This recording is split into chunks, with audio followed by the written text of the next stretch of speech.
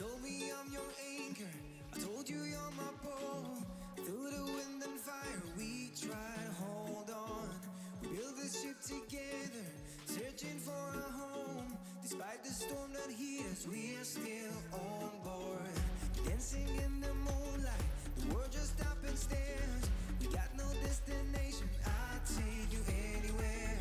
All the doors we've opened and all the books we've closed. Words just come together, story that we never told. So far it's taken for my own. You said just keep holding on. If you're about to break, I'll always be your captain. For our failures we have grown. You said just keep holding on. If you're about to break,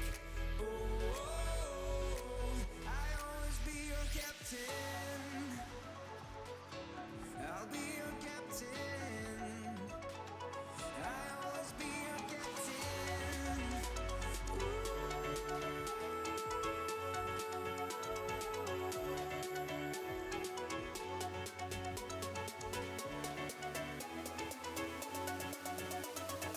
I'll always be your captain.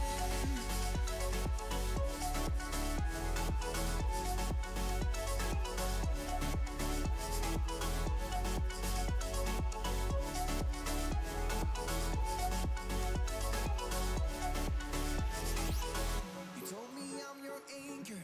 I told you you're my pole.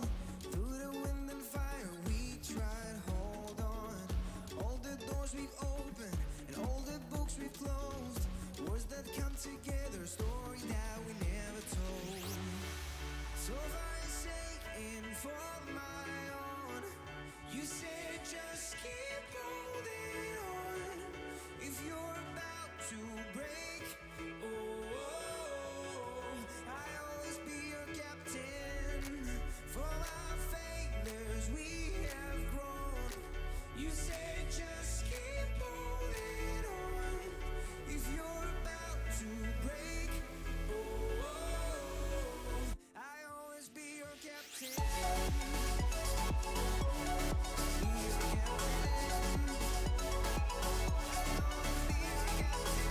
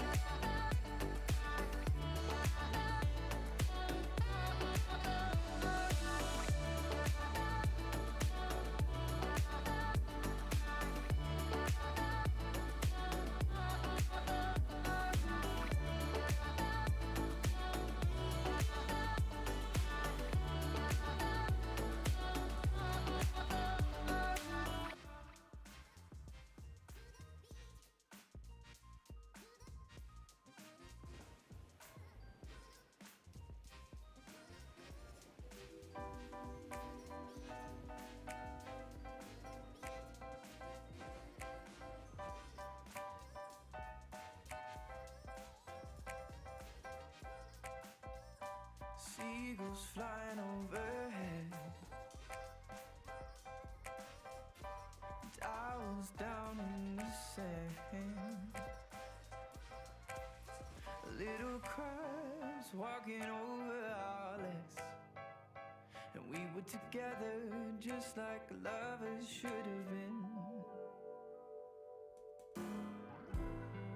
Like the changing tides, you have changed your mind, and now you are no longer mine.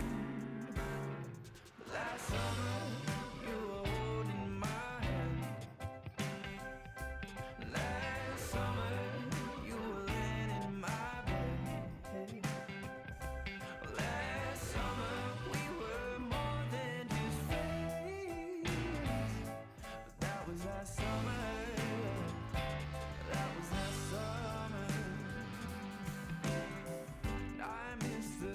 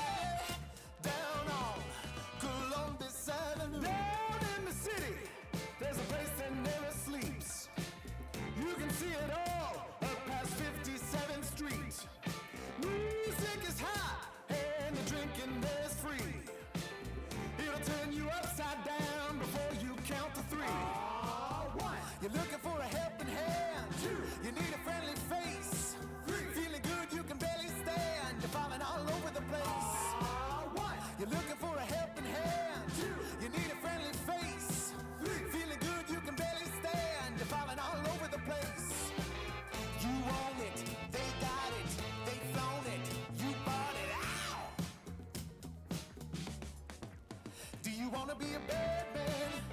Yes, you do. Do you wanna taste sweet salvation underneath the summer moon? Do you need another hand now? Yes, you do. Go see Miss Josie down on Columbus Avenue. Columbus Avenue. Ha! Go see Miss Josie down on Columbus Avenue. Columbus Avenue. Oh, e-sport. You and I have come a long way. It was such humble beginnings. As we gathered in small groups, we were professionals right from the start. Passionate, organized, and ready to rumble. We dreamed big, and surely enough, our parents supported us at every step of the way. Didn't they? Fired up by all this love, it wasn't long until we caught the scent of competition. To be honest with you, it wasn't always that easy.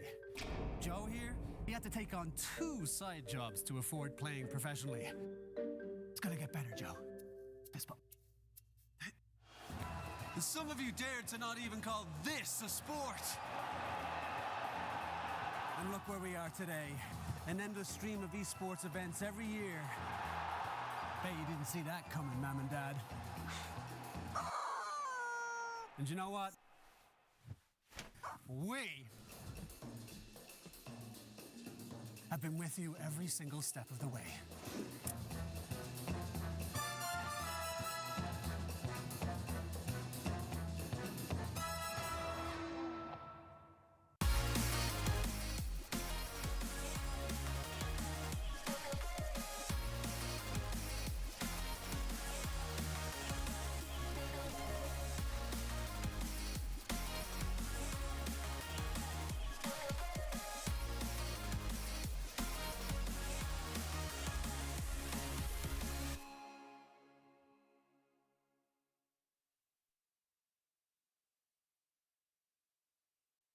Dream of working with people you watch on screen. Exclusive esports opportunities handpicked just for you. Candidate profile to raise above competition. Let 10GG handle routines. Make a step towards your dream today.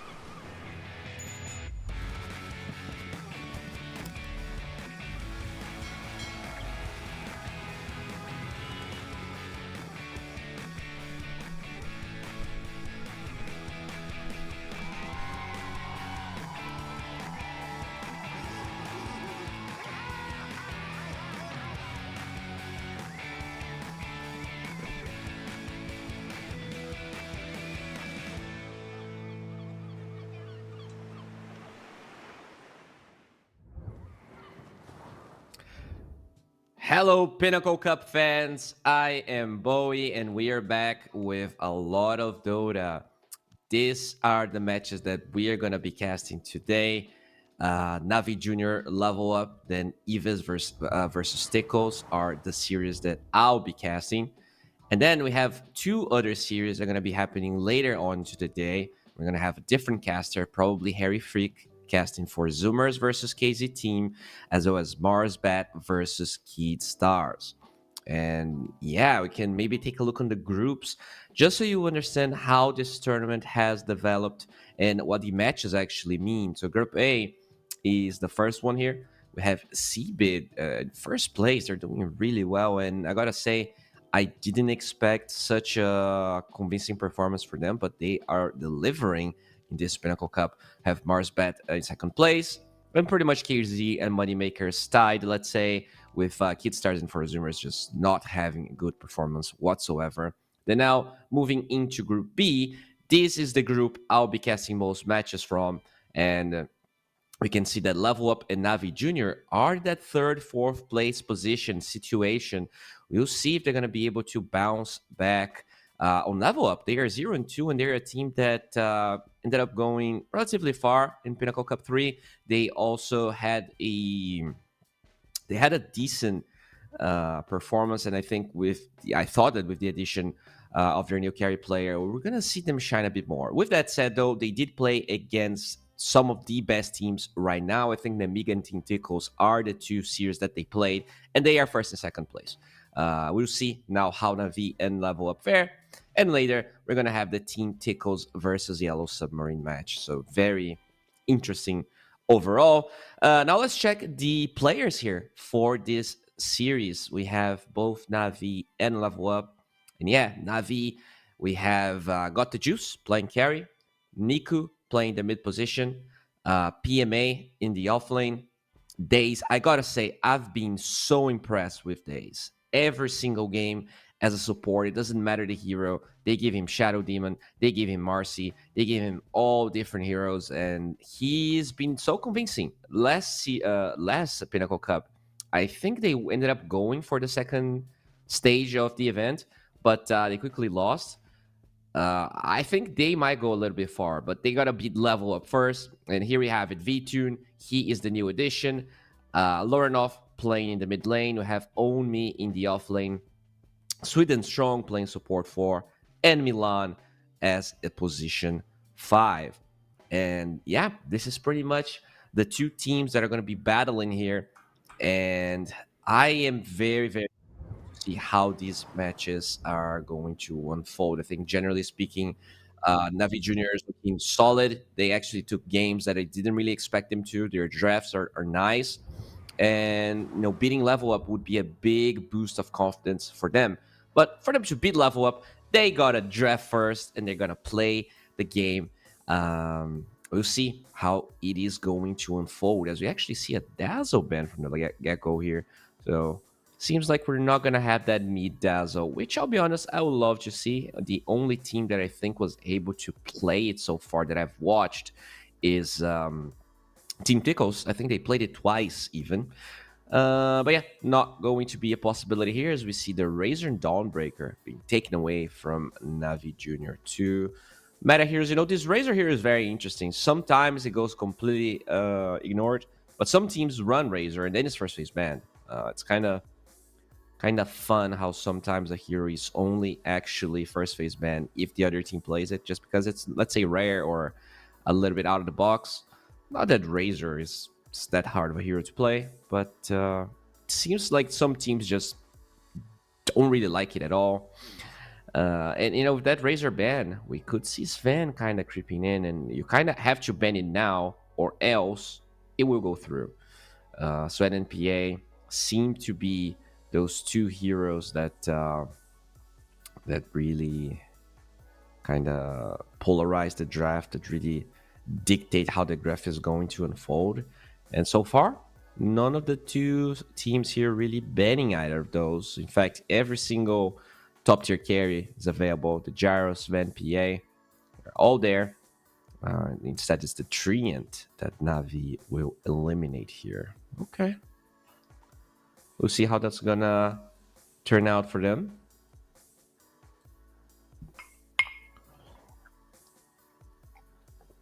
Now for Level Up, they did take away the Grimstroke, one of the best supports of this patch, let's say. And Navi, they played really well with Grimstroke. I think the 2 wins that they got in the last series they played, they had Grimstroke in it. Van's going to be removed. Sven's going to be picked. Is the response PA? Wouldn't be surprised to see it. That said, in the last 4 Sven versus PA series that I cast, PA lost all 4 of them. So, is Navi watching? Are they ready to maybe attempt a different approach? Find a different way to handle this Sven problem? Because generally speaking, PA just didn't really get a good time against Sven. Not in this tournament, different teams, just very hard it seems for the PA too. The Sven just gets online a little bit too fast. And yeah, they're going to ignore the PA so far, and I'm going to go for a Primal Beast. I really like the Primal Beast against Sven. The BKB control is clutch. You don't really want to go Lincolns on Sven. It's just a slot you cannot afford most of the time. And Time for some extra bands here. Level up, they get two. What is really you're scared of? Like the Razor band, kind of. Like you don't really have to go for the Razor band. I think in general, Sven teams are the ones that go for those bands once you picked up the Sven. But here they are graced by Navi's kindness, and they don't really have to really do anything about it.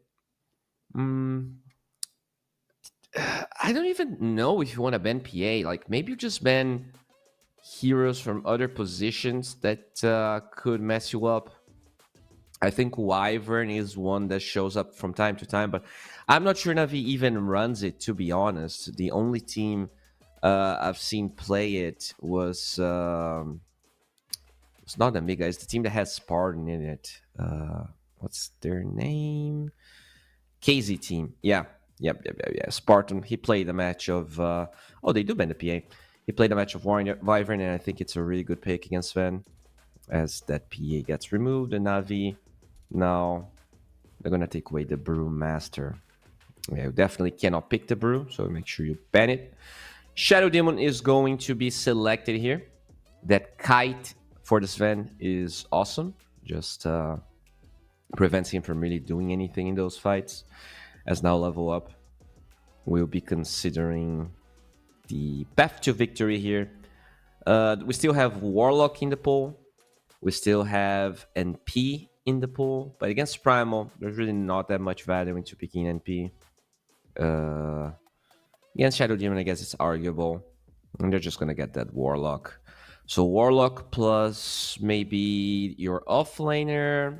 It's tough to pick the offlaner. I think you either go for a stable mid, or you go for another support.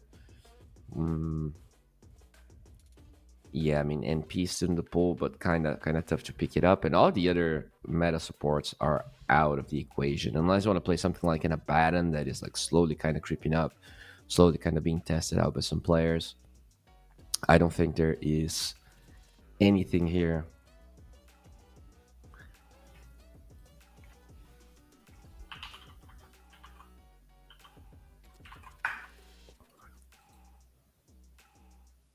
Well, they're taking their sweet time, and they get the Caudal. Okay. Maybe we're going to see some Caudal Storm. That's definitely reminiscent of a couple of Dream League matches that I've watched, a couple of Bet Boom Dacha matches that I've watched. I'm fine with the Caudal, although so far, I don't really see a lot of enabling that can be done.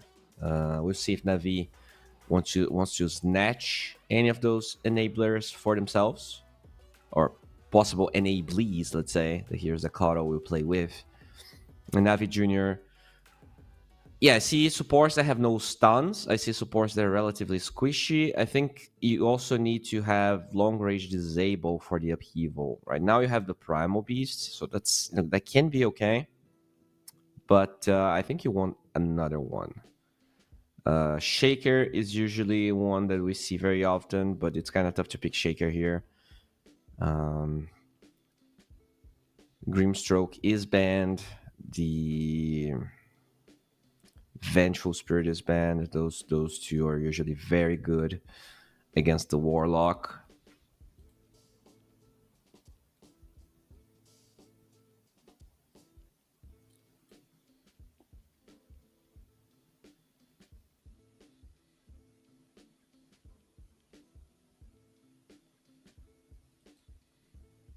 Okay, so they go for the Magnus. Okay, I was not expecting that. This hero's been out of the meta for a while. Skewer is that long range disable, let's say, that can cancel the upheaval, that can move through the upheaval. And you have this interesting flex between the Primal and the Magnus in the off to mid lane. So I guess I like this aspect. Generally speaking, they're also tanky heroes, and you have a lot of BKB piercing disable between the two. Like Magnus just with the RP itself, and Primal with the Pulverize, and they even get a Lion on top of it. Just a lot of disable, not necessarily a lot of damage. And that Storm we talked about, that Storm gets picked up. I actually like what Navi Junior is doing here. They just blind pick the Lion, and I guess they knew Level Up really wanted to pick up the Storm because they are not phased at all by that Lion. I guess Storm doesn't care about Shadow Demon disable, but the Lion's is carrying one, even Primal Magnus to some degree as well. So I'm expecting the Primal to be mid. I think it's an overall decent lane against the Storm. Even though Primal's melee, you definitely have some kill potential on Storm with some rotations, possibly. Doom gets banned here for Navi Jr. What else are you scared of? I think Mars doesn't seem like a bad choice for level up because you have this Coro to enable him. Just having this close space that the Sven can hit, that the Storm can throw all of his gunk and garbage, even a Warlock to some degree. I really like Mars. Usually good against range carries, but in this case, I think it really synergizes with what level up has. Not a very popular offlaner. But when you look at it, there's a fair amount of offlaners banned with the Razor, with the Brew, with the NS and Doom. They do actually take that NS. I don't see. I guess the supports get countered by NS, but I wonder if this NS ban has more to do with the care they want to pick up than the heroes they already have here.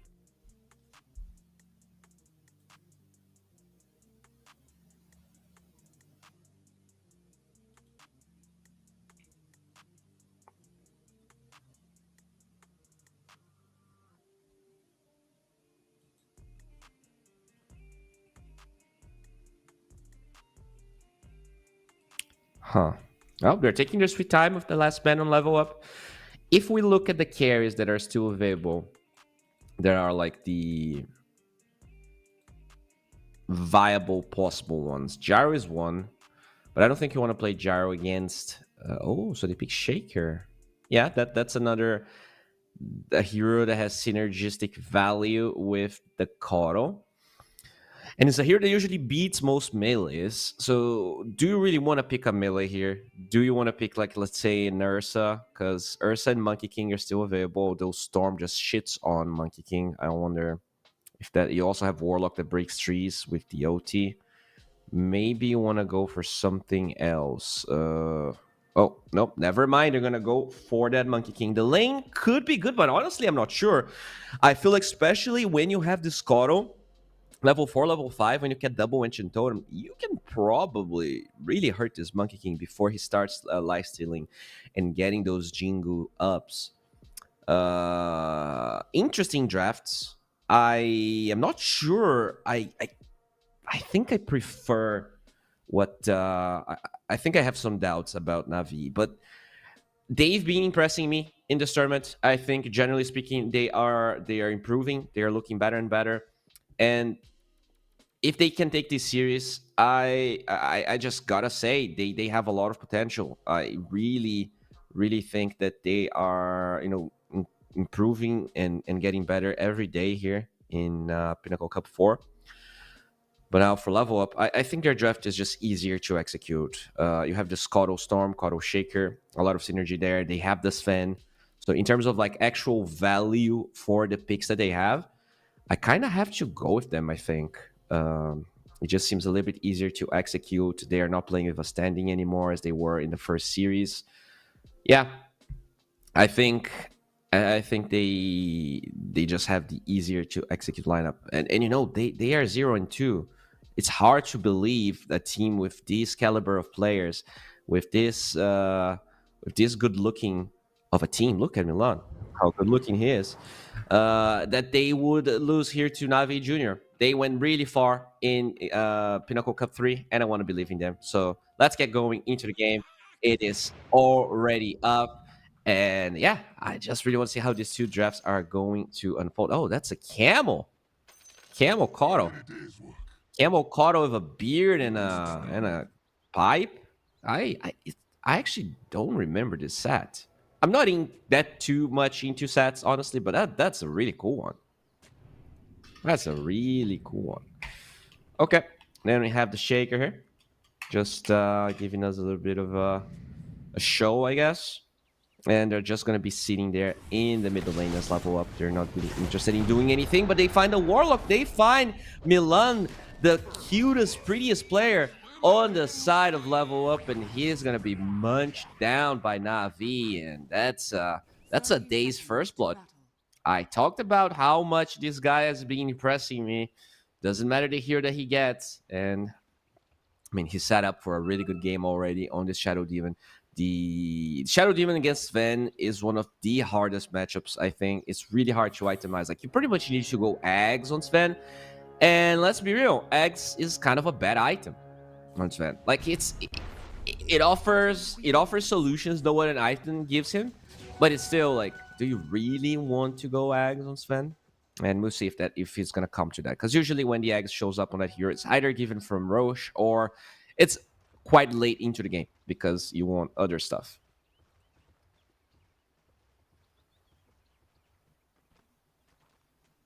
All right, so Storm versus Primal lane. I think this is very unstable lane. Can go both ways. It really depends on a lot of things. But probably easier for the Storm, I would say. Now, still a range versus melee, Storm versus melee. There's always going to be a lot of things here that the Storm can do to mess you up. And you need like level 3, level 4 to really threaten that Storm. As we just see the Onslaught being used to poke him a little bit, and really is low here in the top lane. Struggling a little bit against the harass that comes from that Kato as we get our standard DC. You know, people love to say, I mean, I am from South America. I cast my fair share of South American tournaments. And people love to say, okay, I'm not going to finish my sentence because they were really quick here at the pause. So I'm not going to say what I was going to say. Let's focus here in the game. Well, actually, I'm going to say it. People used to say that South America is the region with the most pauses, but after casting a lot of Europe, I think there's definitely an argument here for Europe having some pauses as well. You have players, you have SCA players in a lot of these games. You have server issues. It's bound that pauses happen. It's normal. And I in a way, as a caster, I don't like that it gets normalized because it means that sometimes I'm here for way longer than I have to. But it also means that every internet structure is bad. There's no good internet unless you live in Japan. Let's be all honest here. Maybe China. Maybe there's an argument for China as well. But everywhere else, internet is mediocre at best. What's also mediocre? The CS here of this Shaker struggling against Got the Juice. And so far, at least, I think once we get more levels, we might see some kill potential attempts. The Lion is maybe a hard kill unless they get a really good blinding light into him. But look at Nico.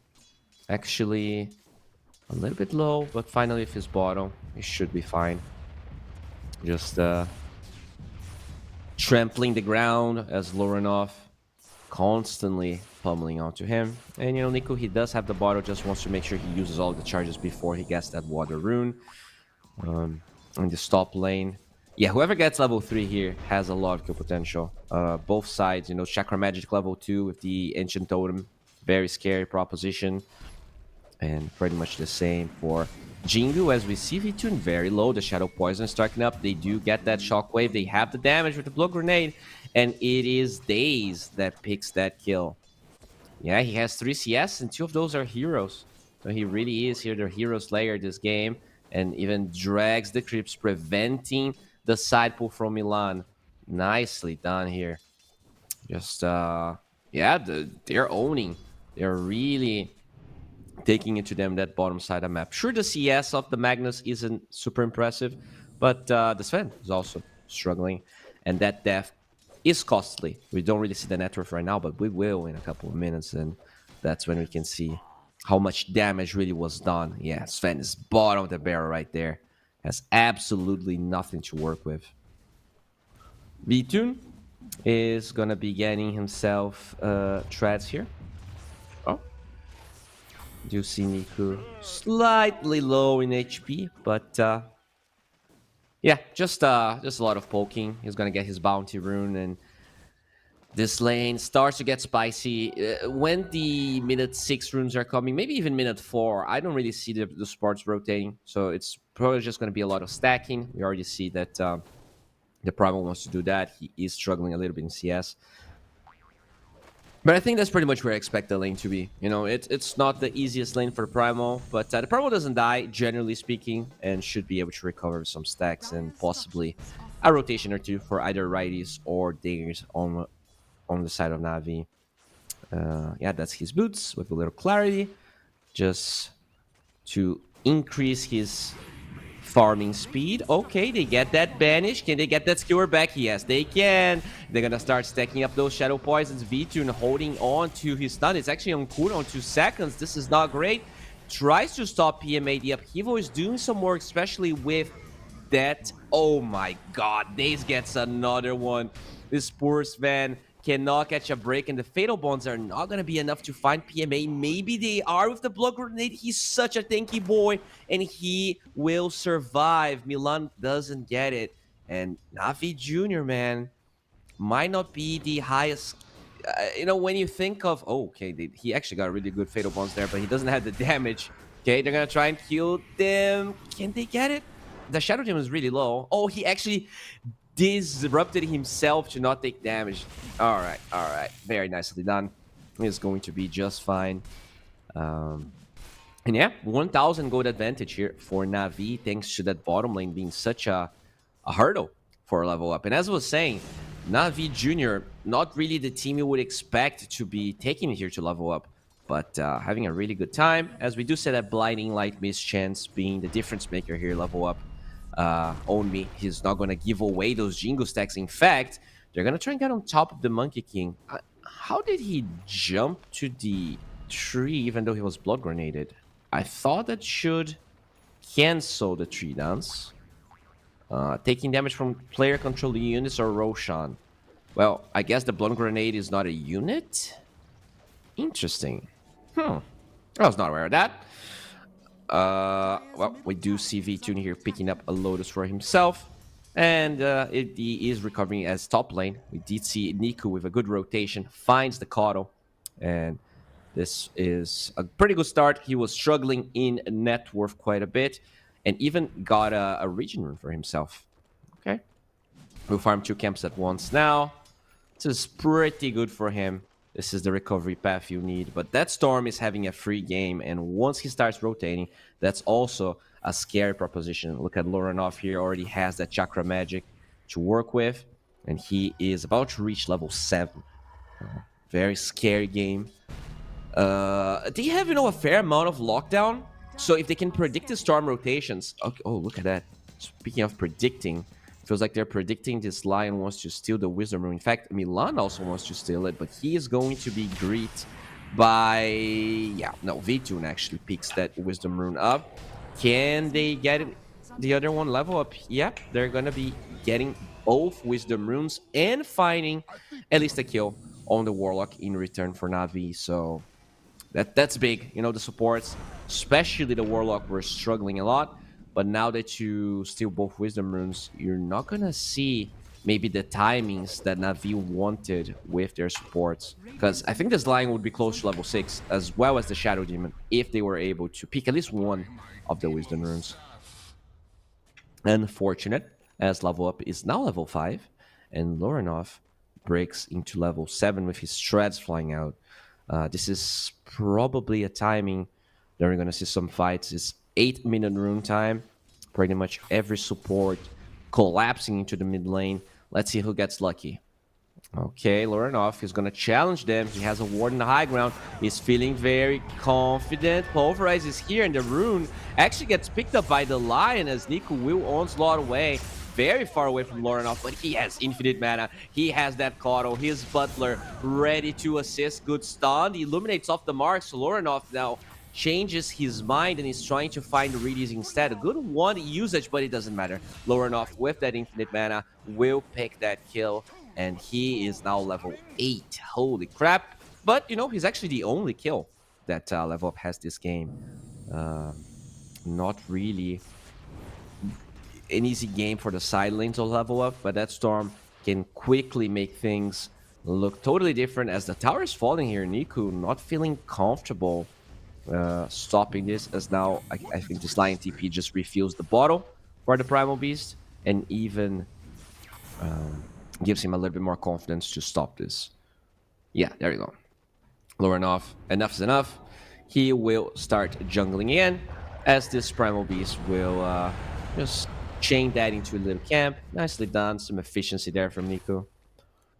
What about the Magnus? How are we looking item-wise here? What is the plan for the Magnus? He is... Okay, so that's a right-click build, let's say, with double bracer. He's not going for the Echo straight away. We'll get the Blink. All right. PMA having a really freaking good game. He is actually ahead of the enemy Sven. And in a way, the Magnus used to be a Sven of sorts. Oh, look at that. Lorenov trying to predict the position of the line. The glyph's going to be used, but there's literally no one else here. They're going to have to give this away. At best, they're going to get a deny. Let's see if Ridius gets it. No, doesn't even attempt it. Way too much man on Lorenov. That would be a death sentence. All right. Monkey King having a free game. Magnus having pretty much a free game. It's just the Primal Beast inside of Navi Jr. that is struggling. We'll see. Oh, on me. He's actually level 7. Did he farm the Ancient Stacks himself? Okay, no. He does have Echo. So he did not farm it. I'm surprised he is this high level. Huh. Okay, okay. Oh, level up. With a sneaky smoke rotation. And Magnus is in a pretty safe area at the moment. Diving this guy is not easy. Double bracer treads. He is giga tanky. And actually, they give up.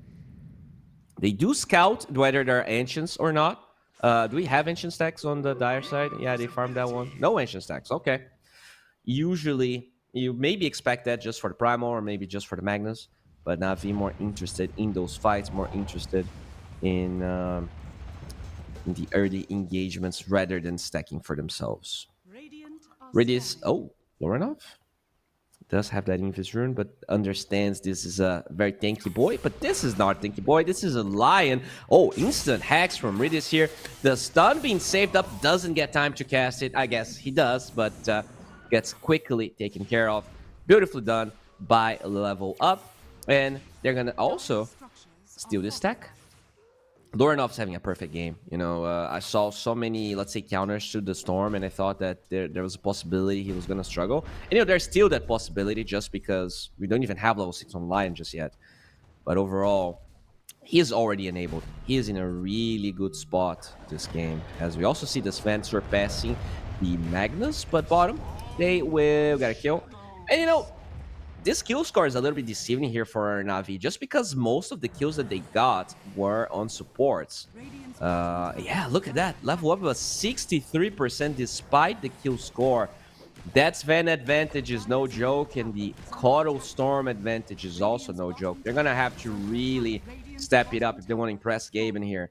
Right now, this is barely just enough to keep them in the game, it seems, against all of those meta heroes. And I mean, we talked about it in the draft. It does feel like the caliber of heroes they have on the side of level up is just a little bit higher. RP instantly used with the debut of the Blink Dagger. This was amazing here for Navi. No hesitation. And maybe just a slight tad too much confidence on the Storm. They're going to smoke. They want to chain this with another pickoff. Dude, Navi, they're a scary team. When they are on, and this is a really good play because they're actually dragging the creeps as the primal farm, so they wouldn't expect a smoke rotation like this one because they are showing their mid hero doing something else. Oh, okay, the smoke breaks at the most unfortunate positions. Oh, that's very lucky. I think anyone else would have been fouled. In fact, they do find Milan and got the juice with his Wukongs. Kind of an awkward position here, but the Storm now is zoned out of it. They're going to lose the Lion, and in fact, they're not going to find anything. They're going to lose days as this disruption buys some time, locking down On Me. But it is time for Navi to disengage, level up. They're angry, and they're going to mash down that Primal Beast. Good onslaught, but less pretty much nothing, which means he's going to be pushed away. Triple kill for the Storm as he gets a courier with the Blade Mail recipe. Ooh, unfortunate for Nico here. Really, I mean, unlucky, man. If they just get the Coddle right at the start, that's a totally different game. But the smoke breaks at the worst time, and then they're in the high ground. This Fissure is just zoning them. Got pretty underwhelming Wukong command, I'm gonna say. I think got the juice. Jumped the gun a little bit there. But the biggest problem was the smoke, and that was unluckiness. I guess the pathing that they took was a little bit bad, right? They went from the low ground instead of going up the high ground. Yeah, unlucky indeed. As we see Nico once again dying. Yeah, poor guy, cannot catch a break, had a bad laning stage. And so far, struggling to really get that much value out of his hero. Although PMA, he is definitely having a good game. He is the highest net worth hero, even ahead of his own carry. And we see, if that's going to matter at all, because there isn't power available, so the Monkey King is going to be farming a bit faster. All of that could potentially allow this Monkey King to keep pace with the Sven, although, honestly, the Sven is giga farmed. He was having a terrible game. He died twice in lane, and he's already highest net worth by a big margin. V-Tune is having the time of his life, already has Echo, Blade Mail, and what's the item he has here? Is that a Blink Dagger? That's a Yasha. Oh. Interesting. You don't see Yasha very often this hero. Maybe it's just going for that Skya, Sanjin Yasha for the status resistance against both the Mag and SD. That's amazing.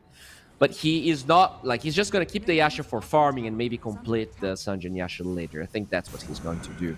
As we do see a very aggressive position here from Level Up, just farming the camps of Navi, just draining their resources. And that's a smoke gank. I'm assuming Shaker has a blink now. Whoever shows will be in a pretty precarious situation here. Oh boy. All right, okay, yeah, there is Blade Mail on the Primal. Finally completed that one.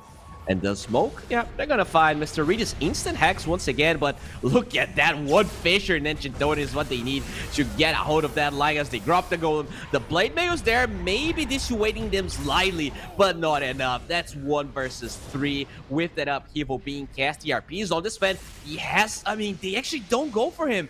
DRP is wasted. They are scared and they lose PMA regardless. Level up. They are really leveling up right now, just taking it to Navi, just increasing the pace of this game. I guess Gaben was totally right. Just not enough of an advantage to stop the Sven train, and that's why this hero is oftentimes banned. Navi, they felt like they had the solutions, and I kind of felt like they did too. But this game is so unstable. It feels like 1 or 2 mistakes and the entire map gets taken away, gets stolen from Navi. As we see Daze pretty much finishing his Glimmer Cape right there. That's going to be very good so that they can navigate the fights against the Storm, against the Sven. But, you gotta survive to cast it as we hear some Primal Beast noises. And that's another Milan dying again. But, 9 and 8 in kill score, but 7k gold lead as they will lose that Shadow Demon. His Glimmer Cape just not enough to save him. Good. Finger of Death, they're gonna find 1. Make it 2 kills with God the Juice actually being a part of both of them. So that's a breath of fresh air, let's say. But the heroes that matter, both Sun and Storm still alive, still way ahead of the counterparts on the side of Navi. They are gonna need way more than that if they want to bounce back here. As we do see the Monkey King going for what seems to be a BKB Scotty build. And he can disassemble that Echo, so it could technically be ready quite fast. Although, if he does disassemble it, I think they're going to be lacking damage. He doesn't have the attack speed to really proc the jingle. And yet, the Sven did finish his Sanjin Yasha, as we were talking about. Very important against the long duration disables, the BKB piercing disables they had on Navi. We saw the RP barely doing anything the last fight. And it's up again. Ooh, huge jump. But Lorenov not going to find anyone here. They just... they're just going to de-ward. And a lot of deep vision. We can see that that one on the right side in the low ground of the big jungle. Level Up, they are controlling the entire map at the moment. You see... Regis here, just trying to sap some experience. Trying to... Oh, be careful! Be careful of that stun. Yeah, should be fine. As I feel like Level Up's just gonna roach. We see the Sven inside pit. There we go. Pops Godstrand. It's just gonna be a quick and easy roach. Navi unwilling or unable, probably the former, to really contest and stop this. Let's check the items here. Let's see if there's anything in the horizon for Navi. Can we All right, so Solar Crest on Milan. We have Blink, soon to be Eggs on Oni. He's just going to be picked up by that Storm. Yeah, this is a really tough game. He also went for the Kaya Sanj before his Witchblade. You rarely see that on a Storm Spirit, but because he has the mana of the Koro and because he gets so much lockdown, I really like the fact that he went for the Kaya Sanj first. Just very smart here from the level up course. I mean, goes to show they only died once on the Storm, and after the laning stage, this Sven also did not die. Milan now working towards a gem, just so they can fully seize this big jungle of Navi for themselves, make sure they control everything. And yeah, Monkey King did disassemble his Echo Saber, and now he's going for an item I was not expecting on that Monkey King. Huh. Well, we'll see if that's going to be the right choice. I'm not a big fan of the Mage Slayer, but I guess he just needs to tank up. And he feels like that's the best option. Oh, okay, they're gonna find a good jump, but they actually chain their stuns in a poor way. Oh my lord, Lorinov, he gets lucky again, as not only he's going to find his Shadow Demon. Okay, so far he's actually alive, but they get the Lion. Oh my god, they cancel the Pulverize, and that's just the first life. They wasted so much lockdown for Lorinov, and they're still gonna get one, make it two. Do you get three? Well, PMA, you're not gonna be feeling too much PMA after the damage from Lorinov. He's using his bottle. Where's the Chakra Magic? He needs it. Oh, they get the Echo. They don't need any Chakra Magic to level up. They are just slamming Navi down. Unfortunate there. They use the Hex and Disruption at the same time. Just a little bit of miscommunication. And like when you're this far behind, you need to execute your fights to a T. And that is not what happened.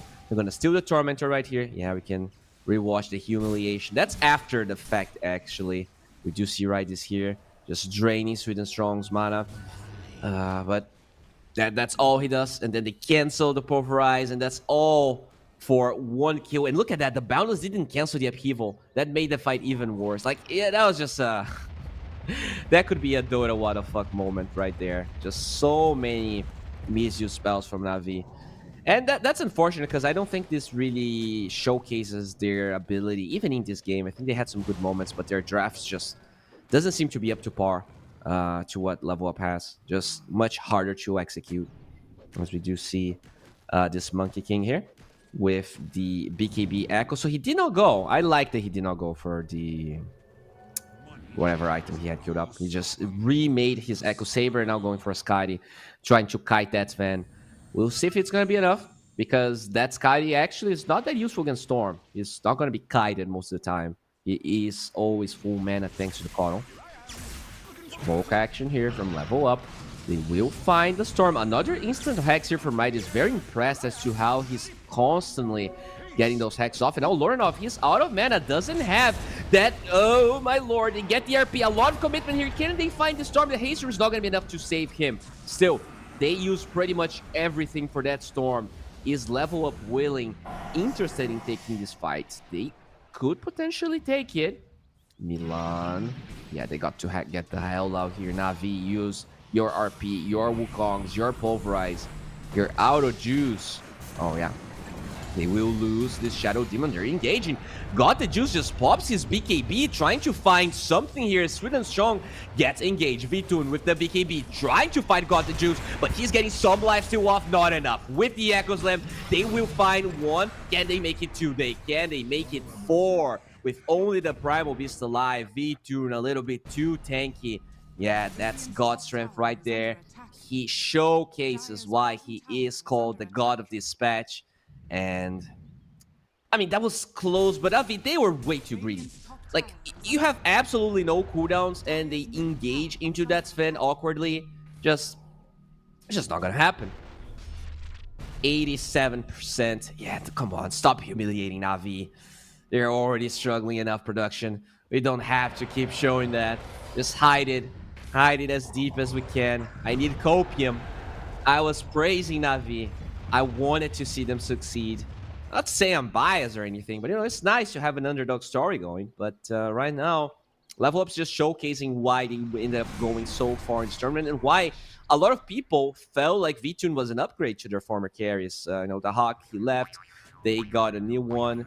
And even after the carry they showcased during Pinnacle Cup 3, they did swap again. So they're still looking for that carry that fits their needs, that fits their playstyle. And I do feel like VTune might be it. But, they are 0-2 in the tournament. Partly because they did play against the two teams that are first and second place. We'll see if Level Up are going to be able to bounce back. Right now, it definitely looks like it. This game, besides the laning stage, this was a stomp. I think the laning stage was very convincing for Navi. But when it comes to map movements, when it comes to decision-making in team fights, spellcasting, there's no doubt that Level Up is way more than one level up ahead of Navi. Like, this is night and day difference. And now with the Satanic V2, he's 18k gold at 24 minutes. That's impressive considering he got destroyed in the lane. Got the juice, still level 14. He's just a scared monkey. Just a scared little monkey in the jungle. At least he has that empower to work with. How is the Magnus looking, by the way? Does he have anything besides the... Oh, he went for Echo Harpoon. Okay. Still going for that Harpoon. I mean, I like it this game. There's no stuns on the supports, so the Harpoon just allows you to get on top of them, get some kills. But he's a little underfarmed. And by a little, I mean a lot. He's the lowest net worth core, and he's about to be surpassed by a Warlock. Just goes to show how tough of a match. Like, he had an amazing laning stage, but he just couldn't really find a lot of good RPs. I think like 2 or 3 RPs were pretty much wasted on PMA this game. Not his best performance. And, maybe showcasing why Magnus isn't that popular of a hero in the first place.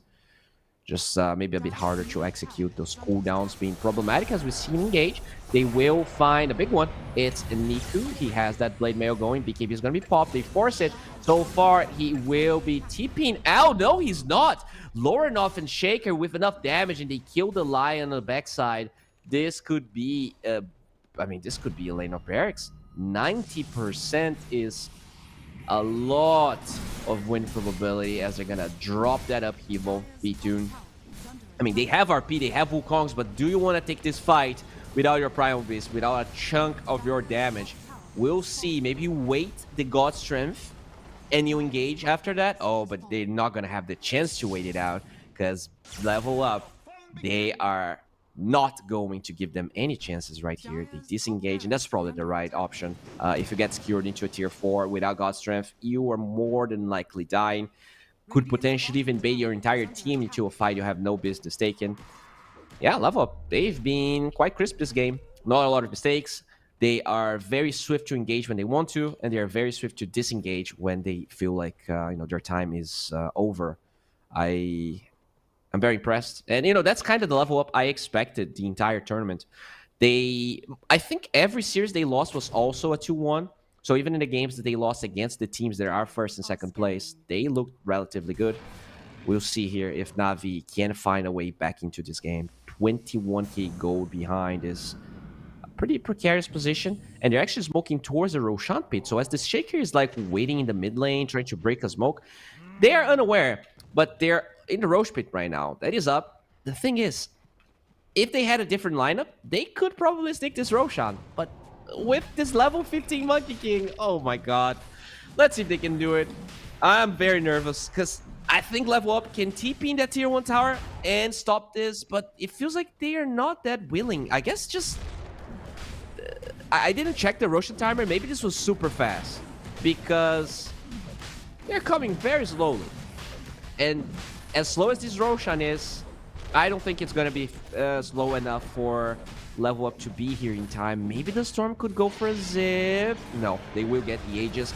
And the cheese, the zip finds the Lion. So even though they find that kill, they're going to be forced out. They're going to be forced to disengage. Got the juice. Still using that tree dance. Lorenov, not a lot of mana to work with. The Shaker really wants that monkey, but they're not going to get it.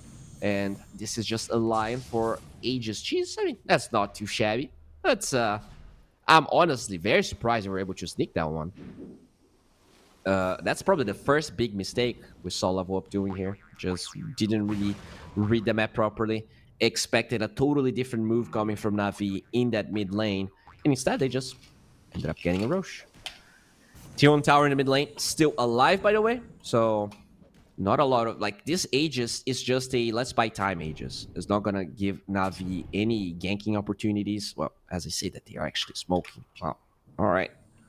There's not that much map for them to invade, but level up, they are aggressively positioned on their side of the map. So the towers being up in the mid lane might not matter a lot, as they gotta be careful with those remnants. Oh, okay, I mean, you're gonna get what you can get, but that's Milan. How many deaths Milan has? I feel like he is 50% of the deaths that Navi was able to acquire. Let me check here. He died 5 times, so he is a third of the deaths this game. Just a little unfortunate here that Navi only finds that Warlock. But you know, a kill's a kill. You're not going to be that pissed about it. Maybe if they could chain that with more kills, but right now they really can't. Yeah, Primal did finish his BKB, trying to get in Eggs.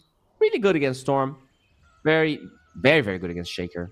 So if he does acquire the item, should be good for him, as we do see a lot of patience here from level up.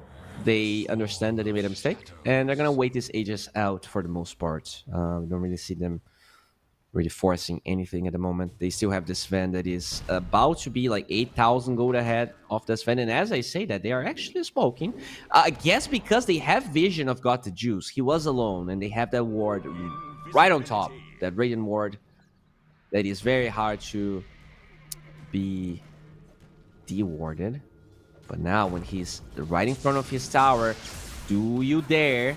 Okay, they will dare the stun with the Vortex. They get the juice, and yeah, he will die. Doesn't really survive for the first array of spells. God Strength was used, RP is available. Can they stop this Sven? They will use the pulverized BKB, slowing him down. Sven in the backline, finds 2 supports. This is huge. Good Echo Slam, got the juice solo, and he will be taken down. Will be mashed by that Sven sword. And they're going to be diving tier 4s here, Niku. He is going to be, okay, good skill into the fountain with the RP. Into the fountain, that's what they needed. B-Tune, you're dead. I mean, this is still a lot of buybacks. This is a lot of commitment from Navi. But they get that RP they were looking for. V-Tune, yeah, that's not the dive that you want. As Lorinov here, a little bit, I mean, there's no way he's dying, right? There's absolutely no way. He has a lot of mana. The Monkey King still looking for it. But with the Kato there, there's no way you're finding the Storm.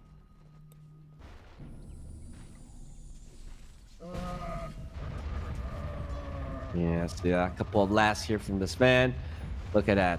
Got the juice. He gets dove pretty much close. Look, the jump from Storm was perfect, by the way. He gets both Riddies and Days instantly. They never really... Yeah, there you go, right there. They kill both of them. Echo and both supports from Own Me. And with those supports dead, the cores, unfortunately, just cannot stand their ground. The cheese from Niku. I guess that's how they were able to get V-Tune in Fountain. That's the cheese, and now with a beautiful skewer into the RP. Turning towards the fountain, just beautifully done there by PMA. Make sure that this Sven is taken care of.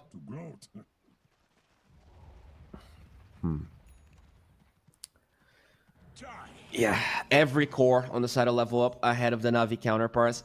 If they want to win this game, it's going to be out of those crazy skewers into tier 4s or fountain.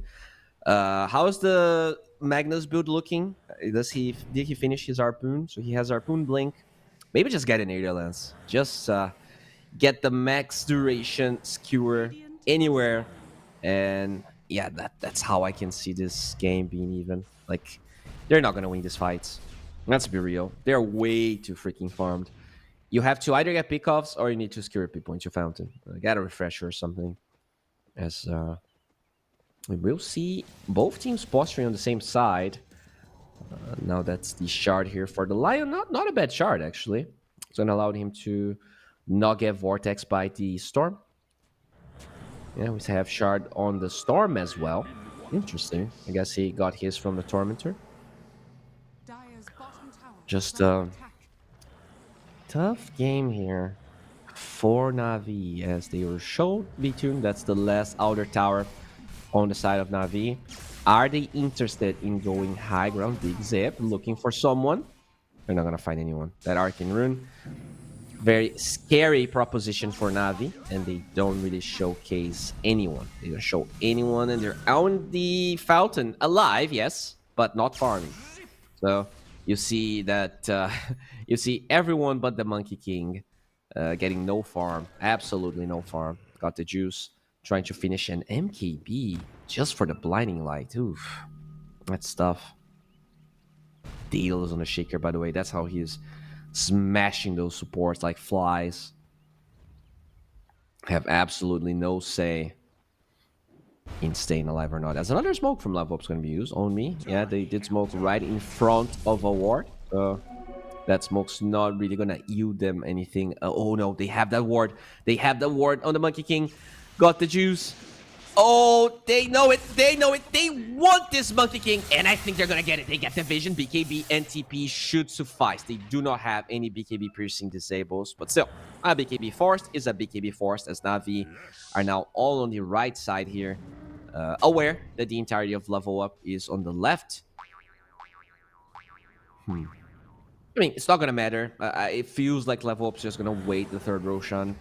They understand they made a mistake, and now, you know, they have to bite the bullet. Going high ground now is just asking to throw this game, especially after the V-Tune death in the fountain. I think the right, although maybe a little bit boring path, is wait Roshan, get the Aegis, get the cheese, get the refresher, by the way. It's going to be amazing on either the Storm or the Shaker. Or even the Sven, honestly. Yeah, as the Daedalus and Satanic now completed for that Sven. Oh, wait. Is that a bug? I see a Daedalus. Wait. Oh, okay. I don't know. I think that's just because the mouse has been hovering over the Shaker Daedalus. And now, like, it's on top of the Aetherlands, but I read Daedalus for some reason. Yeah. Warlock has a Daedalus. Sure. Okay.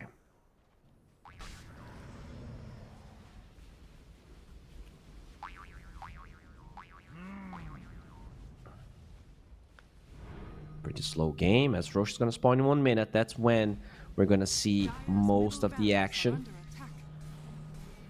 Once again, we see level up occupying Navi's jungle. They never took the foot off the pedal. They've been just feeding off of Navi's crops. Oh, whoa, own me. He's just gonna blink forward with an Echo Slam and just smashes down Daze. What the hell? He had just a glimpse of vision because of that ward, and now they get a skewer. The Pulverize is gonna hold this Sven down as they push the Primal Beast towards the base. Not sure that's what they wanted to do, and now the Axe on Niku doing a lot of damage. Maybe level up just going a little bit too far here. The Wukong's command is not great. And so, because it's not great, they lose 1 lane of barracks.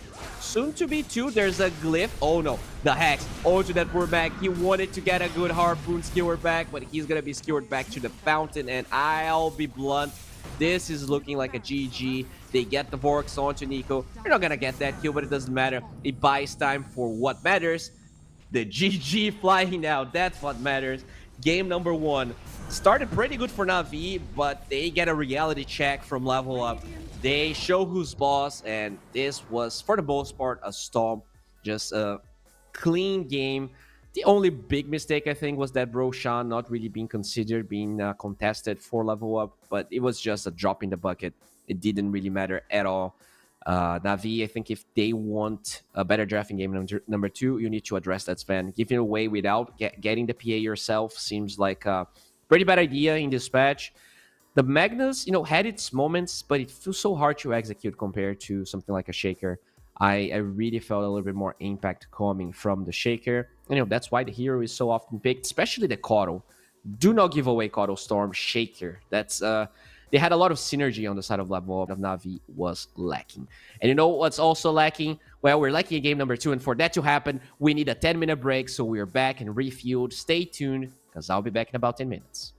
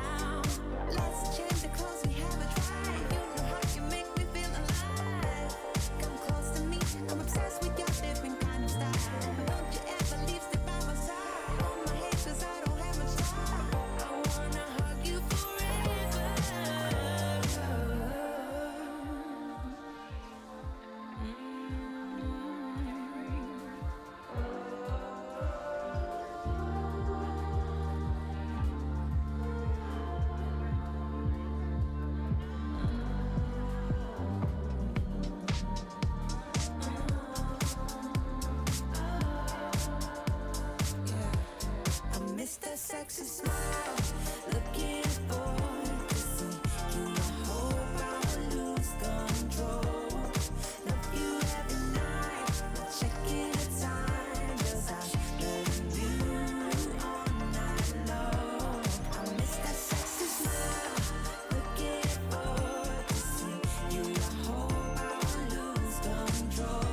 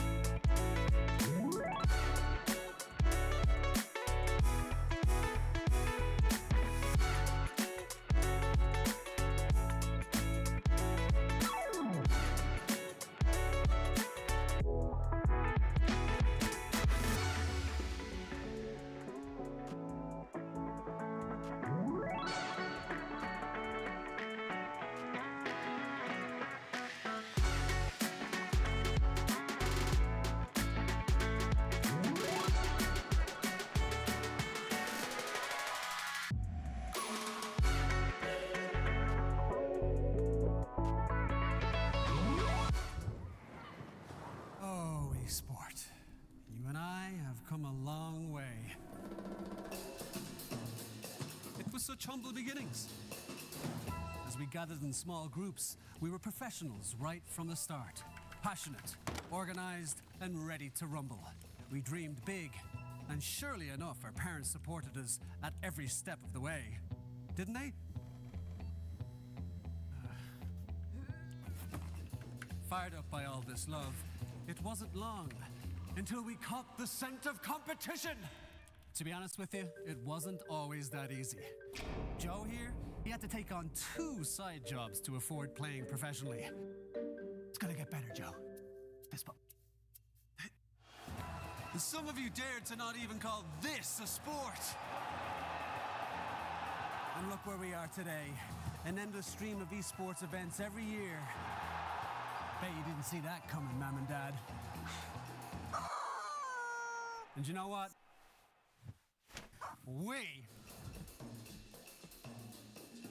have been with you every single step of the way.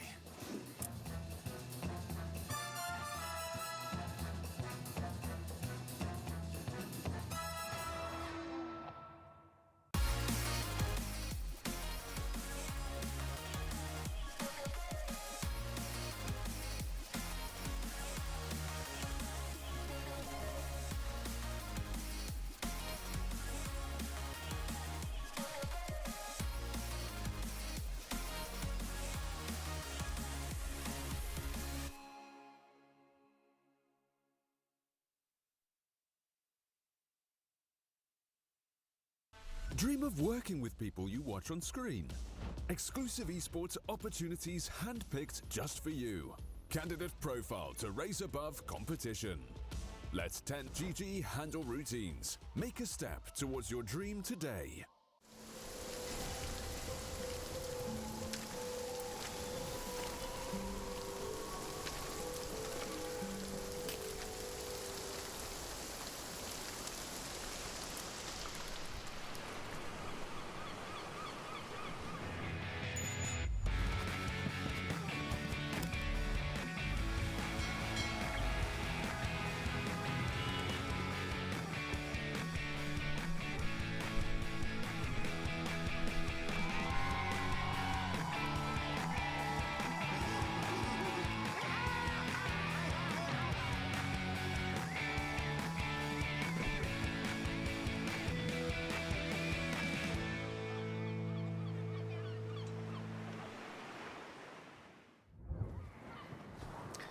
Welcome back to Pinnacle Cup 4. We are back with the second game between Navi Junior and Level Up. And I gotta say, game number 1 definitely made them look like juniors here. Level Up just playing to, a degree that I was actually expecting the whole tournament.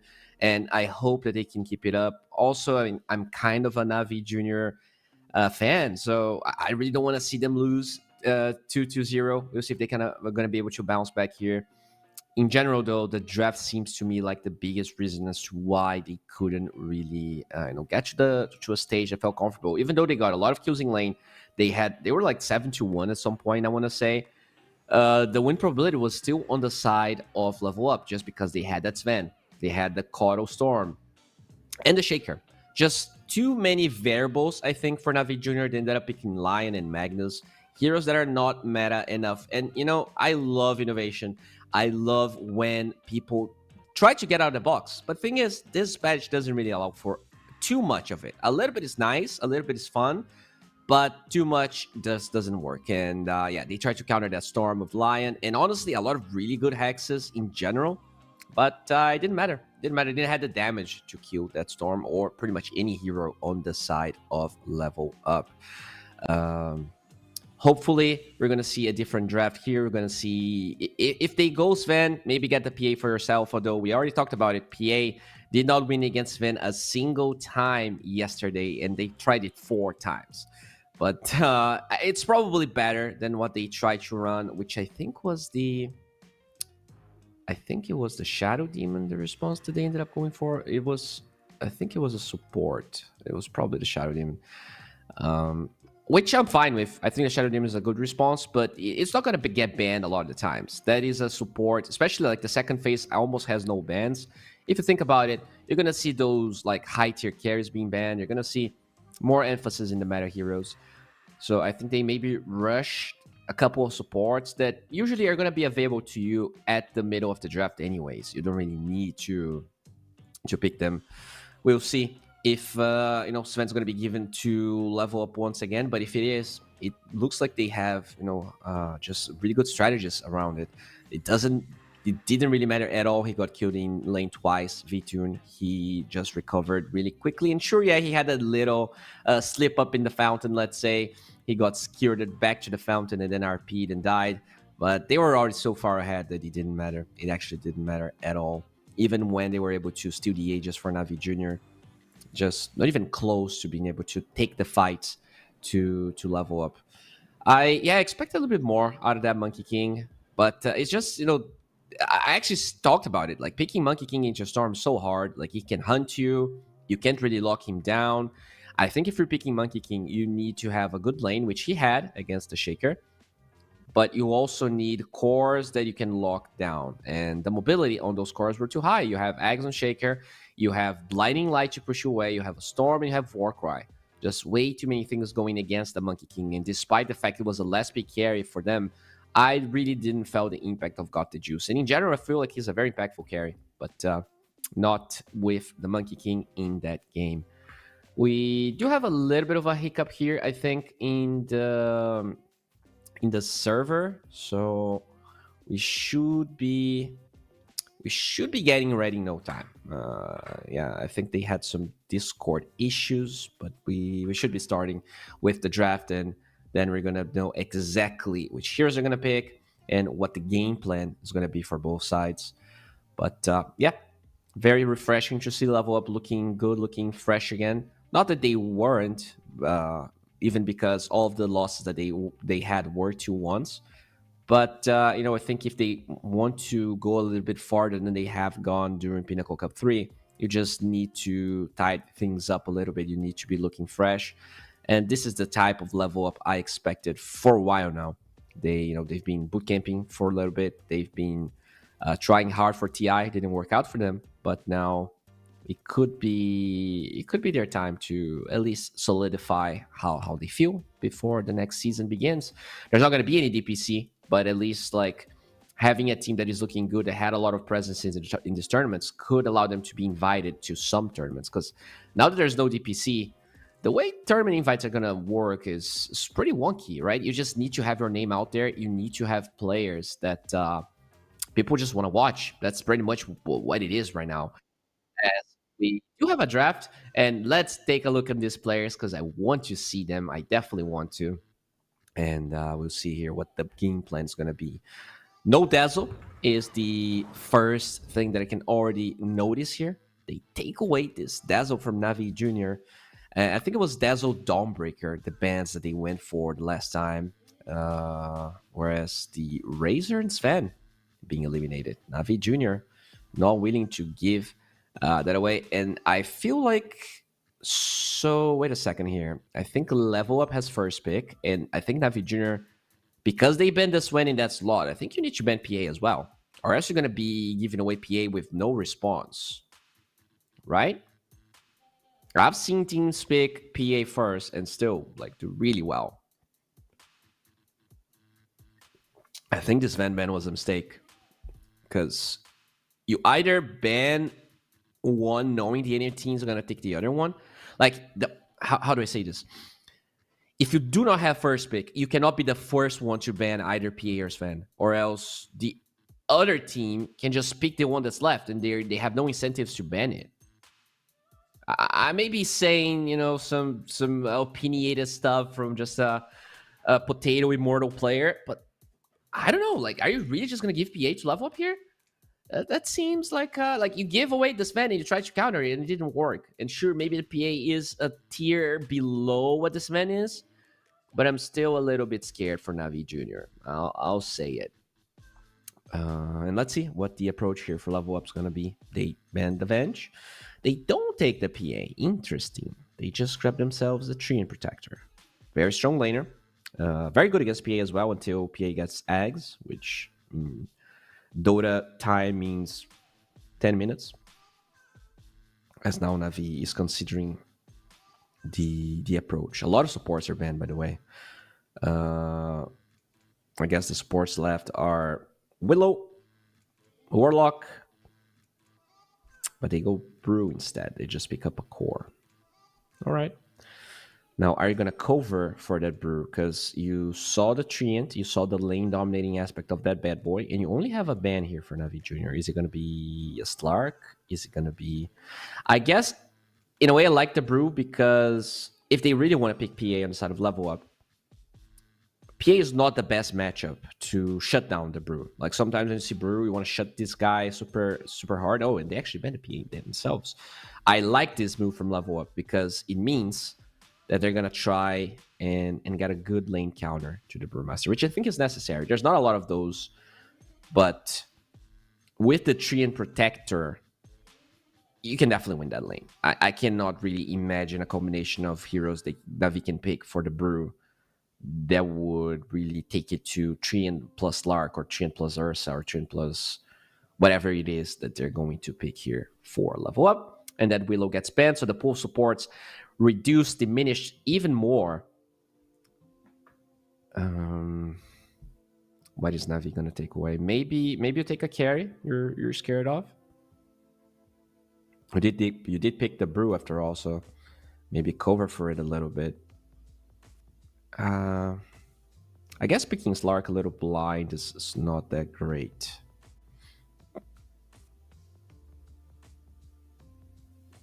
I mean, it's quite scary with the Treant, though. You have Shadow Dance, you have the Slark Shard, you have Treant Protector to ult and protect the Slark. Could be... It's just that I'm not sure how much VTune plays Slark. Let me check that. I'm going to open Dota 2 Pro Tracker here.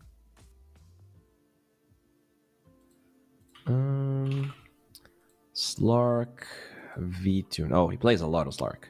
He definitely plays a lot of Slark. But they banned the Gyrocopter instead. In fact, he has an 80% win rate with Slark in pubs at the moment. So if they want to play the Slark, they will. They definitely will. With now this Gyrocopter ban here on the side of Navi, and they can pick a support. You can pick your 5 if you want to, if they want to give away the lane. I think picking the 5 is probably the best option here for Navi. As what the hell? They just get a Storm. I guess, yeah, they're just snatching the Storm from level up here. Okay. What's the approach now, level up? You can still pick the Coddle plus a different combination for yourself. It's just that a lot of those combinations are a bit mediocre. The Ember is not as good as it used to be. You can go Shaker, but then the lane is not good for the Storm. You can go Primal. I think that combination is pretty good. So yeah, either Primal plus Coddle. Or you can pick stuff you think counters Coddle, but I'm not sure that's really...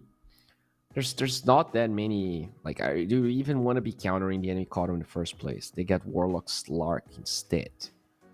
Okay, so Warlock 4, I'm assuming. And they do get the V-Tune Slark at the end. Slark against Storm kind of goes both ways. Like, the Pounce is good against Storm because he doesn't want to go for early BKB or BKB in general. But Storm also has some damage inside the Shadow Dance.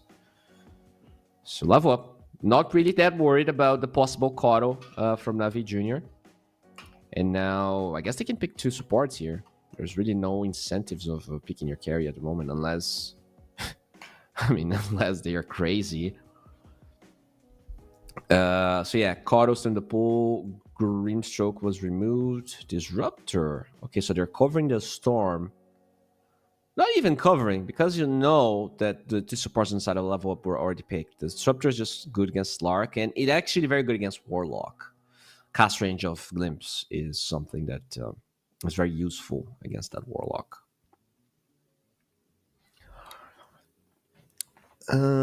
Looking here... I mean, pretty much all of the meta supports. I guess NP is available. but NP seems pretty bad. You have no disable for the upheaval. Chain Protector actually does not care at all about you.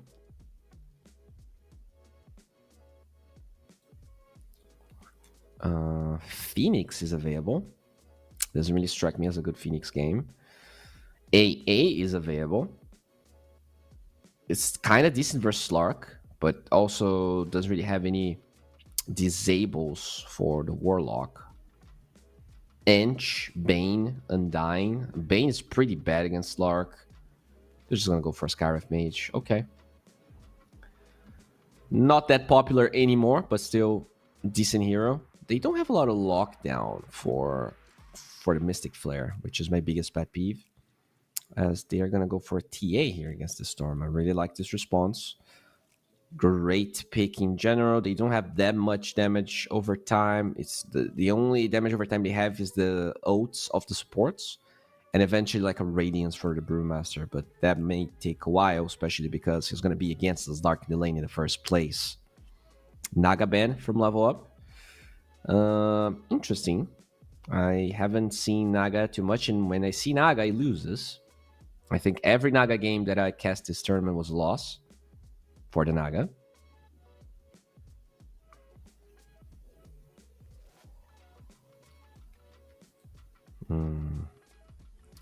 We do see the Shaker ban here on Navi Jr.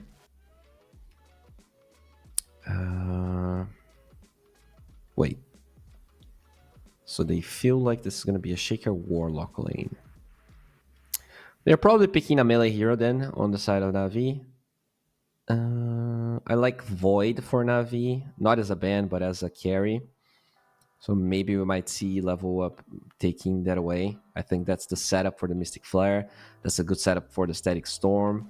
And they remove the Underlord here. I think Void is probably the highest priority carry that's left.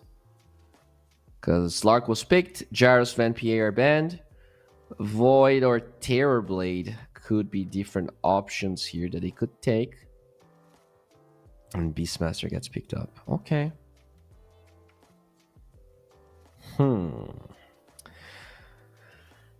TB. Can you Terrorblade here? I honestly... I'm not sure. Like, TB goes Manta, he's good versus Treant, he's tanky against all of that armor, has all that armor against the TA. There's arguments for both Terrorblade and Void here. These are the two heroes that kinda, I want to say, are still available.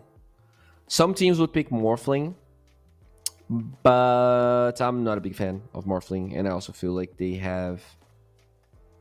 They need a little bit of lockdown. Just time dilation also seems pretty good here. Yeah, they go for the Terrorblade. Alrighty then. It is going to be a Got the Juice TB. I like this a bit more than what they had, but to be honest, I still want to go with level up this game. TA Beastmaster is a clutch combination. They have really good supports. Like, it's once again Navi going a little too out of the box with this Scarif Mage Disruptor. When you see Treant Protector plus Warlock on the other side, there's way more value in terms of meta heroes, and I just feel like level up's playing better. They play better. The lanes were good for Navi, but that's about it. That's the only redeeming thing that I can say about them in game number one. And, you know, I say that with peace and love. I think they are great players, and I think they actually had a great series in this tournament. Well, level up, at least so far, they seem to be ahead of the curve, ahead of the meta. And if they're going to win this game, it's going to be out of snowballing in lanes and just taking it from there. Because if they don't really snowball these lanes, level up just seem to be much better and more comfortable running around the map, doing stuff. They have really good matchups in the lanes. TA versus that Storm. We also talk about that Brewmaster against Slark. There's going to be at least two lanes where they are potentially going to struggle here on the side of Navi. And Receive going to find ways to offset that, either with rotations, either with some clever, creep manipulation. I don't really know what they have to do. That's why they're the pro players. I'm just here to cast and tell you guys how it is. Yeah, let's jump right into the game and see how game 2 between Navi and the level up is going to look like. I'm very, very excited. And yeah, let's see if this, there's so many question marks. I guess this Skyriff Mage, it's just that he used to be. Oh, hello. He used to be so meta. Something happened. He's not that meta anymore. Same thing for the Disruptor. I guess other heroes just got buffs and they didn't. So it's not like they're bad heroes, but the fact that they ended up being pushed into this, let's say, super supports on the side of Navi is a big question mark for me, because I really feel like Daze as well as Redis, they have really important roles in these games. And when they don't really get heroes that are impactful, I see Navi struggling. Game number one was not necessarily that type of game. I think they had better supports that time, but now they have slightly better cores. It's just that the matchups might not be as good as they would have liked. We'll see how this Got the Juice Terrorblade is going to look like, whether the Storm can weather the storm in the mid lane against that TA. Okay, that's very close. That's a little... Ugh. I didn't like that. I was not a fan of that. It's time for the runes here. Are we going to see any fights, any battles? Looks like we will not. Lorinov is scared of that panda. We'll run back to block his creeps. So it is your standard 2-for-2 here. Let's keep watching this mid lane for a bit. I really feel like this is a lane that's going to be quite telling on how the game's going to look like. In game number one, we saw Lorinov having a perfect Storm game and just creating so much space out of that. Can Niku do the same thing? I've seen him, like, he's definitely a selfless player, especially like when we were watching that Primal Beast game. He was rotating when he had nothing. I wonder what's the approach is going to be when he's playing a very different hero, Storm. Quite the greedy guy. If he loses this lane, is he going to try and stack for himself and recover? He also doesn't have the Karo that we saw in game one. So in general, the Storm is not going to be looking as impactful. Yeah, little glimpse there on the Treant Protector. But yeah, I mean, that's a 3+ Beastmaster lane. Such a scary lane to be if you're a range support. And now Milan going to be booped a little bit here by PMA. But don't really have any lockdown so far. They're going to need more levels. And I'm actually surprised that this first level has been, it's been as easy as it is. It's probably going to be worse as Got the Juice. Also, got to be careful. Not that high in HP. And those X spams are really annoying to deal with. Oh, does have that Metamorphosis. So both sides actually getting level 2 at the same time pretty much. Good glimpse. Protecting Got the Juice. He's very low. We'll use that stick to survive, but it means that Regis, he's blocked. He's locked. Okay, the stick plus the Fairy Fire was enough, and the axe will not connect somehow. Regis with 40 HP. Holy moly. That was as close as he gets. As now we see Milan going for a D-Ward war, but Daze quickly drops some right clicks here to at least make him pay, and he also blocks the camp nonetheless. So no pools are going to be up or viable here for level up. Nicely done by Daze. You see On Me doing relatively well here, 8-1, kind of in the middle of the pack, and the Storm is 10-2 in that mid lane. So the early levels of the TA, not enough to stop what Niku wants to be doing. Good reflection there, slowing them down. Now locked inside the kinetic field with a glimpse. Yep, you're not getting that kill even with the blow grenade. At least the blow grenade slows down the Beastmaster, but now Terrorblade gets rooted up, gets damaged next, and it's so annoying to be close to the Beastmaster. That Hawk's just a thing of nightmares. Time for the Lotus. Who's gonna get it? It's the TB. He gets the juice. He gets the Lotus. He gets first blood. There we go. Navi starting with a bang here. First blood on their most important hero. Not too bad. Even has this huge wave on their tower. And they also killed the Warlock in the top lane. They might kill V-Tune. Holy crap. I was not expecting the side lanes to be doing as well as they are at the moment for Navi. So really good start. We saw the same thing in game number one though. can't really get fooled. But you gotta remember, Slark is not the same type of hero that Sven is. Oh, got the juice. He is gonna be killed. And look at the amount of creeps under tower. This is a disaster. Both players here, they're gonna be prevented. They're gonna be denied all of that experience, all of that juice. I guess, I mean, some of those are not under tower now. So, yeah, the TP might get one or two, but even TPing in that lane seems so scary as we do see the Skyrift Mage nearby. I think he was trying to go for a rotation, but I guess the refractions, like, Skyrift Mage is not the hero you need if you want to kill this TA before level 6. It's just not going to happen. TA, though, did recover a lot in the lane now with level 3 refraction, 21 and 9 against the 17-2 of the Storm. As we see, Days top with... will be greeted here by V2. That's one boop off. But that's about it.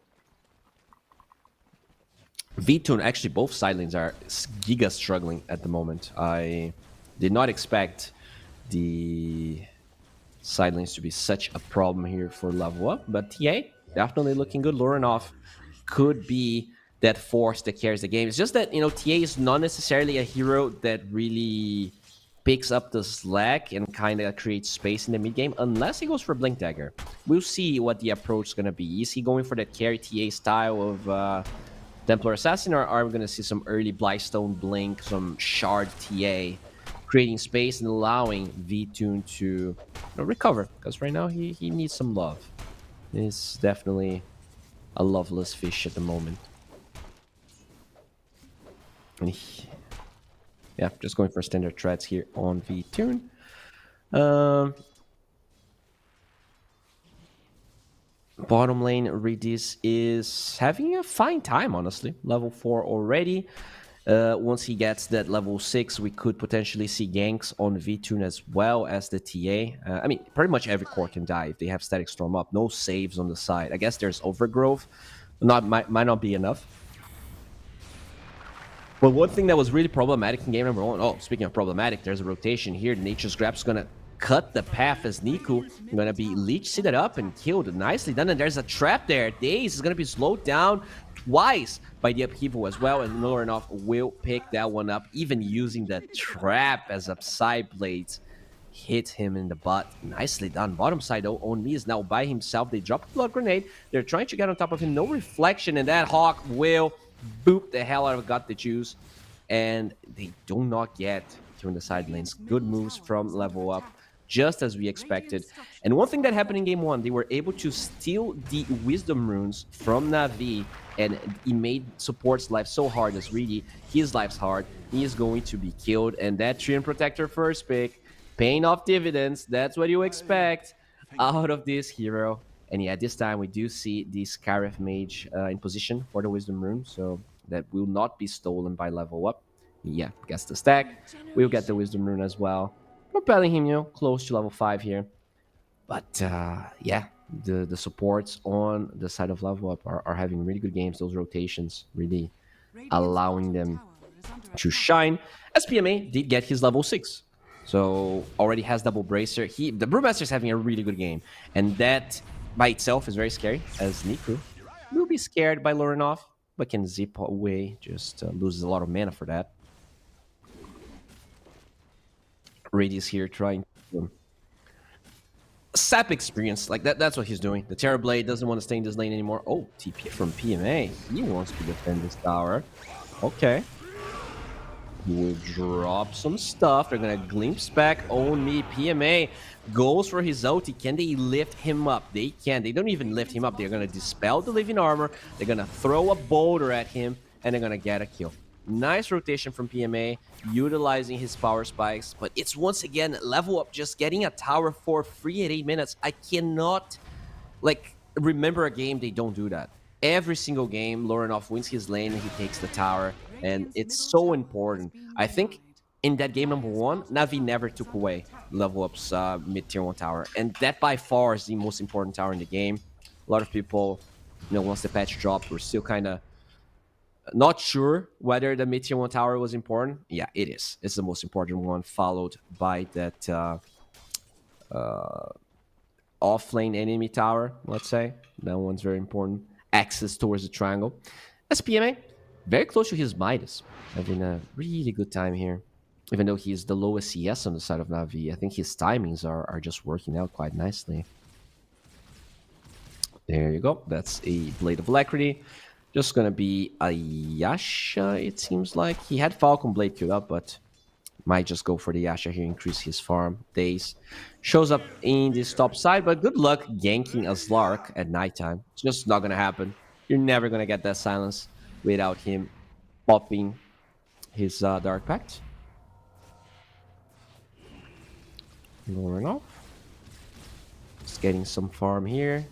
And yeah, this tower, they're trying their best to defend it, but I think it's going to be tough. And I mean, we were talking about taking towers. Look at the level up's draft. They have a Treant Protector. Okay. Level 6 Disruptor shows up, but gets roared. That's just a disengaged roar, though, and they will get a Milan in return. Poor Milan, he's been killed so many times this game, but it doesn't seem to matter. He's always there to take one for the team and allow the cores that matter, the heroes that matter. Not that Milan is useless, but you know, he has a little bit less gold, and he won the heroes with less gold die for the most part. As time for the Battle of Runes, and it's gonna be top. Niku, a little bit more mobile, will grab himself the Arcane, but level 9 Lorenov against level 7 Storm. Not the greatest position to be if we're Storm. At least they have that Midas on PMA. He is scaling, and he has his OT. If somehow they can force a fight, if they can bait this TA, the Brew can definitely kill TA. You just need... You do have all of those damage instances that are necessary to go through the refraction.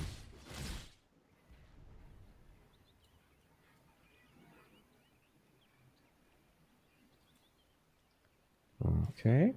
That's a smoke rotation here. That Scarif Mage is out of mana. Doesn't even have mana for his OT. We're gonna get a good glimpse anyways.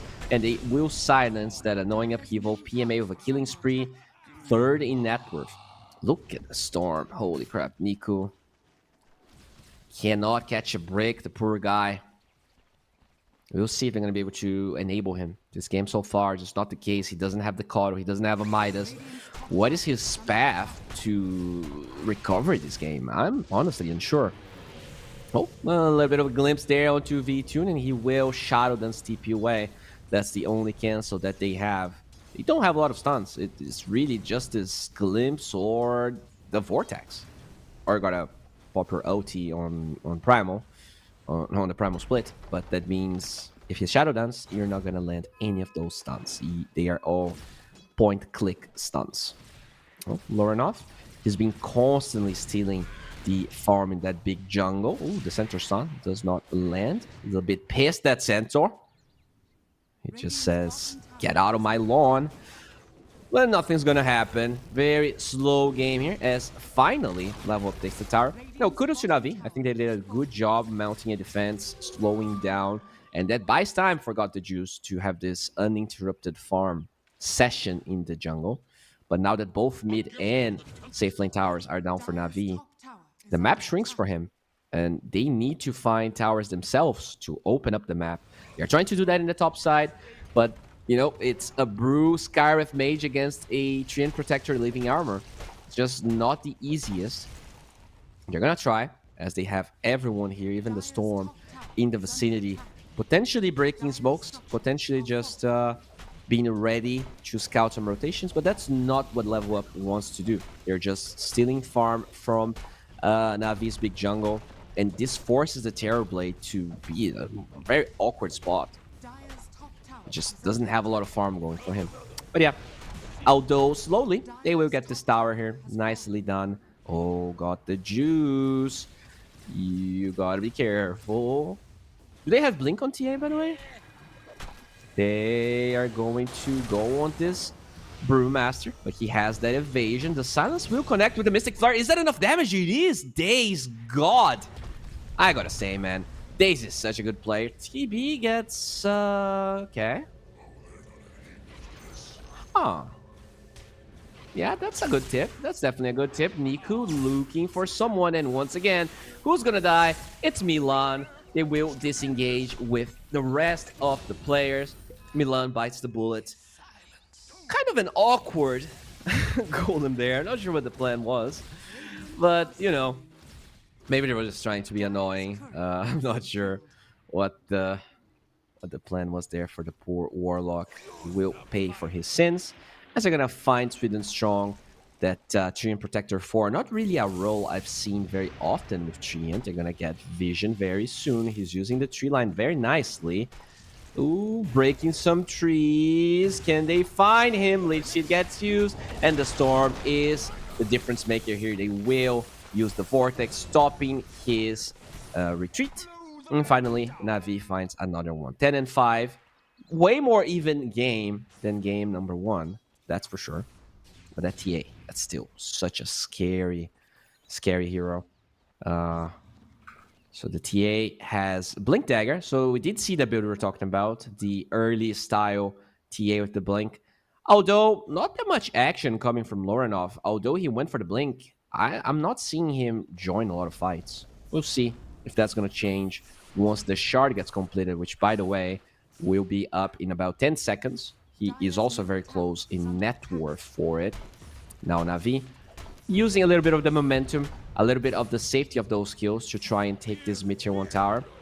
Level up. Are you ready? Are you ready to stop this? Ridley in a really good position. They have the Static Storm. They have the ward on the high ground on the right side. I don't think level up can stop this. They really cannot. Way too many heroes. Not enough vision.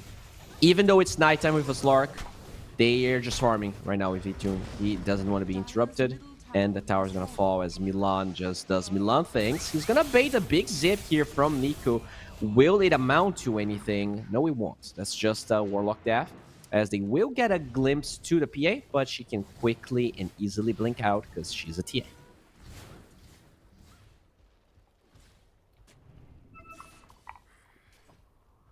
Dire's middle tower is under attack. All right. TA Trap is now available. That silence will be Nico's bane if he's not careful. Just a little poke right there. Doesn't really do that much. As Nico now TP into his outpost bottom. I guess the plan is to kill this Beastmaster. He's very low.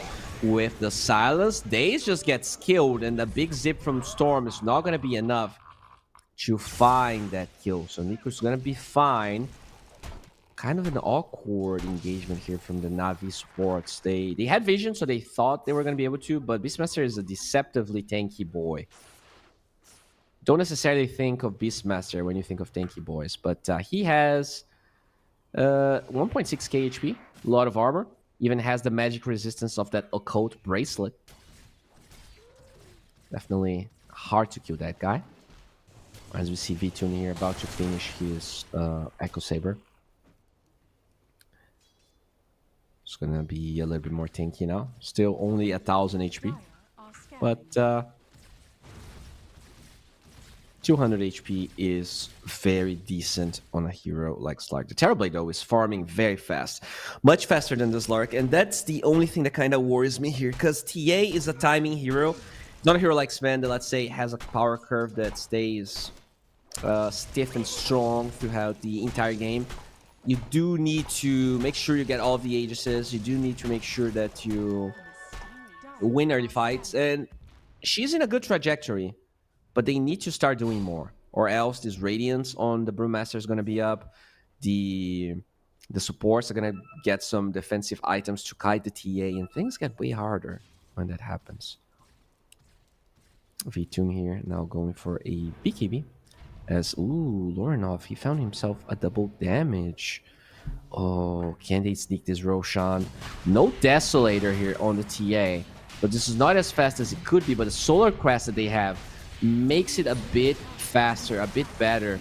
And no reactions here from Navi. They're all going to be farming very similar to game number 1. Unwilling to stop these Roshan attempts that Level Up has been consistently doing through most games. Oh, and it's Vitun that picks it up. Yeah, he's a very squishy boy. Makes sense. Way harder for Lorenov to die anyways. All right, so they will try and force this tower. They have Helm of the Overlord. This TB, by the way, just used his Metamorphosis. This is very scary. They're going to be chasing him down, but the Pounce is not going to connect. So level up, they get one tower. They want more. This is also close to the Tormentor time. If they can get this tier 2 tower, it could potentially give them both a Wisdom Rune and a Tormentor. But level up, they're going to disengage as they smoke with 2 heroes. The scary part is Navi, they cannot really fight. They were using meta to farm just before this. But level up, they're not going to force that. They will not force it, and so God the Juice is not going to be as punished as maybe he could have. Still a minute for the Metamorphosis to be back up. Kaya Sanj is going to be the Storm's items here. He does have that panda set. Very, very cute one. Very Warcraft-esque.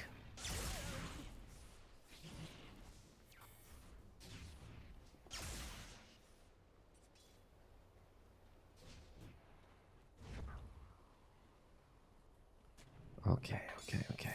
P-Mate has that Radiance. I mean, he's been free farming the entire game. I don't think we even saw more than one Primal split this game. And I do feel like that benefits Navi quite a bit. I feel like this Brewmaster might be uncontested. The TA could be a problem, but it really depends on how the fights unfold. If the TA is forced to jump the Brew and he gets the split off, that's such a bad position for the TA to be in. You might have to BKB to run away. A lot of stuff that can happen as the TB is getting super close to that Scotty. And once that's up, that's when this Lark just feels awful. That's when the TA gets kited to hell. But they're trying to use these Aegis as best as they can. They will grab themselves a tier 2 tower in the bottom side of the map. And overall, level up. I mean, this is very similar to game number 1. Like Navi, they have a good job in lanes, but they don't contest Roshans. They play a little bit too passive, and level up's just slowly ramping up the pace while Navi watches. While Navi can't really put up the same amount of pressure, the same type of pressure. But they will eventually make a stance here. Stop the tier 2 tower in the mid lane from being attempted. All right. Oh, big zip. Just trying to look for that little dinosaur. Can they get it? Plus 250. Beautiful. I guess the timing for Navi is going to be the Skadi plus Aegis expiring on the side of level up. That's really when they're going to be super strong. The Aegis is still a minute and 40. And yeah, they're going to have the Skadi. They're going to have the Kaya Sanj on the Storm. The Brewmaster is ready to fight for a while now. He's just like, okay, like you guys don't want to fight? I'll be farming. I have my Radiance. I don't care. That's pretty much how this game has been evolving. They have all of the tools that they need on the side of Navi. It's just that the Aegis makes it hard to really execute them. As now, with only a minute left, level up might just be chilling. Could be... Well, they did just finish this Lark BKB. Okay, so they finished this Lark BKB, and they want to fight with that last little duration of the BKB. The silence onto PMA. He pops his split. Can level up just disengage? So far, they don't want to, or they cannot. The roar is going to be used. Oh my lord, that's a dead Niku. He dies like a fly. Gets smashed to the ground. They're going to trade that for a Chin Protector, but I don't think this is too much of a trade. This is barely... I mean, this is barely a massacre, as now another trap slows down this poor Scarif Mage, and V-Tune will be able to yoink another one. Level up. They're so clean with those skills. Even with the split being used, I thought they were just gonna kite the split, but no. They smashed down the Storm. He was way too lenient with his jump too. He jumped by himself. No one was there to protect him. They never got to use the Static Storm. And speaking of Static Storm, yeah, he might be able to use that, but it doesn't stop a dinosaur. You cannot silence a dinosaur. You're way too big for that. Not only they're going to lose those heroes, Lorenov just going for a Tormentor. He blinks out. They're not going to punish that. They even force the Metamorphosis here. They need to get this kill. Can he blink out? No, he cannot. They will glimpse Lorenov back up, and they will finally get something going for Navi. I heard a BKB somewhere as the Scarif Mage is going to be found. It is actually Onmi that picks it up, and yeah, that should be the end of that fight. Navi Jr., they trade the TA for a Scarif Mage, you know, that's fine. That's fine. Especially, like, the problem is they use the Metamorphosis, so that's like 2 minutes they're not going to be fighting. You want to be using that Metamorphosis for bigger engagements. But you take what you can get. That seems to be the motto for Navi in this series. Just unable to really get things going their way. They have to adapt to what level up is doing. It's always level up, giving the cards, just dictating the pace of the game. But, you know, this PMA brew is growing. And if he can grow to a beautiful Kung Fu Panda, we might see Navi standing a chance. Like, the Terrorblade is also strong, but he barely gets airtime. He barely gets to fight, it feels like. The way level up is starting these fights, it's way too good. Like, Navi, they're never prepared. Metamorphosis gets wasted, or Primal Split gets wasted. And then the fight is over, because they have a lot of burst damage. The Roar plus TA is annoying to deal with. You need some sort of, like, Oracle, or, you know, you don't really have any saves. Just nothing to be done. It's got the juice, now working towards his BKB, very close to it, by the way. Either BKB or Butterfly. We'll see what he will choose. Slark now. Looking very powerful. I gotta say, V-Tune, he's the lowest net worth on the side of level up, but he feels like one of the most impactful heroes. Like, his BKB timing was perfect with the Aegis. He's just jumping targets. I'm very impressed, because, like, when I think of V-Tune, usually, I think of someone that's very farmed, of someone playing your Voids and anti-mages and stuff like that. But despite his lack of net worth, I think his impact is definitely been quite important. All right, the Dark Pact's going to be used here in PMA. Good luck killing that Slark. Yeah, good Glimmer Cape on V-Tune. Allows him to disengage. And Roshan might spawn in 25 seconds. That's when level up is probably going to transition from this bottom part of the map to the top side through the Twin Gates. And I think that's exactly what we're seeing as Niku yoinks himself a bottle with the Regen Rune. That's nice. It's still going to take a long time for his BKB, though. That's really, really problematic. And the Roshan timer is going to be 1 minute and 46. So relatively long, but not long enough to really prevent level up from Roshan on their side of the map, which is really what matters. And they will try and posture here in this mid lane. Good ward, using from the tree line from Radius there. Might be undetected as level up will smoke. They do not have any vision going up the high ground, but they have the Slark, and that night vision is all that they need. You don't need a ward when you have a fish. V-Tune is a very angry fish. PMA trying to deal with the dinosaur in the wave. Gonna be pummeled down by that TA, already half HP. Not a good position to be at. Milan is gonna be found, but is this another bait? He drops his golem, and a dinosaur fighting against Got the Juice will quickly perish. Glimpse is not gonna be enough to find anyone else. They blink out. Oh, PMA looking for Lorenov. Will get the tornado, but there's still BKB available for that TA, holding on to it. Can they break the refractions before the BKB blink is available? And they can. Lorenov, though, can walk it off. Scotty not going through BKB anymore is a big, big thing. V-Tune looking for that bounce away from the Slark. The BKB, again, being used to disengage from the Scotty. And while it feels like Navi won this fight, they might be in for a reality check again, because no Metamorphosis is back up, and Roshan is going to be open in 20 seconds. Will level up. Try to check it out. Roar was not used as well. But they are really interested in this mid lane. They don't really want to let this go. Ooh. That's a double damage. That's a scary one. That's a really, really scary one. But they're holding on to it. They could Roche with it. They could wait for the BKBs and smoke with it. That's probably the play they're going to try, I believe. Maybe they feel like just brute forcing Roche is a bit more scary now that the Storm is farmed, now that the Panda has the Radiance. But yeah, I see a lot of heroes in top side. I think they're just going to go for it. Yeah.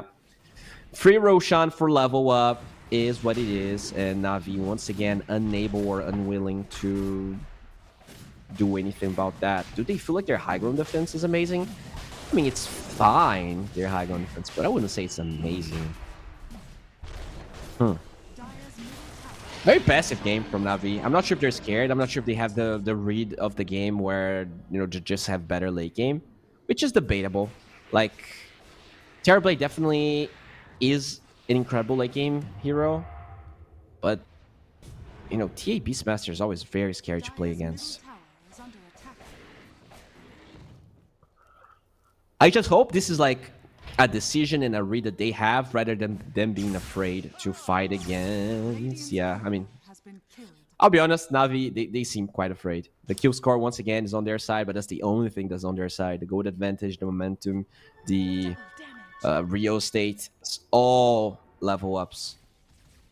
You feel like they have better late game than game one. I'll give them that. So we'll see if they're going to be able to prove their worth. AC on the brew, that's a big one. It's going to give all the supports a little bit of extra armor. I wonder if Shivas is also something they want to build, just so that they can, you know, reduce the Slark's region. That by itself is big, but also reduce the attack speed. It pretty much counters the Beastmaster aura, which is nice. Lowering off. Oh, they will glimpse Milan, and okay. Milan, he's dead again. Half of the deaths on the side of level up. Poor guy cannot catch a break, but you know what? He is going to be just fine. He is just a distraction. And, you know, he's also a fucking male model. He doesn't care. He's way too beautiful to care about dying, as Reed is here. Finally a smoke from Navi. They get that one support kill. Good luck finding anyone else. And even if you find it, there's cheese, there's ages, there's a lot of towers for the level up to TP2. I am not sure I like Navi's... I like they're being proactive. It's just that this time seems to be a very scary time for a smoke. And indeed, they will disengage. And yeah, I mean, this game has been really weird. We have like a couple fights here and there. But in general, it's like level up. When they want to fight, they fight. And Navi, it seems like they are a little bit lost. Just the juniors here, not playing to the same level we saw them, you know, playing against other teams. All right. Smoke time here from level up.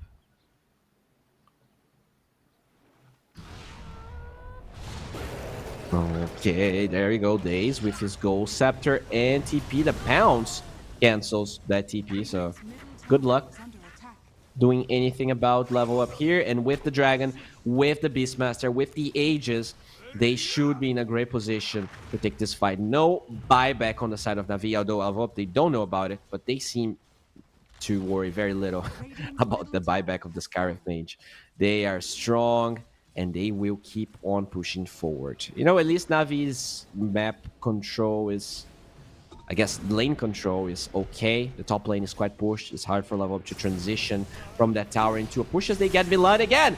That's another Milan kill. There we go. They killed Milan. He is more than half of...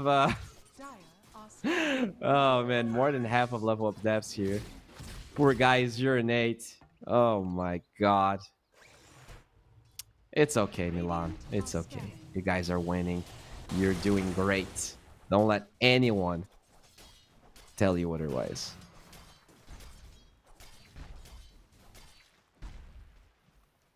Okay, so the Slark now going for a shard. Has the gem and the ages, so it's a little slot deprived at the moment. But at least, you know, they're scaling. It's just like that Storm is so underleveled, man. Like, Storm is a decent farming hero. Like, you also farm heroes really well, and he's just struggling. Like, you also have a Brewmaster with Radiance and a Terrorblade, so the farm's going to be lacking anyways. And that also ties back to the supports inside of Navi. They're all starving because there's never any waves, never any creeps for them to really munch down. Okay, Navi Going for tower. Bottom tower has fallen. They get one unit of a tier 1 tower, and it means there's no tier 1s in the game anymore. But, yeah. Lowering off with that MKB available. The... Dire's structures are fortified. Oh, wait. Dire's bottom tower They're actually getting a tier 2 tower here with no response from level up. They are doing the same thing on the left side. Okay. Okay. I'm surprised they were able to do that. They get a free tier 2 tower? Huh. Yeah, they separated a little bit. The TA was not with the team, and it allowed level up to take this tier 2 tower. Not a bad accomplishment. Those CB illusions, they definitely start to become a problem now. Even with the living armor, they are still insanely powerful. And they're relentless. Like, they just do not die to creeps. They do not die to towers. We do see Navi posturing here for the Wisdom Rune. And yeah, this could be a big fight. Scarif Mage does get a shard, which usually I would say is garbage tier, but against a lot of that physical damage, it could make a difference here. If he gets, 5-10 stacks, it's a lot of armor. Maybe he is going to be 3-shot instead of 2-shot by Lorenov. And that's something. That is something. Yeah, MKB ready. That Arcane Rune is also quite big, as we do see level up just camping in the high ground, waiting for a moment to strike. At nighttime and days, yeah, he has that shard, he has that Gold Scepter. He buys a couple of seconds as the Mystic Flare is going to do basically nothing. So they lose that Scarif Mage, and there is no response here from Navi. Looks like the illusion might yoink a golem, so kind of surprised that the illusion can pretty much take the golem almost by himself. But yeah, it's, level up making a move. Navi pretty much being unable to respond or unwilling. And that's this game. Oh my god. Look at Vtune. He was looking for the Disruptor. Does not find him. As maybe we're going to see a little bit of a glimpse play, but no. Okay, he actually shot us for that. A lot of respect here being shown. Doesn't want to be fitting in the fountain anymore. Wants to show his team that he is playing at the same level. And I think that's fine. Wisdom Rune time here. Milan, dude. That's how you know. Like, Milan, he has 8 deaths and he's higher level than all of the other supports. This guy, he's in the right place at the right time. I'll take that. Yeah, he just is doing a great job. The Storm. He is about to be surpassed by a Chain Protector. Just not really the position you expect, as these 4 staff is going to buy some time. They get the Mystic Flare, they get the damage. They just burst down Vtune. That's a big one. That's a big one. They bait the Disruptor of all heroes, and they kill that Slark. Even at this stage, only 2k HP. Even has a Mage Slayer and couldn't survive the damage of that Scarif Mage. Wow. Yeah, the Veil damage. Veil and what's the name of this item? The Ceremonial Robe. Definitely increasing the duration of the silence there. The amp of the damage as got the juice. Has a Silver Edge, drops his reflection. Big jump, finds Old Me. He has BKB. And that neutral item will be able to survive. Okay. Not too shabby. Navi making some moves. But you know what? Roshan's going to spawn in 30 seconds. Navi, they're all in this right side of the map. And if level up are lucky, which I think they will, 20 seconds for the Rosh spawn, they should be able to, once again, grab another Rosh for free. The shard on the Beastmaster is now up. The double Hawk. Yeah, that's nice. That's pretty good. Even has the Aghanim Scepter on the Beast as well. That's now the Terrorblade yoinking himself a Mindbreaker. And finally, ahead of everyone on the side of level up. What is the win probability, by the way? Is it still 50-50 here, or is there an advantage for level up? So it's 58. Yeah, I think that's about what I expected. And they're the ones that joined the pit. Navi, for the first time in 40 minutes, are doing something proactive here.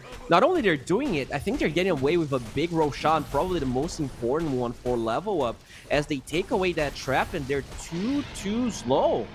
What the hell? Level Up, they were so diligent. They even TP'd earlier to get a trap inside the pit, but now they have to give it away. Golem gets dropped. They want to take this fight regardless of the ages, and they're gonna find a big boy. That Terrorblade, he gets a beautiful Sunder, and now Odmi forced to BKB out. Look at Lorenov though, just pummeling down the Pandas, but they are not extinct. They're thriving. They are thriving, and they want the lives of your supports. VTune will be forced to TP out. He's the one going extinct. That fish is out of this fight, and Level Up just doing something crazy here. They give away the Roche and they take a fight against all of the cooldowns of Navi, and they're gonna pay a big one. They already lose 2 supports. If Lorenov dies, it would have been a disaster. But he is okay so far. He's a level 25 TA. Definitely pushing the limits of the hero here as he goes forward, blinks out. A lot of commitment. No mana on the Storm, by the way. Forced to get out. Another Sunder being used. VTune, you gotta be careful. Still has his ulti and slowly but surely Level Up. They're actually wearing down Navi. No mana. Another Roar is available. They're gonna jump on top of that TB, and the Aegis is on the Storm. So Daze very low. Tries to TP. Doesn't matter. They get him, and it was all a bait. Level Up. They're playing 4D chess with us and with Navi, as now this max duration trap should be enough of a silence here for Niku. He has no BKB, and he has no friends. Only Radius is here, and that zip barely allows him to live, but the price is going to be a disruptor. Everyone crumbling here on the side of Navi as now Level Up. They get the last outer tower. Just beautiful showing of Templar Assassin gameplay right there. Just baiting and baiting. But the level 25 is so strong, and he utilizes it to perfection. 3 deaths, no buyback on the Terrorblade, and Niku, no hope as well. His BKB means nothing. He's dead. He has a buyback, but what does it matter if he doesn't have that BKB in the first place? The first lane of barracks will fall. They have another glyph, and that's the only thing holding this game. The TB is so farm, but he just died like a little fly. Smoke's gonna be used on the Brew. Probably has a ninja gear. Time for the last lane of barracks here and Level Up. They are done. They want to win a series in this tournament, and they want it 2-0. No playing around, no hesitation here. Can they take this? The upheaval is quite annoying, but they're going to get a good silence off, stopping Milan to charge that spell. Still, everyone is alive and kicking here and Level Up. The BKB on Storm still not ready, so he's actually trying to hold on his buyback. Good goal and dropped on Daze. Still alive. Kicking in. Running away here. Just buying time. They need to buy time for the Storm. This is very problematic. No glyph available for Navi anymore. As PMA holds on to his split and Level Up. Yeah, they will respect Navi finally. They got 2 lanes of barracks. Oh, yeah, good luck glimpsing that TA. So cheeky, Lorenov. Really cheeky. 20k goal lead.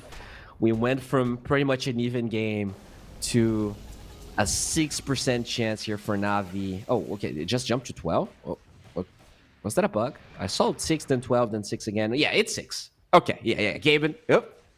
Go back again. Gaben, have you decided? Oh, see, it's 7. All right, it's increasing, but it's still a very grim situation here for Navi. I mean, I kind of want to say they play a better game, but honestly, I just think they have a better draft. Like, they have a better draft, so it's harder for Level Up to really ramp up the pace as fast as they want to. But Navi, they were way too passive the entire time. The only time they were proactive, they got that Aegis, and once again, it didn't matter.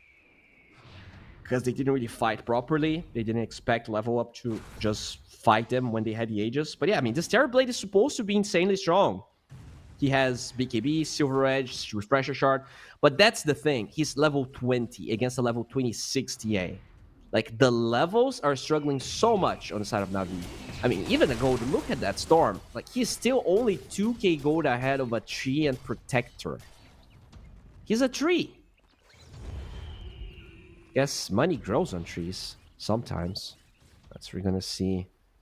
Level Up. Still posturing for that tower. I'm not really sure what they are waiting necessarily, because all of their cooldowns Maybe not the golem, but even the golem is going to be ready in about half a minute here. They just want to make sure that Navi cannot leave the base, and once the golem is back up, they might go for a poke again. They know there's no glyph, so getting the mega creeps when glyph is on cooldown is a big thing, as, yeah, Lorenov is the only target they ever get to glimpse, and he doesn't care about it. Just doesn't really care. Oh, is that a rapier? No, maybe that's a Daedalus. What is he? What? He has no slots, by the way. I guess he's gonna he's gonna sell the treads, maybe. Is he selling the... No, okay, that's a Daedalus, yeah. He's gonna sell the treads, finish the Daedalus. Alright. Has been killed. Got the Juices Courier, his Lincoln Sphere. Oh no. That was so important. That was his Lincoln Sphere. On the Terror Blade. Oh boy. The Roar, still gonna be impactful. And that's what's killing him. That BKB control. Alright, so everything is ready. They have the Daedalus. They have the Golem. It is time for level up to try and close this one. Winning a 2-0 is quite important here for level up. This tournament has a different... Okay, wait a second. I heard a roar in the mid lane. It feels like there's a fight brewing. And that Disruptor that has buyback. And I think they have a refresher on this Beastmaster because the roar is back up. I think, yeah, they do. He backpacked his refresher and he's ready to go a second time. Still holding on to the buyback of the Disruptor. Maybe trying to bait level up right here.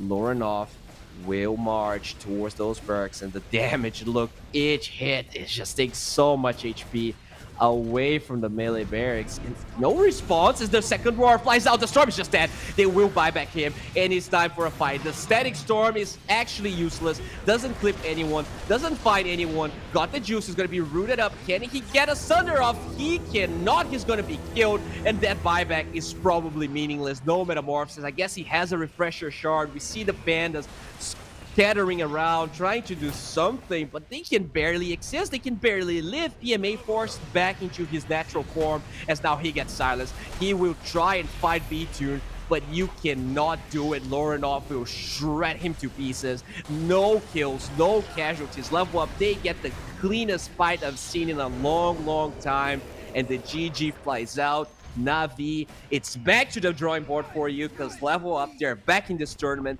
They get a convincing 2-0, and they will claim a lot of points right here.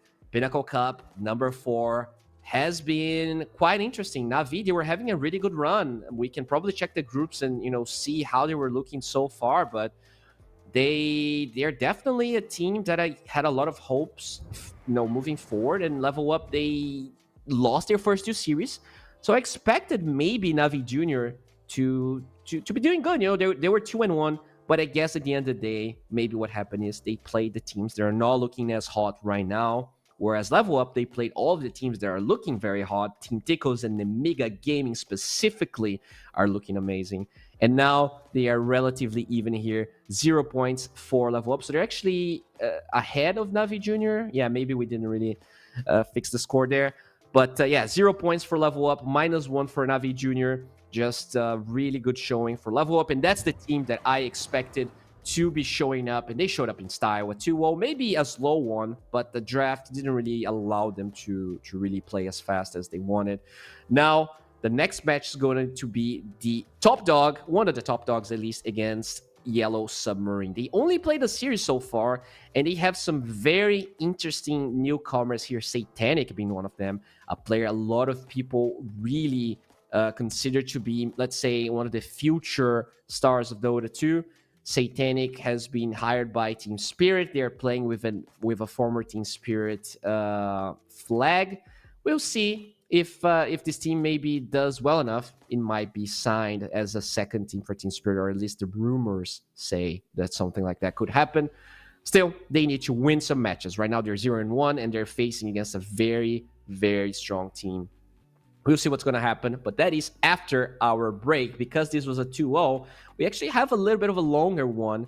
Yeah, I think we have about 40 minutes until the next match starts. So stay tuned. Don't go anywhere. It might be a slightly longer one, but not too much. I'll be back.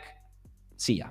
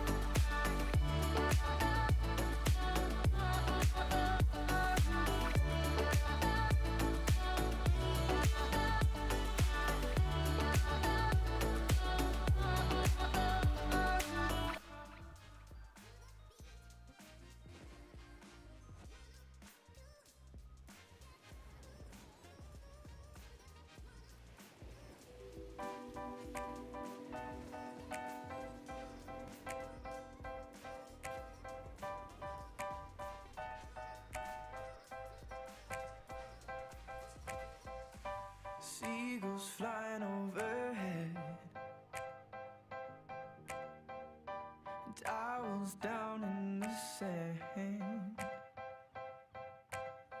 Little crabs walking over our legs, and we were together just like lovers should have been. Like the changing tides, you have changed your mind, and now you are no longer mine. Last summer you were holding my hand. Last summer you were laying in my bed. Last summer we were more than just friends. But that was last summer. That was last summer. I miss the salt in my hair, and I miss your emerald stare. And I wish you were still here in your red sundress, watching the sunset by the pier. In your red sundress, watching the sunset by the pier. Last summer you were holding my hand. Last summer you were laying in my bed. Last summer we were more than just friends. But that was last summer. That was last summer. That was last summer. That was last summer. Like the changing tides, you have changed your mind. Now you are no longer mine. With tears in my eyes, I recall the times when I had you by my side.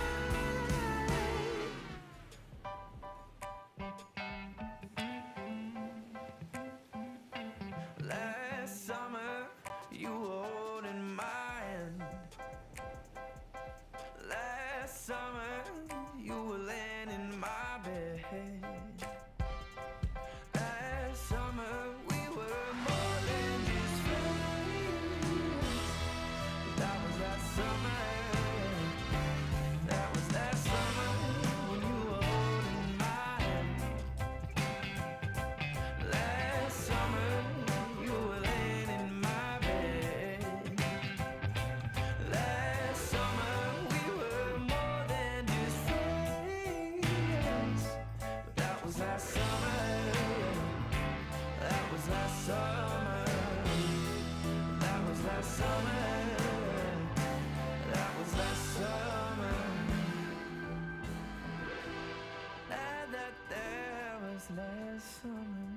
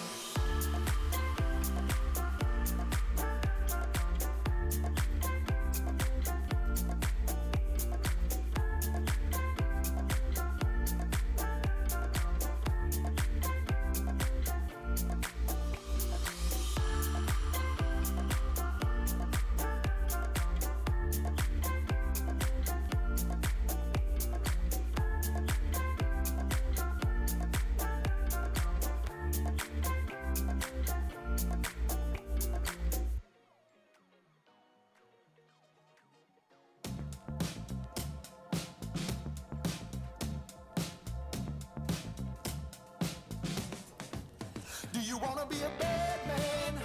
Yes, you do. Do you wanna taste sweet salvation underneath the summer moon? Do you need another hand now? Yes, you do. Go see Miss Josie down on Columbus Avenue. Down in the city, there's a place that never sleeps.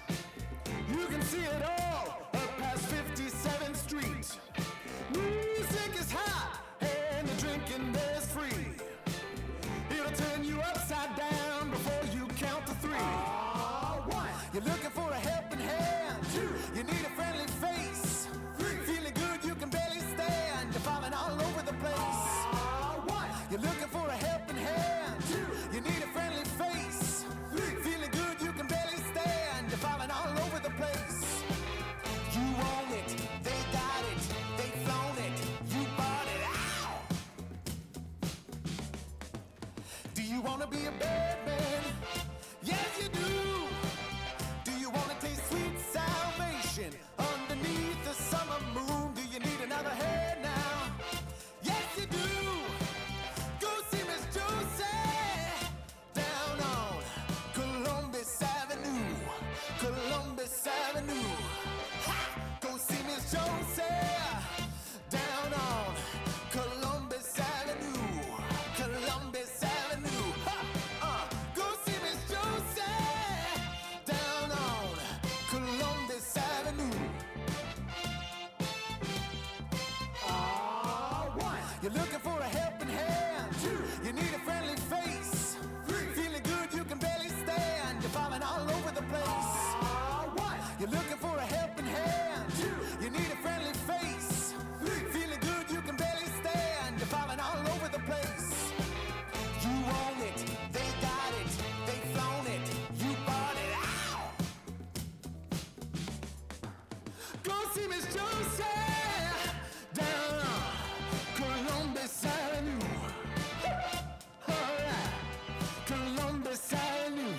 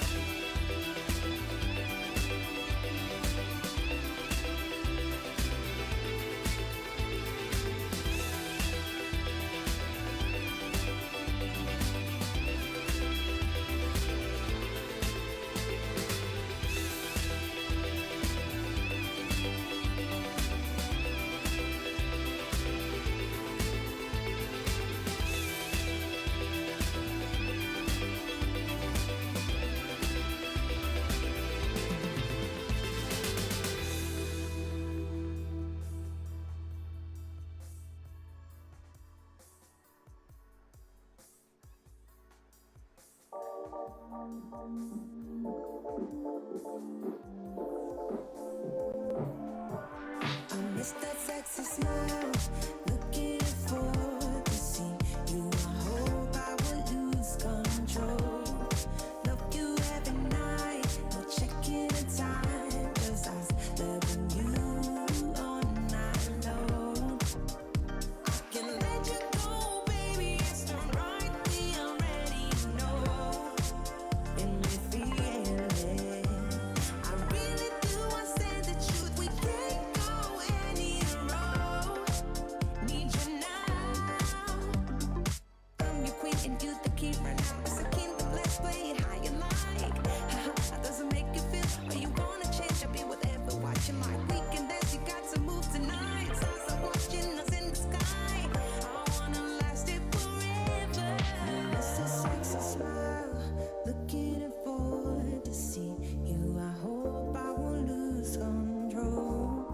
Love you every night, no checking the time, just us loving you all night long. I can let you go, baby, it's the right way, I already know. And we feel it, I really do, I said the truth, we can't go any road.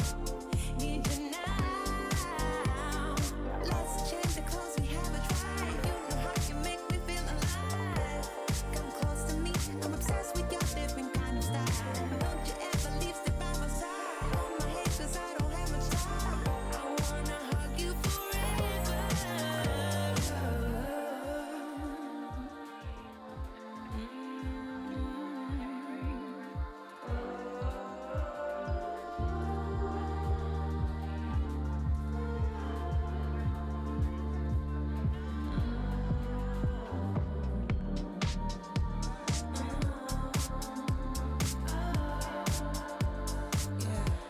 I miss that sexy smile, looking forward to see you. I hope I will lose control. Love you every night, no checking the time, 'cause I love you all night long. I miss that sexy smile, looking forward to see you. I hope I will lose control.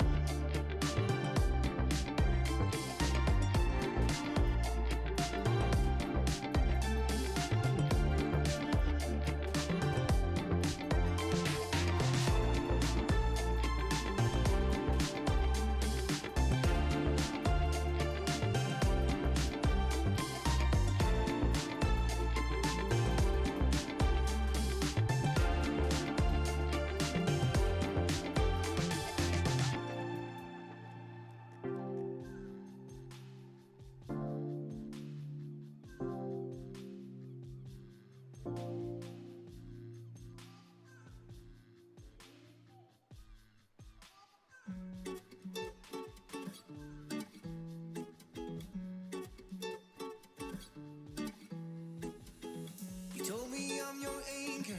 I told you you're my bow. Through the wind and fire, we try to hold on. We build this ship together, searching for a home. Despite the storm that hit us, we are still on board. Dancing in the moonlight, the world just stopped and stares. We got no destination, I'll take you anywhere. All the doors we've opened and all the books we've closed. Words just come together, story that we never told. So far saying for my own, you said just keep holding on. If you're about to break, oh, I'll always be your captain. From our failures we have grown. You said just keep holding on. If you're about to break, oh, I'll always be your captain.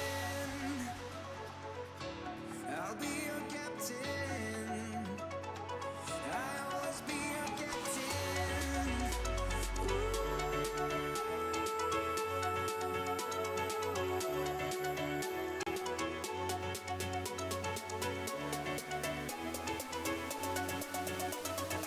I'll always be your captain.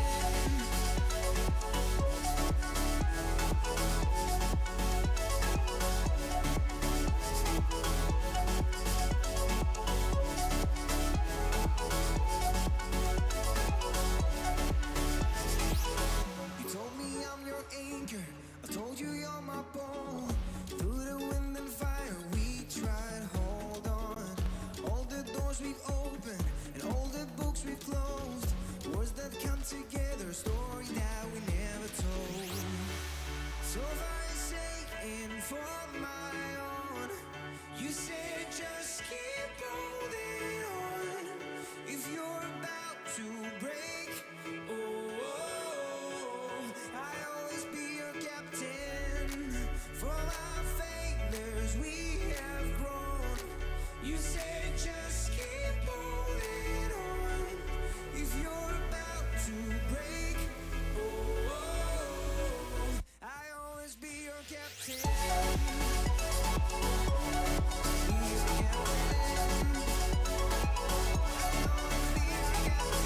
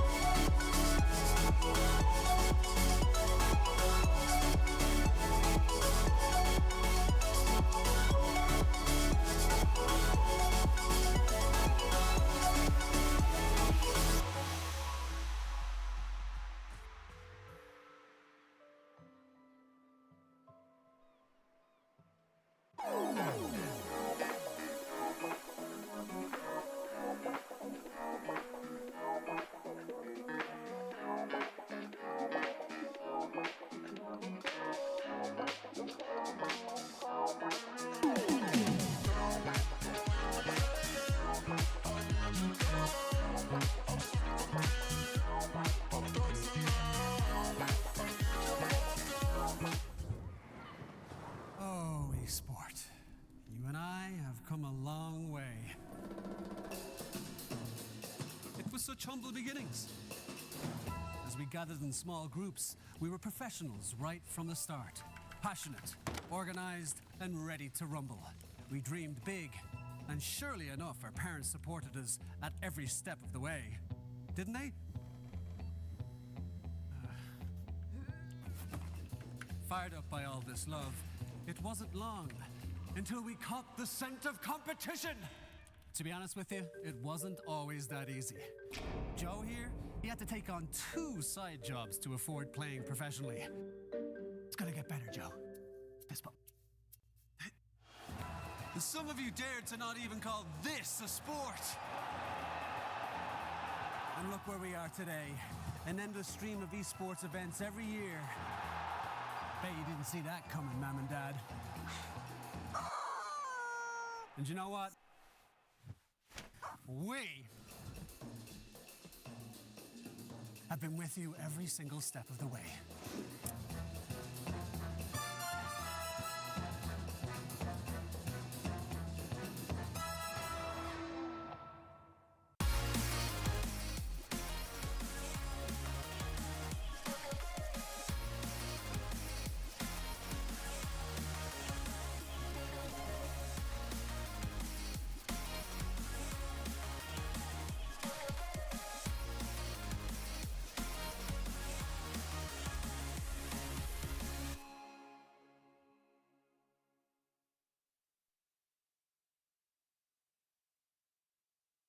Dream of working with people you watch on screen.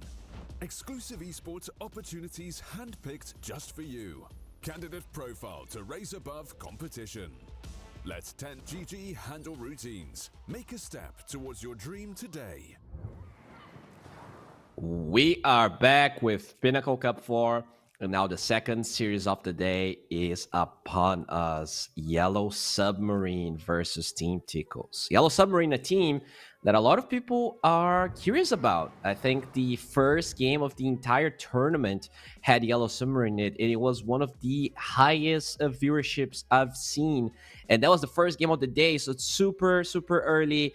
You get the fact that a lot of people knew that the tournament was already starting, but no, everyone was there to watch Satanic and see what his stack is capable of. Well, since we were talking about his stack, maybe let's check how the team looks like. Let's check every single player and their beautiful faces so you get to know him a bit more if you don't know him. Satanic as the carry, Bibili as their mid position, Pihon in the offlane. I think this is either standing or a different player because I remember a different name. I think it was 23 Robot or something of that sort. We have Ryue as the support, as well as Ike here in the position 5. Then for your opponents, the semi-finalists, actually the finalists of the last Pinnacle Cup 3, they lost to Lunar Galaxy. We have Shad in the carry position, ADZ playing mid, Boom in the offlane, Narman as their position 4, and Ducalis their 5.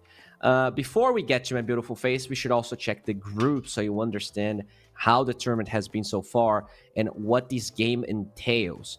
Yellow Submarine, they are 5th place, but they only played a series. They could easily bounce back if they are able to take a couple of series from these teams. The thing is, they are going to be playing against some big dogs. Team Tickles, they are a force to be reckoned with. They have a lot of talent that were one game away from getting to TI.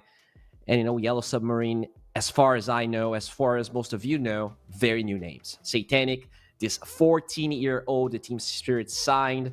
The other players, I actually knew pretty much none of them before we got here. But they actually look kind of promising. And I want to see how they are able to, face Team Tickles. I don't think it's going to be easy. I think it's going to be messy. Even if they win, I would be so surprised if it's a 2-0. I'm expecting this to be a 3-game series if Yellow Submarines, if they show up. And that's with a new offlaner, or at least not the same that they played the first series. A lot of variance here and a lot of uncertainty, but a lot of promise as well. And that's what's interesting about tournaments like this one. We get to see new stacks. We get to see new teams forming. And this could be exactly what, a start of a beautiful story, or unfortunately, maybe back to the drawing board here for Yellow Submarine. But I'm excited. I think Satanic showed a lot of promise. But, I think he was streaming yesterday, and I was watching his stream. I think he's like 12k MMR at the moment, which is like rank 20 Europe or something of that sort. But at the same time, I think he got there playing a lot of Naga, a hero that was incredibly strong maybe 4 to 5 months ago.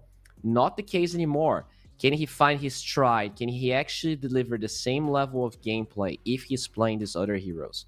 That's what we're here to find out. That's what we are interested in. And so far, we're still in the lobby here. I think we have a problem with one of the Yellow Submarine players. Talk about penalties and stuff.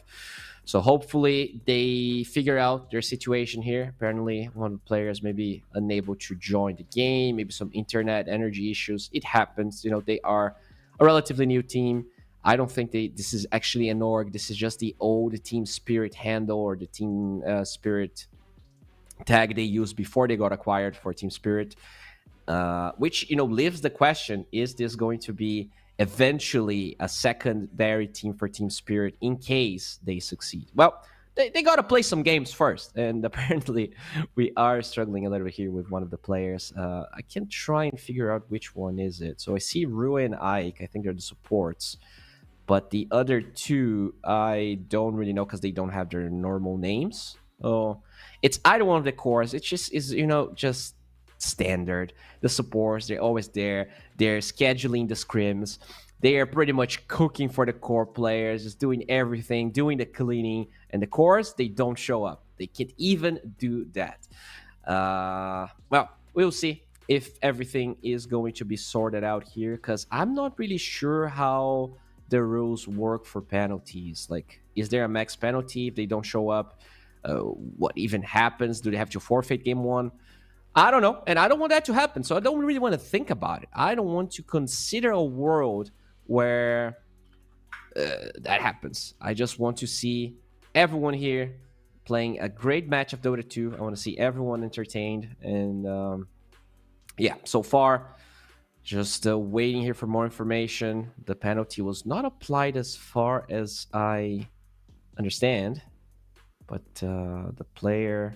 Yeah, I don't see any players here. I see 9 players. Oh, someone's here. Someone's here. Just joined the lobby, guys. We are here, and I believe we should soon be jumping into game number 1. I'm gonna check after the game starts who is actually missing, who was the player missing, but seems like we will have a match in our hands. No forfeits. Probably some draft penalties, because I read somewhere level 7 penalty. That seems quite high. Like, are they literally drafting with no reserve time? If Yellow Submarine was already the underdogs, this is going to be an even bigger test. But, sometimes it's better because you're, like, not really overthinking things. And, guys, I'm not going to overthink this anymore. We're jumping right into the draft because we have one just for you. For me as well. So, let's get going. Let's check the reserve time. Okay, the reserve times are the same, apparently. So, hopefully, it's not gonna matter. Let's see some bans over here. Okay, things seem to be working just fine. All right, so Treant and Brewmaster in one side. Now Yellow Submarine. They do have overall first pick.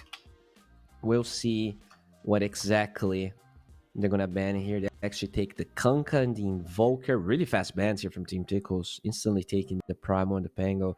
Removing some of those possible first pick mid-heroes that we see very often. A lot of mid-heroes already eliminated. This is going to be interesting, especially because Team Tickles, they have a mid player that has a wide hero pool. You can play the Dazzle, the Earthspur, the OD, all of those heroes that maybe you don't see that often. The Dazzle gets removed, the Sven gets picked up, but now Team Tickles, it's your time. What's your response? Is it just standard PA, or are you going to entertain us with some 4D chess, some high-level stuff that maybe I'm not aware of? Always down to learning, always down to being impressed. PA just not having a good success, a good win rate in this tournament, and I wonder if it means that Team Tickles is also going to stray away from that path, and they're going to try and find new ways to handle this one. They didn't remove it. And they also removed the Primal Beast, which is usually a hero that does pretty well against Sven. But no, it is going to be the PA. I have not seen PA win against Sven a single time this tournament, by the way. But Team Tickles, they want to be the first ones.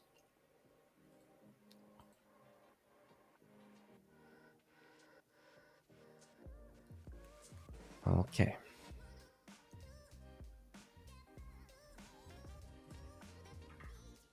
Now time for more bans here. The NP is going to be removed. Time to deal with the supports. A lot of great supports still available. Grimstroke, Dark Willow, Shadow Demon, Warlock. They're all in the pool. All available here.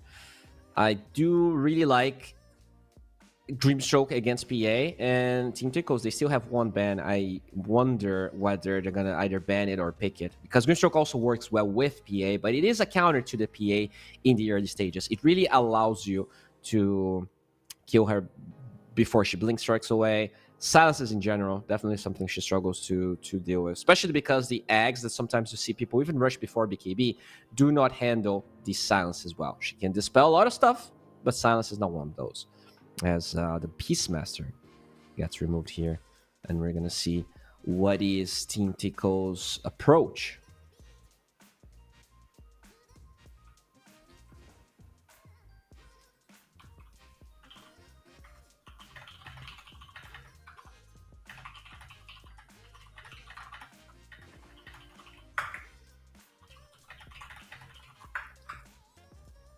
Well, they're definitely taking their time here.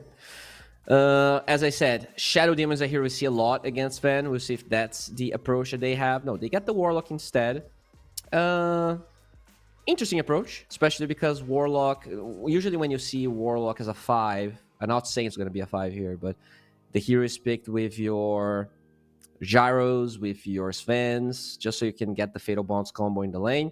I'm assuming that maybe this could be a Warlock 4, and they're going to try and pick a different 5 here to work with the PA. Now, for the Sven, what is the response? I've seen some Tide Hunters against heroes like PA and Warlock, just because Tide is quite tanky, lanes well versus the PA. You have the Dispelled Fatal Bonds. You also have the Anchor against the PA. But I don't think they're going to get the Tide right now. They're probably going to get one support. Willow is going to be one of them. So you have that cancel on the upheaval. You have 2 types of cancels. And the Brambles are pretty good against PA until she has BKB, until she has the eggs.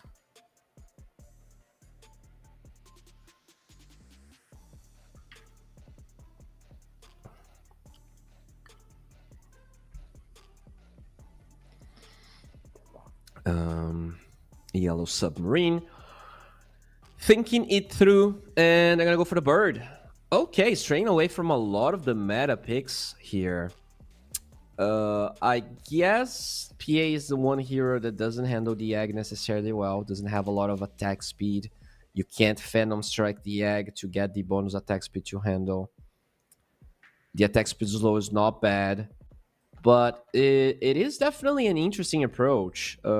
This, especially like considering they're still SD and Grim, I would say, and Venge even, right? Venge was not addressed. I would expect those heroes to have more value. But, you know, Yellow Submarine, they have their ideas, and that's what they want to run. What's still available here? I don't think Tide is bad on their side. In fact, Razor is not bad, and it's a counter to the Sven. So we see both cores being picked up, and they're going to probably... I guess Shaker could be a support. Maybe they're trying to work with a flex here. Interesting. Very interesting. They have overall last pick on Tickles, so they could flex the Shaker to support in case the mid laner of Yellow Submarine is, let's say, too scary, too strong. What is it going to be? We talked about the Tide Hunter as a pretty standard option that they have. What else is a really good offlaner that they could pick up? Dawnbreaker already out. No, Dawnbreaker still in, by the way. Yeah, Dawnbreaker is an option. Dawnbreaker Willow seems like a decent enough lane. The Axe still available. Tide. Centaur. Yep, and they get the Centaur. All right. Centaur definitely good against the Static Link. Good against Upheaval. Good in lane against PA. Although later on, I think this hero lacks the armor to really be able to stand his ground. But maybe that's a game where you go Blade Mail. I think PA is really good against Centaur just because Centaur is good against lots of instances of low base damage attacks, and the PA is literally the opposite of that. It's just not a lot of instances of a lot of attacks. So not really that ideal against Centaur later on, but in the lane is good. You just build Vanguard and you should become unkillable, especially with the supports that they have. Their supports, especially Warlock, don't really have enough damage firepower to really handle the Centaur. As we see the Earth Spirit ban, they are not trusting this Shaker is going to be mid, which could be true. Like, they do have overall last pick on the side of Tickles. They have incentives for trying different stuff out. And I think this Shaker specifically is supposed to be a way to kill this Vanning lane. So you're going to be able to block his pathing, get some max duration static links off, and just kill the Sven this way. There's definitely some value. Sometimes Shaker 4 can be bad, but Razor is definitely one of the heroes that can, let's say, enhance his presence in lane. As now the puck gets removed. Pretty good against Shaker support. Very good against Warlock. It's one of those mid laners that have multiple ways of canceling the upheaval. As Team Tickles will take away the Quap. All right, so taking a lot of mobility away here from Yellow Submarine. Which also means the Shaker could still be mid. I think those are all matchups that the Shaker could potentially struggle. Those range mid laners that are lane dominators. What even is left for the mid lane? There's really not a lot of stuff left for Yellow Submarine. They for sure need to pick a mid hero, and all the top mid heroes are removed. So like we're now at like Lina territory, Storm territory, OD territory. And I'm not sure that's like familiar for any of their players. I do like OD in general. I think this hero is a little underpicked. But yeah, we're yet to really understand what Yellow Submarine is going to be banning here. Do you even attempt to ban, let's say, a position 4? Or are you certain the Shaker is going to be that 4 and you ban another mid hero? They do have the overall next pick. Oh, they banned Alina. Interesting. They banned Alina. They get the Storm, just in case the Shaker is flexed to a different position. All right, I like it. We talked about both heroes, both Lina and Storm, right up there. Yeah, not a lot of heroes that I think could destroy Storm. Maybe TA is one of them, if they want to run that. So then you have this Razor Shaker, and the TA would be in the mid lane. But I think they have decent TA responses. You have the Center Warrener, Gap Close. You have Fire Spirits. And also, TA might be a little bit too greedy. Razor TAPA feels like this... Like, I don't know. Razor actually wants to farm a lot. He seems like an active hero, but you need items to be able to do stuff. So after the lane stage breaks, I'm assuming Razor and Pierre are going to be farming. You need something that offers more tempo. Not a lot of those heroes available. Maybe Void Spirit is one of them. I'm not sure if Xantic likes it. I know he likes OD, though. But OD against Phoenix, OD against Centaur could be problematic. But the thing is, they also need that egg hitter. I wonder if they can just Huskar here.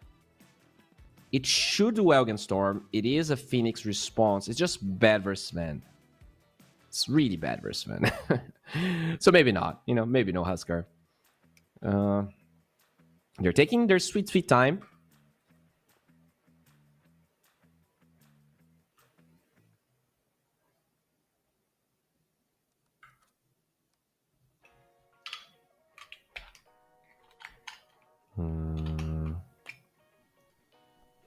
And it's going to be an edge. So they play the mid shaker. And I was right, it's a Warlock. It's going to be a Narman 4. I guess you can dispel the Warcry in that lane. And I mean, that's about it. Interesting. I was definitely not expecting this Enchantress. It's going to be... Okay. We'll see how that's going to turn out. Oh, yeah, you can see Bibli here just stretching it up. Let me see some of those Yellow Submarine players. That's some high-quality footage of Rue. Shad with his beautiful hair shining through. Feels like it's either the beginning of the day or the end of the evening. ADZ. Just having a fine time, Narman.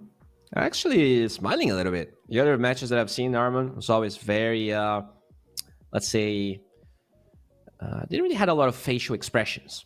And now Ducal is here from Team Tickles, ready to roll.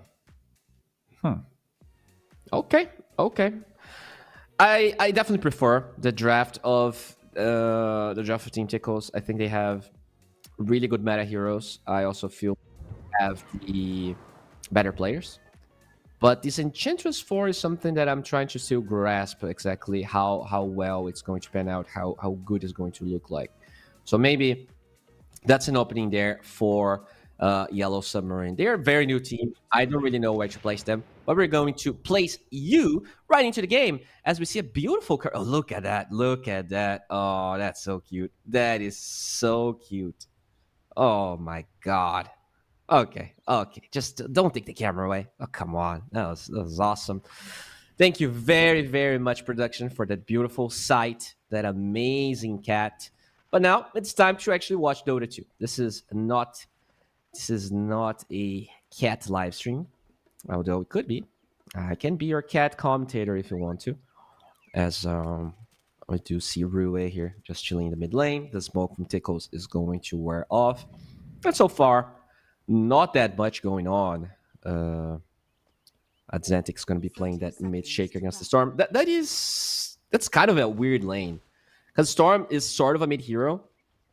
Even though Shaker, might struggle, I feel like this can definitely go both ways. I haven't played this matchup enough, but I feel like maybe Atlantic, being the most experienced player, could get the Storm off guard. We'll see if Bibli is going to be able to really deliver at the level we expect at this caliber of Dota 2.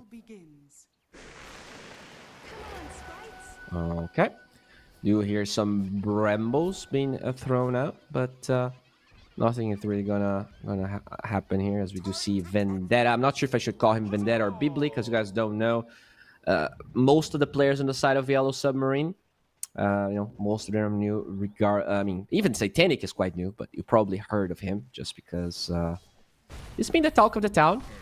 This just 12 KMMR at 14 years is probably unheard of. Probably the highest MMR. Sure, like MMR inflated and everything, but even if you consider the inflation, that is very high.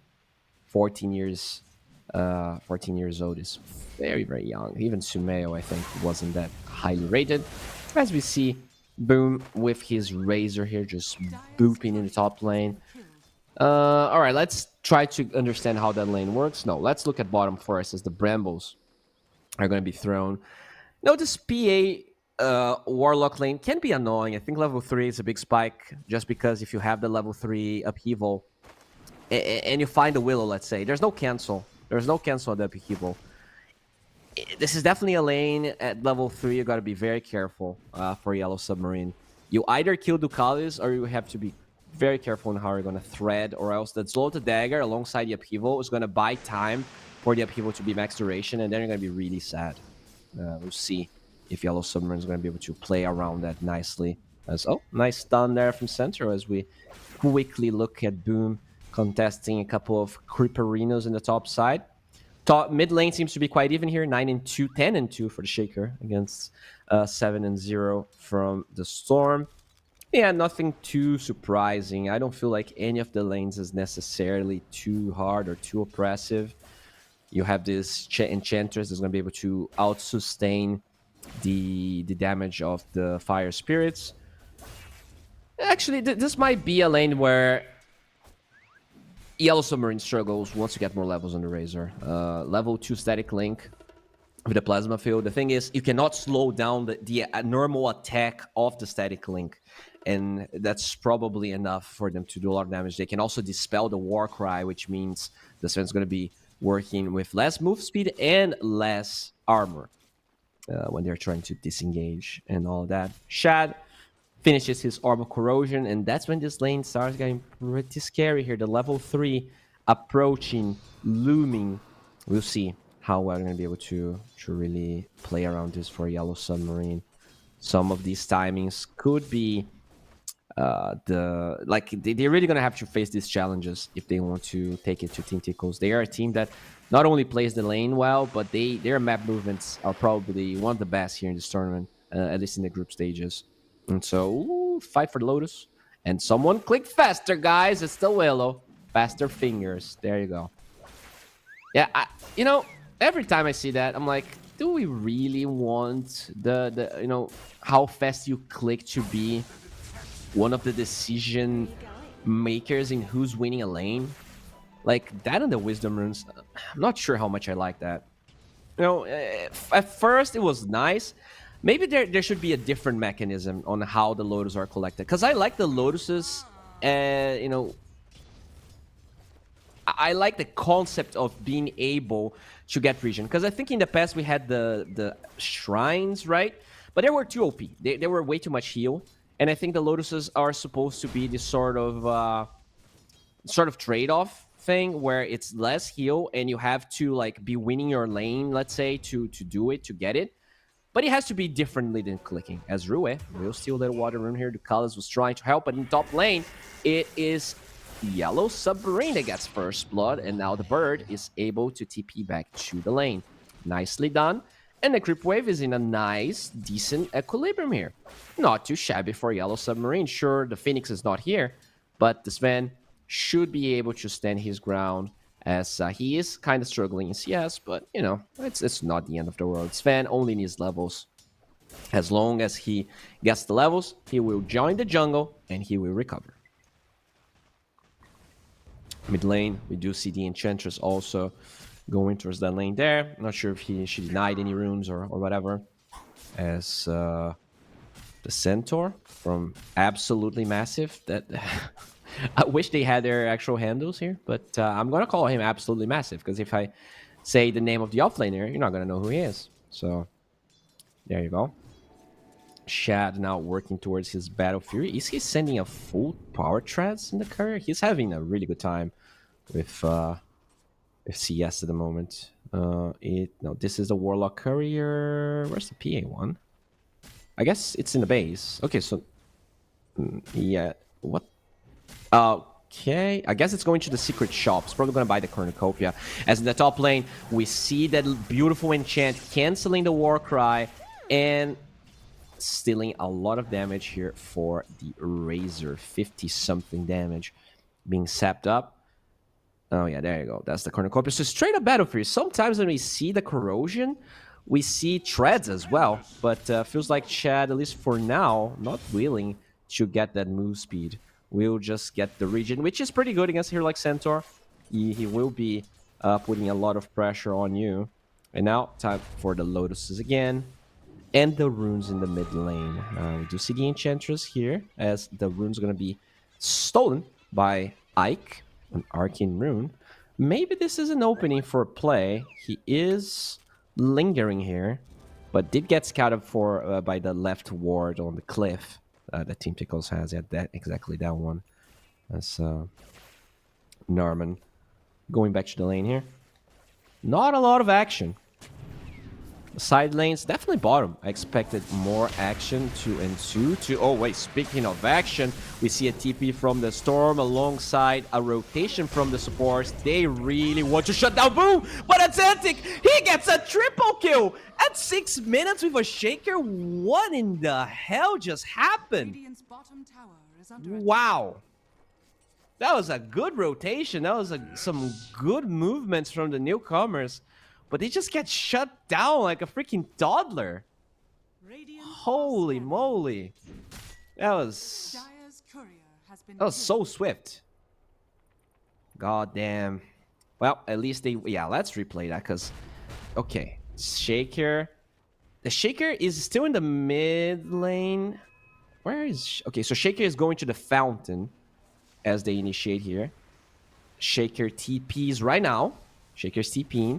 The Razor is solo, and it just gets the Echo. Look at how much damage, and that's Fatal Bonds with Echo Slam. Yep, that's going to be a lot of damage. As Ike is super low, will be forced to Icarus Dive away.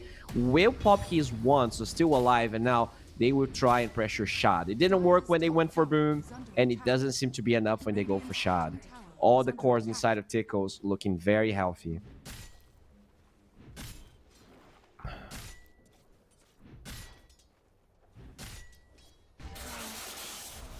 Nope.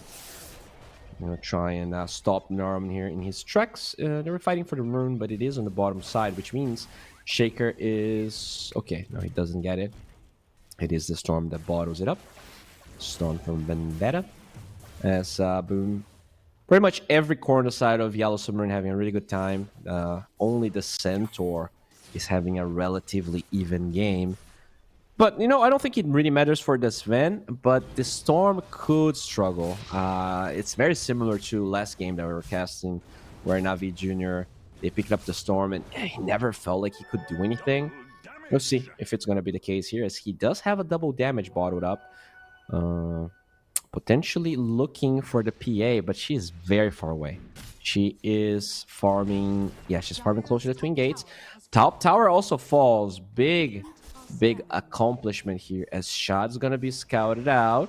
TP from Ducalis though, they're gonna drop the Brambles, trying to find Shad, big blink away. And now, okay, he goes for the Roshan Pit. He's gonna be off the mark. Shad just way too swift. That's a Phantom Assassin indeed. And even without boots, we'll be able to hide. How is that possible, dude? Team Tickles, just way too good. They're gonna get a Ducalis in return, but that's just not nearly enough. That's not too good of a trade-off. They wasted so much time. That double damage is going to be wasted, and he is still alive. He's still walking. He's going to be wasting so much time in the middle lane. We see an Echo. That's a dead bird. Look at Team Tickles. They are tickling my fancy right now because they are playing like gods. They are making Yellow Submarine look so inferior. They are really doing a lot of things right. Sven going for the phase boots build. That's what you have to do against the Razor. No real way. Like, you need the phase boots for the disengage against the static link. You need the phase boots for the armor. Even against PA. As now, we do see a Xantic with the Invis. Doesn't have Echo Slam, but he already has Blink Dagger. Like, this is the most farm shaker I've seen in a long time. He is Giga Farm. He's gonna find a Sven, and there's a couple of heroes nearby. One Enchant Totem with the Fisher. Okay, they're gonna have to use the Stampede for this one, and they will be able to secure Mr. Satanic. A Satanic, by the way, is not very happy behind the PA, and usually as a Sven, you need to be ahead, and this stack will put him exactly where he wants. That Mask of Madness will allow him to quickly get rid of the Ancients, and they might even go for another stack before, but Xantic, he doesn't care about no stacks. He wants to snowball this game, and snowballing is exactly what they're doing. This Phoenix dies, and he's level 9 at 11 minutes. Holy moly. That's the shaker I want in my team, but never the shaker I get. Look at this. That's a tier 2 tower at 11. Dude, I don't remember when I saw a tier 1 tower, a tier 2 tower for at 11 minutes. This is insanity. The gold advantage, you know, is big, but not out of control. I'm just scared here. And I hope Yellow Submarine is not scared, because that's when you start making mistakes. That's when you start doubting yourself. We'll see if... so the Centaur is getting close to his Blink Dagger. That's when he's probably going to start joining more fights. He did well in lane, I think. He got his farm, but they didn't necessarily shut down Shad. And that's always worrying when you have a PA playing a free game like that.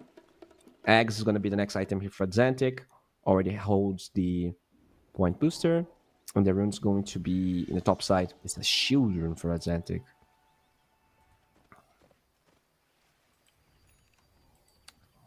Okay.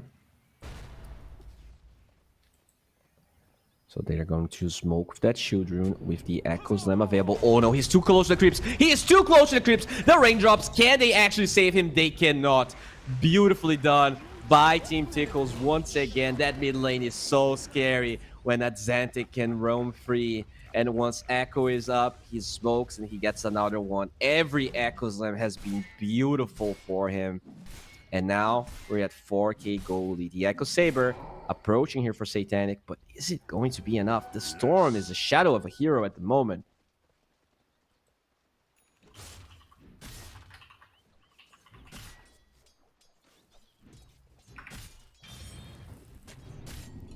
Shad now working towards his strats. They finished the Battle Fury, so the timing is going to be pretty good.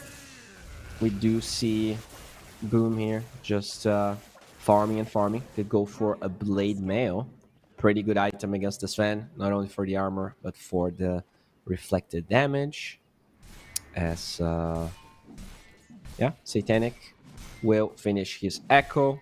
And now BKB is the next item of choice. Gold advantage, slowly but surely increasing. But finally, you're going to see a smoke here from Yellow Submarine. They do have the Blink and the Radiant Scan. Yeah, they definitely got the timing right of the Blink, but they didn't really find exactly where they are. But it really doesn't matter.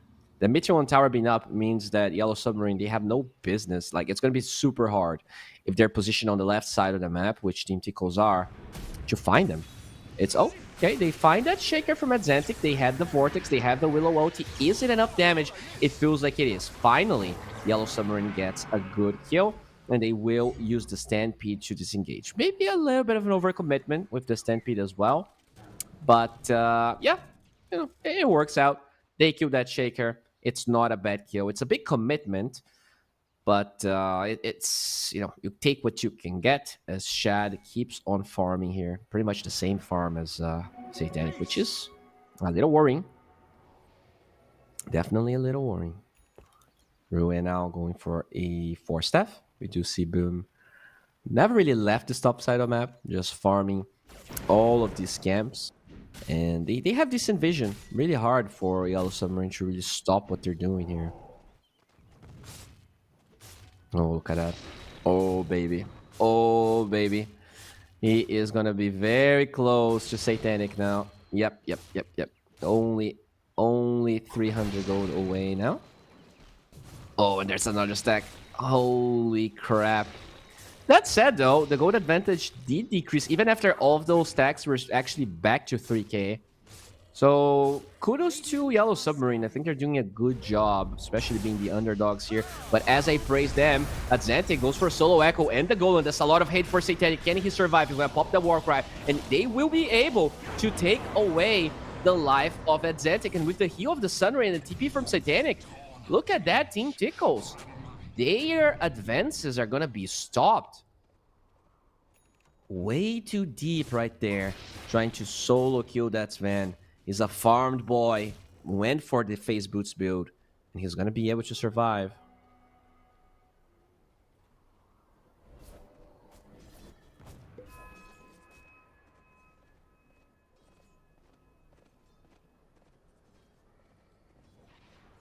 Alright.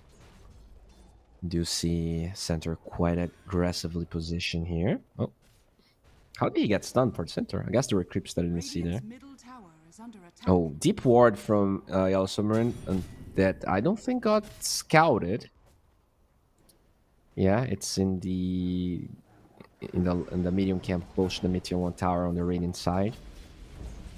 As things are definitely getting a little bit less heated. Not that many advances from either side. But I guess they're waiting for the BKB on the Sven. That's the big one. Probably the Kaya Sanj or actually the Witchblade on Storm. Yeah, there's BKB. He actually does have BKB if he disassembles the Echo. But then I think he actually doesn't have enough damage. So we're actually just seeing Atlantic farm here. Will clear up the wave. And working towards that beautiful Aghanim Scepter. Heart's gonna be the next item for the center. I'm never sure how I feel about Heart, because like even though it makes you really strong, I feel like it can just be ignored. I feel like that's a big problem with center. He just gets ignored. We'll see. Especially because he has no blade mail. We'll see if that's gonna work out as a shot going for a BKB of his own. Just using his courier to farm faster. Yeah, that's quite beautiful. That's definitely something PA players forget to do. King working towards... he did go for the BKB, by the way. I thought he might not disassemble it. But he disassembled. They didn't really go for any fights. And now the Echo Saber is going to be back up. Smoke from Yellow Submarine didn't really find anyone. But they are actually doing a good job of controlling this Radiant Big Jungle. The thing they're struggling with is actually taking that Meteor 1 tower. As we do see a full BKB, I think, flying out to Boom. And that's the timing for Tickles. That is a big one. I think BKB on Razor, BKB on PA, and Ags on Shaker is really when we're going to see Tickles try to play again. Their timings will be aligning quite soon. Xantic, yeah, he pretty much has the Ags right now, and the PA pretty much has the BKB. This is a huge timing. They might not even wait for the PA and just smoke us 4.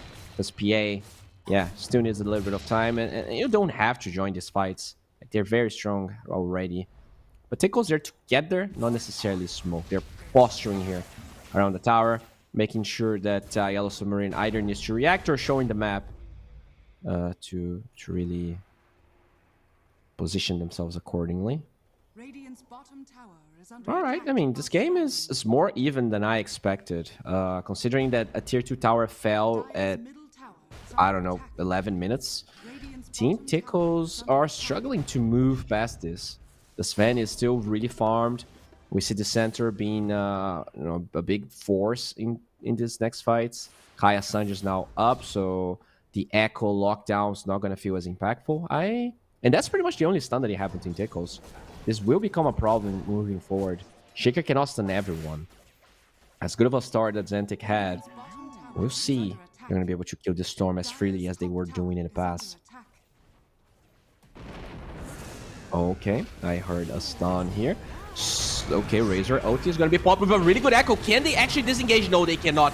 Oh, they might be able to. As the Sven shows up, they're going to trade the center for a Shaker. And boom, he is not going to be able to extend the damage. Those right clicks off Satanic. They're going to trade 3 for 2. This is not a bad trade, actually. They lose 2 cores on the side of Tickles. 2 supports and 1 core. Yeah, I mean, that's pretty much an even trade. Even slightly to the favor of Yellow Submarine. Yeah, just forcing their hand slightly. Sure, Team Tickles, they have the slight win probability edge. But, you know, I think this is quite negligible. At the end of the day, you have the favorites against... Okay, as I say that, there's a double damage. So maybe I should hold back a little bit on what I'm saying. Yeah, that's... Oh, that's the dream. Name a more iconic duo. I dare you. That's just... That is just beautiful. Ice Frog's biggest creations. The double damage rune and Phantom Assassin in dispatch. Alright. We are back. Are they going to Roche? Are they going to... Oh yeah, it's instant TP bottom. Free Roshan for Mr. Shad. I don't think there's going to be any way for them to stop it. There's no knowledge that... how would you expect this to happen? You don't. You just do not. And he even got the best neutral item here for Shad. That little orb, that little red thingy. Yep. That's so good for PA. Oh, the Dyers can. They are kind of aware of this, actually. But I don't think they have the numbers. They don't have the position advantage. And that Roshan will be given away in exchange of a Tormentor. But it's not really an exchange. Like, it's their Tormentors at the end of the day. There you go. It is the... Okay, the Storm that gets it. Interesting. Do they have both shards on the Phoenix and the Willow? So yeah, they have... Okay, they do. Alright. So only the Sven shard... by the way, I really hope Satanic buys the Sven shard as fast as he can, because it's really important this game against the PA that's disfarmed. And we'll get Deso that has that freaking... How's it even called? The Orb of Destruction. You really need as much armor as it can get. But yeah. Blink Dagger now up here for Satanic. Going for the Silver Edge next. That's what you really need to deal with the PA.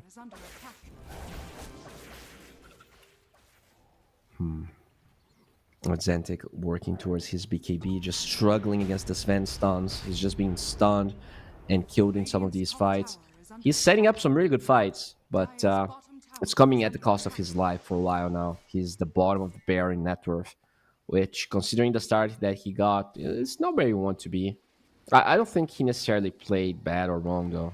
It's just that every time he went in, Yellow Submarine, they were ready. They were more than ready. In fact, they are farming quite aggressively position here, as Ducalas... Ooh, that's such a long TP also. Oh my god, Satanic. That was really greedy as they find the Shaker. No BKB available. Sven is here and Zentik, he's gonna feed again. And they didn't even use any of their ultis on the side of Yellow Submarine. Oh boy. Gotcha. Oh boy. Yeah, I mean, I guess they used the battle, but you know, she has to. She has to. The real ulti is the other one. Oh, another fight is brewing here. No Shaker for 24. They will get a good Vortex on Armin, but here's the thing, boys. Sunray doing as much damage as possible. Shad still alive. Can they take the egg? They will. But at the same time, Shad will use his BKB to find the backlines. The Willow is going to be the first one. Everyone on the side of Yellow Submarine is very low. And, okay, Satanic is trying to stand his ground. Will pop his BKB. The Warcry is there. Do they have damage? Oh my god, one cliff was there. And the second one finds the Enchantress. Now they have to get the hell out. There's no MKB. No way for them to hit the PA. But still, Yellow Submarine playing really well. Just getting pickoffs here and there. And they got smashed at the beginning. Like, the rotations of Atlantic were pitch perfect. And even against all odds, against all of that, they are putting up a fight that I did not expect against one of the best teams of this tournament. Now I can rewatch this. They start knowing that the Shaker is dead. So, very bold here of Team Tickles to take this fight. But, you know, at the end of the day, it's a farm PA with BKB. They take the egg. They take Porue. And yeah, look at Satanic. Yeah, I cannot hit this Enchantress. I cannot hit this PA. Who the hell am I supposed to hit? I'm gonna hit this Warlock. And at least he's quite tanky here. Dispels the slow of the dagger. And they are able to... Yeah, eventually he hits one hit. And, you know, that's enough to kill the PA. The thing is, you need to hit one.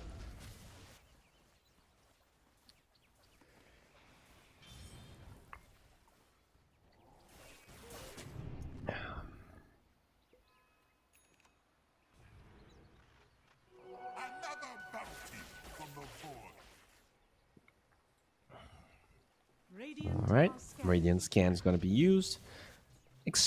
Predicting a rotation, and they are pretty much right. It's just slightly, oh my god, they were pretty much in the scan, but not really. They were very close.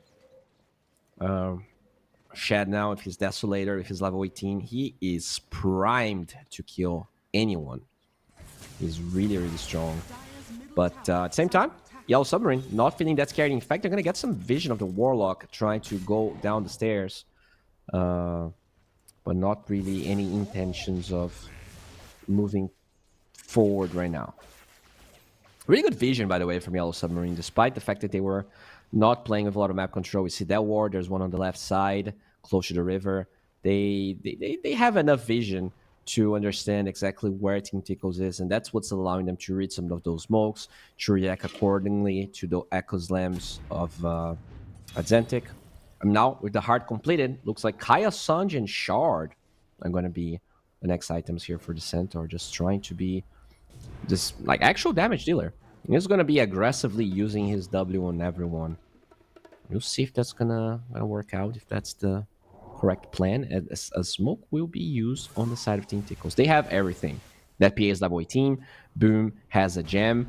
They have the Sanjin Yasha on the Razor as well. He is super hard to deal with. Alright. They're gonna drop some gem actives in the cliffs. The scan of the Radiant doesn't clip anyone, but they're about to find the... Okay. Oh no! Oh no, he's stunning himself. He is so low, and with the golem, they're gonna get that kill. That is so unfortunate. Okay, the Willow ulti buys some time. They might get room, but that's a very small price to pay, and they don't get it even that. Eventually, Team Tickles, they get a really good smoke. That's a nighttime smoke with no vision going through a cliff, but they got everything that they needed. Oh, that is so unfortunate.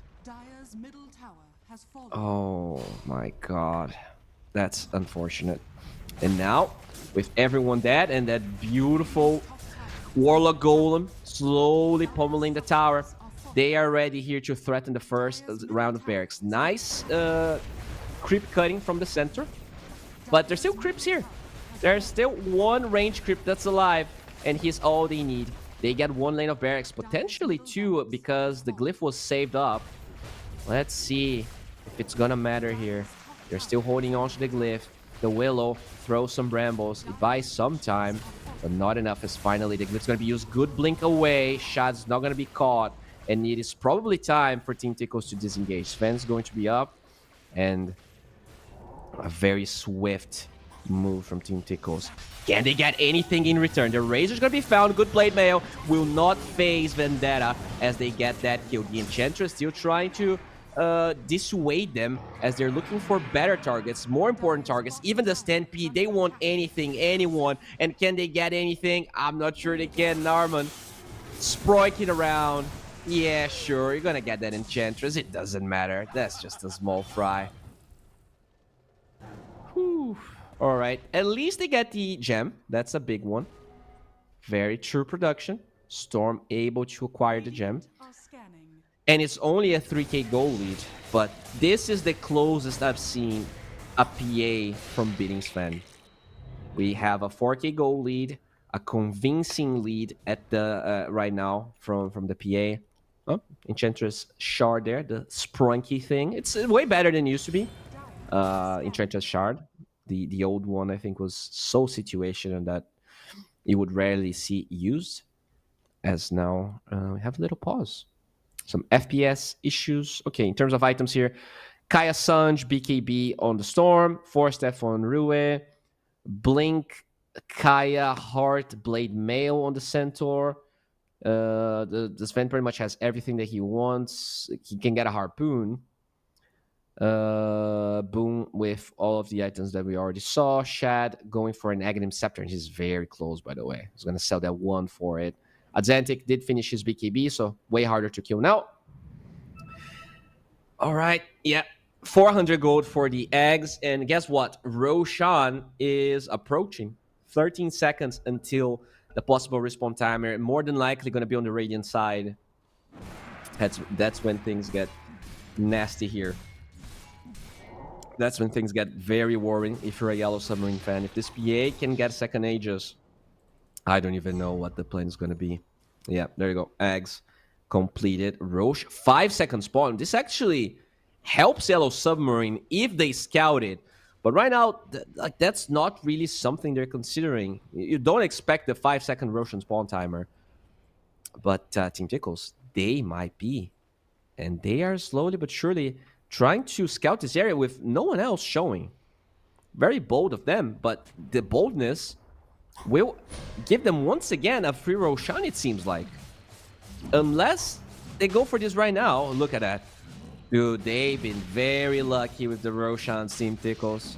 They are being very, very lucky. First the double damage, then a 2 second spawn timer on the enemy side. But it's just, you don't expect the enemy to be ready. In fact, they are probably going to smoke towards the Radiant side right now.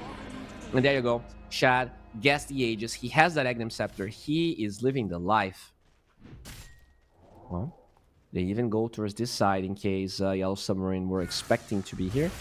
But no, they're in the mid lane. Team Tickles, they're not going to find anything just yet, as looks like this fan is just going for either a Shard or a Satanic. I really want to see the Shard, by the way. Oh, but he bite. Okay, I mean, his name is Satanic, so it makes sense.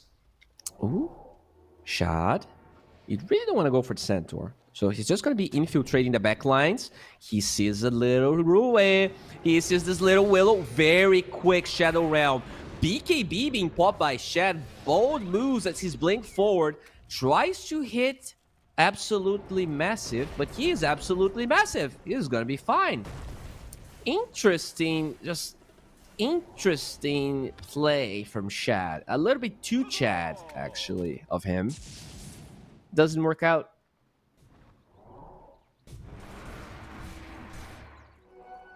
Did not work out. Shouldn't matter, though. They can just wait their BKBs. They still hold the Aegis, hold the cheese. But, you know, that was an 8 second BKB. That is now 7 second.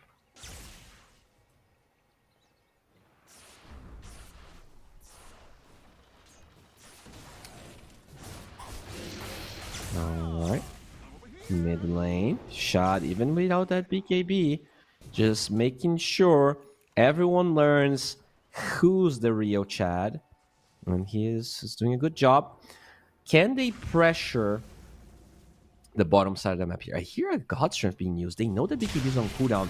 They might be willing to fight. The damage is not enough, but eventually it is. Oh, never mind. He got a crit.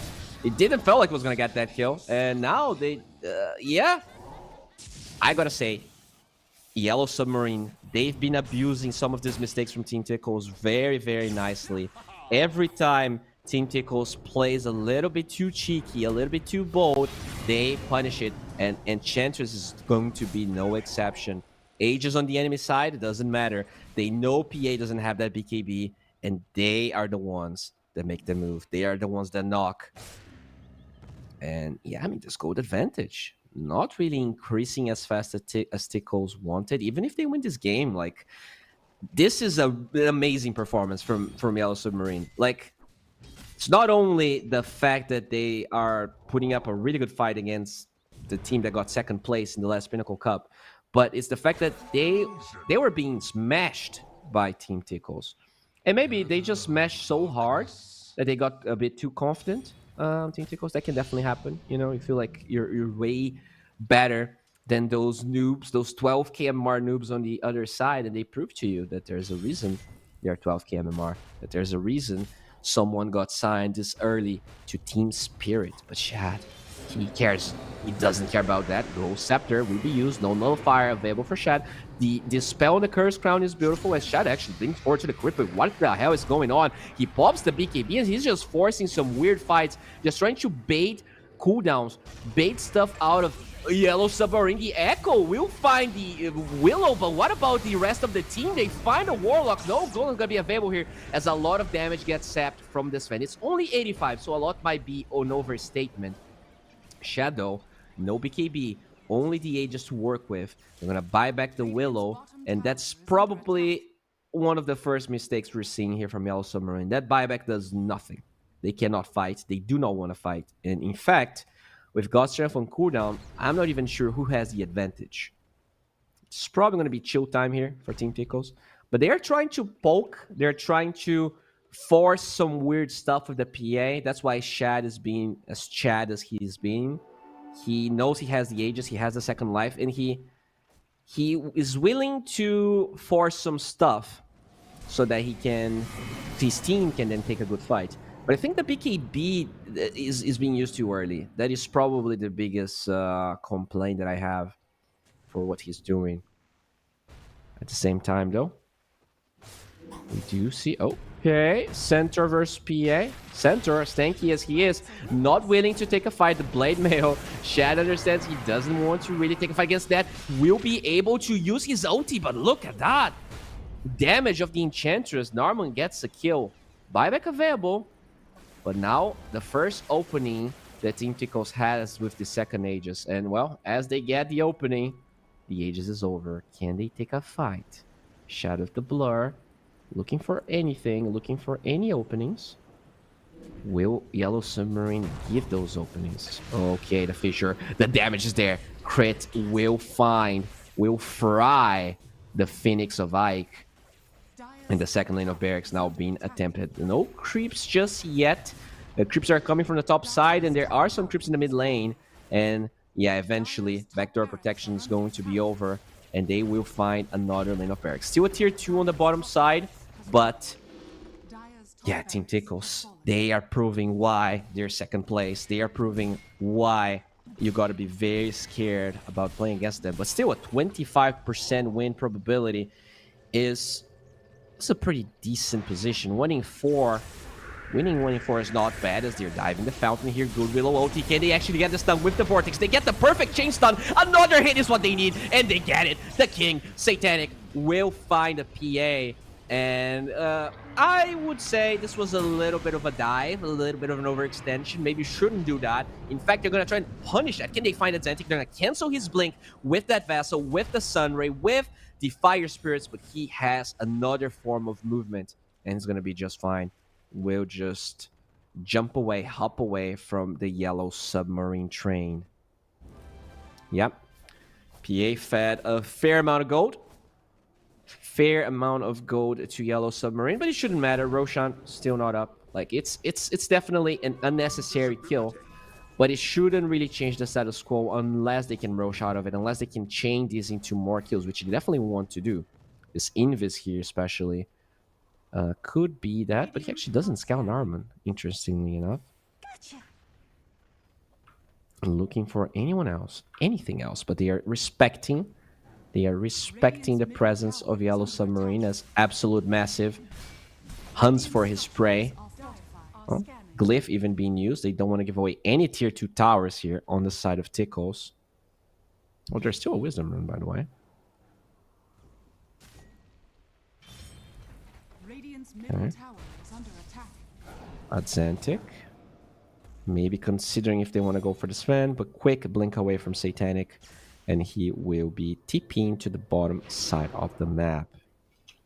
Shad gets a Wisdom Rune, even closer to that 25, which is when this hero really truly shines. And the Sven level 26, so Satanic having a really good time here. 5,000 gold ahead of the PA when you have 2 lanes of barracks down. This is a really good showing from Satanic. Can they actually do it? Can they come back from this? It's only a 1k goal lead with 2 lanes of barracks down. This is still anyone's games. And the Roche respawn timer still going to be on the dire side. This is really what Yellow Submarine need to do a better job of. They have to contest this Roshan. They cannot give it away for free. Honestly, if they were able to contest either one, oh lord, double damage. Didn't really get scouted. This Sven was, oh, he was so close. He was right beside it. Looks like both sides are not going to have access to that double damage. That could have been the change. That could have been the difference maker. Still, they are at least contesting Roshan, so I'm happy about it. Dire Scan will clip one of the targets. Absolute Massive actually aware of the Enchantress, but not going for it as the Stampede is going to be used. They will find the Warlock. That's a big point. And they're going to get another one. Boom is not going to survive. And look at the King. Satanic just cleaving through everyone. Eventually, Atlantic will survive, hopping away, but the Egg will zone entirety of Tickles. They will buy back the Warlock, but a Razor has none available. Triple kill for Satanic, and Yellow Submarine wanting to prove a point, wanting to showcase the world that Dota is not dead with the young. In fact, is pretty much thriving as a TP back to the fountain. 7 seconds away from the spawn timer. Ooh, that is unfortunate. I mean, I guess the God's Strength was pretty much wearing out, but it's going to be up now. It is going to be up now. It gets scouted by the Phoenix, and it's going to be on the Radiant side. Oh, man. Unfortunate. Oh, even look at the wards there. They're trying to maybe find people disengaging from the Roche. They're not going to find those. And in fact, this Roche might take enough time so that it goes to Radiant side, but honestly, it doesn't matter. Oh, okay. So the Phoenix actually dragging the Roche outside of the pit so that they don't know that it's up. Well, they will know that it's up. 10 seconds, is it enough? It seems like it is. And even if it's not, you can just block the Roche. You can just bug it up. And look at that Yellow Submarine, man. You cannot catch a break. Look at that Roshan. You cannot escape. You will be stuck. You will be enslaved. Oh, look at the poor guy. This is just, yeah, PETA's not going to be happy. This is for sure a crime. Somewhere else, this is illegal. And Team Tickles, these Vandals are able to get that Aegis when Yellow Submarine... Dude, they were so close again. Like, they don't get that double damage. They were like 5 seconds off the Roshan respawn timer. And still this game seems even, despite all of those little sprinkles of luck the Team Tickles got the entire time. With the first Roshan and the double damage. The really quick respawn timer the second time. And now... yeah, unfortunate indeed. As Vendetta has the eggs as well as a gem, and that eggs could be the difference maker in some of these fights if they can clump everyone together for the Sven to hit. He doesn't even need the MKB. If he's hitting somewhere else through the PA, that's even better. He's gonna land every single attack. We'll see if we're gonna be able to create those situations, create their luck. As honestly, luck has not been on Yellow Submarine side this game. It's really not. Octarine is going to be the next item for the Centaur. Already has the double edge shard. And he is going to be doing a lot of damage. Already has some cooldown reduction from his neutrals as well.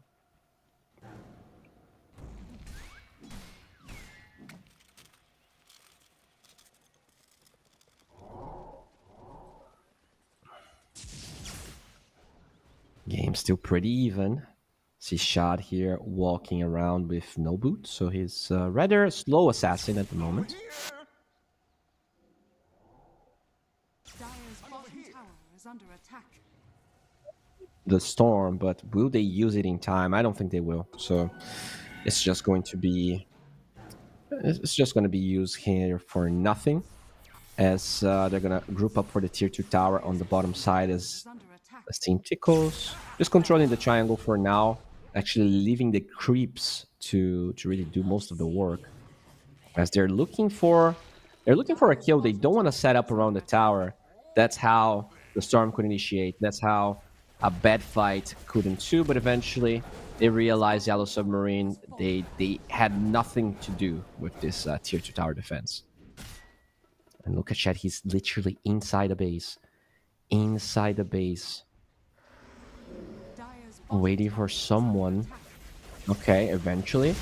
Gonna break. Alright, good engage. Launch boom. Can he actually burst him down? Look at the damage though. The PA is just shredding through Satanic, but the Satanic will be activated. The item saves the owner. They are one within each other. And now, poor Satanic, the second life is something he doesn't have. Well, through the buyback he does, but what about the refresher? He's looking for a stun. He's looking for anything, but he's damaged. He's crippled. Still enough to find a Razor. Do they have more? Buyback on the Razor. I think he has travels actually going through the outpost at the moment. Really good Vortex. Really good Vortex. They find Chad the second time. Double kill for the Storm. And they only committed 2 buybacks on the side of Yellow Submarine. Razor a little bit too late. He's not going to be helping here. And I don't know how Yellow Submarine is doing it, but they are, well, it's through Satanic. He's such a big part of their damage. He's always fighting the PA. He's having an awesome performance, I gotta say. Still a 33% chance of winning, despite 3 Ages being on the Radiant side, despite Tickles being the favorites by a big margin. Besides that, PA having a free game. Yeah, that's just the end of the fight. He bought back, still got the Razor kill. The buyback is forced, so that's even a bigger gold swing. And look at the Vortex right here.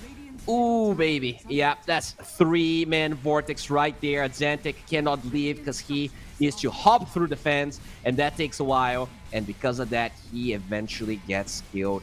And now it's time for Yellow Submarine to get some revenge, get a little bit of gold back in their pockets. And the God Strength is available. Glyph, second Glyph is going to be used right here. Can Team Tickles defend their base? Still tier 2 towers up in both the side lanes. This is at best 1 lane of barracks. They're going to try and force tier 4s here. The balls in this man are humongous, but he has to respect the Glyph. Only 10 seconds. You were not that strong, Satanic. Get the barracks and get out. No stunts here. Oh, there's a Vice though. They're gonna be forced out. Okay.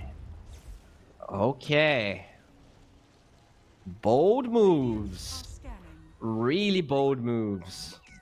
I guess they wanted more, but they're gonna have to be satisfied with this. They do not get anything past the second Glyph.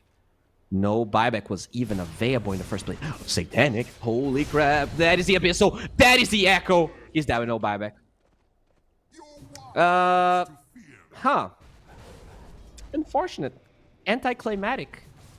Well, from a 3k goal lead, we're now to a 36k goal lead, because that's how much he's worth.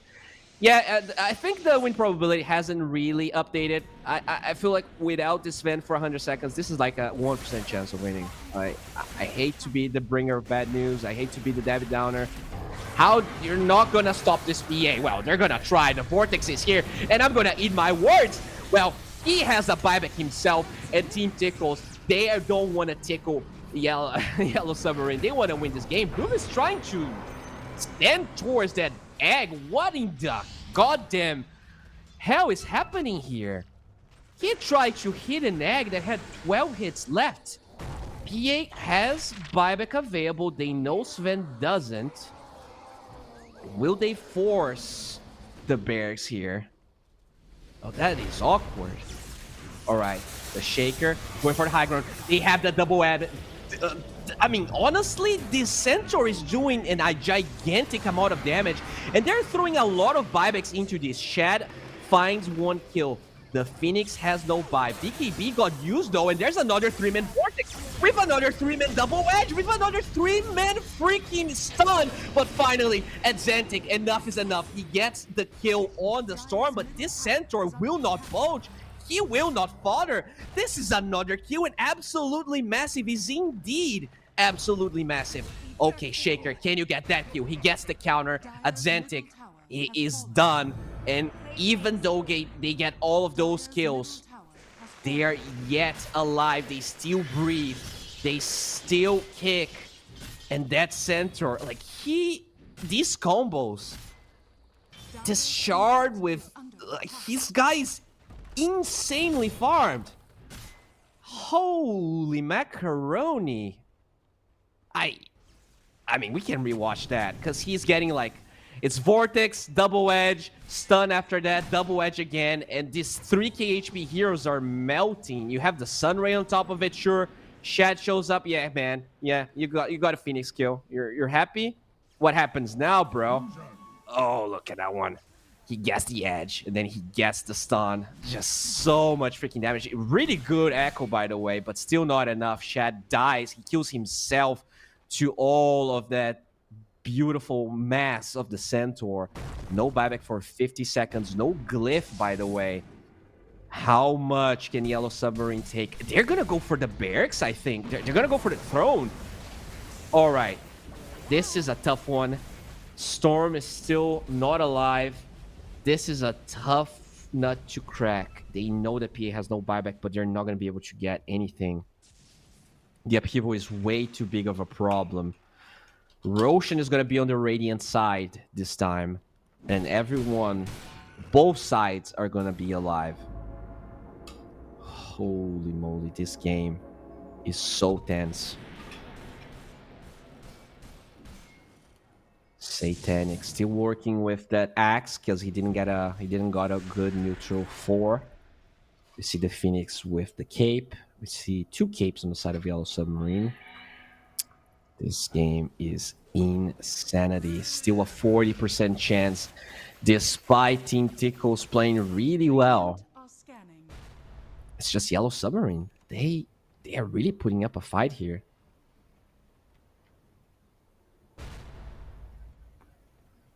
Really showcasing not only amazing gameplay, but showcasing why this guy got you 12k in the first place. Dude, again, they're gonna get his Roshan. Okay, no, they're already going through.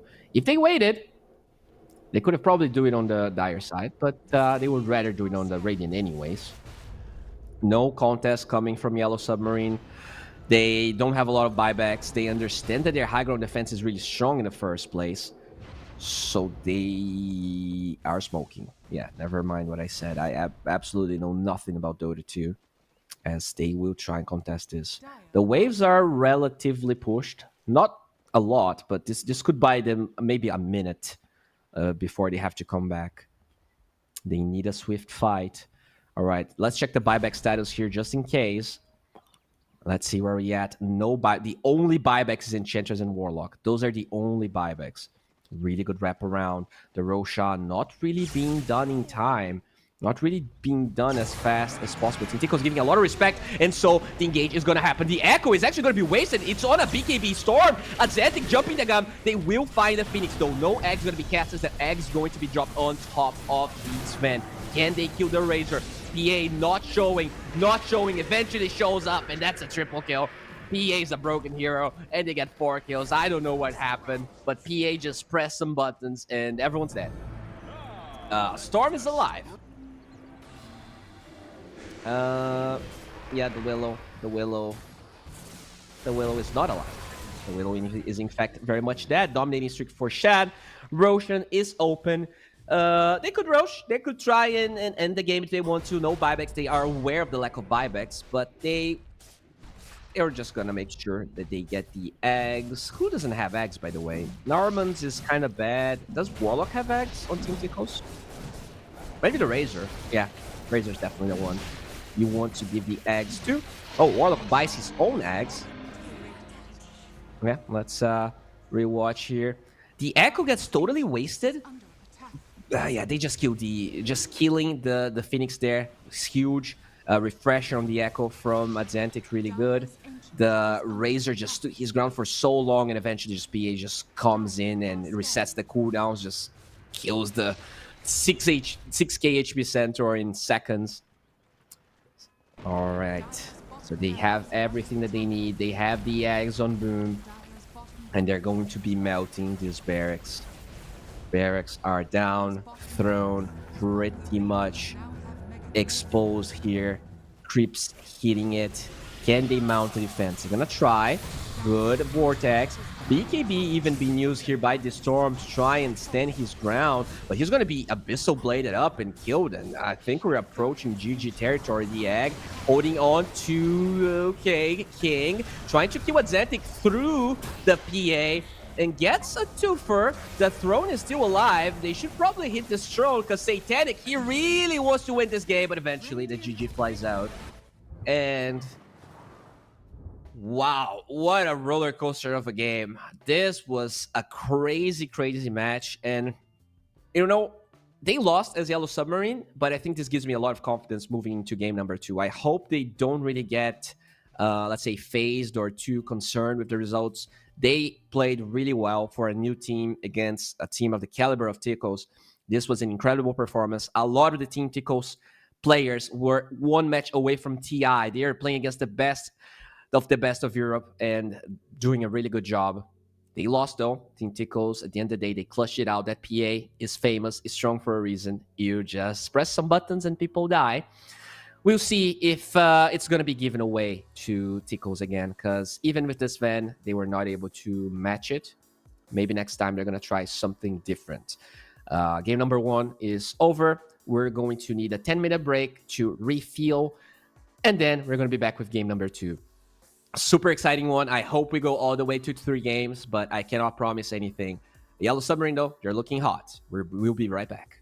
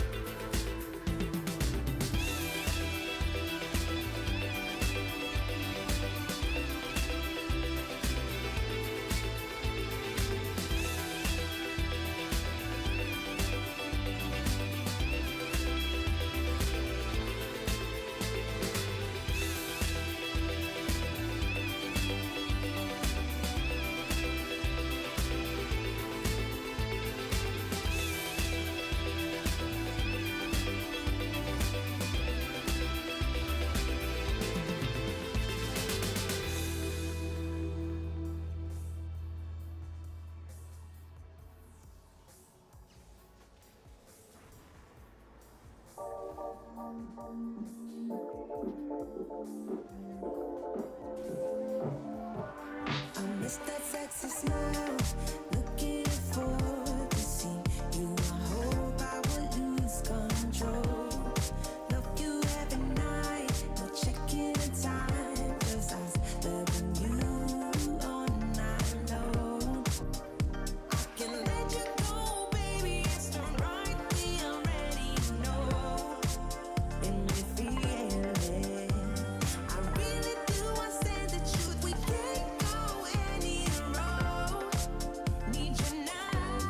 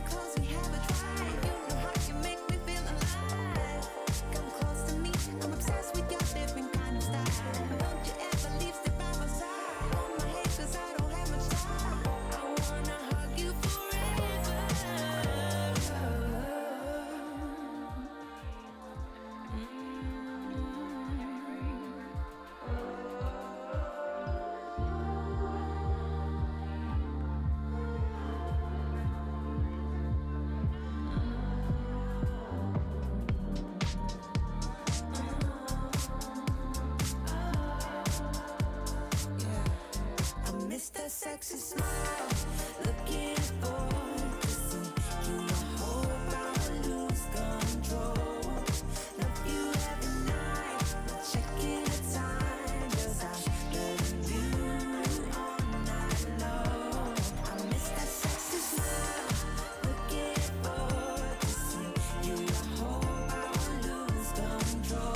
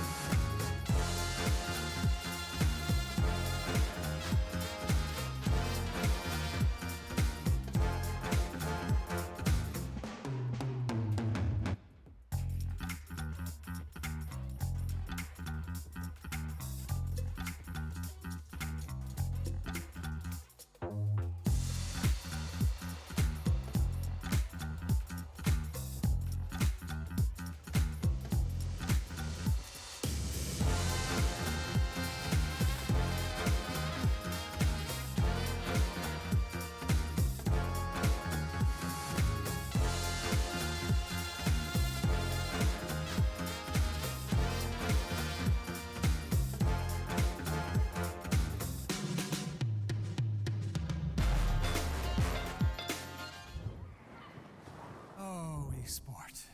You and I have come a long way. It was such humble beginnings. As we gathered in small groups, we were professionals right from the start. Passionate, organized, and ready to rumble.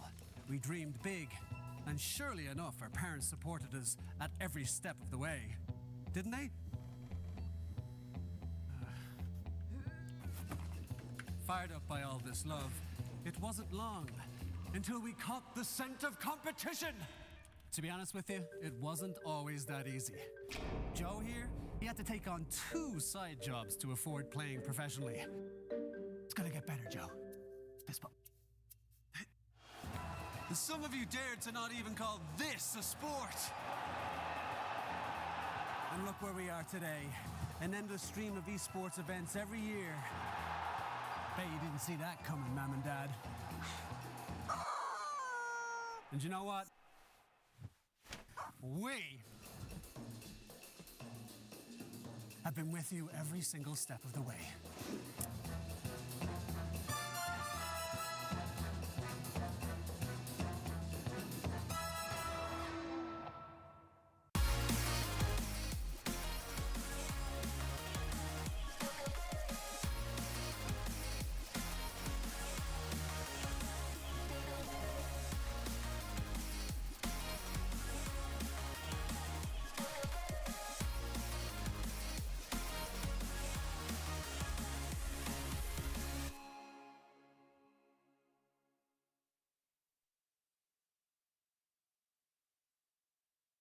Dream of working with people you watch on screen.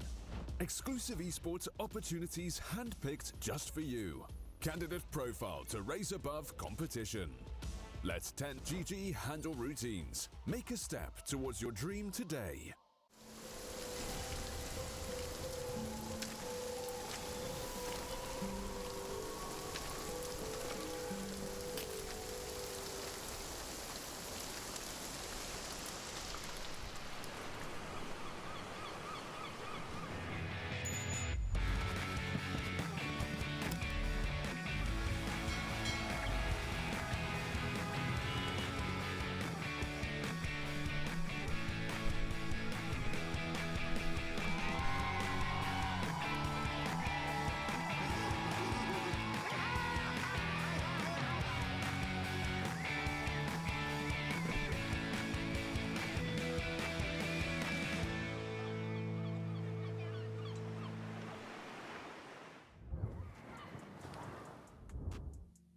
Hello, we are back with Pinnacle Cup 4, and I'm gonna say, first game of number 2 series was insane. Yellow Submarine, they give Team Tickles a run for their money that I don't think that any other team in this tournament really has.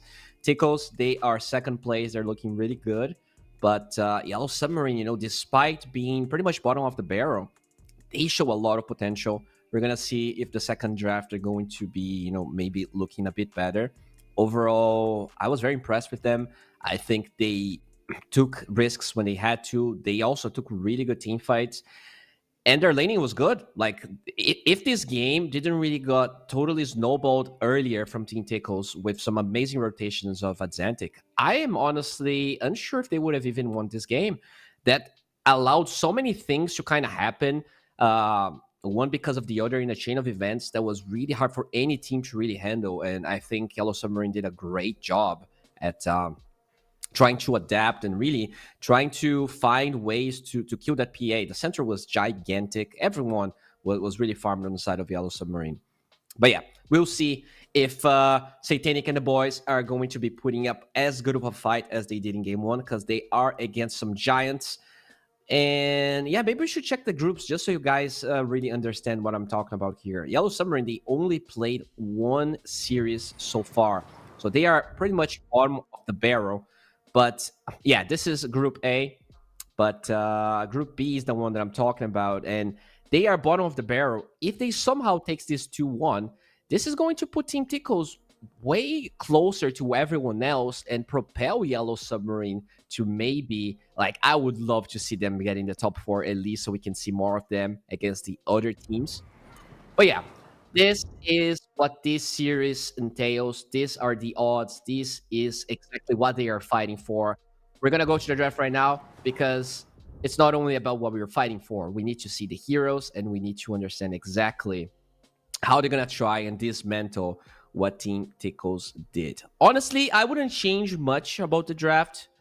In general, they just forced this van, and it looked good. I think Satanic had a really good performance on this van. If they want to do that again, I'm fine with that. For Tickles, I guess I probably wouldn't give away the Centaur. Maybe it's obviously not a first phase ban, but later down the line, you probably need to ban that hero. I saw a lot of promise with that center and the way it comboed with the storm. Maybe even if you get like a Coddle and you can reduce the cooldown of Double Edge, I wonder like how much damage the hero can really output. Well, anyways, the Leica actually gets banned way earlier here. Team Tickle is not willing to play against that, and for a good reason. That hero is nasty. When you have a spammer, when you have someone that's really good at that, you just need to fully address it, respect it. And I think there were a couple of times where Team Tickles, let's say, didn't really respect Yellow Submarine as much as they should have, and they got proved why they should be respecting them. And I think this series is going to be even harder for Yellow Submarine. I don't think Team Tickles is going to give them an inch.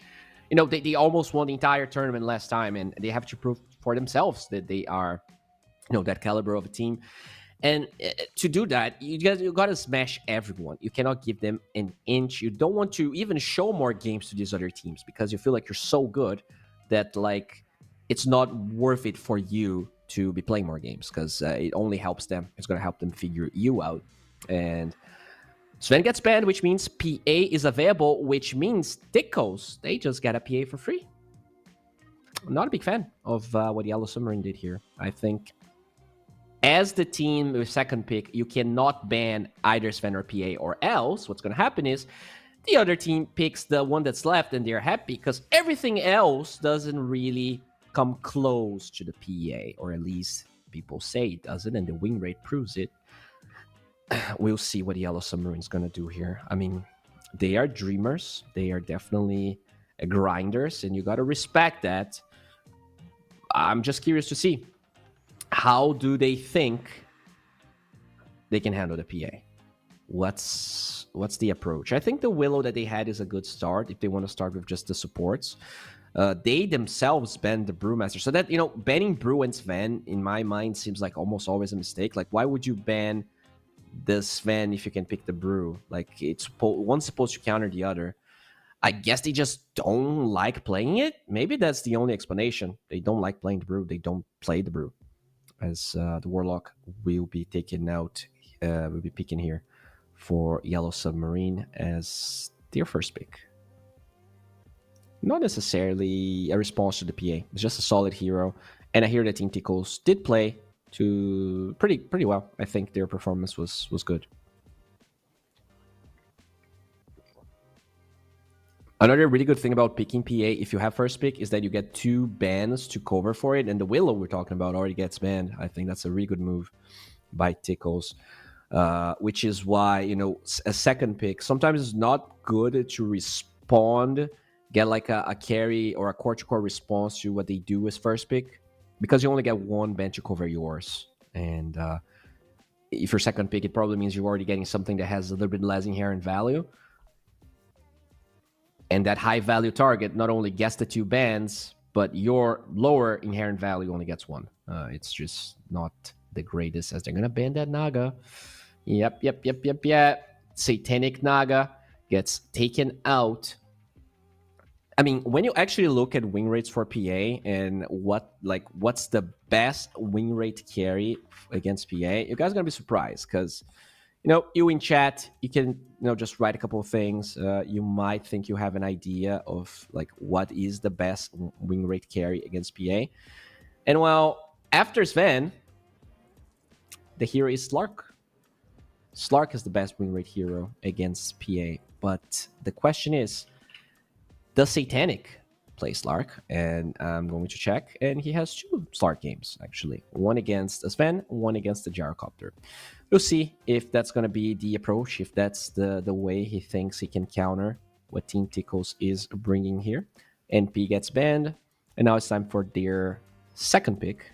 It is going to be an Invoker. All right. So they're going to try and enable a core with that Alacrity.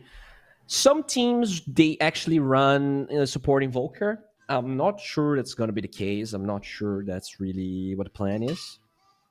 But maybe if they go TA, maybe if they get a hard lane counter. I've seen multiple teams, including Team Secret, including Gaming Gladiators, including all of the big boys. So yeah, I'm not talking out of my ass here. I've seen that a lot. Is it good? I'm not sure, but I've seen it being done.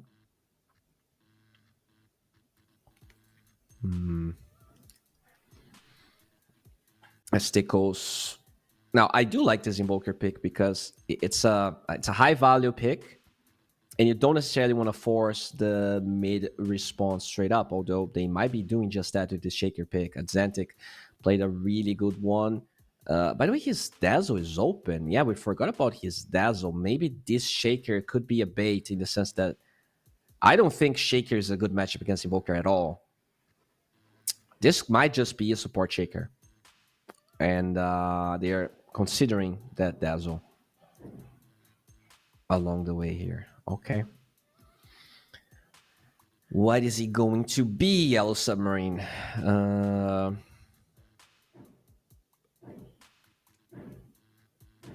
They need another support. And when we think of the good supports that are left, Grimstroke's still available. And I guess it's only the Grimstroke, right? And P, Treant, Willow, all taken out with the Venge and the Shaker being picked up. Maybe there's another one that I'm forgetting about, but generally speaking, I like Grimstroke. I think if you pick Grimstroke with a gap closer against the PA, it's always going to feel pretty good. Maybe Magnus, maybe a Doom, maybe Slaughter is pretty bad against PA, but yeah, there's definitely a couple options you can go for here. A Tide Hunter is not bad. I'm gonna go for a Skyref Mage. So maybe you want something. Oh, Kunkka, and I like this. Well, they cannot flex the Kunkka pretty much because Invoker is now 100% a core since they did pick the Skyref Mage on top of it.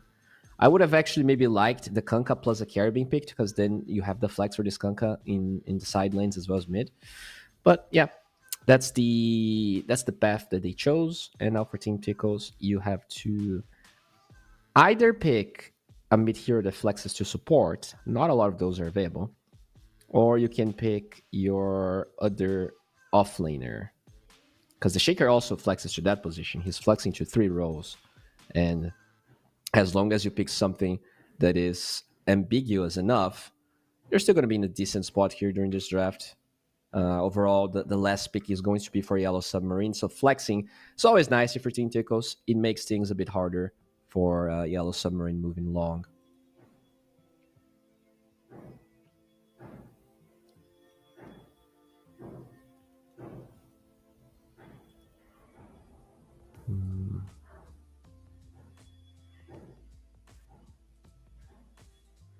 All right. Definitely taking their time here. Pretty much all of their reserve time being considered. Yeah, this is a hard pick, because I don't even know what this Shaker... Okay, they just get Air Spirit. So this is confirmed to be a mid-air Spirit. And now they're flexing the Shaker only to 4 and off lane. So Team Tickles, they need either an offlaner or a support, whereas Yellow Submarine, they 100% need a core. And I guess this TA ban kind of leads me to believe that either Shaker or another melee offlaner is going to be picked up. Now for Yellow Submarine, what are you banning? Like, what are you scared of? Kind of a... They have a lot of stuns. And they don't have that much damage before PA joins the fights. Okay, so I like this Oracle. Something that can protect against the Kanka. Something that can offer a lot of damage, actually, in this first engagements. They did pick Enchantress for Tickles. I wonder if that's something that maybe you would ban just because it's comfort, or if there's something else that they think is worth the ban. We talked about Grimstroke. Looking at Team Tickle's draft, it doesn't look that good of a Grimstroke game. Okay, so they ban an offlaner as well. They're just banning heroes they think are good. Okay. Just taking away that Visage away. Tickles Slark's in the pool. I think Slark's a good pick here for Yellow Submarine. But if they really want to target, let's say, the heroes that Satanic is playing a bit more, he played a fair amount of Terrorblade. He played a fair amount of Void. Both are still available. I think Terrorblade... Void is not bad here. You have Invoker, you have Scarif Mage, you have Kanka. There's a lot of synergy for the Void, but Terrorblade is probably the better matchup against PA. They do ban the Slark, which I think is the best matchup for PA. And now, Terrorblade or Void are available. Tickles, they... Oh, interesting. The Omni Knights, not a hero we see a lot. Not a hero we see a lot. I wonder what's going to be the path here. Do you go for some Ursa? Because it's potentially a double melee lane with Omni and Shaker. If you just go Ursa Warlock, this could be a really strong lane. Either Ursa or Monkey King. But then you don't get the best matchup against PA. It's a tough choice, right? Because if you go Void here, or Terrorblade for that matter, Omni Knight's just gonna own you. Not that the Ursa doesn't get owned though, because... Okay, they go Bloodseeker. All right. Strong laner. Same logic that the Ursa would bring, but at the same time, it's a hero that actually has way different, let's say, types of damage. I'm gonna say that I like it. I think this Invoker can enable the Bloodseeker quite a lot. They have decent lockdown for the Skyref to do damage. Well, I'm not sure where I can rate, like whether I can accordingly rate this Omni Knight. I've seen it look really good. I've seen it look terrible. We'll see here. Team Tickle's experimenting a little bit. Let's see if it's going to be enough. I think that's probably the biggest weakness that they have. This Shaker plus Omni Knight lane doesn't strike me as very strong. and it could be abused. Double melee against Warlock Upheaval. At least they have the Fissure. That's probably why they're even playing Shaker 4 in the first place. You just want to have a way to cancel the Upheaval. But even still, that Bloodseeker is annoying as all hell and should dominate the lane regardless of you being able to cancel the Upheaval or not. That said, they have the PA. They don't really have the Sven against it. And even against the Sven, the Team Tickles, they were able to break the curse. They were able to take one of the first PA victories against Sven here in this tournament. Yeah, time will tell whether it's whether Yellow Submarine is going to be able to win this one. I do like their draft a bit more than I did in game number 1. But the carry to carry matchup is really a question mark for me. Can Satanic deliver the same type of Dota he played in game 1 with a hero that doesn't farm as much, that doesn't have the same oomph to it? Well, it's going to be a question that will be answered by game number 2, and we're going to be jumping right into it because it is level, it is up, and yeah, Satanic playing the Bloodseeker. Now, that is not a hero I've seen him play this week, in fact. He has Drow and Venge and Ember and all sorts of heroes. No Bloodseeker matches. We'll see if if it's gonna look as good. I'm actually gonna do it to player. Let's see how many games he has.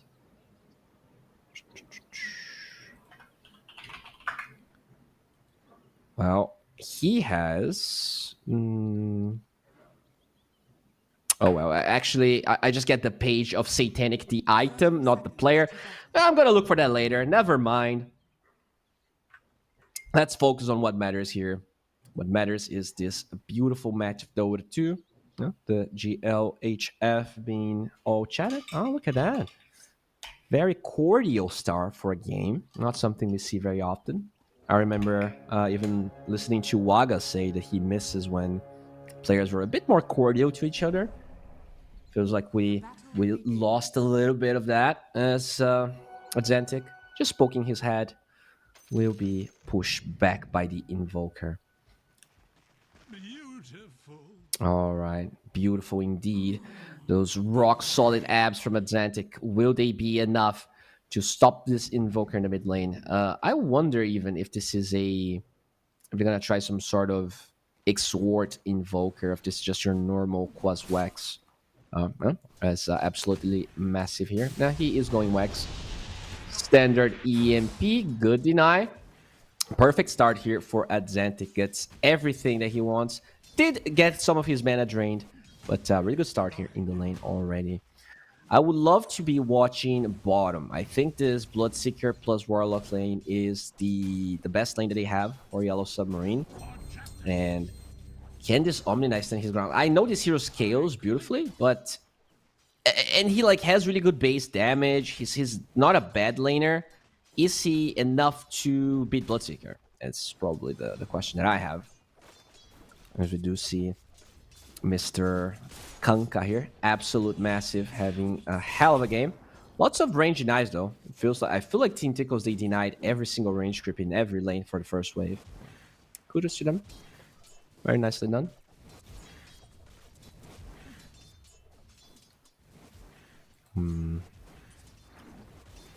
Invoker just going for some bracers here. Does have the level 2, so the Tornado should secure the range creeps no problem. And even Chad just trading a lot as X level 2. Interesting. Not really what I'm used to here. But I guess he wants the early X so they can maybe TP to the fountain, get some items. Maybe they're going to try to use efficiency to their advantage. As a really good pull there from the Shaker.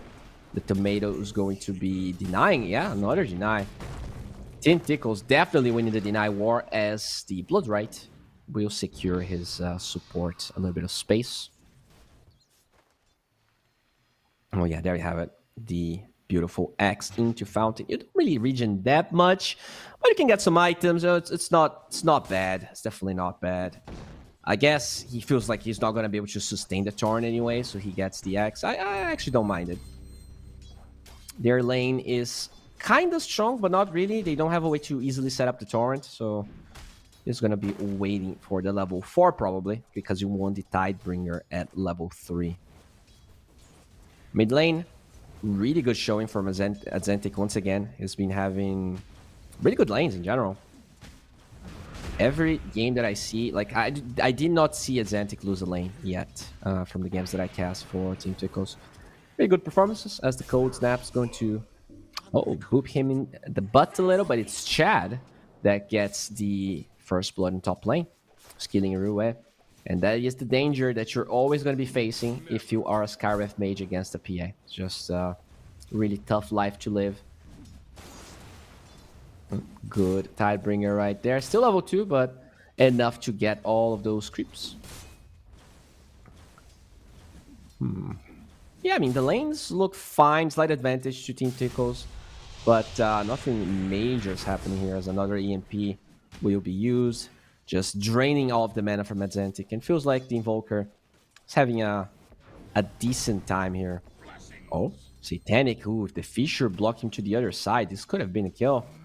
A lot of burst damage coming from that Fissure and the pure damage of that heal. Oh, nice denies right there.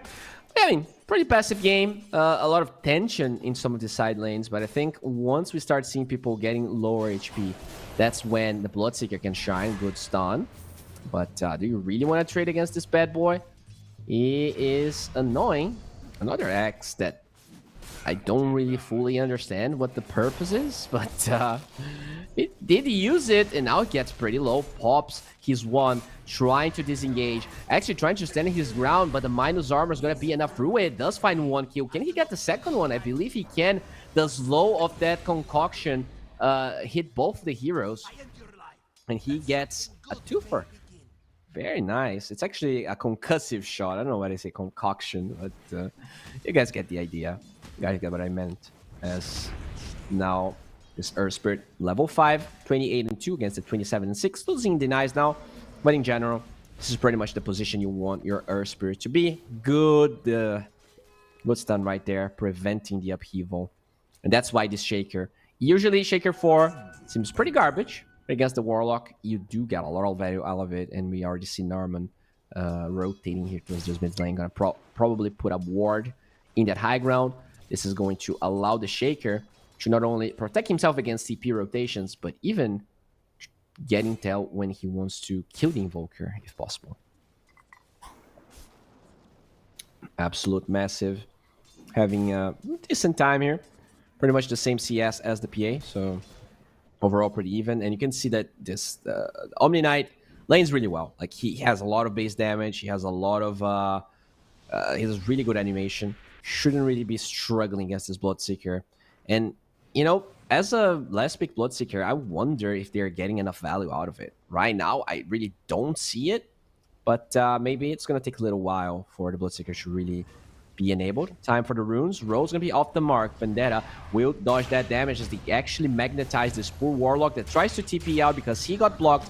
Will actually fall to the damage of the magnetize. At the same time, they get one kill. The silence stopping Azantic, and invisibility is gonna be picked up by Vendetta as he gets a good EMP tornado off. Not enough damage to kill anyone, but enough for them to disengage. It's a 1-for-1 with magnetize being used inside of Tickle. So overall, good trade for Yellow Submarine. They know that the spell is not going to be available for a while. Invoker, second in net worth. Nice refill of the bottle there from Ducalis. They're going to take some sentries out, but the Ward of the Radiant is on the right side. So no meaningful dewards, as now time for the Wisdom Runes and no steals here.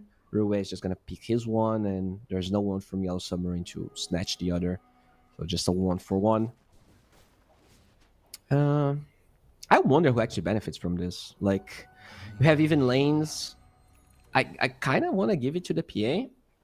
You have a PA with Omni Knight. How do you kill the PA? You're gonna have a PA with Repel, like infinite, literally infinite magic immunity. How is this Bloodseeker already kind of a, I don't want to say garbage hero, but definitely not the same level that PA is. by any means. Oh, Fisher is going to be used. Doesn't find this Bloodseeker as he's trying to regen the wave, and a lot of them is going to fly out from the Fatal Bonds. Just a little bit late, a bit early actually, with the upheaval. Absolute Massive will get his level 6 a little bit earlier than Chad, actually. Can they get a good kill with the Scarif Mage going top? They potentially could, as Ducalis will set up a really good roll with the Magic Missile Vendetta. Good Tornado, finds 2 with the Invis. Is it enough? The Fisher actually puts him on the wrong side, but it's still enough DOT damage for Ducalis to get that kill. And now Arcane Rune is going to be picked up.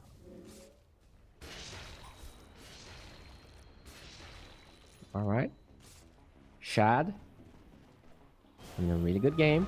Treads, Corrosion. They find this Kunkka. He's a tanky boy. We'll get the Axe off. And now the boat will be thrown. Do they have enough follow-up? Good upheaval with the Silence. I don't think Azantic is going to be getting out of here. He will. He's such a tanky boy. The slow actually permeates.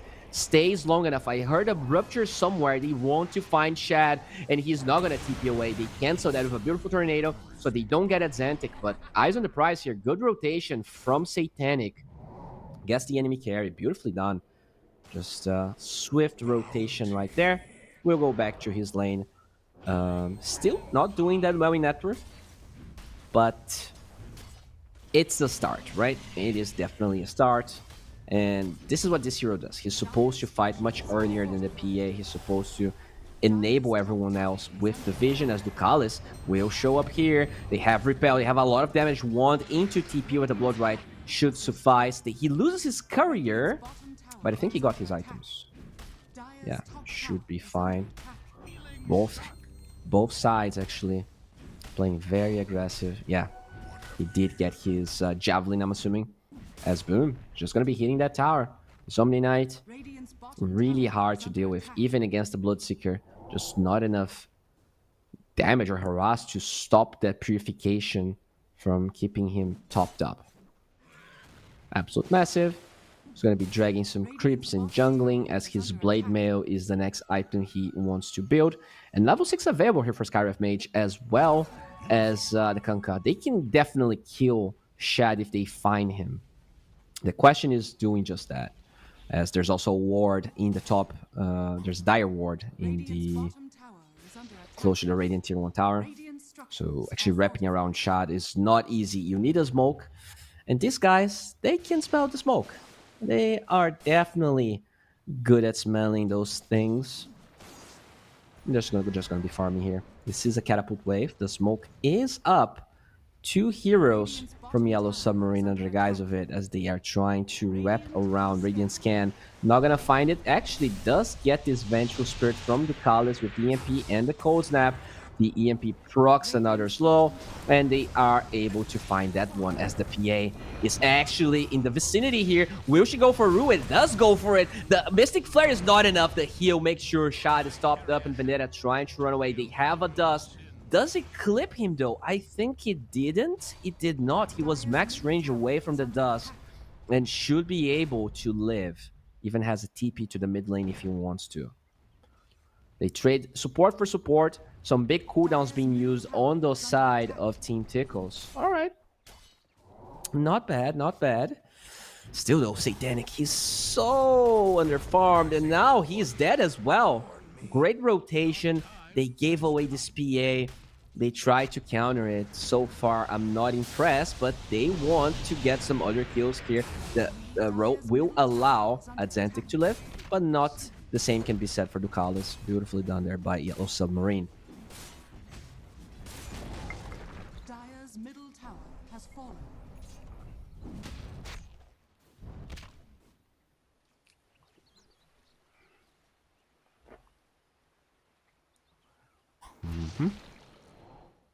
Absolute Massive.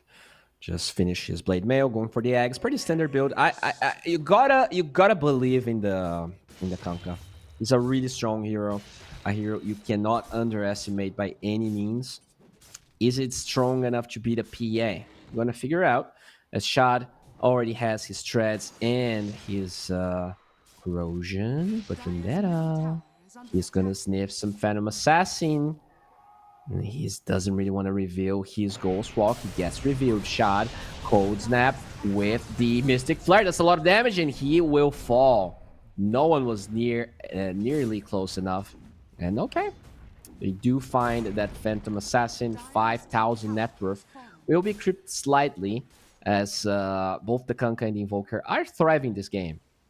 They're having a good performance. Radiant's middle tower This Bloodseeker, though, he needs a lot of time to recover. And the thing is, this hero cannot farm himself back into a game. You need to win fights. is under attack. And he was part of a couple of decent ones, but he needs way more. He needs way more. And the question is, can they trample this Omni Knight? Because I feel like he's gonna make all of these fights very hard. At least they have the Rupture against Repel, but even still, it's not gonna be easy. We actually went for Midas, so they are really making sure that, all right, if we don't lose the early game here, which we're doing a good job of not losing, we're just gonna get too big and they don't have the damage. And I think this read is correct. Like, Yellow Submarine, Kunkka doesn't scale for damage that much. Same thing can be said for the Invoker unless you build a little differently. You know, even this Scarif Mage damage can eventually kind of top off. We'll see. We'll see if Yellow Submarine here. They do have some pretty decent abilities, the Fatal Bonds, the Rupture.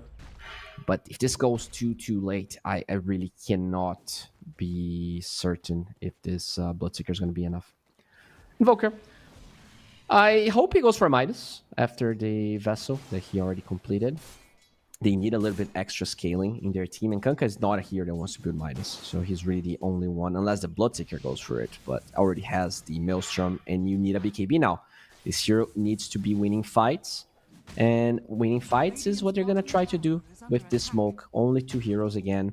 They are showing the Kunkka in the lane, which should make things a little bit more believable as they try to wrap around the PA and Shad. He's so close. The smoke breaks because the PA is there, so they know that she's there. But can they find her? The TP, they're going to get vision with the cold snap, with the gold. They're going to throw the entire kitchen sink on top of Shad. And that is another dead PA. Really good awareness from Yellow Submarine.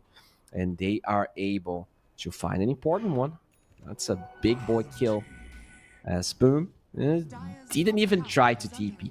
He's just farming. I'm going Midas, boys. We're 3 cares right here. And that's what I want. Our Spirit. No Vessel this time. He's actually going for the Blade Mail Heart build. Just want to be able to tank up.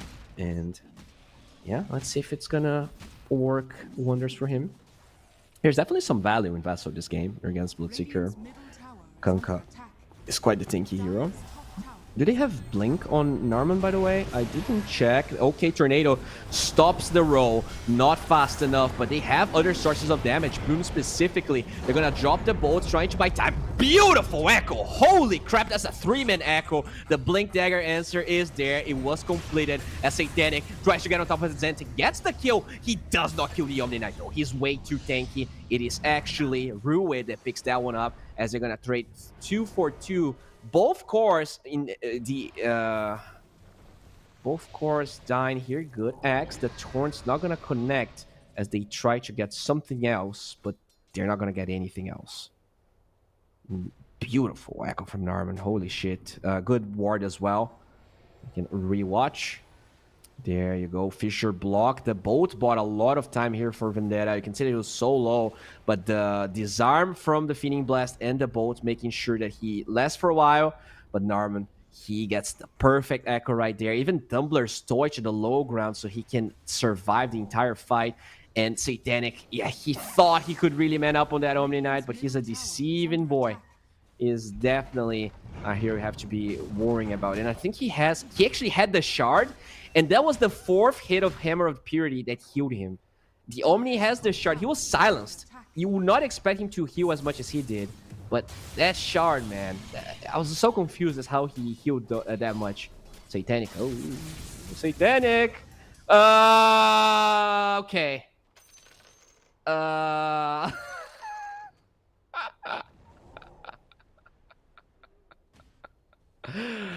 Okay. Yep. He's gonna sink just like the yellow submarine if he keeps feeding kills like that. Because Rue is very low.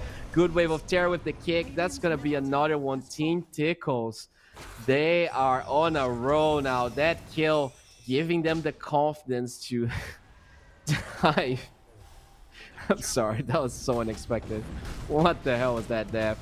As we do see Boom here stealing a couple of stacks. And Team Tickles getting full control over this game. Playing 5 versus 4, mind you. PA not really a part of any of these fights.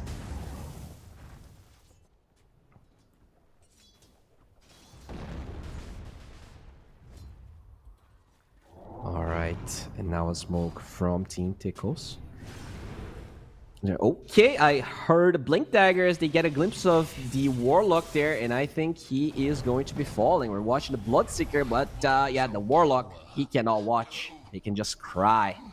Very swift movements, but you know, that's one smoke for a support. It might not matter as long as that's the only casualty, which seems to be the case. Everyone else under the guise of a tier 2 tower here. Rue, he actually gets rolled upon, but he is, yep, he is, they cannot find him eventually though. The dust is gonna be there in Rue. Those rolls, the poor bird cannot flap his little wings. Eventually he gets a kill in return for the Callis, but this freaking Earth Spirit is playing like a boss, diving tier 2s like it's no one's business, and yeah, just disengages. Not a lot of mana back on Atlantic. And we are now at 37% already for Yellow Submarine. Whew. This is the Invoker Midas, though, so at least he did buy a couple of... he bought some time, and now we'll be able to scale. The eggs on Absolute Massive is also a big deal. Unfortunately, for Satanic, he's yet to finish that BKB, and did struggle a little bit with some of the stacks that were made for him. Just not... as strong as he would like. He is tied with the Invoker, which is honestly the biggest problem. And, you know, I guess that also kind of ties back to Absolute Massive. You know, as big as he was in game number 1, he seems to be a very greedy offlaner. And when you tie that with, you know, sort of a greedy carry and a greedy mid-hero on the Invoker, you know, you cannot... There's no free lunch.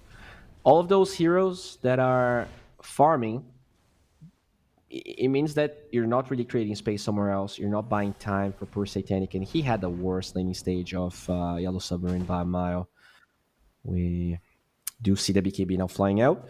Is that a timing they want to utilize? It seems like it is, because his BKB is just being delivered as everyone else is smoked. They don't really have a lot of vision besides Atlantic, though. The X is going to be used with the Torn connect to the EMP as well, but the Repel allows him to roll away. They bait the Golem, but they don't go for it. So Repel is now off cooldown. They have another X. Can they go again? They're going to try. Good roll away. Nothing happening so far. Fisher block with a good initiation. Nice Tornado, though. Buy some time for the Golem to be dropped in the boat to prevent the damage being done on Vendetta. No one dead just yet, as Atlantic is the first casualty. Boom, very low. Sunstrike off the mark, but they get 2 kills. Those are very important ones, as finally we can see Satanic hammer down, pummel down this Venge. 3-4-0, as Team Tickles posturing aggressively with only 4 heroes, and the numbers advantage was the difference maker here.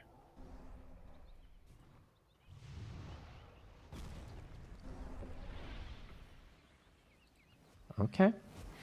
Do see Dire's middle tower is under attack. BKB being the next item for Vendetta. He is recovering, definitely surviving that fight, put him in on top of Atlantic. But both that Omni and that PA are looking so good. Omni died like a couple of times, but that Midas and the fact that he got a free lane just makes everything a nightmare here if you're a Yellow Submarine fan.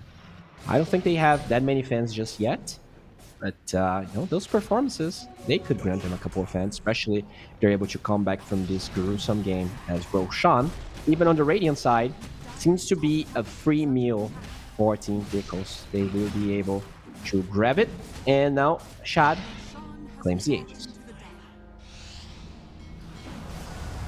Okay, they are here. Good silence of this Omni. Can he dispel it? No, he cannot. He's going to be easily handled by 2 of the heroes on the side of the Yellow Submarine. So yeah, despite the ages, good advantage on the side of Yellow Submarine, and this game is pretty even.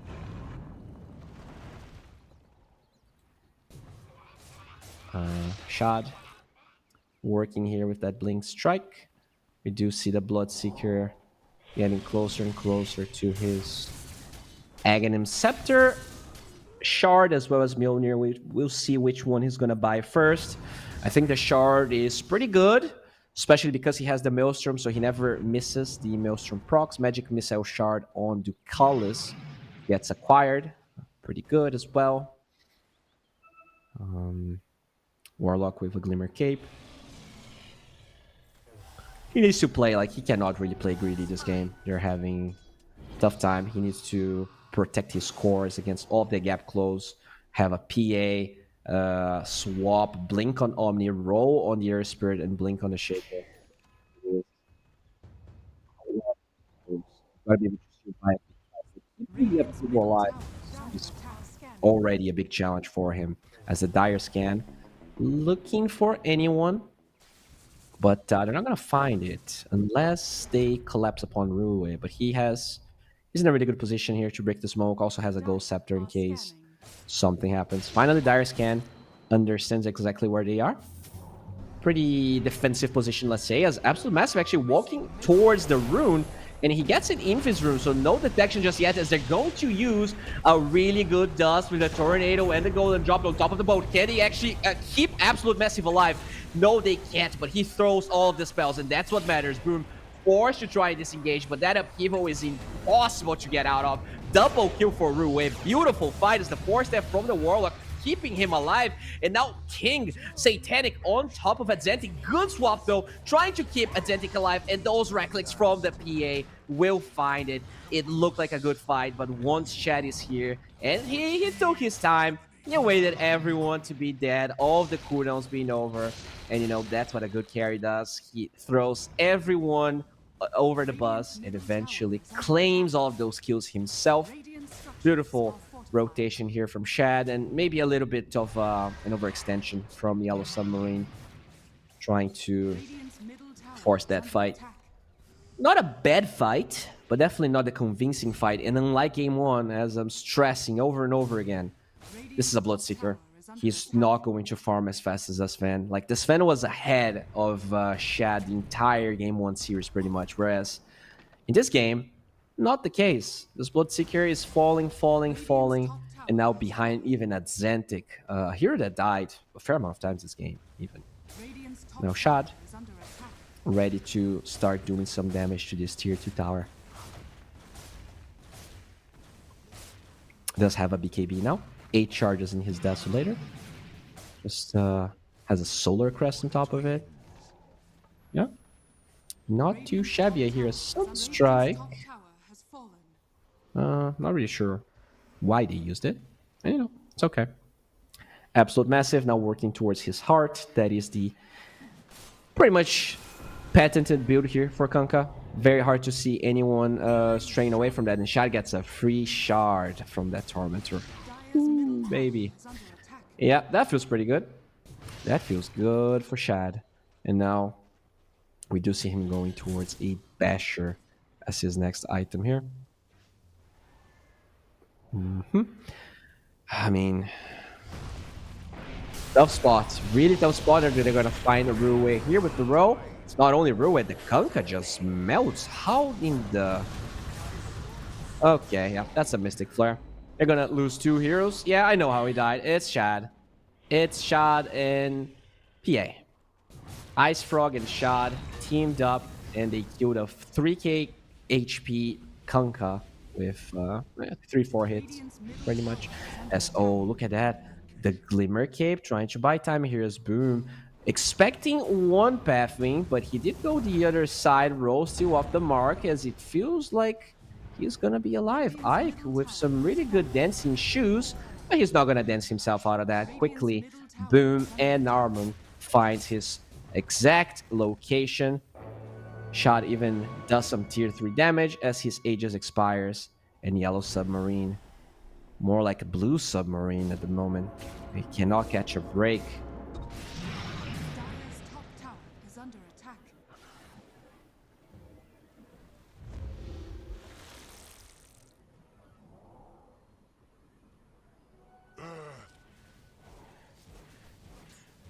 Okay.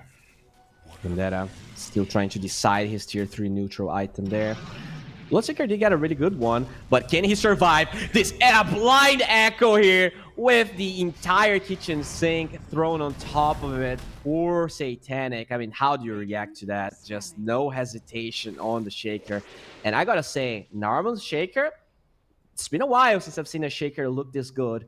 I guess a big part of it is the fact they picked Shaker into the Warlock, whereas you don't really get to play Shaker against Warlock that often. Just most of the time it's already going to be in the mid lane or it's banned. The fact that he got such a good lane allowed him to get the fast blink, and then he just snowballed out of that. But even from the first echo we saw, he got a 3-man one, and I think he's delivering the entire game. This PA already get another one. They're gonna get one good fissure. The gold scepter is there, but it barely buys time. It's not gonna do anything. Another dagger. The tornado will stop shedding his tracks, but he's gonna blink out of the EMP, allowing his mana to remain intact. Blade Mail activated. Do you really want to go in shot? He goes in. He doesn't care. BKB prevents the reflection of the damage, and now that's a 3-4-1. I guess it's 3-4-1. The Warlock dies just as Satanic spawns, and I think it's been a long time since Yellow Submarine had all the 5 players alive at the same time. 13% win probability is what they have, but maybe it's even lower. This game number 2, Zantic and the boys, Team Tickles, they are not holding any punches. They came to win, and a win they are getting. Glyph's gonna be used. There's some buybacks available, but you don't really want to buy back before the Kanka is back in. He's supposed to be the wall. He's supposed to be this big tanky boy that does everything for you. Good EMP, doesn't really go through the repel. And somewhere else, Narman solo killed poor Satanic again. I mean, this game is over. This game, there's just no Bloodseeker. There's no carry. He barely got to play. And I gotta say, we talked about it in the draft. Just banning the Sven and trying to counter PA somewhere else is just so hard. Like, you can be a 12k player. Like, it's like you're playing a different game at this stage. Good roll away. They're gonna get 1x. Can they find Mr. Zantic? They can. They find him. Can they kill him? That's a different story. He actually rolls forward as the tornado. Like, this is just a clown fiesta. They're throwing spells, but they barely do any damage. Well, Ducalis will fall. He actually got stuck inside in upheaval, but the torrent's not going to find anyone else, and this torrent storm is just it's just for show. Let's be honest.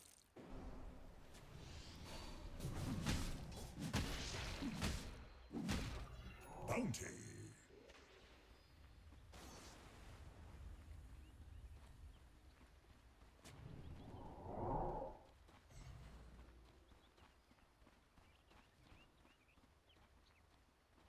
All right, so finally a little bit of breathing room here for Yellow Submarine. Roche is up, by the way, on the Radiant side. Can they Roche, though? I don't think they can, so that's just another free Roche. The entire game, Team Tickles, they just get free Roches. The entire game. Either because Yellow Submarine are underfarmed, either because they are not really paying that much attention. I think that is probably one of the biggest things that they have to improve upon. They really, like, there were games, they were in positions to take Roshan, and they were just got taken away from them because they didn't even posture. They didn't even, as a team, react fast enough. And, well, Sunstrike's going to be there, revealing exactly what they were maybe thinking about. Okay, there's a cheese, so everyone's lactose intolerant on the side of Tickles as EMP will land. Not a lot of mana left for Zantic. They're gonna cancel that, bro. Really good Blade Mail with the board on top of it. Zantic will probably fall. No, the swap is going to allow him to live. Look at Bloodseeker trying to actually man up on the PA. The Tidal Wave pushes her away with the Rupture as well. Big Echo Slam onto 4. Narman, come on, man. Give them a chance as the U-Scepter buys a little bit of time. At least they lost the Omni Knight on the side of Team Tickles. The roll finds Vendetta, and he does TP in front of their face. So, all things considered, still like a decent showing from Yellow Submarine. They were late. I guess the biggest drawback of that fight for Tickles is the fact that Shad had to BKB to get Roshan. Like, after the Sunstrike, he was unaware of exactly where Yellow Submarine was, and he just BKB to make sure he was going to be able to get the Roshan. And then he has to fight without BKB, takes a lot of damage there, loses the Aegis, but that's still a beautiful Echo Slam. Narman just doing God's work right there. And yeah, the fight was over. Nothing they could do. Like, if they were just slightly faster, they could have canceled both TPs.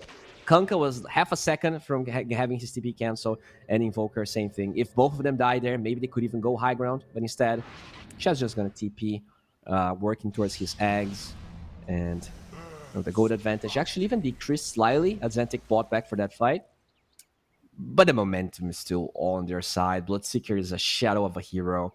Just not Satanic's game. And you know, I cannot blame him. Like, if you're playing Bloodseeker against PA and you not like ahead a decent amount at 20, 25 minutes, how do you win?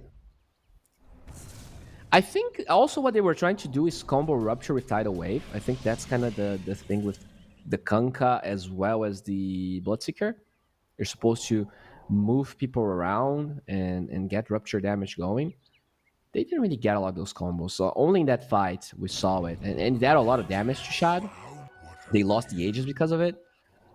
But yeah, he has 2 lives. Every fight Shad joins, he either joins once everything was already used, or he has 2 lives.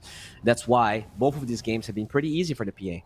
Yellow Submarine not controlling Roshan well enough, and this game also possibly not really finding the best core-to-core matchup available. The Slark being banned as the last ban for Team Tickles was really good. I think that's a hero you definitely would like to be playing here.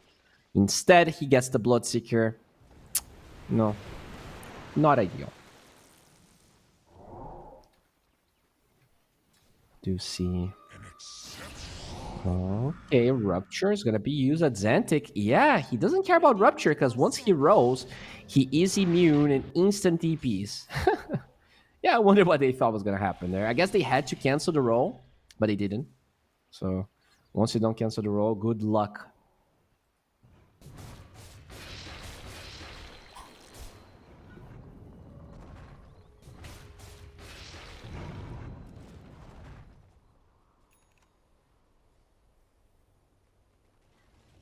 Alright, and now a smoke here coming from Team Tickles. They even get a career kill. But you don't even know about the smoke because it's a PA. Or you're probably thinking, yeah, it's just a PA that... oh, yeah, you're going to find the Warlock there. Smoke breaks. Just a support Warlock, has buyback, so shouldn't matter that much. All of the outer towers are exposed now. Tier 1 tower is still up in the bottom side. Not that much split push that can be done, unfortunately. They don't have enough lane space for him split pushing as Absolute Massive. Not looking as massive as he was in game number 1. Has to sidestep this row as they get a really good torrent with the Rupture, with the silence, but Zentic is going to be repelled. He's still kicking, he's still alive, and just going to shred the poor Kunkka. No buyback, mind you, without this Kunkka. Do they have any business defending this high ground? We're going to see it in no time. Shad looking gigantic at the moment. Will move forward, trying here to get the bears, and I don't think there's anything to stop it. Like, what? I guess there's one upheaval. Fissure gets used, so maybe upheaval and EMP is going to be used. Good repel though, completely nullifying everything. That repel really is the solution as Shad blinks out, just maybe a bit scared. Doesn't really want to be under the effect of upheaval. Maybe waiting for the cooldown on repel. And there you go. They will go again. No upheaval available. Fissure is going to be used, and they will be able to disengage beautifully. They got one line of barracks. They lose absolutely nothing. They could also steal the Stormmeter. Nicely done. Already every shard on the side of Dire, so they get some extra gold. And they're going to smoke, maybe even attempting a kill here. They feel like it's only Shad, but the entire team is behind him. As yeah, they don't really find anyone. Just clearing every creep, just making sure there's no lane advantage, no vision outside of the base here for Yellow Submarine. Oh, look at Narman, just sitting here. They do get a couple of wards. They're gonna get some vision. They cleared the wave again. But the wave did push quite a bit, so they have to TP to the bottom side and make sure that they're going to push all the way back to that tower. Satanic did go for the secret shop to buy himself an Aghanim Scepter, and they find an Adzentic here. Mystic Flare damage is not going to be there, as a lot of that protection coming from Boom is going to be activated. Not enough to save Adzentic in the end. He dies with no buyback, and Armand is also under the effect of Rupture. Should be falling. Finally, something going Yellow Submarine's way, as the Echo is just for show, and he will fall. Okay. Yeah, Team Tickles not really backing together, meaning that... okay, good Radiant Scan. Predicting Shad. Predicting that they will try to use this false sense of security for the PA to get a kill. But they're not going to fall. They will retreat together. And there's not going to be any opening here for a Shad pickoff. Still, just a terrible position to be in. Those kills, they're not going to be translated into any objectives. It is just time. And does time benefit Yellow Submarine? I am honestly unsure about it.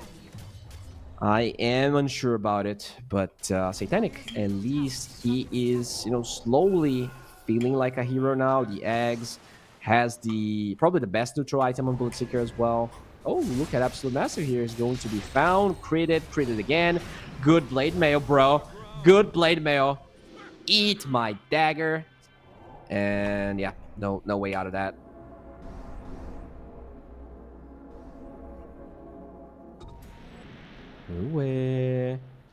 There's a couple of very angry people behind you.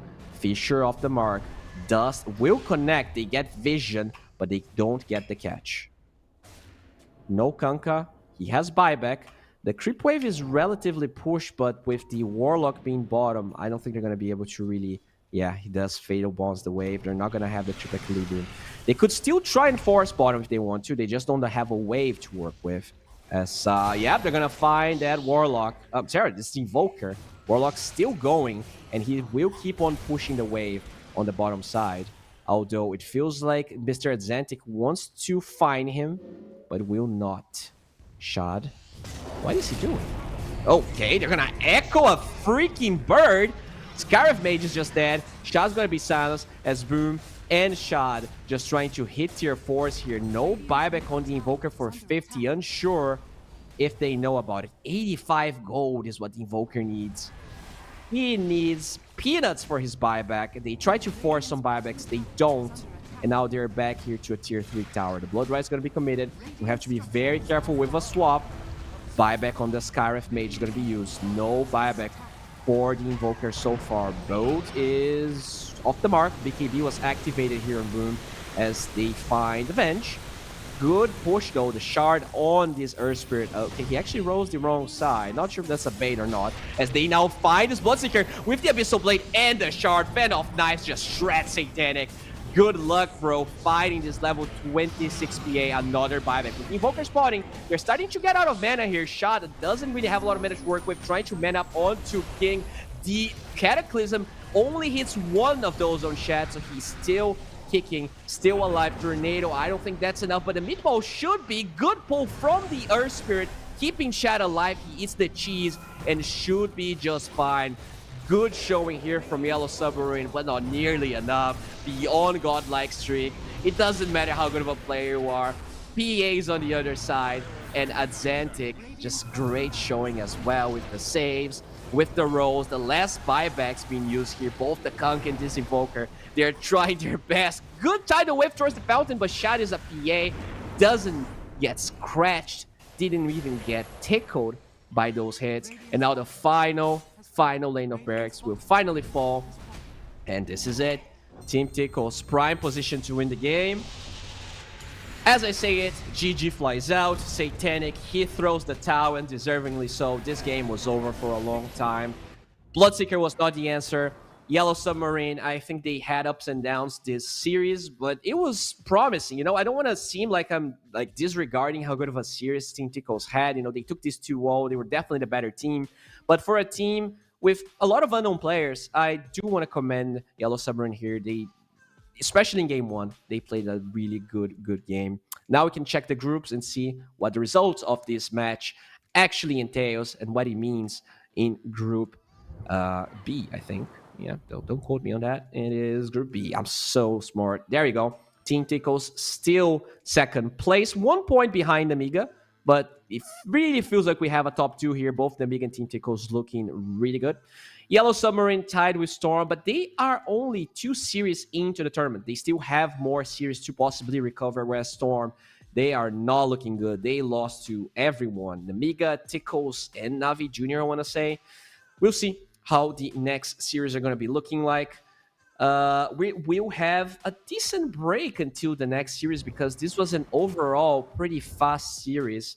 We're going to have a decent break, guys, but do not go anywhere. Harry Frick's going to be here waiting to cast for Zoomers versus KZ, as well as Marsbat versus Kid Stars.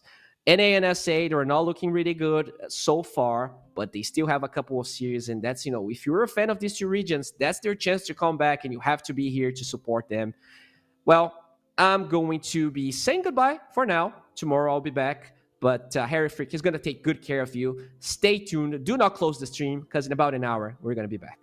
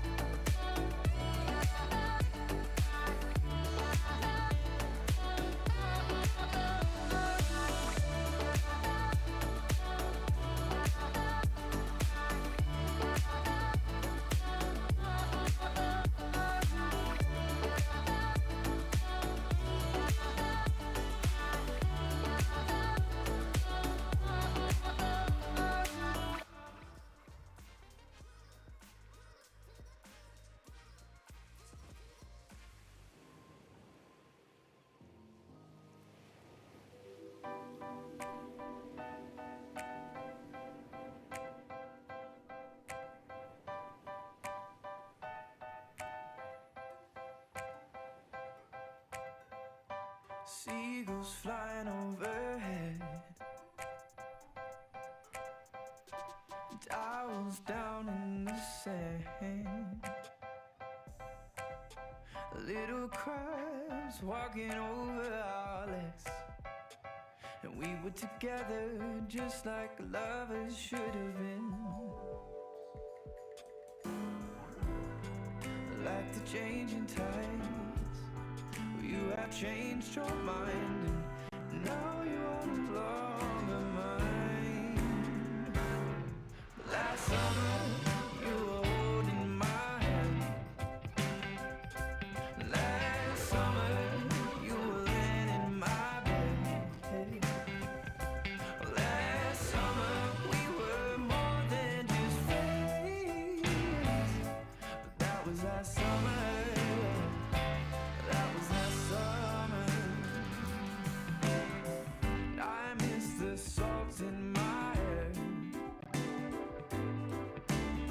and I miss your emerald stare, and I wish you were still here in your red sundress, watching the sunset by the pier.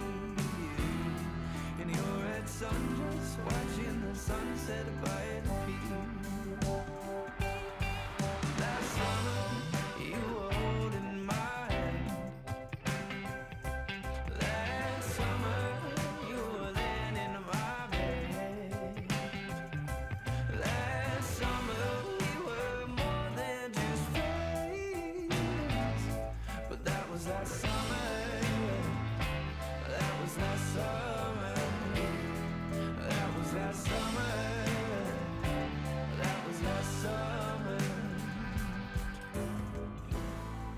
Like the changing tides, you have changed your mind. Now you are no longer mine. With tears in my eyes, I recall the times when I had you by my side.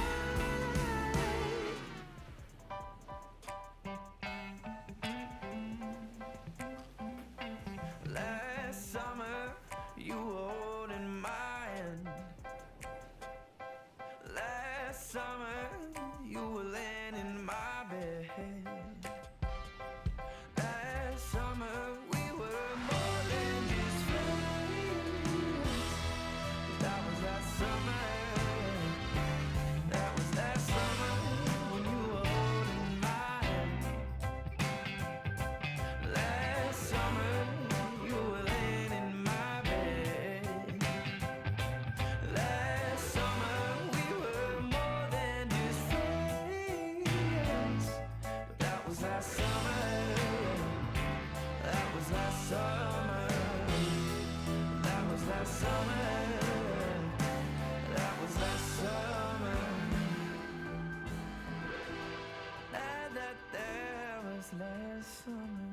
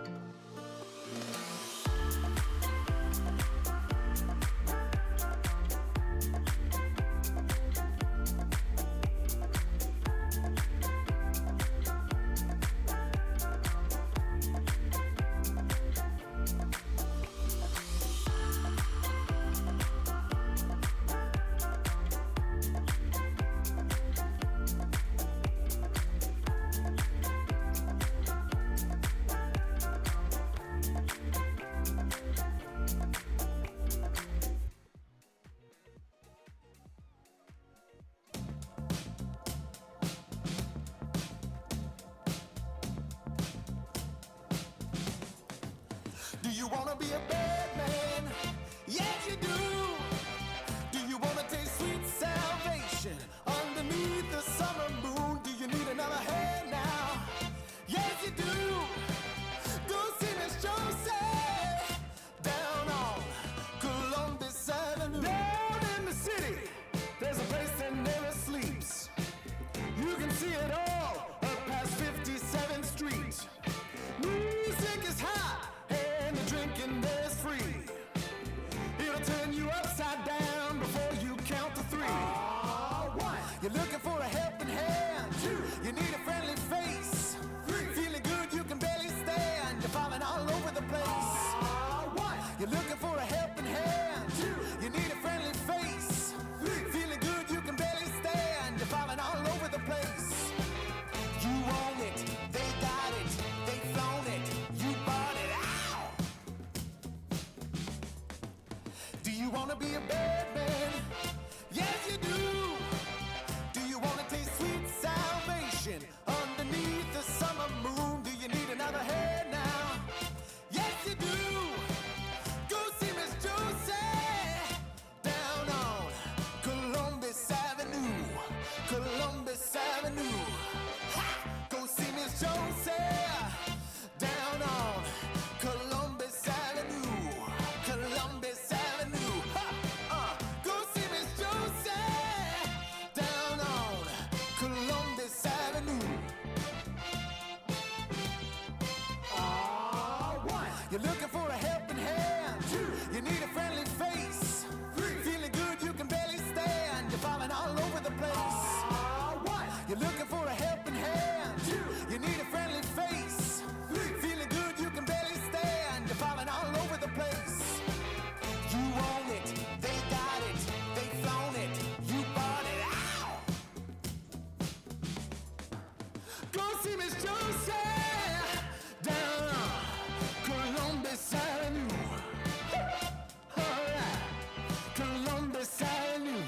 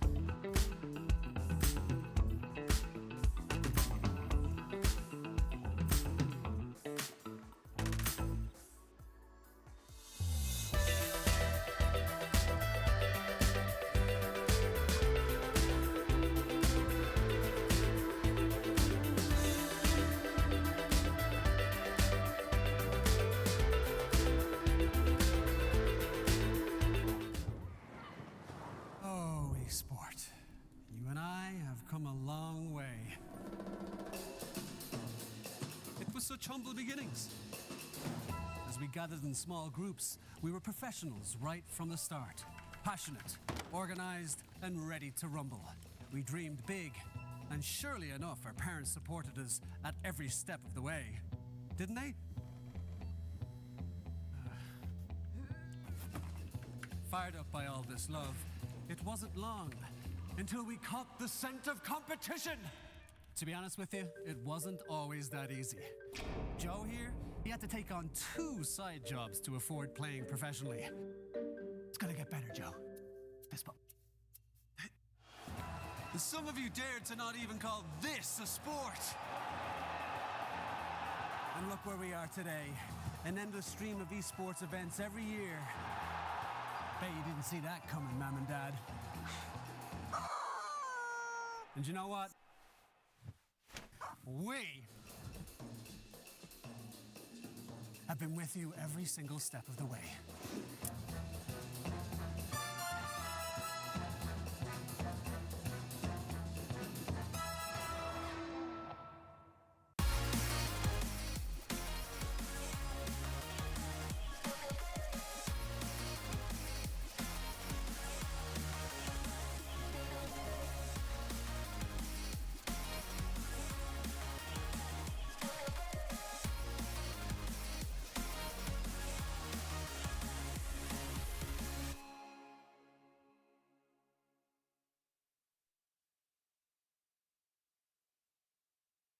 Dream of working with people you watch on screen. Exclusive esports opportunities handpicked just for you. Candidate profile to raise above competition. Let 10GG handle routines. Make a step towards your dream today.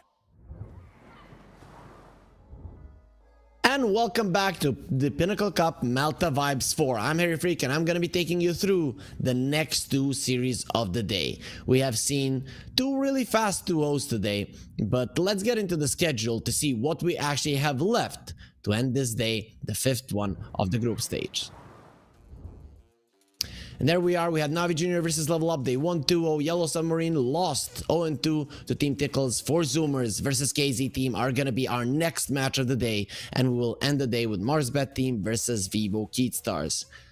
Looking at the 4 Zoomers versus KZ Team, that one should be KZ Team favored, but MarsBet Team versus Vivo Keatstars, that one should be very, very interesting. And I actually don't know who's going to be winning between those two. These 2 teams, 4 Zoomers and KZ Team, pretty well-known players.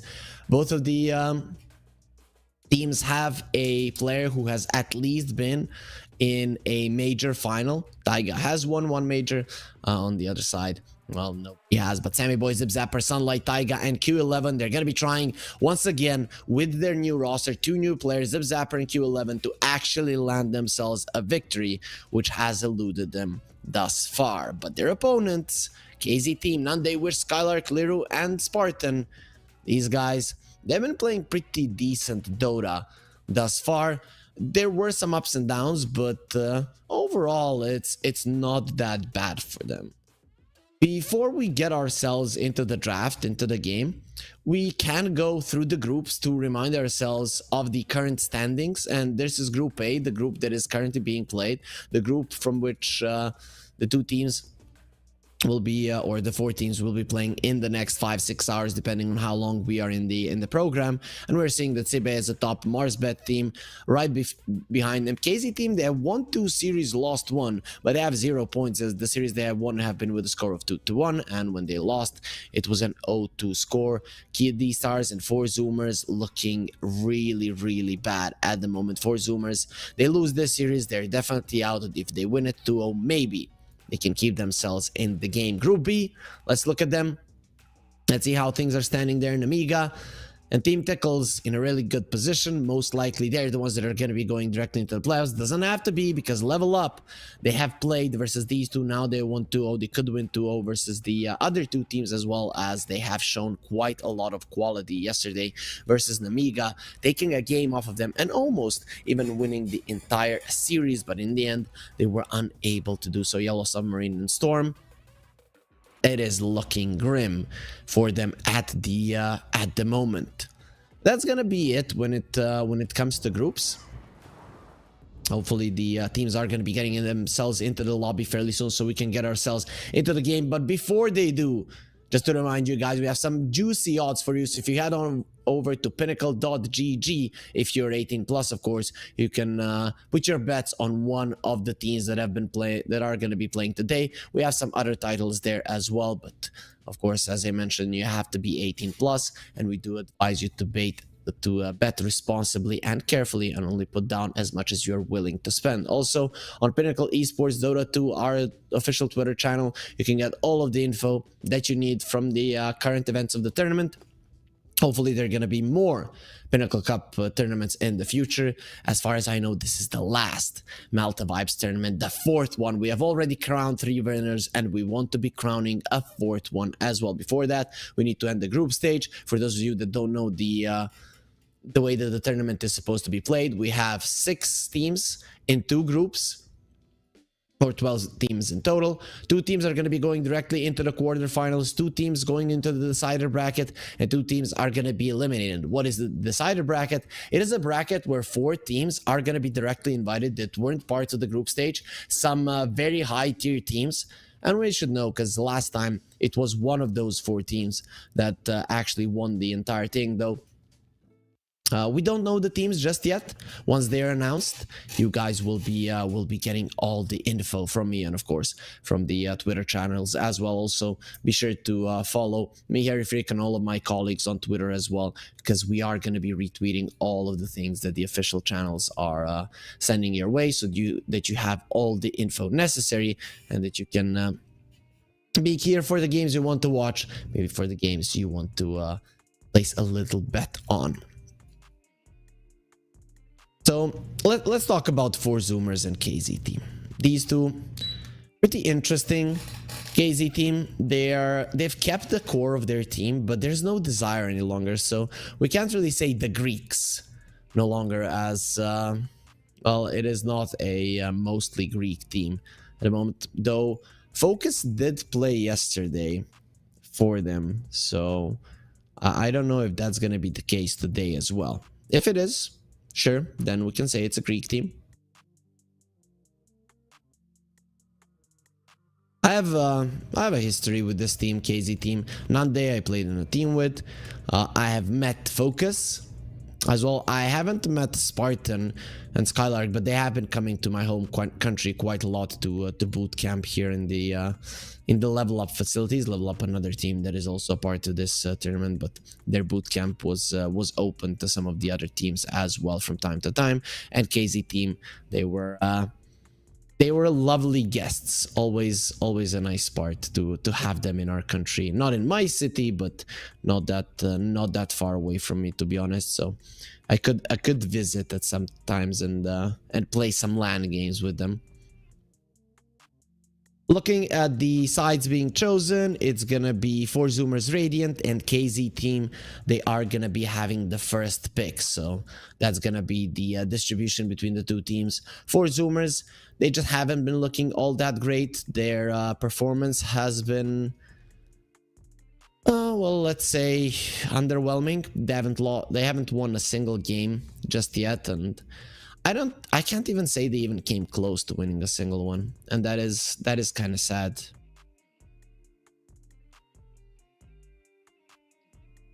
Hopefully they can show us something and they can at least get close to winning a game, as players with pretty huge portfolio on their side, especially Taiga, are not ones to be underestimated, though. We do hope they are going to be able to stand their ground, though. I think KZ team, they're such a heavy favorite in this one that it's probably not even going to be close. You can see a couple of problems for 4Zoomers, or they're inconsistent at every part of the game. Sometimes they play a good laning stage, then they drop the ball in the early mid game. Sometimes they play a good early mid game, but they will be making a mistake in the laning phase, so they won't be doing all that much. And you can see, the pattern. I don't know what it depends on. Is it their communication? Is it their drafts? Is it the hero pools that they have or don't have that are hindering their ability to play Dota the way that they would like? but overall they just don't seem to be on the level of some of the other teams that we have here at the Malta Vibes 4. Overall though, there are some people that might not know this is a $50,000 tournament. I know that I've been repeating this a lot of times, though there might be some people that are just joining in and that want to get in on the fun and understand what the players are fighting for. They are fighting for a $50,000 prize pool. Whoever wins will be getting 22,000 out of that 50,000. You can see the distribution on the Wikipedia page if you want to, if you really want to know. But as far as I know, it's 22, 10, 5, 5, 2, 2, 2, 2. So 22,000 for the first spot, 10 for the second, 5 for third and the fourth, and from 5th to the 8th, it's $2,000. But also, whoever wins is going to be going to a 5-star hotel with an exclusive boot camp in Malta, thus the Malta Vibes. Of course, the tournament is brought to you by Gaming Malta, a home of gaming excellence. You can check them out at gamingmalta.org if you want to see what they are all about.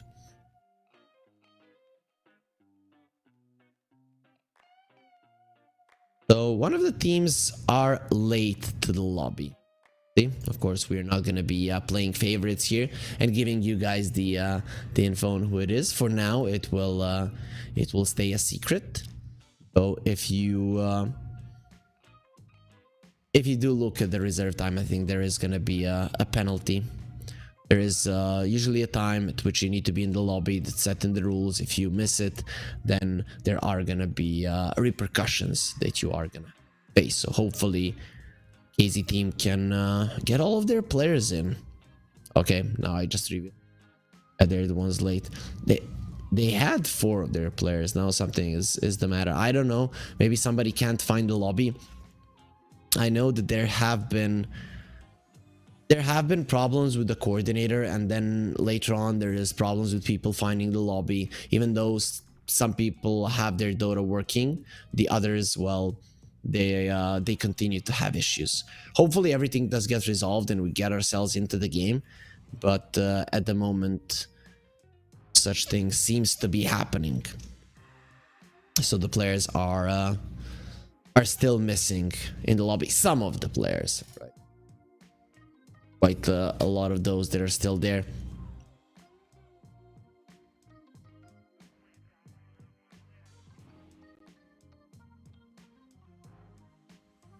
Oh, more and more people are leaving the lobby, actually. Not sure what the problem is. Overall, currently not getting any info from the admins. We are going to be getting it as fast as possible and giving it to you guys as the viewers.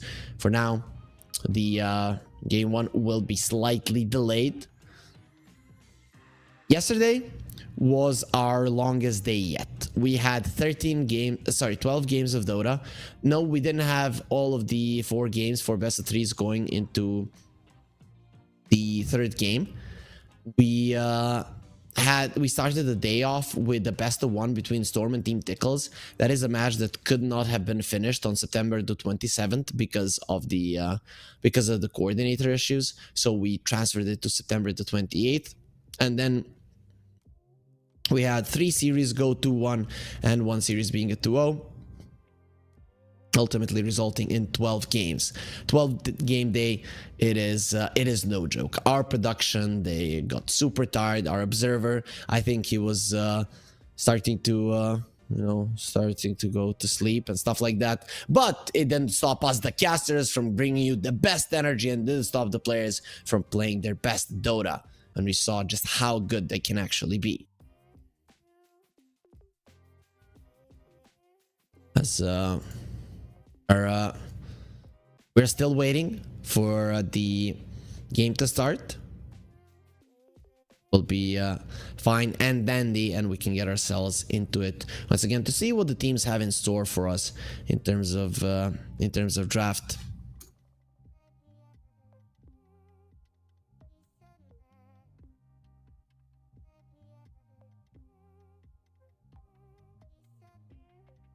Trying to look at the heroes that these teams played and see if there's anything interesting. KZ team did play the Muerta 4.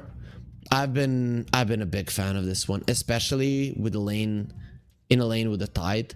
I want to see it maybe with something else, but the gush plus the calling, it is just way too much slow, and then a hero doesn't have armor and you can destroy him. So I'm just loving that. It is pretty amazing. I'm thinking if there's any other offlaners that would be going very well with the Muerta, like that well as the tide. Something with which, if they stand inside of the calling, there is absolutely no way that they're winning the trade. It is very tough to say. Like, I'm looking at some of the offlaners, but it usually depends on the matchup, on the enemy carry and such. When there's a tide, it really doesn't depend. You lose, that's it. Even if you're a Monkey King, you're gonna be losing way too much armor, and you are gonna be in a ton of trouble.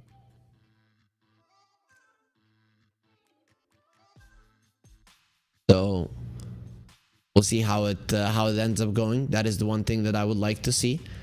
So KZ team, they lost to Marsbet with a score of 2-0. They lost in pretty much an hour total game time, 38 minutes and 23 minutes. Yeah, I know you're gonna say it's an hour in the minute, Harry. You don't know maths. Sure. So Marsbet team did win versus them quite easily. KZ team really does have their ups and downs. They really do. They're probably going to be a little bit mad they have 0 points, considering they have 2-1 in terms of series. That's why I like this kind of an approach. If you remember the DPC that we're not going to be seeing again anymore, RIP DPC, it's so interesting to be a part of something being created. You live through it, you play in it, and then suddenly it's not there any longer. Right, but there it didn't matter if you took a map or no from one of the better teams. It really did not matter. Here in the Pinnacle Cup Malta vibes, it does. It is very important if you win 2-0, if you win 2-1, 1-2 or a 0-2 loss. It really does change a lot as there are points, right? You win with a 2-0, you get 2 points. You win with a 2-1, you get 1 point, and then -1, -2. You guys get the gist. You are aware of it. We don't know that. We know that Dota players are smart.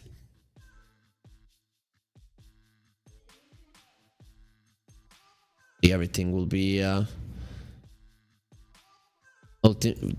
dealt with. For Zoomers, on the other hand, they've been all around with the drafts. They even played the Clinks, didn't go well. They played an offlane Bristleback, didn't go well. I mean, whatever they played didn't go well. So they're trying to experiment and kind of increase their hero pool, try different things. Nothing has worked out. They played a Mars. I think that was the only Mars here. He played a Mars. A Mar. You get it? That's why the guy is so good at playing the hero, because his name is literally in it. But they played a Mars, they played a Lina, they played the Tidehunter Muerta, they have played the PA a couple of times, and they just haven't been able to do much. In the previous Malta Vibes tournament, the only series that they won is when they were joined by BSJ. He played instead of Sammy Boy. So I don't know if we can then point fingers and say Sammy Boy, it's his fault that they've been losing, but it really doesn't have to be the case.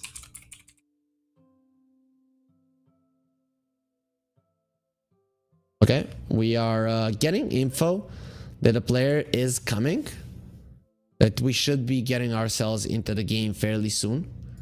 I do hope that really is the case, because now already a lot of time has been spent waiting for the draft to start. The game would have probably already been underway, and we would have been seeing a first blood, some kills as well.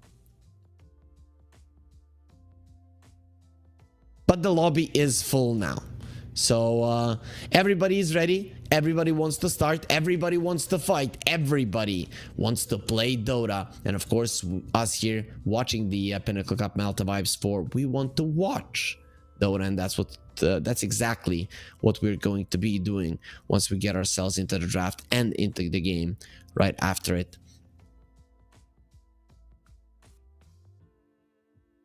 Let's see. Is that gonna be happening now?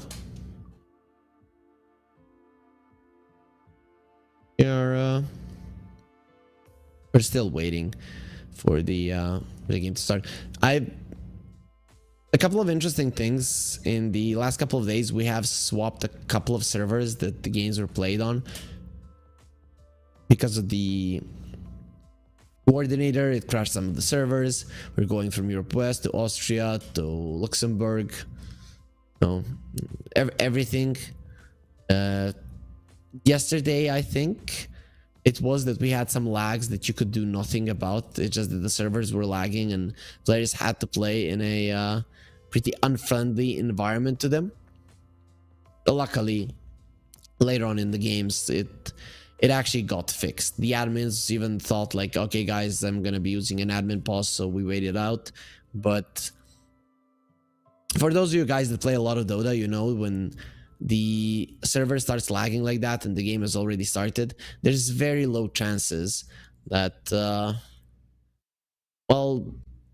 the game will stop lagging and that everything will be fine.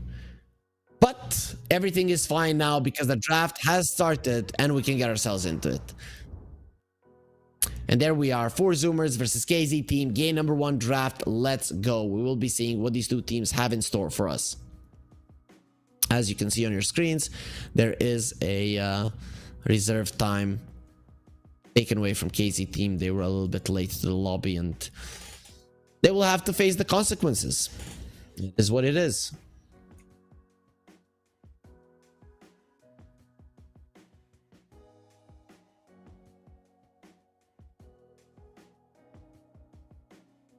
For Zoomers, interesting bans. They immediately go and ban out the carry heroes here, so we're not going to be seeing those.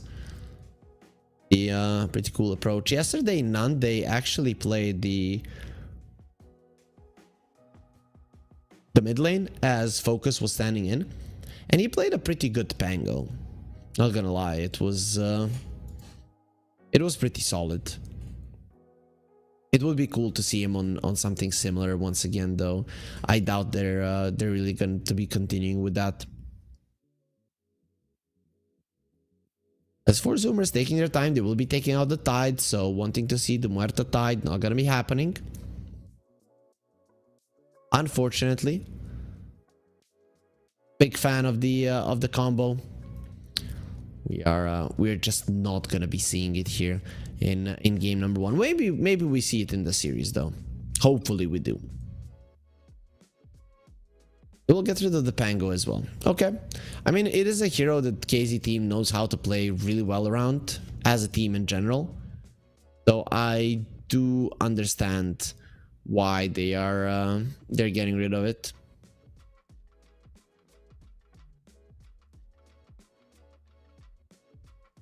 And there will be an H's Prophet. Okay, I'm already scared for 4 Zoomers. You're coming in as the weaker team. Your laning phase sometimes struggles. You're playing versus a Spartan Nature's Prophet. This is a problem.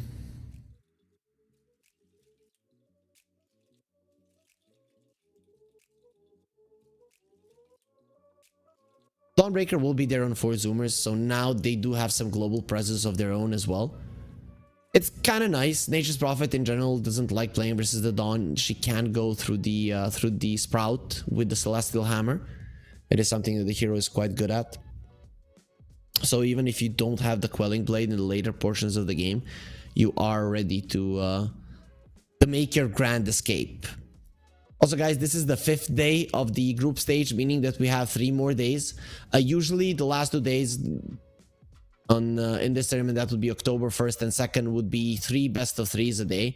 We are gonna have 4 because on September 27 one of the series was postponed to October 1st, so that is the reason for this. Also, tomorrow at the start of the day, I'm gonna be starting the day. I think Bowie will be ending it, so we can enjoy each other's company in the morning and in the afternoon, rather than us here in the evening and at night, me putting you guys to sleep every night.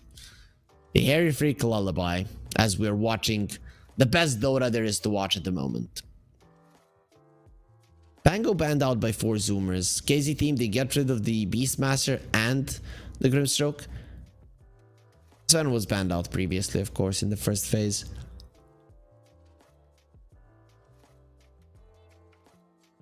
For Zoomers, what will you get rid of?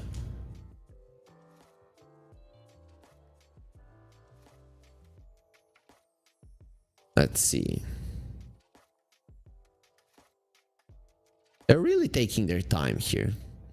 They have been using a solid time of reserve. Sure, KZ team has less, but they started off with only 1 minute there.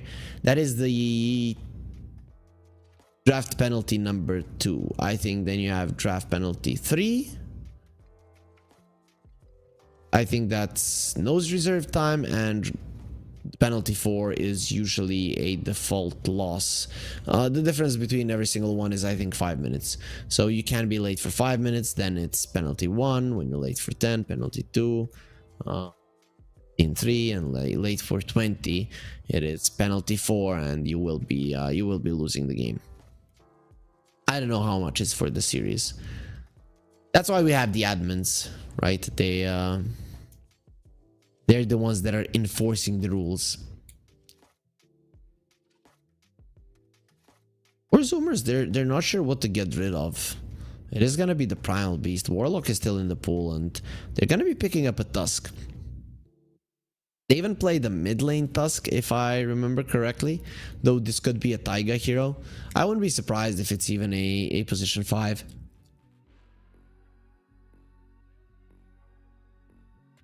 KZ team, they get a Shaker, they get an Invoker. Wish, he loves his Invoker. It is not Desire any longer in the team, so he used to be a mean Shaker player. Though Liru is pretty solid himself. We don't want to take it away from him. He definitely knows what he's doing. Zoomers. They don't have that much magical damage, right? If they start punching you with these 2 heroes, they have a lot of damage, but nothing magical. And if there's a fissure to stop them, it's going to be a problem. So you probably want something that is going to be giving you sure damage output. I'd say something that can catch for these 2 to come close. Muerta will be the pick for now, and that's probably going to be a position 1. I think Samson has already played a Muerta Tusk lane. Let me check if I'm correct. Or did they maybe play versus it? I know I've seen this lane yesterday. Nope. No, they play the Tusk Razor, so it is not foreign to them to play Tusk and a ranged carry. Okay, so Namiga yesterday they played a Tusk and a Muerta. It was a 58-minute game versus level up that they won in the end barely. Dark Willow will be coming out. This is one of the most popular supports nowadays. It is also a support on which Taiga has made some amazing performances in the past. So I'm hoping he can replicate that and we can see the old Taiga just show us how strong of a hero the Dark Willow can actually be. As KZ team, they get themselves a Lycan. You actually don't have anything to catch the Lycan. Dark Willow shards are kind of annoying. Not shards, the brambles are kind of annoying. The Tusk shards are kind of annoying as well, but that's about it. Though Muerta doesn't care about you. It's not the best Lycan game, but it's not the worst either. I think KZ team probably got this one mostly because of the push rather than slaughtering the backline. Interesting approach. We'll see if it's going to be the Nature's Prophet laning with a Lycan or will it be a Shaker. I'm kind of doubting that you want to put the Shaker in the safe lane as a support. I think we have seen it a couple of days ago and it really did not shine. So I'm hoping that they do stay away from it. It really isn't the best thing. The TA will be banned out by KZ team and 4 Zoomers getting rid of the Faceless Void. So no Void now. 2 seconds on the reserve for 4 Zoomers. They do have the regular draft time to work with. So carry for KZ team, that's That's something that they're probably missing. The TA was banned out, so they're thinking that Sunlight might want to go for that. He's the one playing the mid lane now. I know, guys, he was an offlaner. That's when Babatich was playing mid, since Babatich is no longer a part of the team, so the Sunlight will be taking over the mid role. You know, I'm looking at 4 Zoomers. I'm kind of thinking, yeah, they need a mid 100%. I'm even seeing Invokers beat the TA now in the mid lane, so, you know, I'm not sure that the TA is a counter any longer. Definitely isn't, but it is. It can still be a pretty tough hero to play against. This Invoker, Earthshaker, and the Nature's Prophet don't really have that much armor to work with. The Coddle, I like that ban much more. I think it is literally the hero that 4 Zoomers would want to have.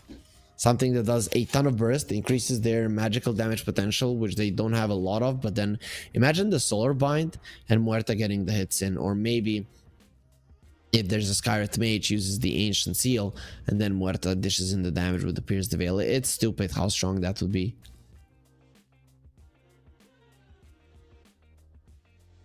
And a Slark. Yep, we're gonna have a Slark. Looking at 4 Zoomers, they don't have anything to catch him. I think this opens up a Kunkka. I think that's probably the best one that 4 Zoomers can get away with. You have the catch for the Invoker, catch for the Lycan, catch for the Slark. You have some AoE damage. You do well in lane versus the Invoker. And I'm gonna stop talking now because the Kunkka is not gonna be the hero of choice for Zoomers. They go for the Earth Spirit, and that is gonna be their position 2. Q11 is playing the Tusk, even though he played the 4 yesterday. I think till here he is most definitely gonna be laning with Samson. It's just a thing that makes more sense. I think Skylark, that was Skylark there, that he changed his place. Used to be in a room with a bunk bed. I didn't see no bunk bed there. There's a football club scarf there behind, but not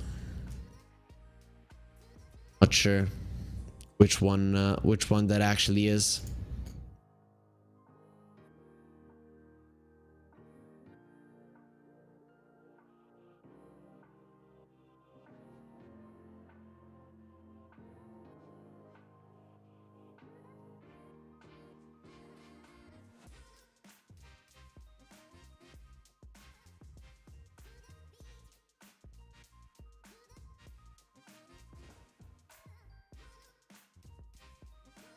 There's Skylark.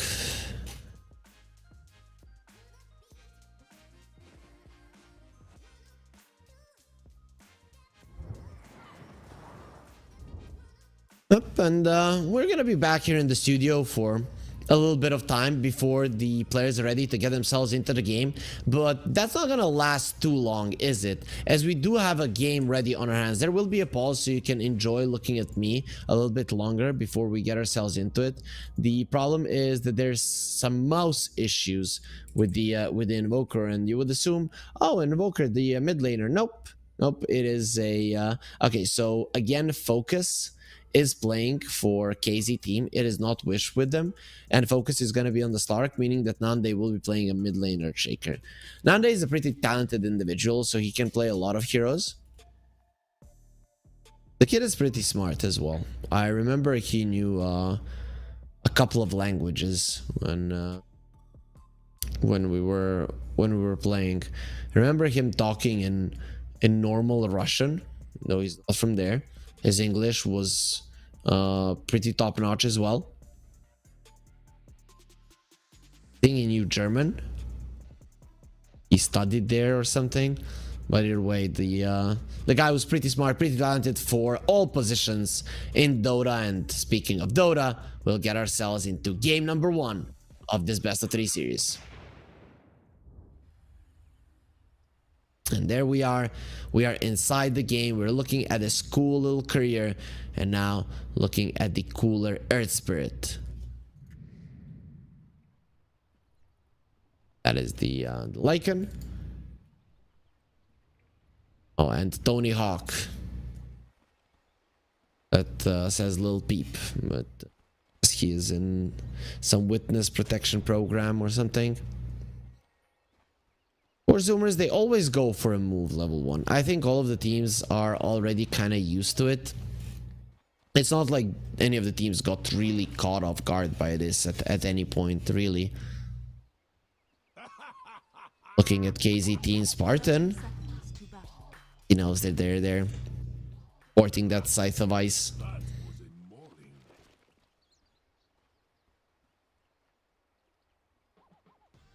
The high ground. Are we gonna be seeing an engagement? Doesn't look likely.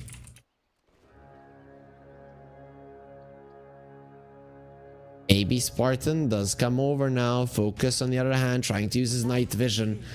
Yeah, we're not gonna be seeing anything like that. We're hearing a couple of hits there on the onto the Lycan Wolves.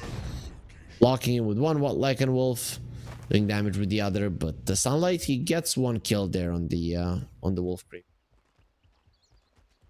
He's gonna be quite happy with that.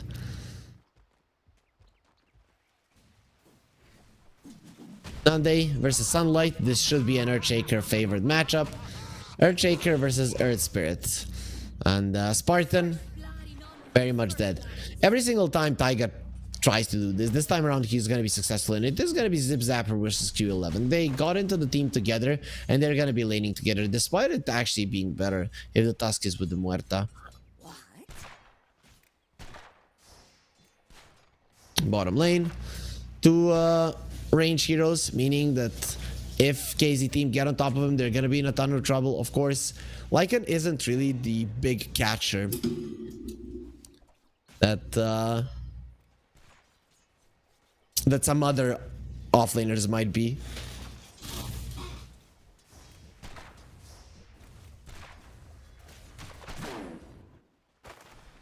So overall, Muerta should be fine. I really don't see her dying. On the other hand, the Slark could be in some trouble. The Slark versus two melee heroes usually does end up pretty well for him. We'll see if that's going to be the case in this one as well. I will commit this. Oh, Slark taking a lot of damage. He doesn't have the pounce. He's standing his ground to try to get as many stacks as he can. Uses the sticks and the blood grenade. They cannot get on top of him. Focus does survive. That is just a beautiful usage of his Essence Shift, just getting those stacks up, and that was the only way that he was gonna survive. It is still gonna cost him a lot of the HP, meaning that he really won't be able to last it as much as he would want.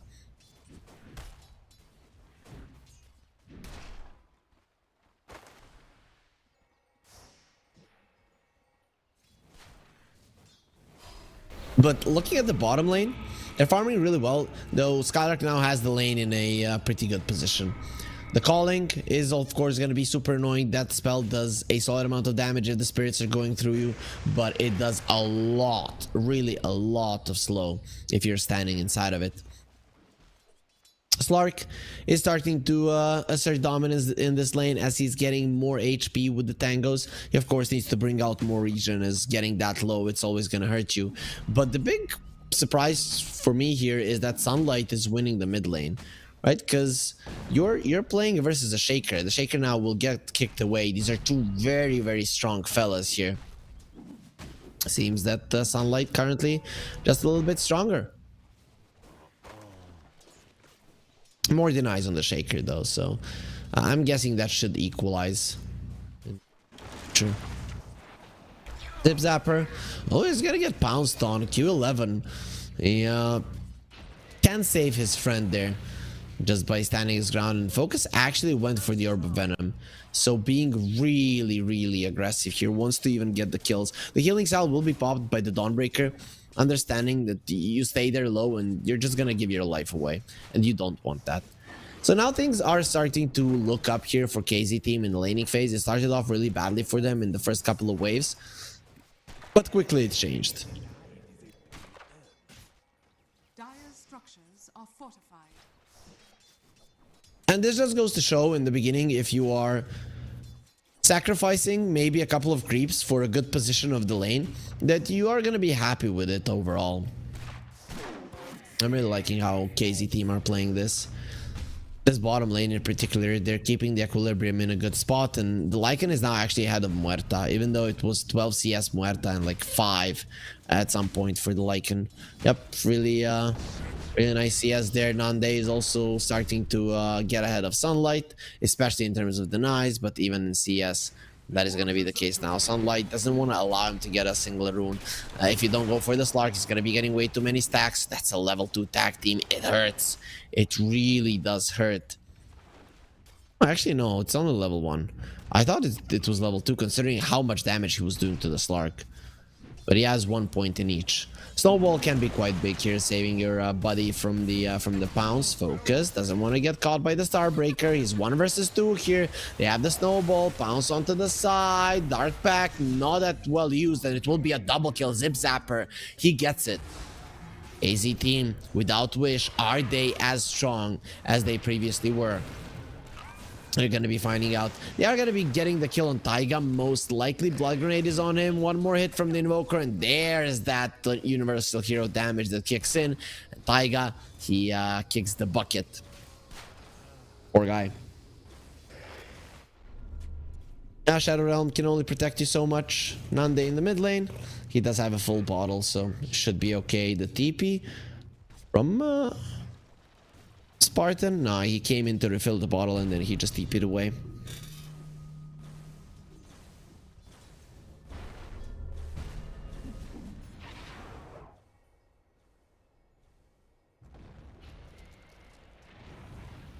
Mid lane, roll onto the Shaker. They're trying to get the kill. They're gonna have the Shadow Realm hit as well. Tornado just in time, and with the very far... Nande turns around, he says, kill me, please. But he is not going to be taken down, just baiting in Sunlight as much as possible. Very good kick from Sunlight. In the end, it doesn't connect, but now they're coming in from 2 sides. Roll away, the hit is still coming towards him. He will be surviving for now, has 1 more bottle charge to play with. And the hits from Spartan, trying to get them in. He will be able to get the kill in the end. Q11, there will be a... Cold Snap on him, uses the Quelling Blade to get himself away from the Sprout, but he stayed in it for a pretty long time. There is going to be a Tornado fairly soon. Liru decides not to use it. A little bit low on the mana, and you saw that the kill wasn't going to happen there, so you just let it go. This left the Slark alone on the top lane, and Muerta actually TP'd to the top lane, as Lycan is keeping the lane in a awesome position for himself, so Samson wants to be making something happen here. There are 5 creeps helping you to dive the tower. There is no glyph, so Focus is probably going to lose this one. His NP is coming. There will be a Sprout. Is it enough to dissuade them from the push? Okay, the tower will survive for now. Spartan makes his way over to help his buddy. The Invoker will be in the vicinity as the Cold Snap as well stops the Starbreaker. The TP from the Shaker. Samson, you better run away or both of you will die. Nande is actually going for Samson. He wants the big guy. He doesn't want the offlaner. He wants the carry, and Samson has been found. Can they get on top of him? That is another question completely. And the Shaker is not going to be chasing any longer. They pick up the Healing Lotus. Samson will be securing it. Rolling Boulder forward. Sunlight going to be stunned up. The Echo Stun from Nande going to be doing a solid amount of damage, but here's the Snowball. I'm not sure he's gonna be getting any more spells off. Nande turns around, there's the enchant totem, punches Sunlight, and Sunlight will be dying. Once again, Nande, it will be the magnetized refract just before he dies. The Starbreaker onto Focus, now trying to run away from the tag team. He doesn't want to fight versus it. He's gonna have the Dark Pact, turns around on Q11, but he will be surrounded by enemy heroes and brought down. 3 heroes dead on the side of KZ team, even though it looked pretty good for them at the start there with the Echo Slam, but the damage just not sufficient, and only losing 1 hero. The Third Spirit is going to be more than happy to give his life away for a fight this good. Zip Zapper is going to be level 6, and speaking of offlaner level 6s, Lycan is there as well. On the bottom lane, he's applying a lot of pressure, and that tower is going to be dying fairly soon.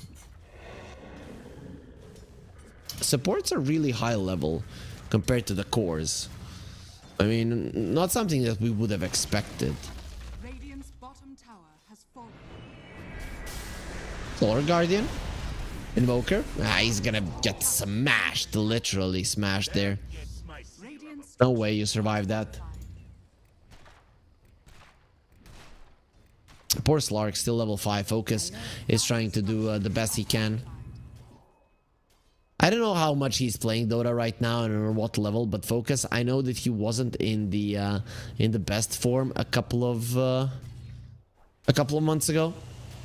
Hopefully he has improved a little bit, because this guy, he knows his Dota.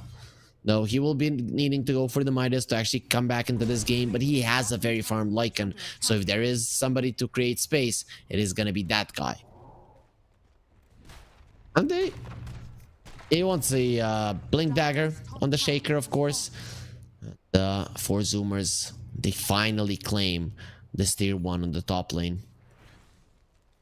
So 1 for 1 in terms of towers. Spartan will stay on the top lane, putting his body in front to allow the Slark to farm the jungle. He really needs that Midas as fast as possible to start catching up into this game, as he really is super far behind. Speaking of farming item, Samson, he wants a Maelstrom. It is gonna take some time before he has it. Spartan TP's away. He will be successful doing so. Nande has already secured the kill in the mid lane. So that TP from Spartan wasn't really necessary. They put down the they killed the ward as well in Q11. He's pretty much trapped from all sides. Snowball to delay the inevitable, and ultimately Nande just gets the enchant totem hit in and secures himself a kill. Pretty important for Nande to be the one to be getting kills, because you want the Blink Dagger before your next echo. And considering the current state of his gold, he's probably gonna have it, being 400 gold away, unless something really unexpected happens and he dies a couple of times. DP out from the Dawnbreaker, has the Solar Guardian, so he can join his team whenever he wants. Zip Zapper is going for an Echo Saber, so no surprises there.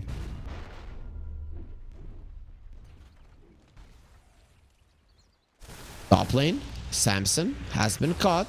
Focus going for him. He has pierced the whale, will be using it.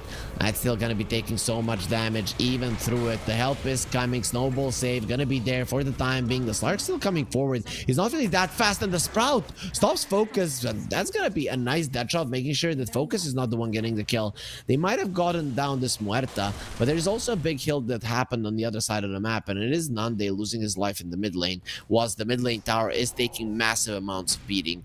TP in from both of the supports to try to defend it. The Tornado only connecting onto Sunlight, but the EMP will connect on nobody.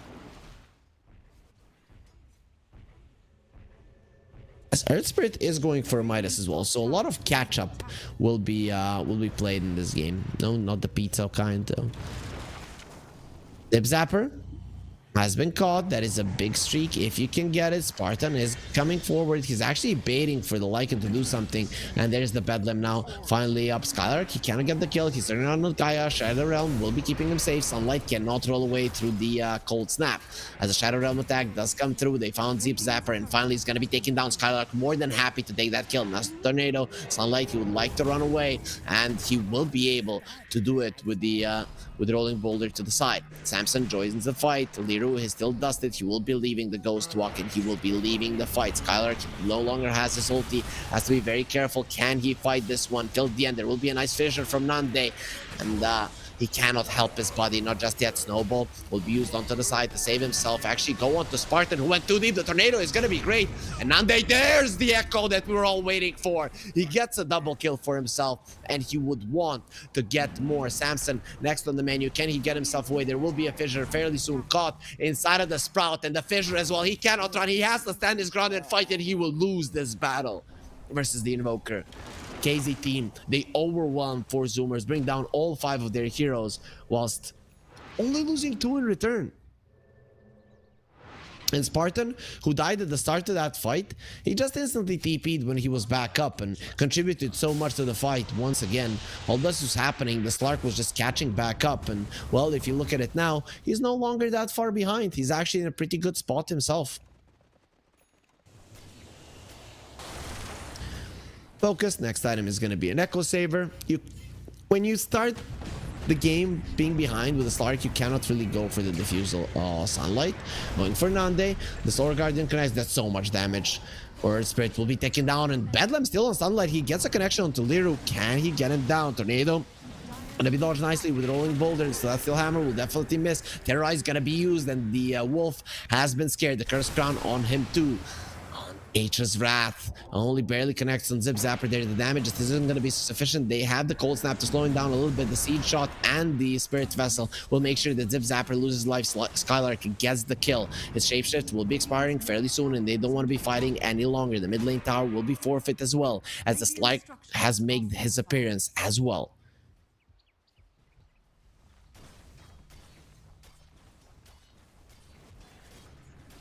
That's a 3k gold lead in favor of KZ team. After the tower, it's gonna be even more, and the haste has been used by Nande, going for more Spartan, cosplaying a ward. He sees everything, and I see dead people as something that he might be typing there into his console, as that's exactly what's happening here. Q11 wants to get into this base.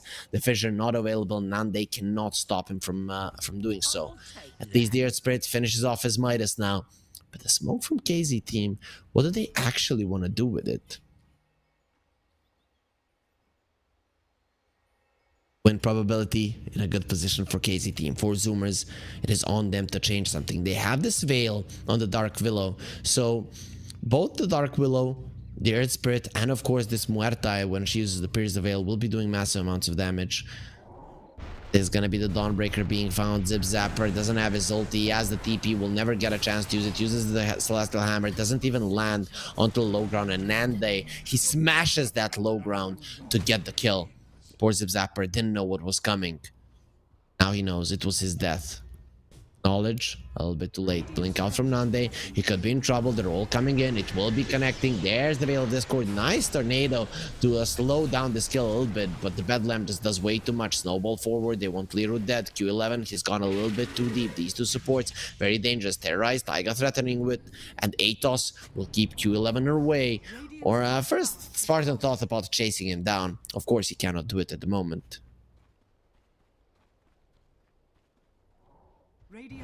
While this was happening, sure, you killed the Shaker, but you've lost the tier 1 on the top lane, and the Slark is just continuing to get massive.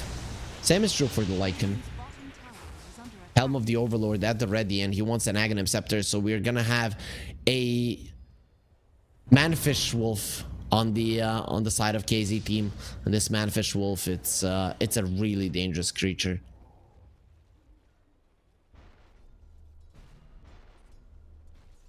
Radiant's bottom tower is under attack. See, they want the Nande again. Nice blink out. The kick won't connect from Sunlight. He didn't go for a roll this time around. He will use it though to get to the high ground next to his team and get himself away from any kind of harm. Taika is going for a Midas. See how fast he can actually get himself there. Maelstrom only now done for Muerta. Usually we see this item come out much earlier, but Samson just hasn't been able to find a good footing in this game. Roll in, terrorize onto the two of them. Both of the supports have been caught. Solar Guardian coming in, and they're gonna get absolutely destroyed. The Shaker was trying to find an opening. He's not going to be able to do so. Ancient Black Dragon is doing a ton of damage. Skylar going for a TP out. The roll was already used, and now that Ancient Black Dragon, he needs to try to escape. Skylark is gonna have to leave his former body behind.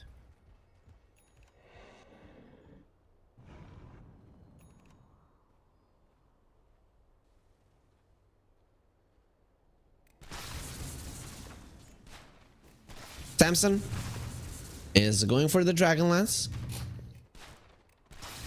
Those couple of kills really did take the net worth back a little bit. Nice ward placement going for him again. Poor Spartan. Every single second he comes back to life, he just goes down, focus, in a little bit of trouble. He's going to be needing to use his ulti. He has been silenced. There it is. The ulti has been used. He needs to be getting away from this one first. He tries to finish off Q11. Will not be successful at doing so. And he won't be successful at surviving either. Samson now caught. The cold snap on him. He cannot move away.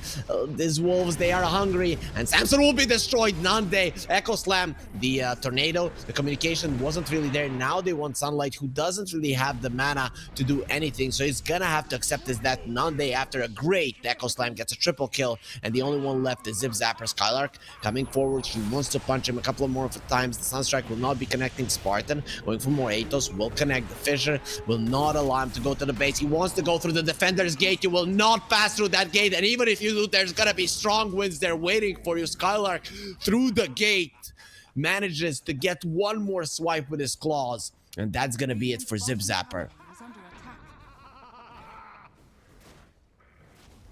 3 cores of KZ team after that fight are going to be at the top of the chart. And of course, Skylark at the very top himself, as he has been there for a very long period of time. The laning stage started with him not getting that many CS, but then he got the lane in such a good position and never let it go back. He was just standing there farming, and now he's just going around the map killing.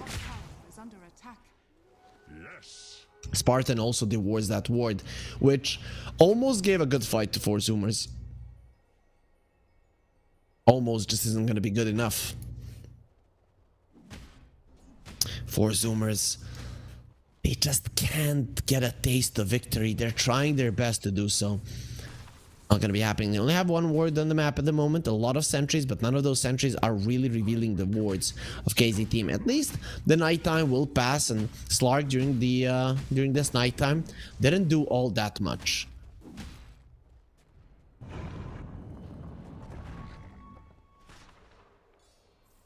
Samson, there's the Dragonlance now being delivered to him. He's gonna be quite happy with it. The Howl has been used. When you hear the wolves howling in the night, no way for you not to get scared. Very, very scared. It's 40% attack damage reduction. That's actually pretty strong.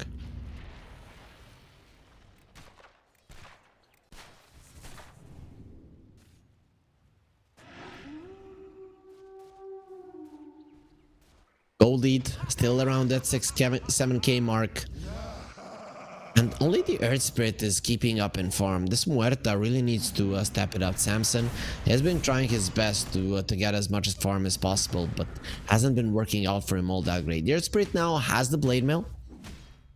That is your way to do more in fights, right? Even if you lose your mana and your HP, you're at least going to be giving some damage back to the enemy.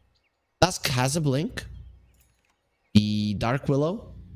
Still only the Veil, trying to finish off that Midas. The BKB on the Dawnbreaker, that is a big item. That is a pretty huge one. Speaking of disassembling the Echo Saber, the Slark will be doing that now as well. So he's gonna have an Aghanim Scepter.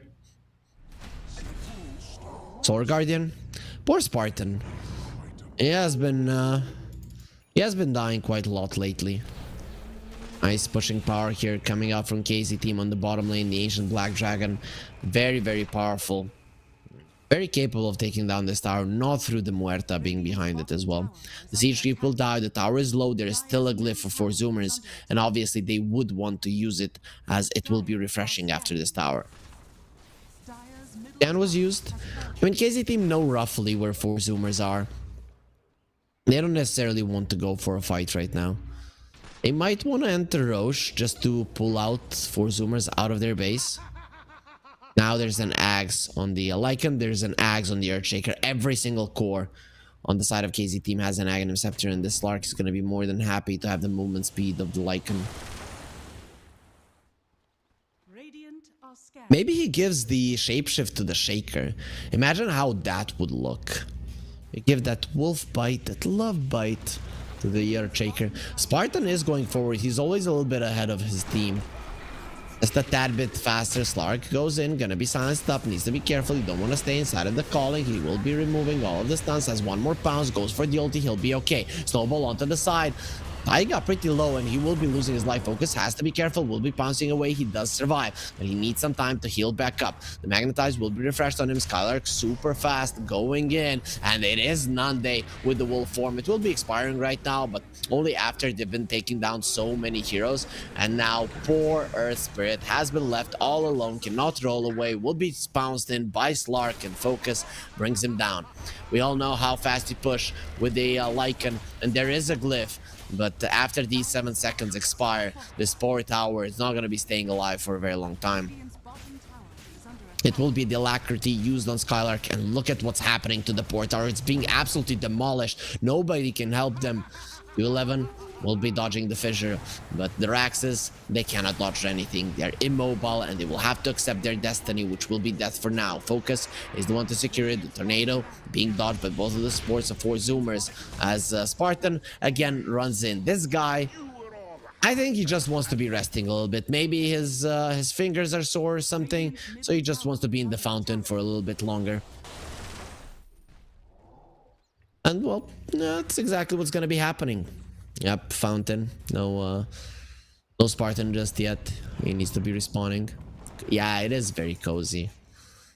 Fountain is like a hot spring, or maybe even a jacuzzi.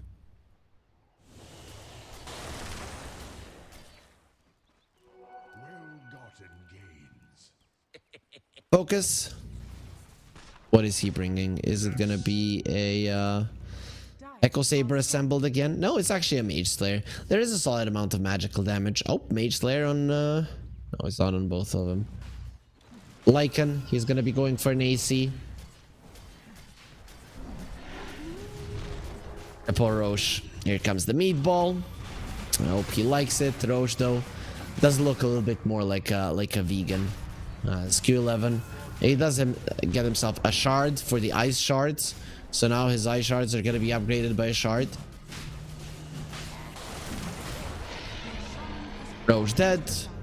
And Nande says, give it to me. He wants the wolf bite. He wants the Aegis. Focus is looking at this one and thinking, who is actually the carry here?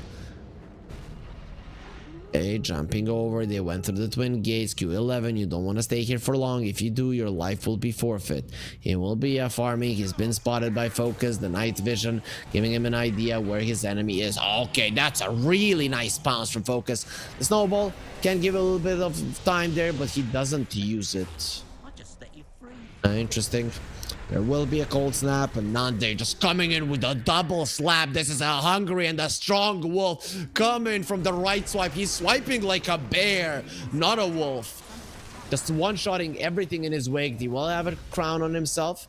So Shaker gonna be coming out of the wolf form right now. He still does hurt even when he's not a wolf. Still very, very dangerous. Focus gets himself a kill, and Taiga will be another casualty of war. 3 heroes dead just like that. 4 Zoomers helpless underneath the might of KZ team. The top tower is being pushed in. The glyph will be used. So for now, that tower will be defended. You don't have the shapeshift. You don't have the wolf bite. Probably KZ team doesn't want to fight. There is a BKB currently on the Shaker as well, so it is going to be even easier for him to run in when he's in the wolf form. It's actually insane how much he's critting in that wolf form. Not fair.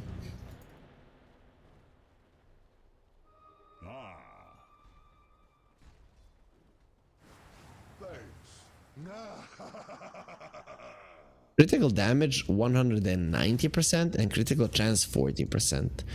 That's insane. Once the Lycan is level 18, it's gonna be 220%. So just like having a Daedalus with a Shaker. Look, Focus giving night vision there, using his night adapted eyes. Look at the enemies and they're running again. Wolf trying to eat them. Nande runs away. He has that BKB, jumps in once more. That is a very fast wolf that bounces on his leg. He's trying to fly away. Not gonna be happening. You will be eaten, my girl, before that is done. 3 heroes dead without doing anything to the side of KZ team. Nande, he still has an Aegis for another 2.5 minutes, and I'm not sure that 4 Zoomers are gonna be lasting that long here in game number 1. Once again, they will not be able to land themselves a victory this time around, not even close. I can't really look at any point in the game here where four Zoomers had everything under control.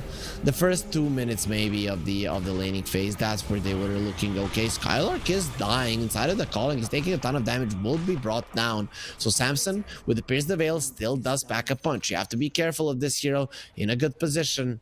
She's dangerous. Still, it is a pretty big gold lead, and you're dealing with 2 waves of racks.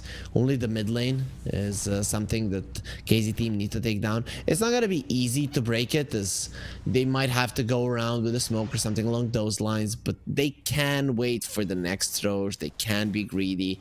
They can wait for 4 Zoomers to leave their base. Nande finds the Wisdom Rune. Now he's level 18, DD in the bottle. Okay, he has a DD, he will have the shapeshift, and when he uses the enchant totem, he has close to 1,000 damage. So good luck to the guy on the receiving end of that. Spartan, classic thing for him. He will be taken down, uses the Lotus Orb. Of course, it will not change a thing. He will be taken down. The Bedlam is the thing that secures it.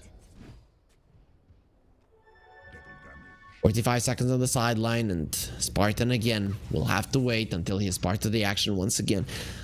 Look at poor Zip Zapper. He is same net worth as both of the supports of KZ team, and Nande coming in with the alacrity and the echo slam and the damage. The crits are insane. Anybody else want to be eaten inside of their base? Sunlight, it took a little bit too long. Nande will be getting himself away from this one. Focus goes for the ulti. They cannot kill him. They're trying to do as much damage as they can. The science comes out, and he has actually been caught. Focus though will be able to bounce to the sidebar. Here comes the big bad wolf again. There will be another one, but he's using his units and his power to huff and puff and take your house down, as he doesn't really care about hunting you down. He has the rest of his pack to do so. Nande jumping in. He's gonna be stunned up during his jump, so that's all from Sunlight. Very nice. The snowball save for the time being. Nande, he does smash the ground, all of them very close to him, and does lose the Aegis 3 seconds before it expires. Now it is just a slaughterhouse. Zero Spirit did buy back Tornado, not connecting onto Samson, only bringing down Zip Zapper, as there will be a very nice finish. Samson cannot get away from this one. Actually, he can do it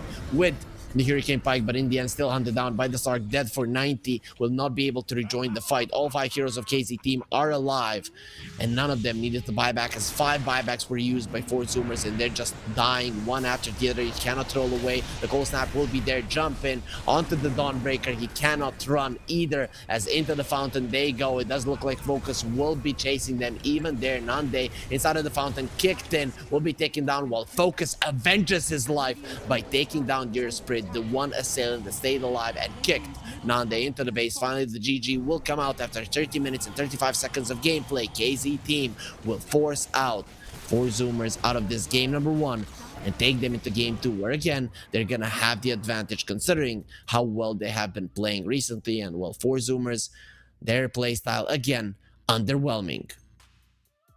It started off well in the first couple of waves in the laning phase, and after that nothing really went their way. After that mid lane fight, the gold lead increased to 3-4k, and then it was just steadily increasing for KZ team with every objective they took. Once the timing came, they took down the entirety of the base, and it was just a clean game for them. They're playing with Focus, with the stand-in. He is playing carry. Nande moved to the mid lane, but it doesn't matter. Even through that, they're winning every single game this way. When Focus joined, they won 2-0 yesterday, if I'm not mistaken, and they are winning 1-0 today with kind of an obvious outclass here in game number 1. Usually when I see a game like this, I don't have much faith in the other team. It is the case here, but I myself, and hoping you guys as well, are ready to be surprised that 4 Zoomers can finally bring something to the table. So let's see if they will do so after the break.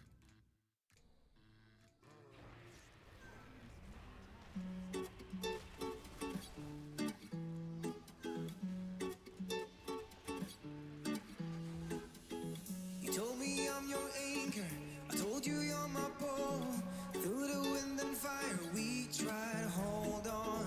We built this ship together, searching for a home. Despite the storm that hit us, we are still on board. Dancing in the moonlight, the world just stopped and stares. We got no destination. I'll take you anywhere.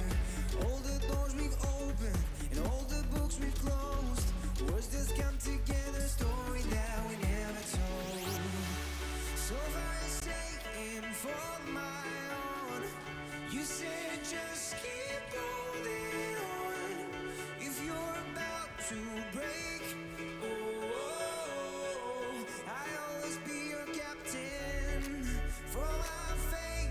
failures we have grown.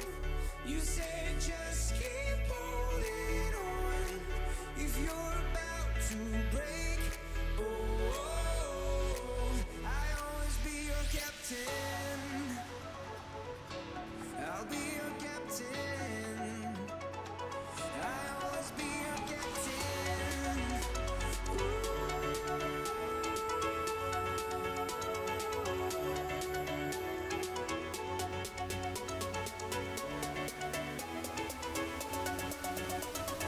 I'll always be your captain.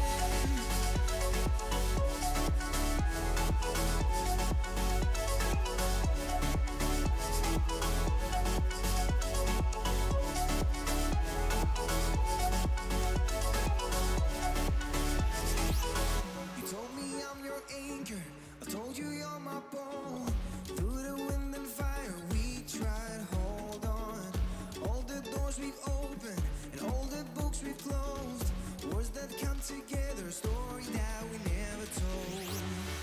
So far I say, and for my own, you said just keep holding on. If you're about to break, I'll always be your captain. For our failures we have grown. You said just keep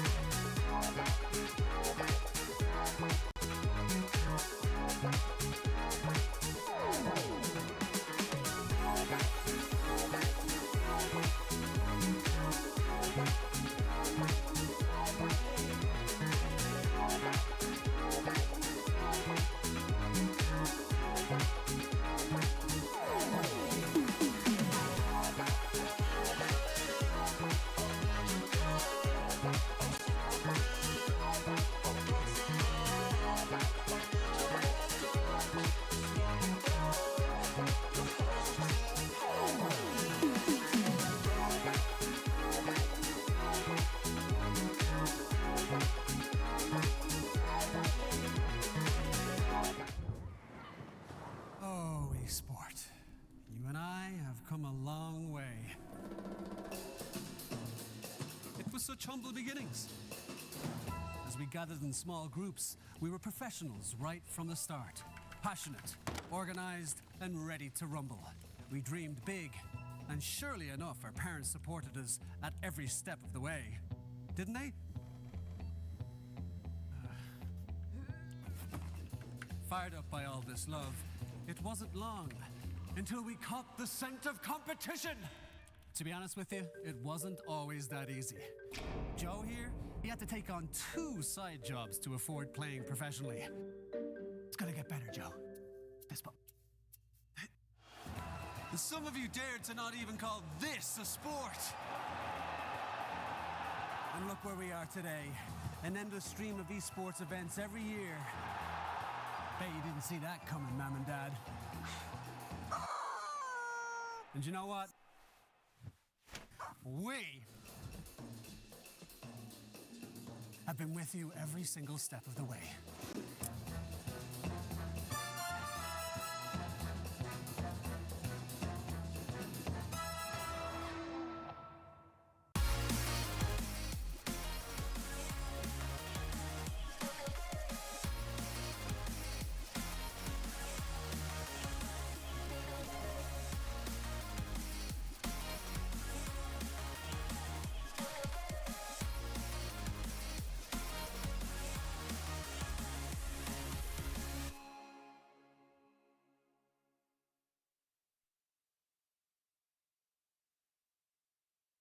Dream of working with people you watch on screen.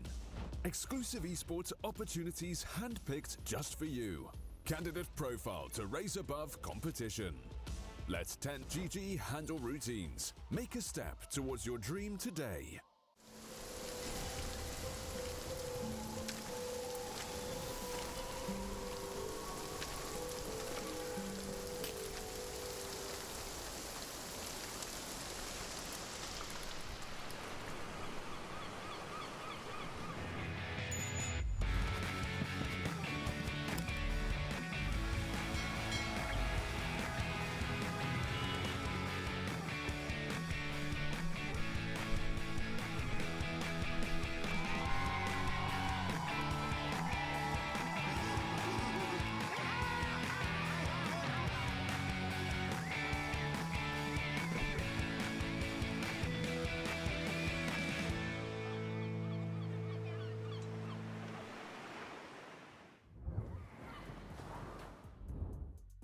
Way that Marcy's face lights up when she sees Malta. It's pretty much like when you come home and you know a dog, it gets super happy to see you. So I'm hoping that everybody there is happy to see the Pinnacle Cup Malta vibes for us. This Marcy smile always does bring a smile to my face, but hopefully what's going to be bringing a smile to everybody's faces is great Dota that we're going to watch between 4Zoomers and KZ Team. For those of you that are just joining us in game number 1, 4Zoomers, they didn't stand a chance. They got smacked around in the entirety of the game by KZ Team, and in the end it ended up with their loss, of course. In game number 2, will they be doing something better here at the Pinnacle Cup Malta vibes? I'm not sure, but one thing I'm sure of, and that is that this tournament is brought to you by Gaming Malta, a home of gaming excellence. And if you want to check them out, gamingmalta.org is where you should be. The teams are in the lobby, everybody is there. There is probably going to be a coin toss fairly soon, so we can expect ourselves to be in the draft in the next minute or so. So guys, don't worry, as the Dota action will continue. We'll know who's going to be winning this series, or at least we will know if there will be a decider match. Though for those of you that just watched that one previously, I think we all agree that it is very unlikely that 4Zoomers will be taking a game off of KZ Team. They might take a game off some of the other teams here in the Malta vibes, but KZ Team, they're playing pretty consistently solid Dota, and I think that's not gonna happen. One thing that KZ Team are doing that I don't necessarily like is that they are going a little bit too fast, and sometimes not the entirety of the team can react to that, but it is a way to get better as a team. And KZ Team, their peak was always better, but they would have a lot of lows after they would reach their peak as a lineup. So I'm hoping that they are going to be doing a little bit better in this tournament, so we can really see KZ team at their best. If they win the series with a 2-0 score, they're going to have a plus 2 points on the standings, putting them in a position where they might be able to fight Marsbet for the second spot. Sibe, very unlikely they're going to be able to overtake them, though you never know. Maybe if Sibe loses 2-0 to Marsbet, then loses 2-0 KZ team, we could be seeing something similar. And the coin toss has started. We'll see what the teams will actually choose. I'm gonna guess 4Zoomers first pick and KZ team will be the Radiant side, though who knows. We will be finding out soon. Yep, first pick 4Zoomers. And see, KZ team, do they maybe want to play a Dire side? This is the thing, if you feel like you're a much better team, you can maybe practice the side. It will come in handy later on, though TI is going to be played right now, and there we're actually going to see what the difference is between the two sides. I can't wait to see what the teams have in store. They could be watching some of these games, as we do have a TI team here. That is the Vivo Keat Stars, who, yeah, they are playing with ping, so hopefully they are going to be a little bit more successful when they get onto the big stage on TI. But we are going to be getting ourselves not on the big stage, but into the draft stage. So let's get into it to see what the teams have in store for us. And here we are, game number 2 officially starting. KZ team versus 4Zoomers. KZ team on the Raiden. They didn't choose the Dire side. They just want to win as fast as possible and go to rest. And then Raiden side will help them with that. Though who knows? 4Zoomers, we're looking at them. We're looking at this beautiful face. I think that is the face of Sammy Boy. I mean, I know what the guy looks like, but I'm never 100% certain if that is really him. It is him. Like, there's no way. There's no doubt. Because I usually see him moving in the camera, what he looks like. The pictures I see online of him, usually very small and on Twitter or something. But yeah, it has to be him. Now I looked at the bigger picture of him, and yeah, that's it. Really does look pretty handsome, right? Just like a good boy. That's how I would describe him. As KZ team, they banned out their 4 heroes. Dawnbreaker this time around not gonna be a part of the fight, and 4Zoomers will be getting themselves the Nature's Prophet this time around. They ban out the Shaker themselves, and of course PA and the Gyro are the heroes they're not gonna be playing against. They've seen that they cannot win with the PA, which is weird. And of course the other teams cannot lose with the PA, so you just take it away. Sven will be picked up by KZ team, so it is going to be a focus Sven. He played a Slark earlier, and now he's going to be playing a Sven, which is also one of the heroes that he knows how to utilize super well. I met Focus, as I mentioned, in Novi Sad. Pretty cool guy. I think if I've seen correctly there, he has gained some weight. It's normal in the level up bootcamp. Their owner usually does, whoever comes to bootcamp with the teams, he offers to take them to the gym and stuff like that and help them train. So a lot of players slim down, buff up. I don't know if you guys have seen the Hawk. He's a beast. You're just going around and you can hear the drums playing just from how strong he is, like an Earthshaker, right? So maybe that's the case. He got used to eating a lot after training, and then when he wasn't there any longer, he just gained some weight. Though maybe I saw wrong on the camera. Who knows? I mean, it happened to all of us. Who cares? It's 4Zoomers. They banned out the Lycan. Really was a big part of the KZ team victory in the previous game. Probably the biggest part of that. Skylark, he had a perfect game on the Lycan. He maybe got caught once after his shapeshift, but that's about it. He didn't get a single time caught before. He already did some damage in the fight, so all in all, it just goes to show that his performance was top notch. On the Lycan, there will be a ban on the Tide, so again, we will not be seeing a Muerta Tide. That's a bummer. There will be a Pango ban. That's something a KZ team does like to play, so I'm kind of surprised that they didn't want to pick it up for themselves. There is a Warlock in the pool if you want to combo it with the Sven, though. In the previous game, if I'm not mistaken, the Warlock was completely ignored by these two teams. So KZ team, is that the hero that you want? We'll know soon. 2 minutes left on the reserve. Both of the teams haven't really used that much of their reserve time here in the first and the second banning phase, and I think there's going to be a big help to KZ team considering they had a level 2 draft penalty in the previous game. So they're gonna have much more time to put their brains to work to get all of those nice picks, and they will go for the Winter Wyvern. I think Spartan is the one that played this, so I am gonna assume it's not gonna be a core. Interesting pick super early, right? What are they expecting as to be wanting a Winter Wyvern? So considering that a lot of the heroes that are currently being played are very heavy in the physical damage department, burst physical damage at that, PA Sven mostly, but then you have the Gyro who's also banned out. The Winter Wyvern makes sense that she is going to be making some kind of an appearance into the meta at some point. The Keeper of Light from 4 Zoomers immediately. Babitic played this on the mid lane quite a lot, and there will be a Primal Beast. Could be an offlane Primal Beast with a 4 Keeper of Light, offlane Primal Beast with a 2 Keeper of Light, 2 Primal Beasts with a 4 Keeper of Light. There's many combinations with these two. I like the potential mobility for 4 Zoomers. They can be everywhere on the map. Keeper of the Light and the Primal Beast are very speedy. The Primal Beast has a mobility spell, Nature's Prophet, of course, global presence. All in all, looks pretty good. Very good at shoving out the lanes. KZ team not bad at shoving out the lanes. In general, they are actually really good, but it's not gonna be easy versus 4 Zoomers to make it happen. If I'm looking at this 4 Zoomers lineup, I want to hunt them. I want something that is going to be able to get on top of them. Grimstroke helps for sure. Mars helps insanely, right? Now you have the arena to keep them in place. The Inkswell super strong. Sven coming into the arena. We know this guy, he's a warrior.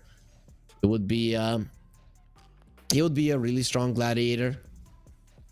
Gonna make sense. He has the build, he has the muscles, he has the strength, the knowledge of how to use a blade. Everything is there. He's pretty tanky himself, so even if you stab him, he might actually live. So 4 Zoomers. Well, how do you save these heroes now? They banned out the Tide. That would be a pretty good hero for them in this kind of a game, just to stand his ground and protect them. Though there is, of course, going to be a Phantom's Embrace. That is always going to be a problem for a hero like a Tide. Aura builders, I mean, they don't have them, though. Making auras here not gonna be easy either. I think maybe a better way for 4 Zoomers is to get some initiation, a little bit more, something that can get into the backlines, find the Winter Wyvern and the Grimstroke, and then instead of trying to dodge KZ team jumping you with your mobility, you try with your mobility to be everywhere on the map and punish any hero that is out of position, be it the supports, be it the Mars fan, doesn't matter. So that's something I would like to see.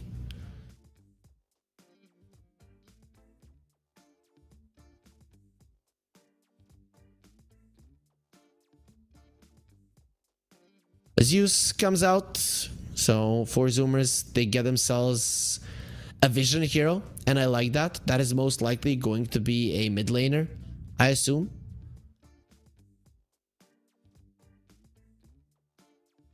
So it will be Zip Zapper on the Primal Beast. It looks that way. I would be very surprised if it's any other way. So it's probably going to be Primal Beast, Keeper of the Light. Very annoying lane to play into. Sven will have, well, he's not going to have the best of time, though. If these guys are just pushing in the lane, you will be able to get the CS. The other thing is, Winter Wyvern is not the best hero versus the Keeper of the Light. So what do you do versus the Keeper of the Light if he's a support? You follow him in the lane so that your carry knows when the Illuminate is coming so he can dodge, or you do a lot of damage to the Keeper of the Light, or both. The Winter Wyvern is really not that strong, and Primal Beast can connect to him faster than the Sven can connect to the Keeper of the Light. So you're going to be putting yourself in harm's way with the Winter Wyvern if you're following the Keeper of the Light round. And if not, you're going to be buying a lot of regen for your Sven, who's going to be taking massive amounts of damage over and over again. Will he die? I don't know, but he's most definitely going to be annoyed as much as possible. This is a good Naga Siren game, not gonna lie, for 4 Zoomers. The Terrorblade was banned out, but the Slark was the second one that got removed.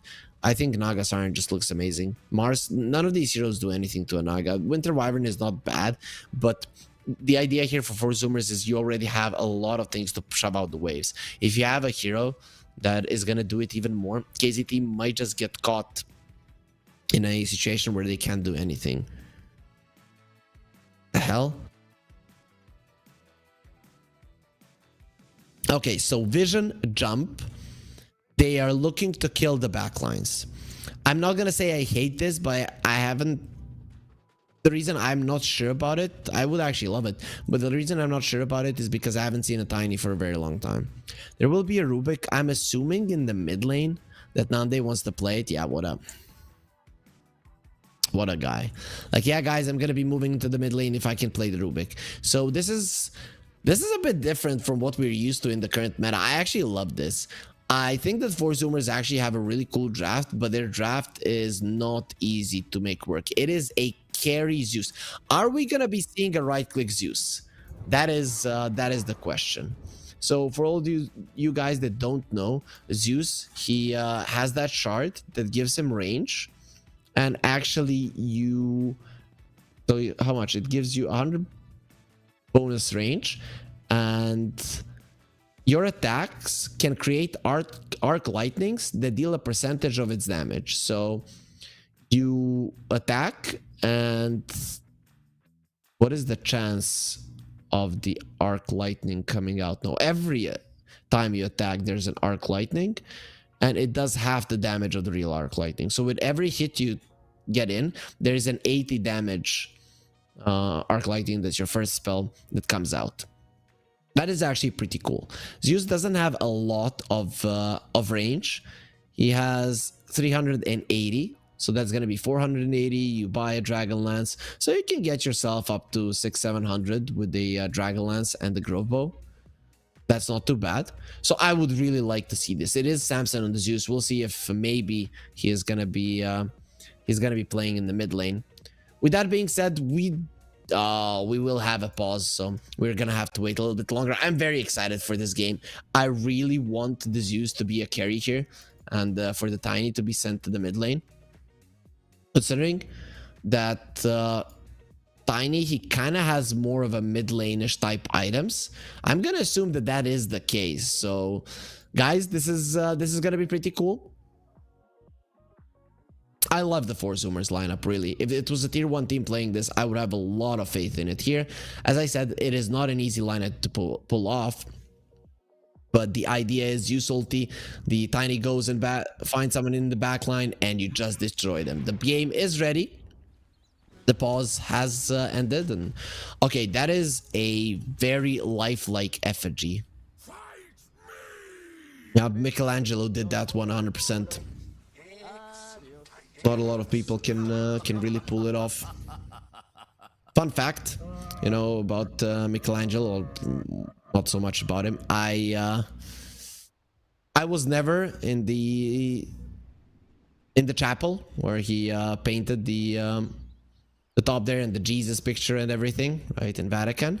But of course, I've seen pictures of Jesus in there, and then I looked at my father's photos from his wedding. He looks exactly like Michelangelo's Jesus. I was like, man, why didn't I find this out when you were still young so we can cash in on it? But it was pretty cool. It actually looks a lot like my father in build as well, right? Big body, not that smaller legs. It was pretty funny seeing it there. So Sven, he cannot really save Spartan, who will take up flight very soon. He will be landing on the ground. Actually, he died in the air. I kind of don't think that is what happens. Whenever I would see a dead bird, it would be on the ground. Maybe for wyverns, it's different. Sven is gonna be smacked by Samson a bit. They will try to kill this wave. Okay, they will not try to kill this wave. They will kill it, and that's a pretty cool way to start it off. Who got the first blood? It was Sunlight, so the mid lane Tiny. That is as good as it gets, for sure. For sure.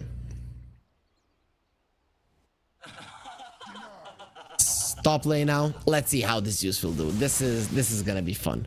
So it is a Zeus versus a Mars and the Grimstroke. So you do have the mobility spell to get yourself away. Sticks, of course, are gonna be there on both Liru and Skylar because they know that there's gonna be a ton of spell spamming.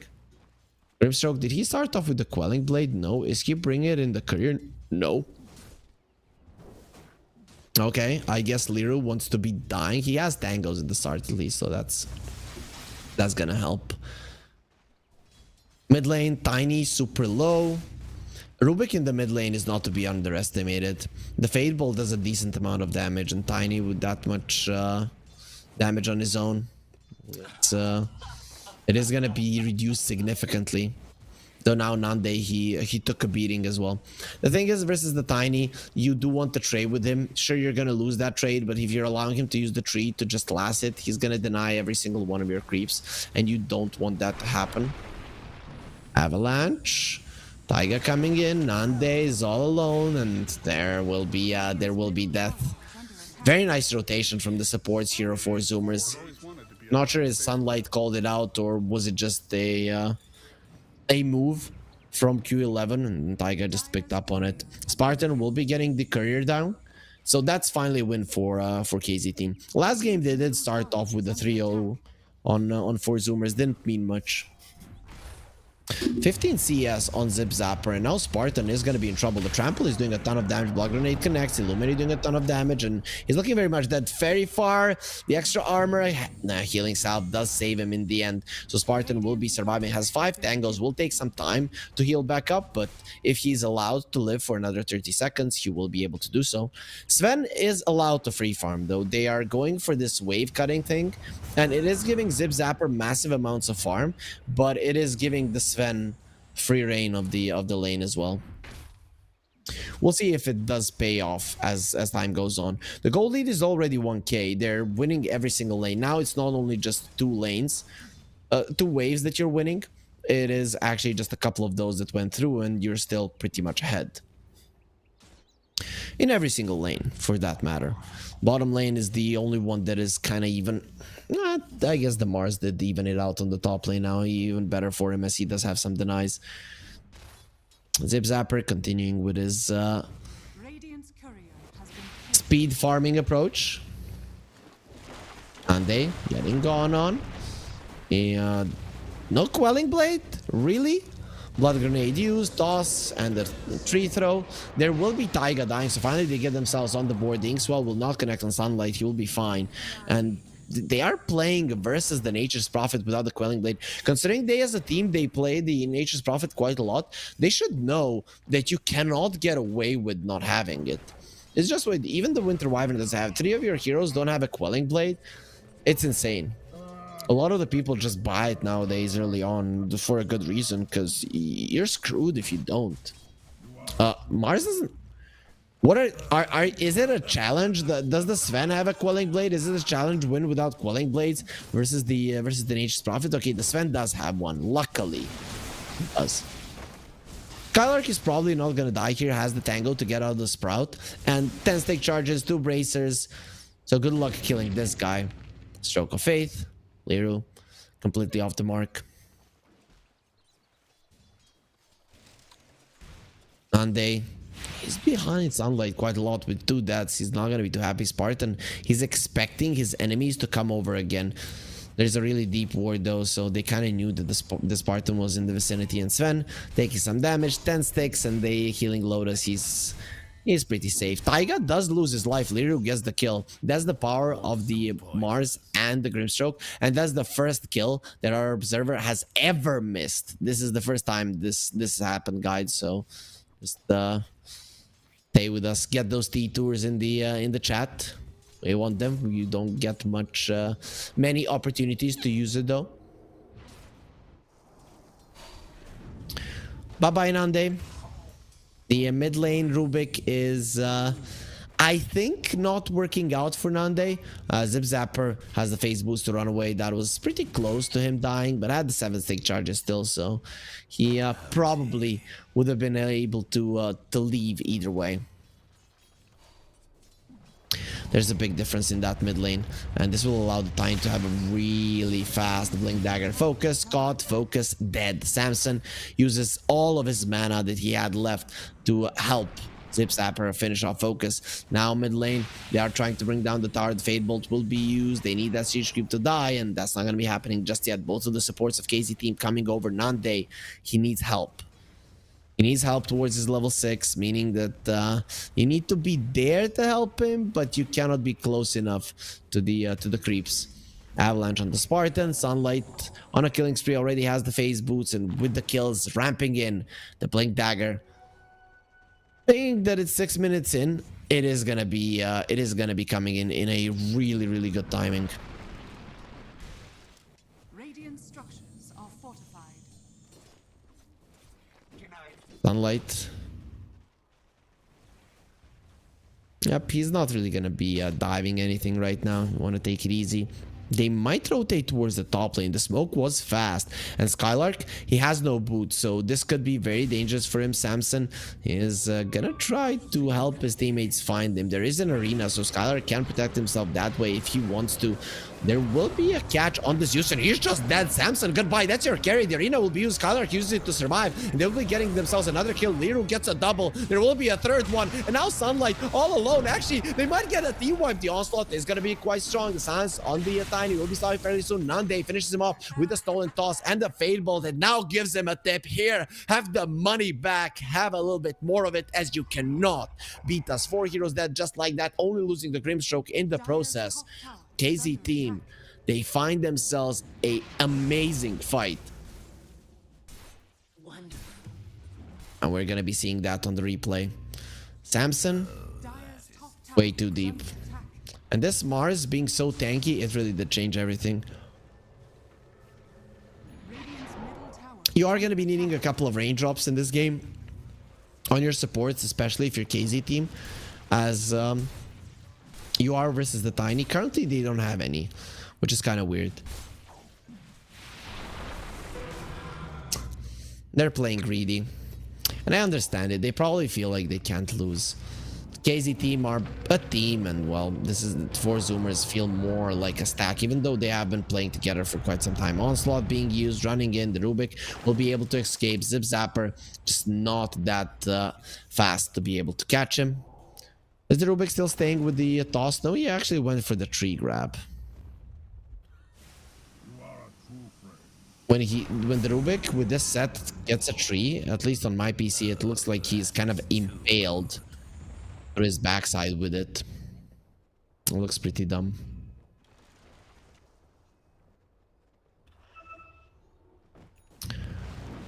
There's a smoke for 4 Zoomers. They're thinking about coming to the bottom lane. No, they just use that smoke to farm the ancient camp.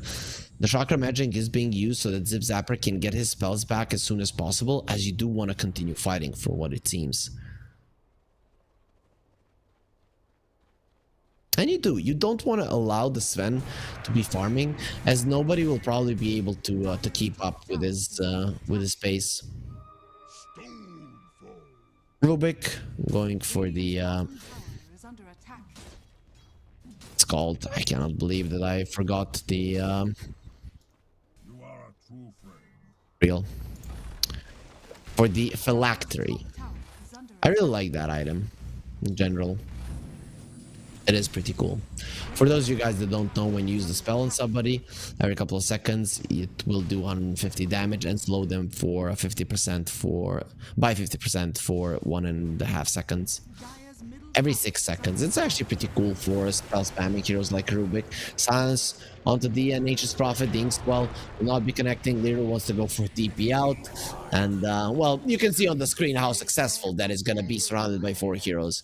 Sunlight just comes through the portal and finishes him off. That gets him very close to the blink dagger, 200 gold away. Mars isn't really looking for a blink. He has the blade mill. It is going to be the phase boots that he wants. Oh, he's been caught by the solar bind. Sunlight coming over. He's very high in terms of level, so this is a huge kill if they can get it, and more than easily they do bring Skylark down. I thought he was just gonna be arenaing before they come close, and KZ team still have a 60% win probability. It's because of the Sven. If you look at 4 zoomers, they don't really have that big of a win condition. The Tiny is strong, but I don't know how much of a right clicker you want to build him into. As the Zeus, well, he is going to be the right clicker with the Midas, I guess. For now, though, is not really doing all that well. It is going to be the Avalanche. Toss back. Nande looks very much that Dingswell will stop all 3 of them. He turns around, steals the pulverize, smashes them into the ground. The arena is there to protect him, and the ulti from the Zeus finishes him off. There will be a very nice Winter's Curse. Zip Zapper dying from the blood grenade. He should have enough HP to survive. He's a tanky boy. Skylark as well. Samson comes over to cover for his team, and Sunlight wants to go in again. Toss back one more time. Avalanche will be there for the kill. They did lose Taiga in the process. Sunlight, though, puts himself in a very uncomfortable position. Dingswell and Skylark won't give him the movement speed necessary to run down the Tiny because he has no boots. Running barefooted around the map, 11 minutes into the game, it is gonna cost you kills.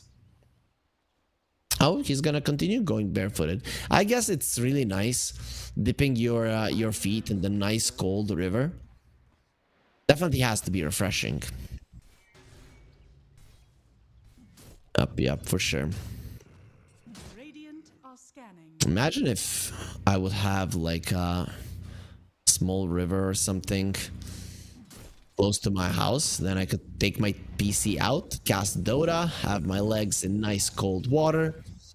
Yeah, that would be the dream. Well, maybe it happens if we cast from Malta, right? That can happen sometimes in the future. And poor Rubik has been caught. Liru comes over to assist. Doesn't turn out too well for him. What did Nande steal? It's gonna be a tree grab again. The worst possible spell to have. Focus comes over to the mid lane. Nothing you can do about it. There's gonna be one more toss back. And even Focus has been caught by the Solar Bind. I'm trying to kill Zip Zapper. He will be losing his life. Sunlight, he has gone way too far. And Focus, he turns around onto Q11. Yep, give me a 10. Look at that, Sven. He's rent from the sun. Or is it just the blood from the Keeper of Light and his horse? I don't know. But he's definitely enraged and powerful here on Focus. I don't know what they were thinking. They were being way too greedy there. 4 zoomers are just diving over and over again. And KZ team are actually coming out ahead there. Even though, look at this, these 2 kills just happening super fast. Poor Nande, he cannot get a break in this game. Despite all this, you know, he's okay in net worth. Not great though, but okay, keeping up with the Zeus, I guess. And the Zeus will be having a phylactery as well. So it seems that we are not going to be seeing a right-click Zeus. Boo. Who knows? It is kind of a stat item, phylactery as well. So maybe. But I doubt it. I doubt we're going to be seeing the shard and the Zeus just punching everybody with the lightning hands. If they would put the lightning hands to give 200 range, then maybe it would be a different story.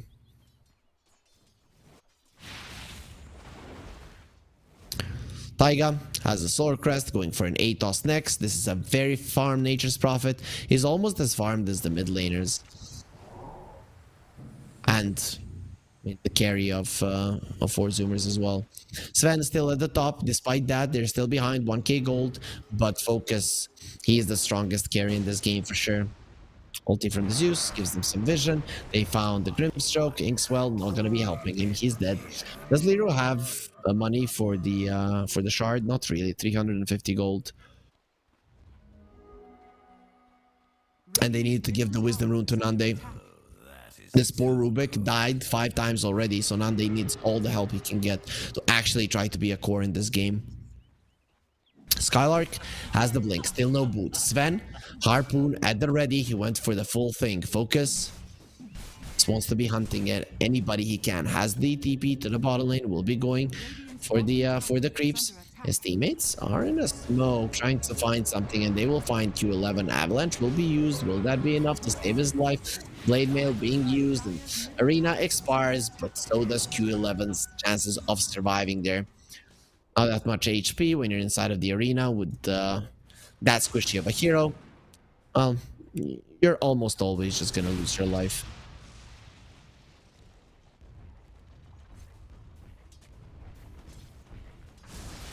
Okay, gold by 4 Zoomers. They're still holding the lead. Most of it because of their support Nature's Prophet. Nande, what will he steal? It will be the Arc Lightning. So Nande now with the regeneration rune in the bottle is gonna be able to spam so much regen. Though used and, well, not really gonna be giving him all that much as he was already close to full. The tower in the mid lane, looking very much dead. Illuminate trying to save it. It's not gonna be happening. Getting all of those mooses to run in.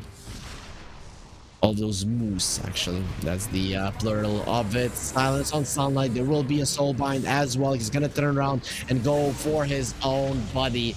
Oof, is that a lot of damage? Nande being saved by the cold embrace. The damage from Zip Zapper is still gonna be enough. They get the kill. Taiga. Now he's gonna be cut down by the Sven. Look at Focus, just insanely strong there in the fights. He gets a double kill. It is a 3 for 2. In the end, it is still a win for 4 Zoomers, and Focus will be continuing to farm. The gold change heavily in favor of KZ team, so 4 Zoomers definitely not happy with the fight, especially with Focus getting absolutely everything that he wants. The win probability in their favor by a pretty solid margin as well. BKB almost done. He already has the harpoon to hunt people down. 4 Zoomers though, how are they looking? Well, both the Zeus and the Tiny died there, but Zeus is going to be going for an Aghanim shard. So that extra range will be there. I hope the Hurricane Pike will be next. And then who knows? Who knows what you want to do. Bottom lane? Nature's Prophet has been found. That is a big kill if they can get it. The arena has expired in the Fade Bolt. Nande gets the kill. Avalanche Toss. Well, Thunder God's Wrath. It's a kill. Tiny, level 12 now. So he has grown even bigger. Skylar gonna be up there by the cold embrace, or maybe just killed with its Spartan. He has the ulti. We'll be using on these two guys. That's a double. That's a double Winter's Curse. Doesn't do all that much. Spartan will get purged. The Solar Bind won't be keeping him in place. Onslaught gonna be used. He uses the cold embrace onto himself, giving himself some time to live, but ultimately will still be taking down a lot of magical damage there for Zoomers, especially if you cannot move. Taiga? Hunting the Sven. Does he know that he's in the vicinity? No. He just came over here to help push out the wave for now. And might die because of it. Skylark, he needs a pause. KZ team are always so well-mannered. They really just miss each other. They don't see each other from the fog of war, but Taiga sees the little wolf that is dying.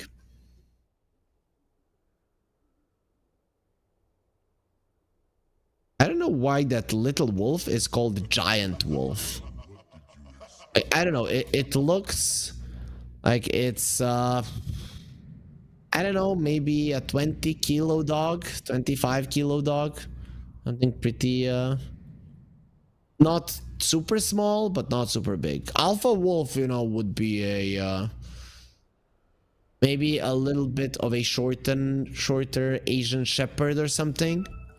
No, but these little ones, German Shepherds at their best, and it says a Giant Wolf.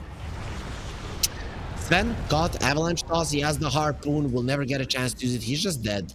BKB was done, so he is okay to die there as he didn't lose that much gold, but the win probability is starting to move in favor of 4 Zoomers after a lot of successful kills. The gold lead at 4K, not something that happens too often to this team.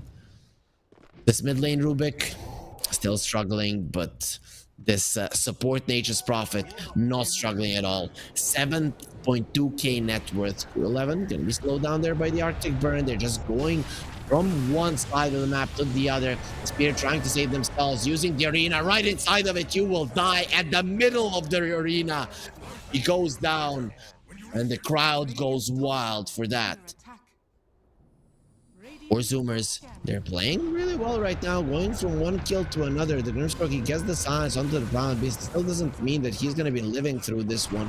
He'll try to get himself out. That Fade Ball did a lot of damage, but so did the Avalanche and the Toss. The Sven, with his ulti, he does bring down Q11, and they want something more. The Zeus already did die. They're looking towards the Tiny. He's going to get tossed up into the air and into the hands of the Sven. The stun will connect. And look at how much damage that is doing. Can they save Sunlight? No, he gives up. He says, kill me. I don't want to live in this world any longer. With the Sven with a war cry, running forward, gonna be tossed in onto the crease, but won't be catching anybody else. Whoever this Sven gets his hands on will be dying. 4 Zoomers on the other hand, they don't have that constant output of damage. That is the problem. It's probably the Zeus. When he gets his shard, he has it. Now he's going for a Sanj and Kaya.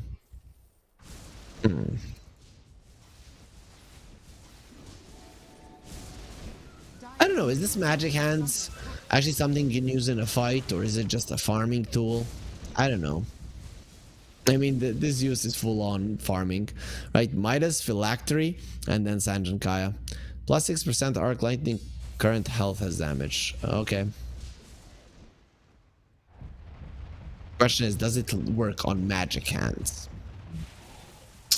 Magic, by the way, it's Lightning Hands. Magic Hands sounds honor. There was a Dota organization, Magic Hands. Never too successful, but it had like tier 3 teams. Time to time. Mars wants a heart. He's not thinking about a BKB, even though I would advise to go that route. Primal Beast wants an Aghanim Scepter, even more damage.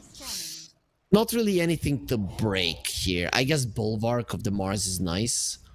Arcane Supremacy from the Rubik, not that big of a deal, really. It can be a problem if it's broken for the entirety of the fight, but if it's seconds, which usually happens with the Primal Beast ulti, then it's not that big of a deal at all. Mars does have a shard, so double spear now, pretty much available. The question is, can you make it happen? The Sven is still at the top of the network chart. He is the highest level on the map as well. Focus. Definitely not a guy you want to be underestimating. Once the Silver Edge already has a Crystallis, so the crits are gonna start coming in. He deep his bottom. Focus, no hesitancy. Down a nice wave. Winter Wyvern on the cliff, the ulti from the Zeus. It's the scouting one. Now they know that KZ team are in smoke. Very nicely done by Samson. Nice read of the situation. Or Zoomers are playing a pretty solid game. I'm not saying that KZ team are pressuring them much, but it is a solid game. We don't see them in this situation where they're leading quite a lot. 23 kills on their side at the moment. The movement speed, 30 movement speed after Heavenly Jump. The other one, +1 Heavenly Jump target. Okay. So when you jump, you slow one target, do some damage to it, but one more target, I don't think that's too worth it. It's going on for the Manta now on the Zeus. I still think if you want to be right-clicking, Dragonlance seems like a necessity. Well, maybe he doesn't want to right-click. So what is the Manta for then? Avalanche on Skylark. The Soulbind is there. He connects the spear onto the tree. That is a Glimmercape protecting him. Nice Winter's Curse and the Cold Embrace there. Skylark does live. He doesn't live for long. They found the Rubik as well. He had the Stolen Avalanche, so really needed to die, and Winter Wyvern now will be an easy target. He's under the sentry, and he'll get smashed into the ground. Literal nosedive, but not an intentional one like what the Viper would be doing. Focus, he did get the Aegis while all this was happening. He's trying to get this team out of a really bad situation, because that's where KZ team are with an 8k gold lead. 4 Zoomers are in complete control of this game, and Dota Plus says no. It says 50% win probability. Is really, when you look at 4 Zoomers, how are you going to end the game? It has to be the Tiny attacking the high ground, but then how do you take the Roche? It's really not that easy for their team. It's That's interesting for sure. The Zeus, he went for a Yasha Kaya. Actually, it's not even a Sanj Kaya. Is he thinking about disassembling this into a Manta? I don't know. We'll see. We'll find out soon. The Thunder God's Wrath was used just for a little bit of vision, though KZ team don't look very eager to go for a fight at the moment. They literally have one hero, and that is the Sven. Everybody else below the standards. I mean, there is a good chance that we see a Sven topping the network chart, then 5 heroes of 4 Zoomers, and then the rest of KZ team. The Sven is level 20, so now he has the extra armor from the Warcry. Of course, the damage of the enemy team is mostly magical.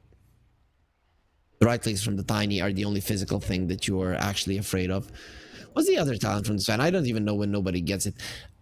8% Warcry movement speed.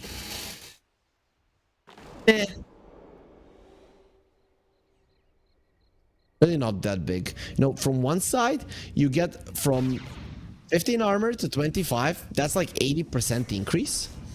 And then the other thing, you get from 22% to 30%. It's really not that big of a increase. Skylarking spell is on him. It will be connecting there. It does now. Finally uses as the spear, and it will be a dead Keeper of the Light. So KZ team, they get themselves an easy pickup, though. The Coddle has been a poor guy they've been bullying every single time with the arena. I don't know if that's a kill that is really worth it. I guess you kill their lowest network hero so that your cores don't fall behind him as well, because it would be it'll be looking really bad for these two, both Skylark and Nande, if they were behind both of the supports of the enemies. And imagine if they win that game. Focus is literally going to be looking at his teams and thinking, why am I playing with these noobs? Skylark has been caught, he's standing his ground and actually fighting Taiga. That doesn't mean that he's gonna live through it. Spear connects, comes in, gets the kill. Zapper going for a TP out. The harpoon onto Sunlight, and Focus is gonna try to finish him off. There's the crit. He has been broken on the Tiny. The 4-staff in. Focus, he wants this kill. There will be a lift. Very nicely done by 9day. The second that the BKB ends on Sunlight, they get the kill, and the Sven just continuing to get kills all around the map. TPs to the bottom lane outpost, and will continue shoving in waves. Only 5 towers have fallen so far in this game. 3 for KZ team, and 4 Zoomers, they've only lost 2 for the moment, the top and the mid lane tower. Now this Manta with the lightning hands, it actually does look pretty strong. So yeah, he disassembled the Yasha Kaya. Now he's going to be making a Sanjin Kaya. 25 HP per second for the Cold Embrace. So Winter Wyvern wants to be helping his teammates even more. That's 3000 HP on the Sven. 273 damage per hit without his God Strength. Zip Zapper, 3000 HP as well. 20 armor at the moment. We'll see if he actually goes for the armor talent. I wouldn't mind it, considering you're playing versus the Sven and he's your only problem, really. I'd be okay with it. Punch toss, Focus going in. Zip Zapper going for Nande. Not gonna be doing that much. He got stand up, silenced up as well. The BKB, he does pop it, will be fine in the end. Nice blinding light from Q11 will be keeping the Sven away. Still running in, won't be able to do anything. The God Strength was expended. Skylark with Blinkin doesn't find anything just yet. Talked about not many towers falling. This mid lane one probably not going to be coming down either way. Well, and Squall and Focus, that is a nice ulti there on the high ground. Will it land in the kill? Yes.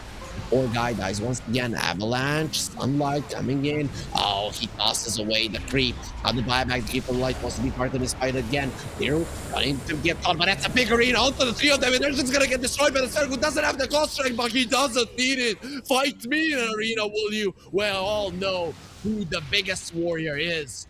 Focus just absolutely destroys his enemies as Skylark finds an opening. They've been pushing it, KZ team, and now they win that big fight that turns the game around.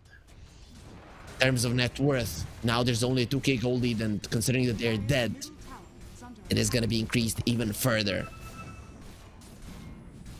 Nice play from KZ team, really. They were constantly pressuring for Zoomers, and at some point you do crumble under pressure. Or the blink now on the Sven, it's gonna be even easier for him to initiate, for him to find the openings. We talked about towers falling. Now there's gonna be 6 towers dead on the map, one of them being a tier 2. So KZ team, now they're eating in towers as well, and the gold lead completely gone. Just a second ago, it was an 8,000 gold lead, not there any longer for Zoomers. All of the things they were accumulating for such a long time gonna be here Dire's middle anymore. tower is under attack. Sven level 23. Awesome, he looks, he has that shield, but it looks like he's using all of his strength just for damage. And they gonna be ulted, gonna be destroyed. He had the stolen avalanche. Every single time he gets a good spell, he just dies afterwards. Primal Beast BKB popped just to live. Both cores and 4 zoomers have 6-second charges on the BKB, while Focus, he has an 8-second charge at the moment. Gonna be going for a Swift Blink Sunlight. You don't want to be there. Believe me, bro, there is a god coming to kill you. The scanner was used and you'll be found. Then pops the BKB coming forward. 8 doesn't care about it, but he will be caring about the trees surrounding him and not allowing him to move. He has that Hurricane to hunt Sunlight, and he will be able to do so. Sunlight, actually, he stayed here for far too long. Will be protected by the Glimmer Cape. Going in onto Taiga, they get the kill. The Soulbind was used, but the Sven without the ulti is not playing. Okay, he still has his ulti Spartan. He gets the ulti off, not gonna be doing that big of a deal. Skylark trying to finish off the Tiny, will be able to do so. Surrounded by 4 enemy heroes, and here comes the Sven again. God's Strength is gonna be expiring fairly soon. There it is, it has expired. Now going on to the Zeus, being protected by the Sprout, and the Sven in a lot of trouble. The 4-step bringing him away. He actually tries to stand his ground, and he loses the fight. Now Nande finally back to the land of the living. He needs one more hit from Samson, but Samson will be alive. He turns around on Nande, kind of getting the kill. Now Skylark finally dead. He was so tanky, standing his ground against so many heroes for such a long time, but ultimately he will fall. And the Zeus doing insane amounts of damage in that fight. Finally, for Zoomers, they get themselves a worthy fight outside of their base on the enemy side of the map. And the Sven was helpless. Sorry guys that I'm telling you always that the Sven's God Strength has expired. There is this bug that when the Ink Swell is used on the Sven, he loses the redness. So see here, he still has his God Strength, but he's blue. Man, Skylark is strong. With that heart, he's not dying. He has the shard, he has 4k HP, and he's just using the Bulwark to survive. But I think Samson now is gonna be a target a little bit more. He got that talent, the 6% Arc Lightning current health is damage. Not easy to play versus that. He will be going for a Dragon Lance next. Good luck killing him. I would really like to see a full Hurricane Pike. It really does make sense on the Zeus as a hero.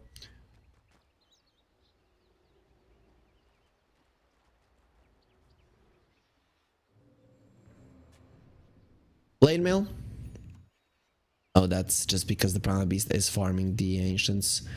Aghanim Scepter for the Rubik. Finally, Nande is gonna be getting some core item on this Rubik. Poor guy. He hasn't been able to find his footing in the game. He has a stolen curse of the old growth. He only got that away. Tiny has a DD. That is huge. That is really big if he can find an opening. Or actually 760 damage per hit. Who wants to get smashed? Tiny coming in. They want the Sven. He needs to pop the BKB here. If he wants to live, he's not going to be popping anything. It's going to be his brains that are being popped out of his body as the Tiny smashes him into the ground with some real damage. Not your puny God Strength. It's definitely reminding me of the Avengers. Stop, you creature. Don't touch me, I am a god. Puny god, we all know. Not that big. Avalanche Toss, Sunlight doesn't have the DD any longer. Will be speared there to the tree. Blink away from the Mars. He doesn't have the TP, and the Soulbind is keeping him in place. Skylark, he cannot prove he does. Make an arena there. Let's see, can he really run out of his own arena? Well, he did, but Sunlight did follow him through. And that was the toss being used, sending him away. Avalanche is still there, and Mars won't be able to get himself out. Samson has died on the other side of the map. Can they actually kill him? Skylark, is he winning this fight? sunlight. Big blue lot. Spartan gets himself to the high ground. Zip Zapper almost dead. Nice things well there, stopping Taiga's TP, but he just turns around, wants to kill both of these sports. Nice blink out from Spartan. That cold embrace, saving Liru for the time being, and the Rubik just hunting the backlines. There it is. Nande gets the triple kill. Finally, we're gonna be seeing him making waves now, stealing the lightning bolt from the Rubik. From the Zeus, and doing so much here on the Rubik. He's level 21 as well. Does have the -5 seconds Fade Bolt cooldown, just zapping with all of these stolen spells. So is that? He has Chakra Magic and Lightning Bolt. So it's Fade Bolt, Lightning Bolt, Chakra Magic. Fade Bolt, Lightning Bolt, Chakra Magic. What the? Okay, imagine how broken that is. There it is. Chakra? Is it? No, he doesn't need it. The Lightning Bolt. There's the Fade Bolt. There is a shield rune on the Tiny. That's probably the only reason that he lives. Oh, that's so funny. Imagine how much he spammed out in that last engagement. Now focused, he wants to have the Roche, because next time if the Tiny finds... Oh, Roche runs away. You're not going to be killing me. He just goes through the portal and pushes the Sven down. He will be losing his life. It will still be the Aegis cheese. Cheese for now, held by Spartan. Not giving it to anybody else. Skylark, he's the one that picks up the Wisdom rune. Wisdom of the gods. That. Taiga, TPing out. They have the Winter's Curse, will not allow him to get away. Now Taiga, well, he will have to accept his destiny. And Nande is just zapping him over and over again. That is just so unfair. Nande is literally just clicking spells. That's what it looks like. Even when he doesn't have the Chakra Magic, it's still very low cooldown, both of those spells. And Rubik wants to get a Hurricane Pike as well. I guess upgrading his Force Staff is the only thing he can do right now. I don't know if you want to get rid of the Ether Lens. I've seen so many heroes just get rid of the Ether Lens, mainly Lina's in the current meta, and then you start making mistakes in the late game because you're already used to the range that you had. Any big items on the other side? The Zeus decided not to go for the Dragonlance. He does have the Enchanted Quiver, however, so that's even more range for the Zeus. I mean, I've never seen a Zeus with this much range, not gonna lie, even though it's not really that impressive with 555. It's still nice. Oh, what? Why does it say plus 525? What the hell? For me, it's the 80 plus 525. What the? Why? He doesn't have that much, right? 525.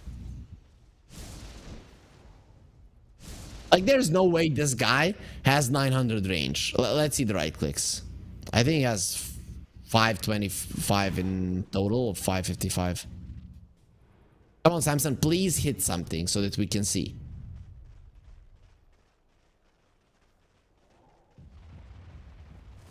Yeah, that's not 900 range. Oh, it's 900 range with the first hit. Okay. So that's when his Enchanted Quiver is off cooldown. I didn't know it really did calculate that and just give us a false idea of what's happening. Taiga is level 20. So he did go for the 100% miss chance for sprouted units. He did go for the 5-3 and summoned as well. Focus, Swift Link at the ready. He wants to swiftly kill Samson. He won't be able to find him though. Aegis for 2 minutes, but look at the lanes, look at the waves for Zoomers. We talked about it in the early game, that they have such good ways of shoving out the waves. And well, I don't want to say that KZ team don't have a good lineup to deal with that. You have a spear now, especially with the shards, Stroke of Fate, the Winter Wyvern as well. Skylark, let's see if they can kill him. He is trying to protect himself with the shield there, with the bulwark, but that bulwark will be broken and surrounded by so many heroes. He actually stands no chance. Skylark is pretty tanky. He is not really all that tanky. The Hex of the Grimstroke, pretty close to completion, less than 1,000 gold, and he'll be there. He's approaching level 20 as well. I'm guessing plus 3 hits to kill Phantom. Sven running towards the top lane. He will be finding Zip Zapper, and Zip Zapper doesn't have the BKB, but he does have a Lincoln, so he's not that easy of a target. Level 25 Sven went for the damage. Now the telescope for the Grimstroke, even high range for that already high ranging swell.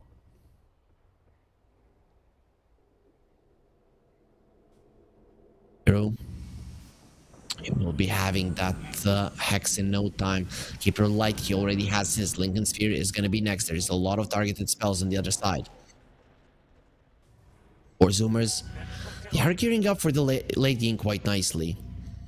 It's looking like they will be getting in there full force. Now, there's the Hex on the Grimstroke and the AC for the Zeus. You need the extra armor versus the Sven. Focus. Did he see the Keeper Light? Not really. Eyes in the trees. Uses the Warcry. Has the BKB TP out, but Zip Zapper. Pulverize is at the ready.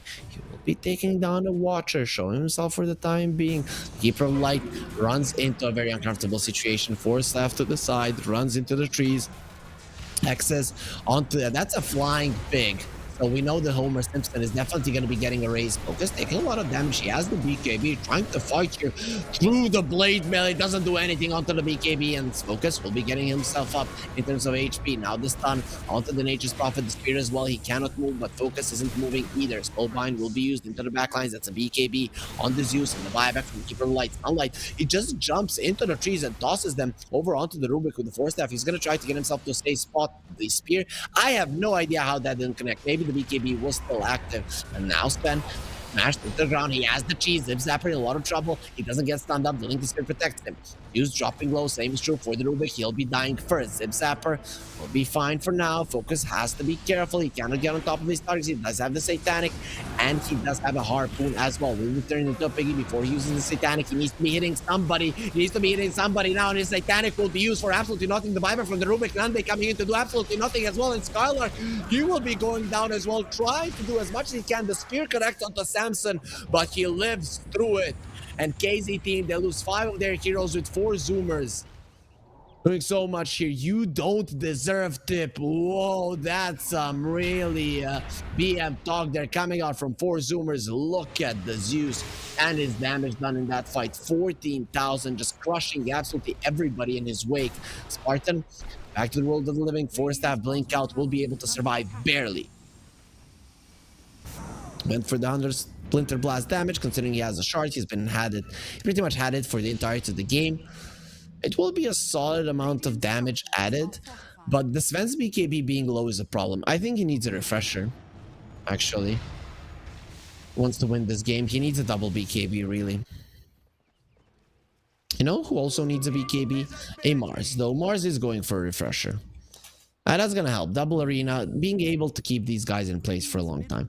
Tiny has the Academy Scepter we saw in the previous fight. He went for the 2 toss charges talent as well. So people are just gonna be dying or flying. The Primal Beast has the 100% pulverized duration, so level 25s on the 4 Zoomer side, they are here. And, well, KZ team, they don't really have them at the moment. The Zeus needs to die. It is of the utmost importance. If this hero is alive, you're losing the fight. Now he has the Hurricane Pike. He's going to be going for the Moonshard next. Imagine that attack speed. The Lightning Hands will just absolutely demolish you. That's percentage-based damage in the later portions of the game. And you might have these high HP heroes, but they're going to melt versus the Zeus. 325 AoE Lightning Bolt as well for the Zeus. Wait. Oh, he didn't go for the Thunder God of the Wrath flat damage. That's fine. Also, Thunder God's Wrath, you know, now it scales as well. As its 10% max as HP as damage. It's quite a lot. Smoke from KZ team. The Sven is not in it. But look at the waves. They're just being pushed in by 4 Zoomers who are going for a smoke themselves. They have the Thunder God's Wrath, so if there's a smoke reveal, we know who's going to be having a better idea what's happening in the fight. Those Lincoln Spheres, very nice items for the 4 Zoomer side. They have 2, right? One on the Coddle and one on the Primal Beast. Oh, there it is. The ulti Nande has been found. Hexed up, smashed to the ground. He's not getting out of this one. Already bought back in the previous fight. The arena used into back lines. Not really doing any damage. They do lose the Grimstroke as well. The Soulbind was used, but the Hex not so much. Skylark uses the Blade Mail. The Spear not going to be doing that much through the BKB. Lincoln Spear broken. Taiga will be okay, and Focus needs to be TPing himself away from this one. He's the lone survivor. 4 Zoomers winning the fight. It's looking like they're going to be winning this game. They haven't won a single game so far in this tournament, and finally they are getting close to it. We all know how fast the Tiny pushes. If left unattended, God's Strength is going to be expiring. Focus, I don't think, is going to be doing much. He needs to be defending the top lane tier 2, because that's the only way that you lose only one lane of racks. Tiny doesn't have the shard, so he's not that fast of a pusher. Okay, scratch that. These towers are falling super fast. Yes, Sven cutting the next wave there in the mid lane. No, they don't have a tower to kill this wave here. It's gonna be enough for them to get those swayed from going into the enemy base. Yes, it will. Courier though, carrying the Daedalus onto the Tiny and the broadsword as well. Not sure what the broadsword is for, but okay. But Daedalus now will be there, so crits from the Silver Edge, from the Daedalus. Both of them are going to be coming in with the tree volley. Focus. He's still the only hero on his side. He's still the one at the top of the network chart. But it's looking like that Coddle, he has overtaken the Mars. Now he might overtake the Rubik. One more fight is needed. That the Keeper survives and the Rubik doesn't. Last hits, Focus. Almost at 500. He's in invis, waiting for somebody. The Primal Beast not going to be showing. Focus does, but only for one hit. This is very dangerous and very tense. Third Roche is up. It's nighttime, so it is going to be the refresher one, at least for the next 4 minutes, and we can assume that he is going to be dying the next 4 minutes. Different views being used. Sven going in, Sven going out, as he sees he cannot win this fight any longer. Poor Mars, he's just dying. Skylark was so farmed. It's so hard to kill in this game. Taiga doing a lot of damage. Focus is going to try to finish him off. Will be able to do so. Now going on to Sunlight. Now turns around on to Samson. And can he really do that much? Not with the Hurricane fight coming in. They're trying to save him with a cold embrace, but the Sven is not gonna be saved, at least not for now. Again, you have 3 heroes dead, and the Sven being the only one that does anything in these fights. You cannot win alone. Dota 1 versus 5, it is not possible. He did 9,000 damage in that fight. He only brought down 1 hero. None of the other ones came even close to dying. I really like these Lincoln Spheres.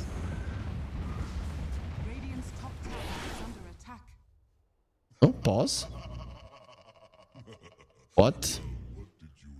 What's happening? Hopefully, whatever it is gonna be dealt with fairly soon. We're seeing a very scary Primal Beast, a very scary Zeus, God of Lightning, God of Thunder. The big god, right? Not like this Mars guy, God of War. But who the hell cares? You have a legion or two. This guy controls lightning and thunder, storms and everything else. I would really like to see a moose live. Imagine how huge that animal actually is. My co-caster Kips, that is going to be joining us once we are in the playoffs. She says that she sees a moose from time to time. So I really need to visit sometime to see it as well. Sven, God Strength in 40 seconds, his BKB in 50. Can the base survive for that long? Probably not. Warcry there. We're seeing that shield above his head. Oh, they need so many shields in the game if they're to do anything, and much bigger ones than the Sven is actually carrying. He actually has 59 armor there.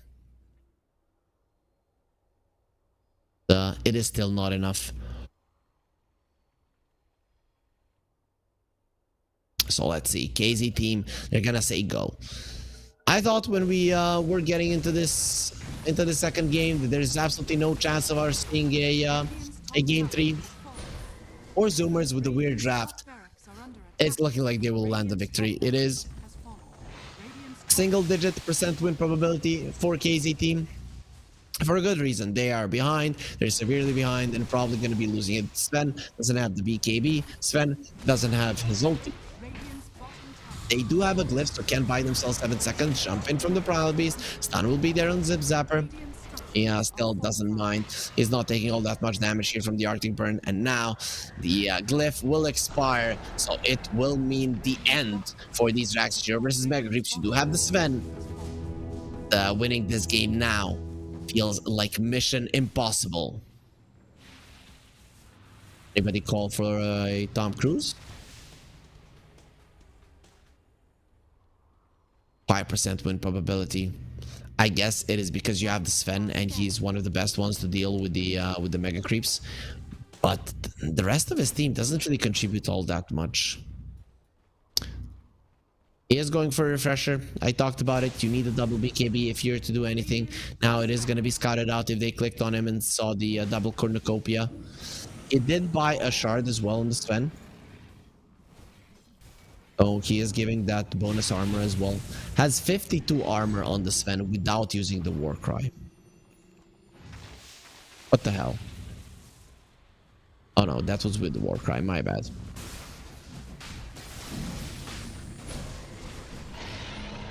Roche dead. It is gonna be the Aegis refresher. Taiga, he's the one that picks up the refresher. We haven't really looked at his items all that much. Satanic, Gleipnir, Solar Crest. I mean, this guy is stacked. He has the BKB as well, thinking about a Silver Edge. So his right clicks there, not to be underestimated. He has level 25 as well. Actually went for the Treant HP damage. I thought you would go for the remove TP cooldown, especially in a sense now that it gives you the damage bonus, but okay. Butterfly on the Zeus and the Swift Blink on the Tiny. Items just coming out. I was thinking, oh, maybe we're gonna see a tier 5 item. No, we're not. Only if KZ team are able to hold their ground for the next 11 minutes. If that happens, it probably means that they're turning the game around. And I am very skeptical of that happening right now. Is there 40,000 gold behind? That is a lot of money. You guys can win a lot of money as well if you go over to pinnacle.gg and place your bets on one of these teams. You have to be 18 plus, and we do advise for you to bet responsibly, but you can definitely spice it up a little bit. There is a butterfly on the Nature's Prophet now as well. They just don't want to be hit by the Sven, and he doesn't really have anything to go through the evasion. So good luck to this Sven. He's stacked. He has every item. Of course, Moon Shard and the Aghanim Scepter blessing their possibilities. The magic ends here. Game number 2 for KZ team. Zip Zapper. Continuing to farm. What is he farming for? He is the one that got the refresh shard. He wants the heart now. Has the Shivas. He has 4.5k HP without the heart. That is pretty fat. How much strength? 200 strength. So his Havoc Hammer is going to be doing stupid amount of damage. 175 plus 300. So 475. Almost 500 damage in an AoE. Every 10 seconds.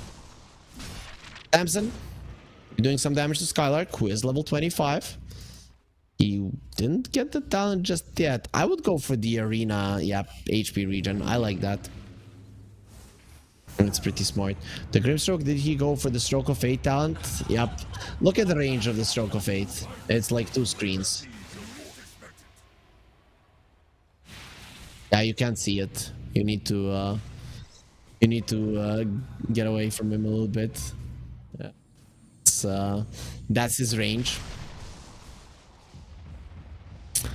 We need bigger screens, guys, to play Dota. This is not enough. Tiny coming into the enemy base inside of a smoke. Wants to hunt. Focus in a good position at his tier 4s. Oh, they have been found by the Winter Wyvern. Will be snowbind there with the Hex. Sven thought about going in, but they will just be losing their Grimstroke. Instant buyback. Spartan caught inside of the Sprout, inside of his own Fountain Focus, trying to kill Taiga. That is not gonna be easy. There will be a cold embrace of the Focus. He had his BKB active, so not really that good of a communication refresher. He just bought it. He won't be able to use it. 125 on the sidelines, and he's not gonna be seeing the light of day any longer in this game as it will end. He is the only one doing anything in his team. And look at Samson, just lightning flying around everywhere.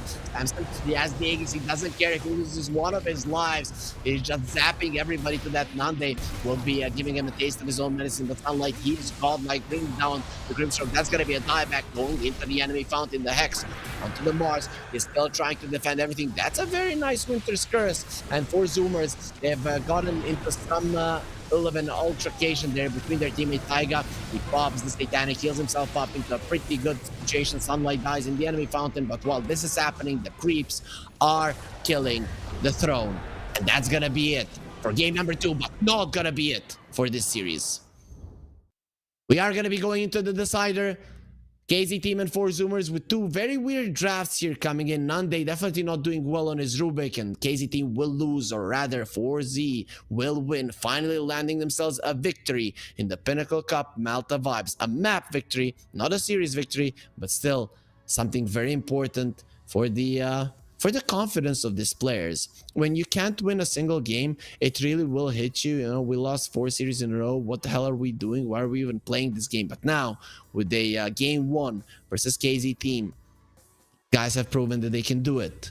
Nope, they have proven that they can win 1 game a series. You still need to win 2 to win that. So, for Zoomers, they still have a pretty hard path in front of them. But a start is a start. Coming back into this tournament, staying and going into the decider, something that they probably won't be able to do, but they can go out with their heads held high, as they did win 1 game at least. Though there is still a possibility of them maybe winning 1 more. So let's find out if that can happen after the break.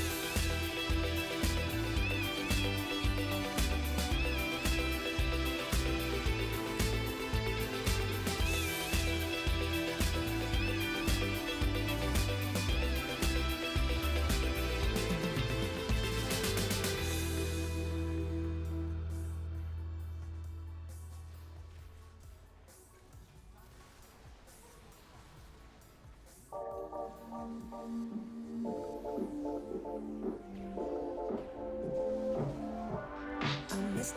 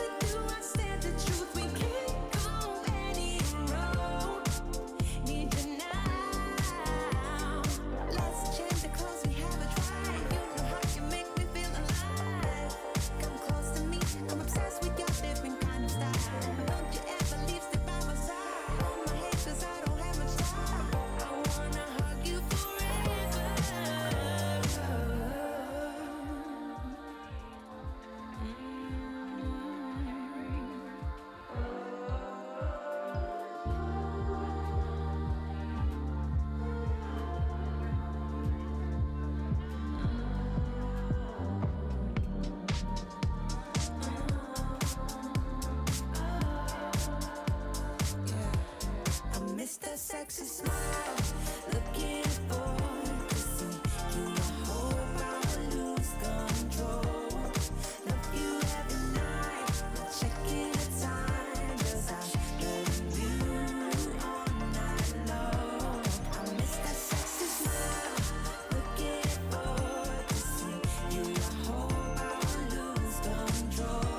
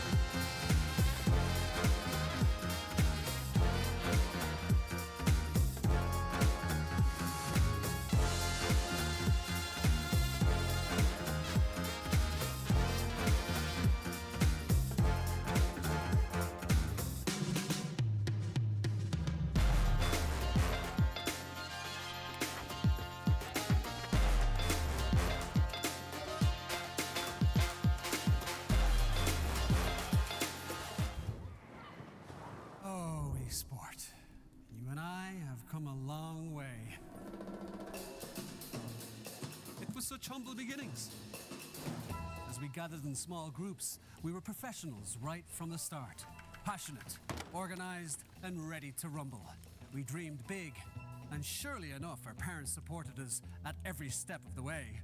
Didn't they? Fired up by all this love, it wasn't long until we caught the scent of competition. To be honest with you, it wasn't always that easy. Joe here, he had to take on 2 side jobs to afford playing professionally. It's gonna get better, Joe. Fist bump. And some of you dared to not even call this a sport. And look where we are today. An endless stream of esports events every year. Bet you didn't see that coming, Mom and Dad. And you know what? We have been with you every single step of the way.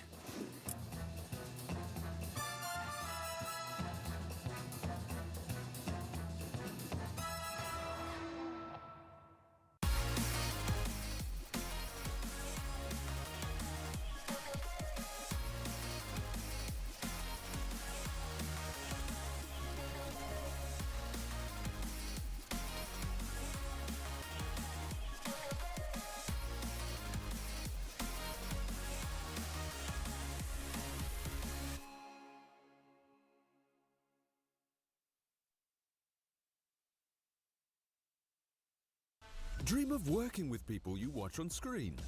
Exclusive esports opportunities handpicked just for you.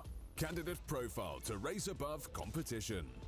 Let 10GG handle routines. Make a step towards your dream today.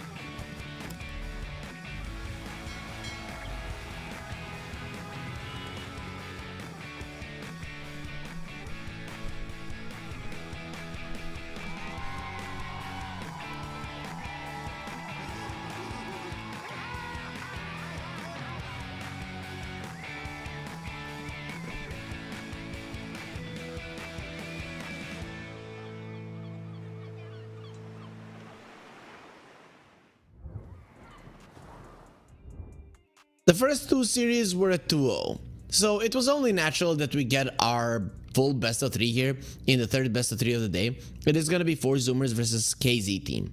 In game number 1, KZ team got the victory, one would say pretty easily.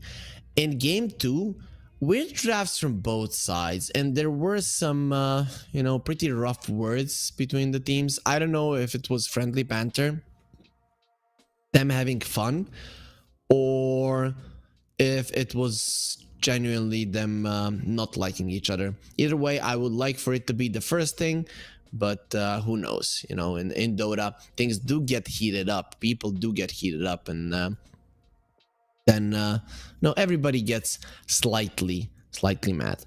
When it comes to game 3, we'll see if KZ team can win it. Though I think the harder question would be, can 4 Zoomers win it? I think KZ team are probably going to get super mad after what just happened, after them losing the game. So they're probably going to be taking it a bit more seriously there. No Rubik's mid. You just pick a normal mid laner. Because I think it was that lack of a mid lane hero that actually does anything is what lost them the game, right? You had 3 cores on the other side that had aggressive potential. You had the support Taiga on the Nature's Prophet that was doing so much.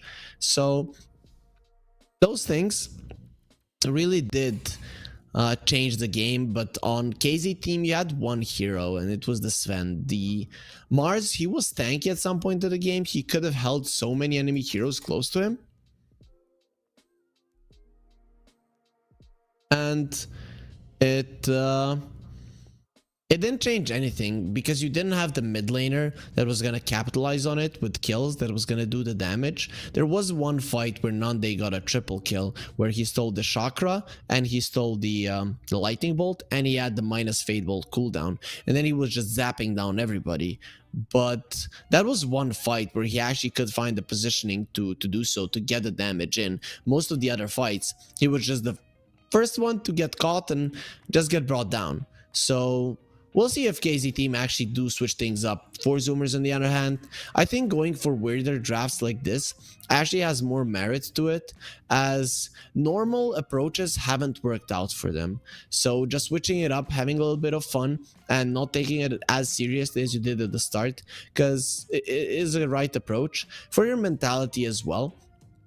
But also just to have a little bit more fun, because 4 Zoomers, they've lost 3 of their series, so very unlikely that they're going to be getting themselves out of the group stage. Of course, there is still a possibility for that to happen. It's not out of the question, but it is, as I mentioned, very unlikely. After this series, the best possible situation for them would be -5 points, and currently the worst possible would be -7. Both of the outcomes keep them at the bottom of the pack, where Vivo Kid Stars, they have -3, Moneymakers -1, and KZ team are at 0. If they win this series, they're gonna be at 1, and while losing it is gonna be putting them at -1. Some people might not know how it works. You win to 1, you get +1. You win to 0, you get +2, and the opposite if it's a loss. So guys, the draft is ready and the teams are in the lobby. So let's get into it to see which heroes they have in store for us this time.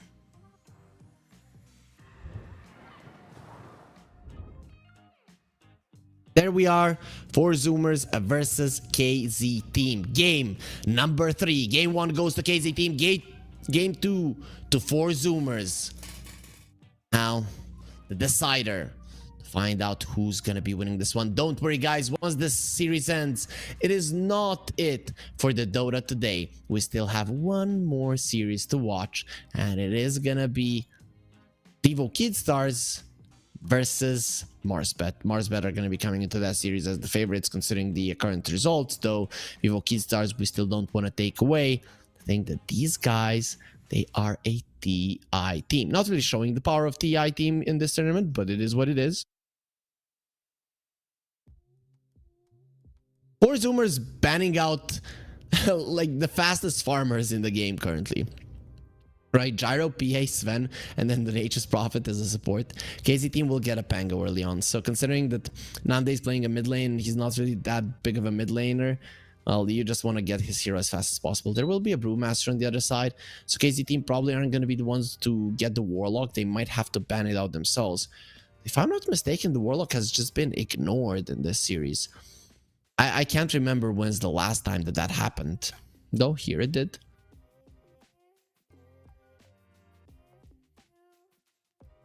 Just goes to show that even in the stay list of metas, when people are just going for the same thing over and over again, we can still see some teams have preferences. And I also have a preference not to play the Warlock because it's hella boring to play that hero. It's super cool when we see that people just get deleted and he's doing so much damage with the Fatal Bonds and the Imps from the upheaval.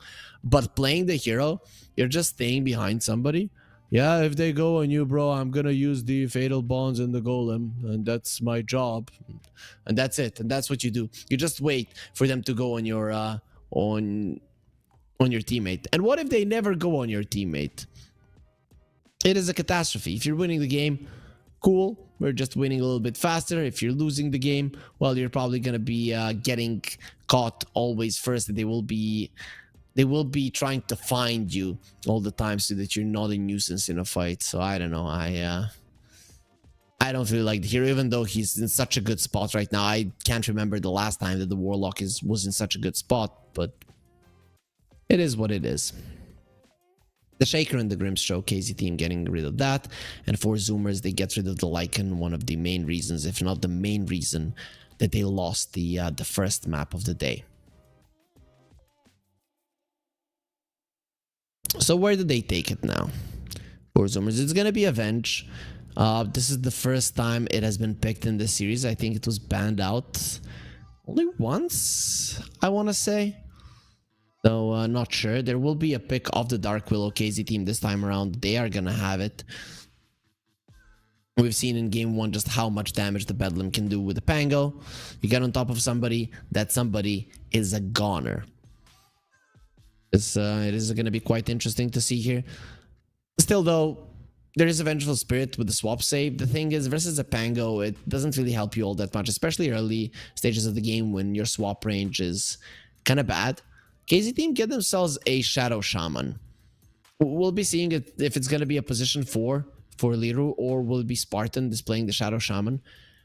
I kind of would want to see a 4 Shadow Shaman rather than a 5 one. In an offlane, a Shadow Shaman has many ways to maneuver around the lane and actually position himself well. As a 5, I think he's way too vulnerable and easy to kill. Just because of how the lane is set up. If the lane gets pushed a little bit more to the enemy offlane tower and you're a 5, you're just dead. For Zoomers, get themselves a Muerta. It could be a 4, it could be a 1.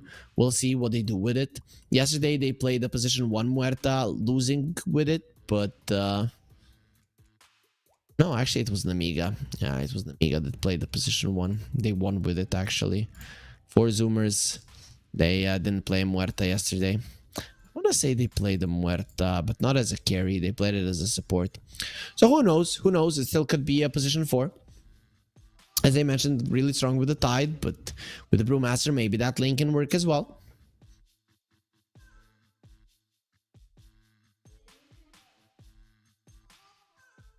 Or Zoomers taking their time, they're gonna have to reveal something. It will be the Tiny.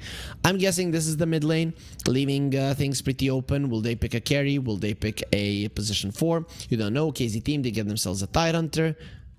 This looks like a really good Tide Hunter game, really. Nothing that your Kraken Shell cannot purge off. It is kind of annoying if you get lifted up by the Cyclone, though. But overall, KZ team, they have an insane amount of lockdown. Tide is more there to protect his buddies with his body than actually stun people, as you have the Bramble Mace, you have the Curse Crown, Terrorize, Hex Shackles, and then the Rolling Thunder. That's just 6 spells that provide you stun. Then you have the Ravage as well, 7. So many stuns on KZ team. For Zoomers, they're not that lacking in the stun control department in general, but they definitely don't have as much as KZ team. Looking at the damage, both of the teams are quite set. The one thing that for Zoomers are kind of missing is early tower taking potential, but later on Muerta and Tiny are amazing at it. Vengeful Spirit helps you get the Roche. On the other side, KZ team, you have minus armor from the Roche, and of course you have the Serpent Wards to bring down towers, to bring down Roche if need be. Yeah, I'm liking both teams. These are really cool drafts, though they're basic drafts, right? And for Zoomers with basic drafts, they've lost every single time. But I like it. I really like what they have. When you have Muerta, if it's a core and there's a Vengeful Spirit that can save you, it is a huge deal. For Zoomers, they do have a last pick shared. You might not want to use it on a position 4 or 5, but who the hell cares? Your enemies don't know it. And KZ team, they're putting their faith that Muerta is a core 100%. The Juggernaut comes out. I'm a big fan of the Juggernaut, especially when there's so many stuns. I was thinking maybe a Troll would come out as well, as he would be a problem for the Brewmaster in the lane, but he doesn't like playing versus the Muerta. Jugger, on the other hand, doesn't do that well versus Muerta, but you have at least the spin in the early stages of the game to kind of counteract it. So you're somewhat okay. Does the spin of the Juggernaut or how much magic resistance does it give? Does it give 50% like the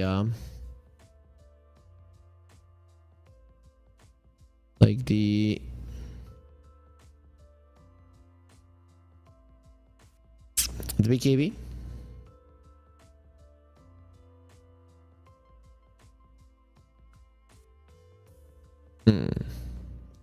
His magic resistance by 80. Okay. That means that the Jugger is actually a counter to Muerta. You use the ulti and he goes for a spin. He gets in your face. It's actually you who are taking more damage. I don't know why I couldn't find the number there. It clearly says 80% magic resistance. Debuff immunity and 80% magic resistance. So for Zoomers, 2 seconds left in reserve time. They go for the Ursa. That's the Jugger counter, so you're not going to be playing versus the Carry Muerta, as nobody would want to do it versus the Juggernaut, though Samson with an Ursa. Good versus the Tidehunter. It will be a position for Dark Willow, so Spartan will be laning with focus. I'm not sure what to think about this. As I said, I'm not the biggest fan of the Shadow Shaman as a 5, but just because of how hard it is to position in the lane. But when you have a Juggernaut, he's actually pretty aggressive, so you two just go forward and you provide a lot of lockdown for him to dish out the damage. So in that regard, I do actually like it quite a lot. The Brewmaster is a speedy guy who can usually escape you with the Thunder Bruling stance. Or it's not the Thunder stance, I think. Storm stance, yep. Whatever. He can usually escape you with that. But this Ursa last pick, it's amazing, really. I'm curious to see which build he's gonna go for. Is it gonna be the Yule's Octarine kind of build where you're always in your ulti? It would be really cool to see. I haven't casted a competitive game with that build, so I would be very happy to be looking at the Ursa like that, but it might not happen, as he was probably picked just to counter this Juggernaut and actually have a good lane at the start versus the Tidehunter. But we have a game on our hands. I think the drafts are quite even. Maybe I would give a little bit of an edge to 4 Zoomers, but then again, I would give a little more of an edge to the other side in terms of gameplay. And ease of execution is still there for KZ team, considering that neither of these teams are playing even close to tier 1 level, even tier 1.5. Not really. They're both tier 2, tier 3, somewhere between those at the moment, even though KZ team, they definitely have the potential, and for Zoomers, they have the potential as well. But I will be going for KZ team. I think they're going to be taking the series, but we find it out in the game. So let's get into it. Game 3 has started.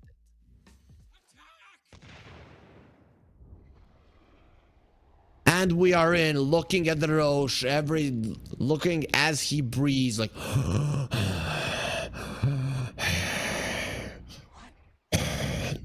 Imagine how scary of a beast that is. Imagine you enter a cave and see Roshan. Like, hello, Mr. Roshan, I'm sorry for invading your cave. This guy has a frog on his head. Looks like the Deep Sea King with his face there. You know, the guy, One Punch Man. But one punched like everybody in that series. Oh, Jiraiya. Kashiyase no Jutsu. Is that how you say it? Yeah, I know my stuff. I know my stuff. Summoning frogs. Wuzzy Wuzzy. Ursa, he's a father. They say it's the worst thing that can happen to you in life is to get caught by a mama bear that is protecting her cubs. Ursa is a papa bear that is protecting his cubs, so kind of a stronger beast with the maternal instinct. Seems like it. He's a really good father. You know, he's one of those guys, he goes out the street and all of the women gather around him, start calling him, oh, you're such a nice dad and stuff like that. He really is. Maybe that's why he's carrying the cub. If you guys have watched 2.5 Men, just like Charlie taking Jake while he was still cute into the store. Maybe that's the play. Though Ursa doesn't really look like the type, you know, but who knows? He could be a ladies man. Speaking of ladies man, well, Pango definitely won Rose in his mouth. You have a sword, you have a gun, ready to duel anybody for the for a hand of a fair lady. Top lane. This one is gonna be interesting. I think there's a lot of kill potential between these heroes.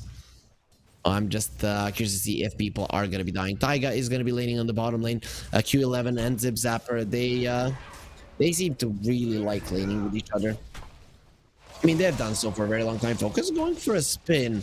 He's losing this fight. Uses the fairy fire. He's going to be the first one to fall. And that's 2 heroes dying on the map. Make it 3. It is just a bloodbath of Spartan now. He's going to be healing himself up. The sticks from the Vengeful Spirit reduces the armor of Spartan, but Spartan is still stronger. Stand his ground. We know that Spartan children, not everyone can survive, even being a baby. And this guy coming out of hell like that will be unkillable. It is going to be 2 for 2 around the map on the bottom lane. This isn't a partnership, Tidehunter. Who died there? It was the Dark Willow, right? Yep, it was the Dark Willow that died.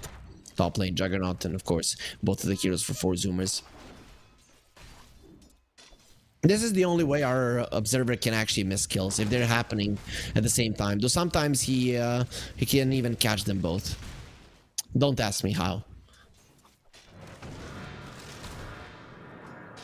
Nande being annoying to Sunlight as much as he can.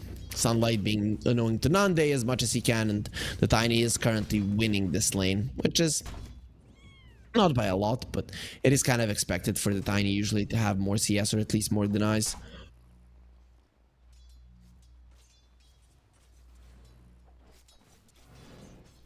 Two for 2 in terms of kills, in terms of farm. Everybody's up there. Nobody's getting shut down. That's important for all of the cores to have somewhat of a start at least, so they can show just how strong they are later on. This bottom lane though is going to be dangerous for the Tide. A lot of the carries usually just don't do well versus this hero, but Fury Swipes are something that can stack up. No, he uses the overpower going in onto Skylark. Hello, my friend, come into the arms of Samson. He needs 2 more hits to kill him. Now it's going to be 3, and the Blood Grenade will be slowing down Skylark. He reduces his armor, reduces his damage, loses his life. Samson will be dying as well right after he has slain Skylark. I thought Skylark was just going to run there. He probably would have lived if he did, and it is a question if the Ursa would have survived. Mid lane, Sunlight being pushed out of the lane. Nande has the swashbuckle. And Tiny, he got a ton of denies, but now not being able to get close to the crease, it's going to be a problem. Spartan, there's going to be the Cinder Brew on him, but he is going to be seeing Zip Zapper well enough there to keep him in place with the shackles. Focus a little bit low, has to be careful. Now they are going to be turning around onto Spartan, the Blood Grenade. It's not going to be enough. Very good positioning there of the healing ward. Q11 has to kill it. He will be able to do so. Brewmaster dropping low. He's going to be going into the storm stance. Nope, actually doesn't do it. And he will be taking down Q11 in some trouble as well. Focus, think about chasing him down, not going to be happening. He went for the Earth stance. 1 armor and 5% magic resistance. I think he was looking for the Storm Brawler.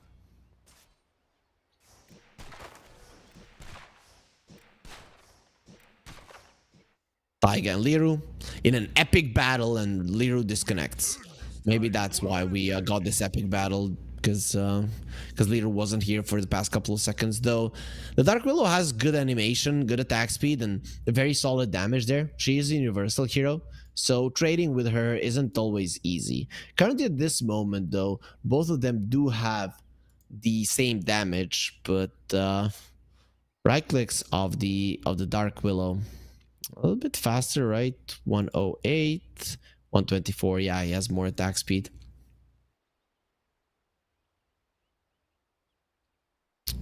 So Liru seems to be having some connection issues. Hopefully those do get fixed up. As what's with the Juggernaut blade? Juggernaut, let them feel the cool of your blade. The CM says that. Whenever she does, the Sven gets jealous. I don't know why he has two swords. Juggernaut usually uses one. Vengeful Spirit.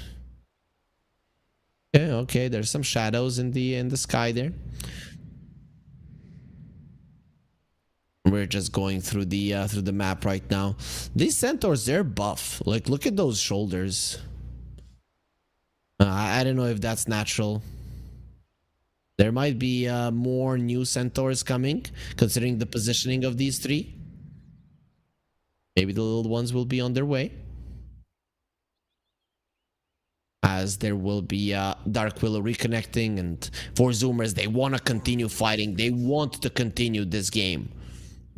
Continue it as well. We want to see these teams battle it out and more. Is it spring already? That means that he wants to sleep. As the game will continue. Let's see, Liru and Taiga, are they going to continue their battle? Doesn't look likely. Actually, Taiga coming forward. He has the boots. He's going to be getting 2 more hits in. No. Ah, there it is. The Shadow Realm is ready for Liru. He also has the Healing Lotus. I'm actually surprised that he just ran away from this. Does he die?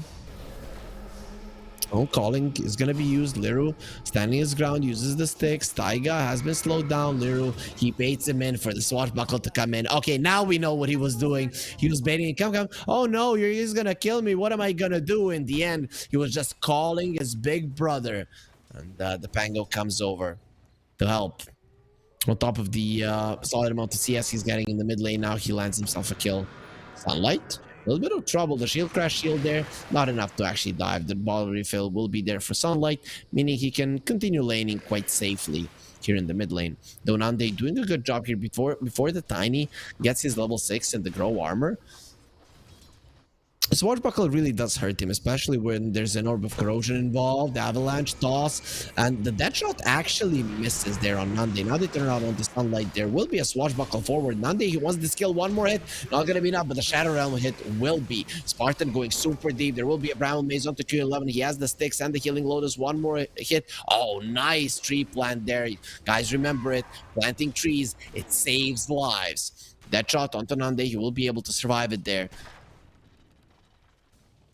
Get himself out of a sticky situation, and quite happy with it, as they did bring down the Tiny. It was Liru who got the kill, but Nande is not going to be too mad about it for sure. Dodges that shot, probably would have meant his demise.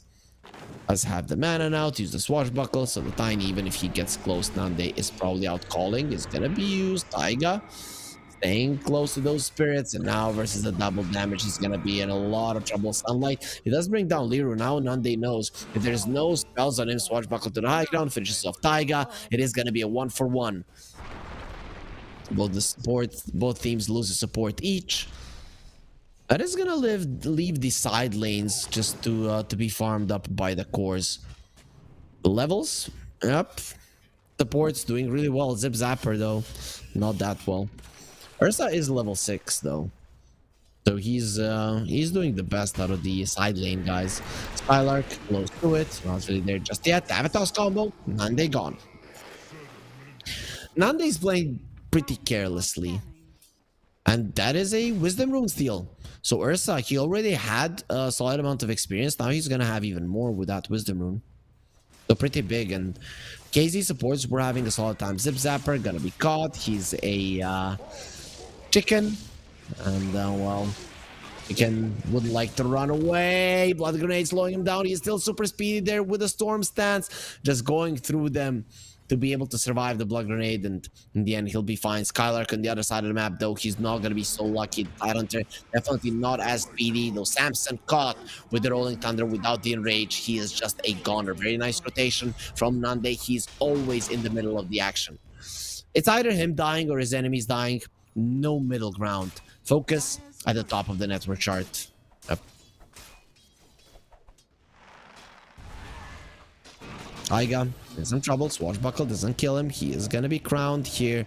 Let's see if that stun is gonna be long enough. Lasts a little bit more than a second. The stance on the Pango. Swashbuckle, he needs it to he needs to connect it to get the kill, and he will. Skylark brings down Q level as well. So both supports did get ran down. Zip Zapper this time around. Will he be surviving? There is an Omni Slash. Focus tries to go for it, but he can't do it. The Juggernaut is going to be repeating the name of the player that is controlling him. Focus. You know, when Jugger says that, especially with the Arcana, that's how it sounds. Perfect. Yep.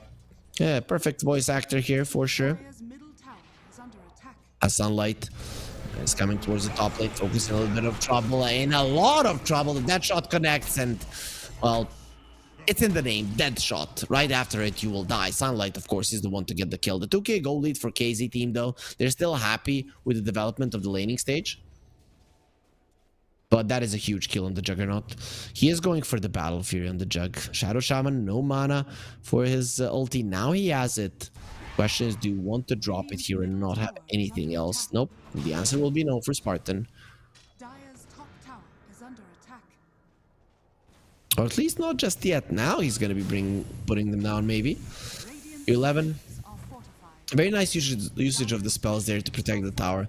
Nande will reduce the armor, so let's see just how much damage those Serpent Wards can do. Top lane, 4 heroes of 4 Zoomers are making sure that the top tower dies. And here in the mid lane, these wards are doing a decent amount of damage. I still don't think, though, that they will be taking the tower down. Q11 dove, and Q11 is very low for Venge. Will not be getting out of that one alive. Spartan, a couple of tower hits, not enough for the kill, but the Tiny coming in. Sunlight, he needs a 3 grab and the toss. That should be enough for the kill. Spartan barely survives. And Terrorize, they don't need it. The Hex, Spartan does use it. He needs to go for the Shackles as well. The Avalanche will stop it. Taiga, though, puts himself in a very uncomfortable position, but they are going for the Tiny. They have the Bedlam surrounded by enemies. He will die to the Bedlam damage, and Nande is going for more. His greed almost cost him the kill on the Tiny. Maybe he was able to get himself away. Taiga, though, will be taken down. Pops the ulti. Doesn't change anything. Buyback from Spartan onto the bottom lane. And Skylark, he got a kill anyways. I think Spartan didn't actually do anything there onto the other side. He actually used the Hex in the end. But Skylark, he was fine. As Liru tries to catch the Vengeful Spirit, won't be able to do so. Q11 will be safe, at least for now. KZ team, they're starting to ramp up the lead in this game, showing that they're a better team, I think. They got mad after that loss in the previous match. Now the tower, Meteor Hammer disconnect. Samson going forward, he will be turned into a chicken. From a bear to a chicken. Reverse evolution there. Blood Grenade doesn't connect on Spartan. The swap will be there. Skylark in a little bit of trouble. The Terrorize, perfect. They did use the split, but the Ursa almost dead. He has the enrage. He won't be able to use it. He is mad, but not in the way that he would like to be. From the other side, Jugger coming in with the Omni Slash, and Nande says, nope, that kill is mine.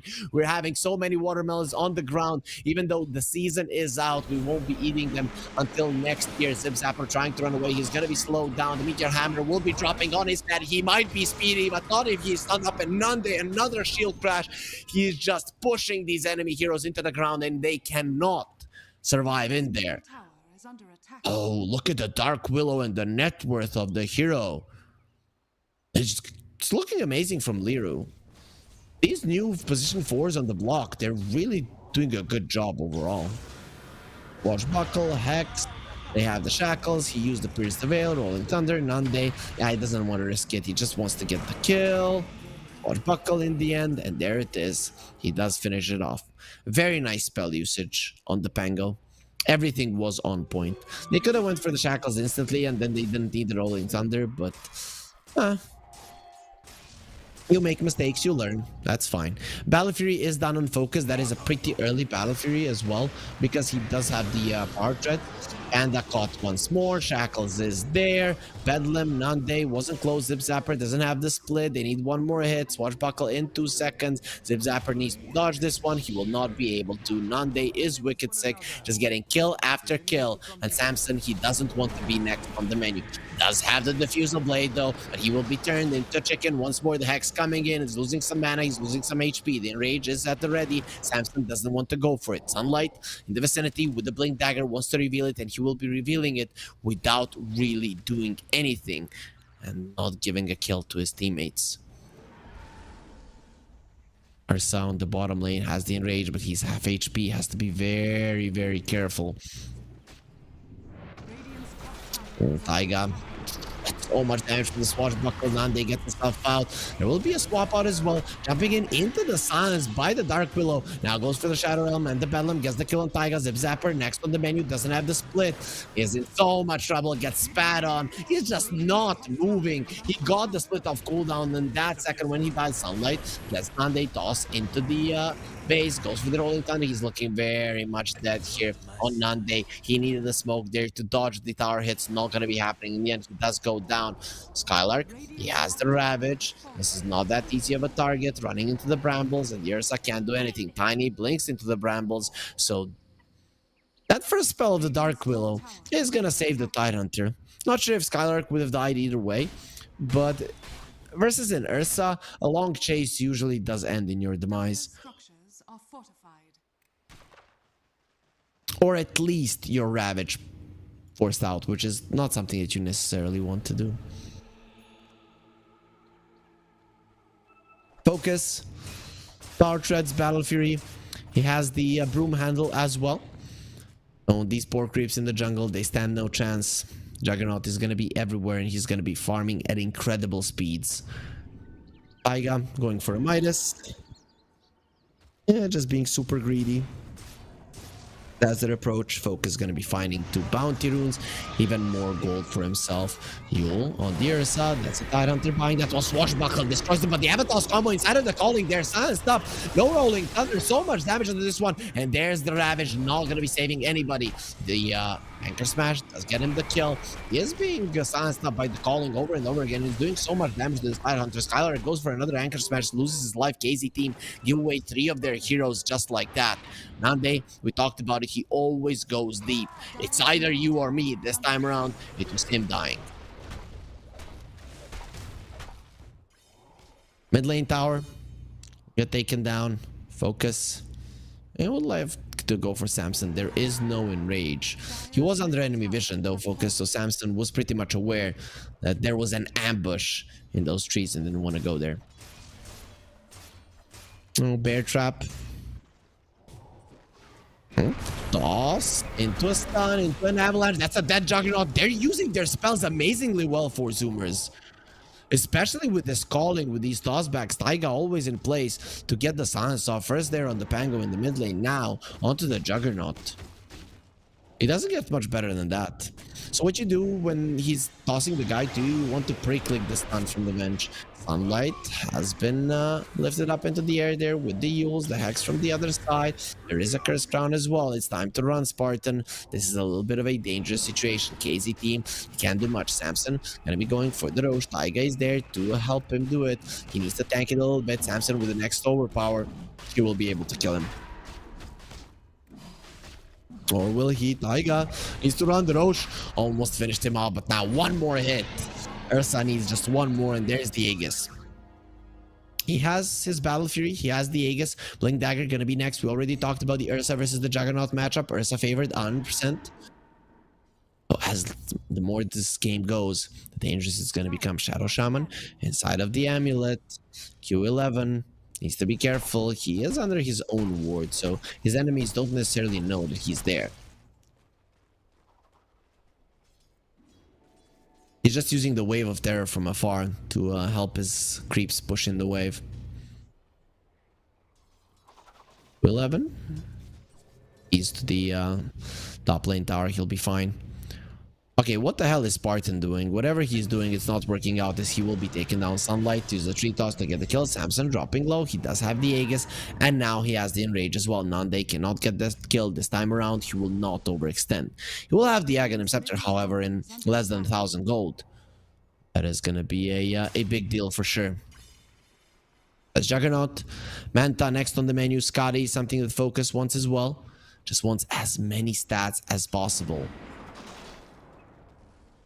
Zip Zapper went for the Midas, will be going for the Radiance. Is the greediest build with the Brewmaster that you can go for. Sunlight caught by the Yules. The Brambles is on there, and with the Omni Slash, this should be an easy kill on the Tiny. The Focus does cut him down. I think his blade is sharp enough to cut down Rock Spartan. That's a solo kill onto Taiga. That's something you would expect. He does see the haste and will leave it for the Pango. He can bottle that one. Right afterwards, Glyph trying to protect their tier 2. But the Glyph will expire and the Juggernaut will continue with the push, having the healing war there. This is going to take some time, but Focus, he's determined to go for it. Especially with Skylark being in the vicinity, having the Ravage. You don't have the Omni Slash, but you do have the Ravage to play with. Meteor Hammer, there it is. Magnet Protection kicks in, so that Meteor Hammer really isn't going to be that big of a deal. Focus though, he waits for the next wave of creeps, will be able to take it down. The Aegis is gone. Nande with the shield rune, he's not an easy guy to deal with. There will be an Enrage used by Samson. He needs to run away from this, but Nande, he doesn't want to let it happen. The split has been used for Pandas running in. Spartan protecting himself there with the Shadow Hamlet. The Terrorize is going to be amazing. Skylark, where's the Ravage? He doesn't get it off. He could have gone for it there and maybe changed the fight. Now the Cyclone onto the Pango. He's going to be dropping down fairly soon, but the Crown Split will be ending soon as well. Nande has been caught. Swashbuckle to the side. He already died whilst in the middle of it. Good thing for KZ team. They got down the bottom tier 2 and the Juggernaut is farming, but they have lost the fight once again. And Samson lived there despite losing his Aegis. BKB gonna be next item for the Ursa. And that's when things become much easier for him.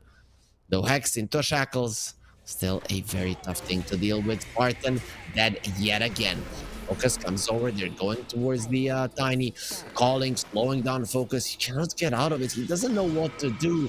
The Bedlam will be used onto the Juggernaut. He's coming forward. Taiga taking some damage. Doesn't have Pierce the Veil, but Focus doesn't have the guts to go forward. Avatar's combo, and with a stun, there will be a Ravage. He gets the spin off in time. The Meteor Hammer does connect as well. Zip Zapper doesn't have the split. Sunlight going for TP out. The Yules will not be allowing it. Juggernaut doing as much damage as he can there with the slashes. He's pretty fast. He's trying to finish him off. Will be doing it with the Anchor Smash. Now the Tiny has been caught. The slowdown from the Pango, not allowing him to move. He has been leashed by the Anchor as well. He's already super slow as a Tiny, and with that Anchor, well, the weight is gonna be way too much, so he cannot move. The 2 cores from 4 Zoomers, they die. An attempt on the Juggernaut wasn't successful. It was a good attempt though. If the magic missile does connect before the spin, there is a good chance you get the kill, but unfortunately it didn't. Samson, Blink onto Spartan, Hex, well, only onto the creep. Spartan started panicking. Who wouldn't when a big bear just jumps you? He is dealing with 2 Yule Scepters. Or he's gonna be dealing with the 2 Yule Scepters now when the Dark Willow finishes hers. So this Ursa definitely needs a BKB if he wants to be active in fights. Still needs some time to finish it off. Vengeful Spirit, Solar Crest ready. Gonna be making these Ursa targets even squishier if that's how you want to use it. Though you could use it on the Tiny if he wants to go for the right click. Focus, Butterfly next on the menu. That is an item that you use versus the Ursa. He's not going to be getting an MKB anytime soon. Smoke from 4 Zoomers running into enemy territory. They do have a really good ward. Avalanche Toss, Sunlight do go for it. Skylark, he doesn't have the Ravage. There is the Avalanche Toss. Very nice usage of the Calling as well. And Liru is already that Tidehunter, lost more than half of his HP with the sticks. He's going to be getting a little bit ahead there, but they are still chasing. Pango pauses the game. No Ravage. He does have that in the water and the Yules. Let's see what Nande can do. He has an Arcane Rune. This is dangerous. As if they go for the Tidehunter, you're going to be dealing with an Arcane Rune Pango. Swap is going to be used plus the Tidehunter in a very uncomfortable position, surrounded by enemies. And Nande Will be a split being used. Has to be very careful. The spell could come out. Ande, he's still standing his ground. He's gonna be feared. Sunlight doesn't have his spells at the moment. Rolling Thunder needs to be used. There's the toss into the hands of the Earth, and the calling silencing him. A beautiful usage of spells there from Taiga. And they bring down 4 heroes. The only one alive is the Juggernaut, who doesn't even want to be part of this fight. Again, Focus is at the top of the network charge while his team is just dying over and over and over again. 4 Zoomers. Another good engagement for them. Dire's structures are fortified. If was used, they would like to equalize the situation with the tier 2 towers, as they have lost the one on the bottom lane. For now, they will be staying away. A smoke from 4 Zoomers wanting to make something happen already in the mid lane, where the Shadow Shaman is TPing in. But the Tide Hunter is a much better hero to go for the Hex. Onto the Ursa, the Yules as well. And Samson will be fine. He can go through the Serpent Wards and decides not to. It's way too dangerous. Has the Solar Crest on himself, so he's pretty much protected. Taiga coming over. Ursa jumping in with the BKB, destroys Skylark, and he's gonna be shot down by Taiga, who's continuing to use his spells in such an awesome way. The calling gonna be silencing the Pango one more time. One more hit from the Ursa. The Yules keeping it in place. Dante Squad broken to the side, and there will be a terrorize now. The Rolling Thunder coming in. He's thinking about going for Zip Zapper. There will be a battle on Nande as he's running away. It really won't be doing all that much. They're thinking about jumping in again. Not gonna be happening. 2 heroes once again dead on KZ team, and 4 Zoomers. They are finding their groove. Though it is hurting KZ team, who are relying on their Juggernaut, who's still at the top of the network chart. The Ursa cannot overtake him, but the Ursa in the later portions of the game can be a dangerous foe. That's a nice second BKB though from the Bear. So we'll see if that's something that Focus will be able to utilize in the later portions. He does have a Butterfly, no level 20 just yet. That is the timing at which the Juggernaut just wants to fight constantly, but he will be there fairly soon as he hits level 19 now.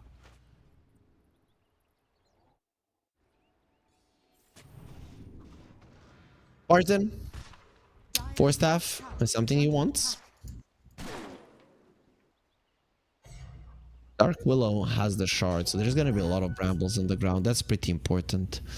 There's a Radiance in the Brewmaster. He wants the shard, however, doesn't want his Brewlings just to die, and so he can do anything about it. But the Tormentor dies on the other side, and it is the Vengeful Spirit that gets it. A lot of times I'm seeing the Venge not being lucky with it, but Q11, he has the shard, and he's gonna be having an Aghanim Scepter and 1,000 gold. That is a huge deal. That is a game-changing item, the Aghanim Scepter and the Vengeful Spirit, as you can eat the full Omni Slash and still be a big part of the fight. Greater Healing Lotus will be picked up by Taiga. 6 Healing Lotuses, that's how you make it. So 900 HP and mana given to somebody inside of a fight. Sunlight, he is going for a BKB, went for the Shadow Blade, so that's a really nice initiation tool for the Tiny. From KZ team, they're behind 3k gold. They were ahead for the majority of this game, for the majority of this series. They might lose. And his overly aggressive behavior, I think he was provoked, to be honest, by 4 Zoomers. Like, you don't know what to do, you don't deserve a tip, blah blah blah, you know. And he wants to do more than his hero is capable of, so he can show that he's better than them. And well, it is backfiring. Focus, no level 20 just yet, but he does have that Butterfly still, only 2k HP, he can't die. Smoke has been broken, Skylark hiding in the trees. Focus, gonna get jumped. Where's the stun from the Venge? There it is with the stance as well. The Ravage is gonna be saving him. He needs to use the ulti. The Manta will be there, and the ulti does get used up. And he cut people down. Samson is gonna be using the rage. Focus, he needs to run away with the spin, going onto Sunlight. A couple of hits there from the Tiny will be doing the trick, and he is dead. So it is gonna be the Tiny going down, but at the cost of 2 of your heroes. They did lose Muerte, immediate buyback does come out. Ursa still alive, doesn't have the enrage, however, so doesn't really feel too aggressive. Zip Zapper, on the other hand, he doesn't feel like he can die, and he might as well be right. Nande going through the Twin Gates, he actually stops there. Now he's the one that's going to be in trouble. Q11 coming forward, Weaker Hammer will be dropping. It is going to be the double stun, connecting onto Skylark as well. Going on to Samson, the stance will be there. Samson doesn't have the enrage still, but there is the Greater Healing Lotus. Taiga with his buyback coming over to give it to his Ursa. The stun onto Skylark once again, and that's going to be a full 5-man wipe. Spartan has come back to the world of the living, but all alone he won't be able to do anything, and that is a Roche now for the Ursa. We all know what happens when the Ursa enters the pit versus the Roche. The poor Roche stands no chance. In just a couple of seconds, he will be dead, especially with the minus armor kicking in from the Venge. the supports before Zoomers are doing so much in these fights. I have to say, the calling, the way the Taiga is using this spell, it's amazing. It's always in a good position. Always. And he has that Midas. He's going to have more and more items that could change things for the better for his team. Aegis cheese into the hands of 4 Zoomers right now. Brewmaster, the one with the cheese. And Aegis, of course, on the bear. So the main bear. Level 19 on the Ursa. Level 19 on the Juggernaut. If he had the level 20 there, maybe he would have survived. Look at Sunlight. He's waiting. He is waiting for his buddy to come there to reveal the guy hiding himself inside of the Shadow Amulet. He has been very annoying with that one Spartan, but this time around he will pay. He was the first one coming back to life from his team. He's going to be the first one to die as well. Hunter will be going for a blink. They need some initiation on the side of KZ team. I think they are still in this one. Though the carry matchup isn't in their favor, but the Juggernaut level 20, it is one of the sickest talents I've ever seen.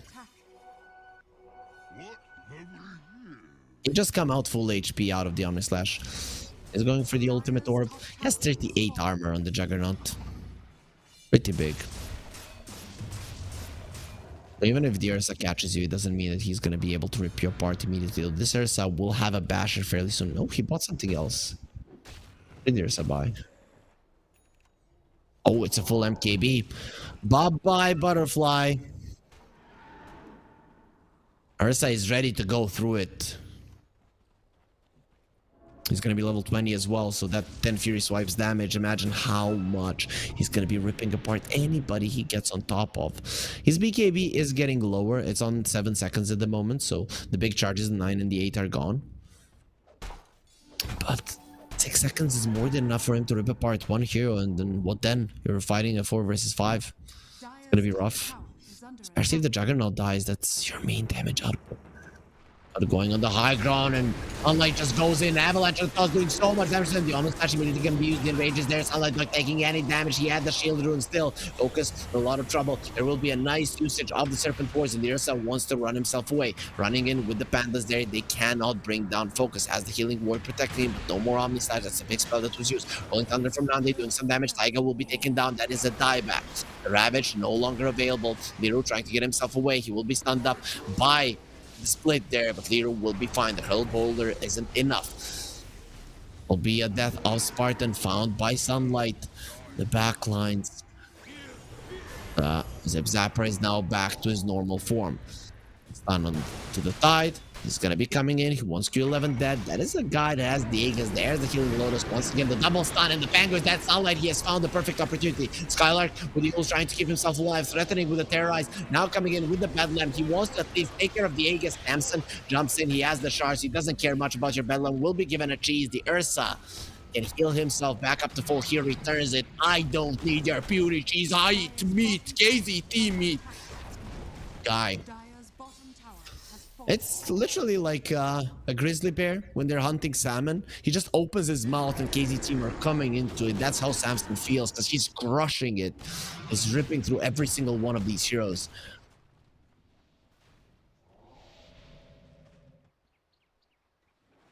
Not he wants that Scotty, but Focus doesn't seem to be doing enough damage in those fights. Sure, it was a shield rune on the Tiny, and that's pretty big on him as he has high HP anyways. Still. And also Tiny now finds a DD rune, so next fight he is gonna have, well, 700 damage per hit.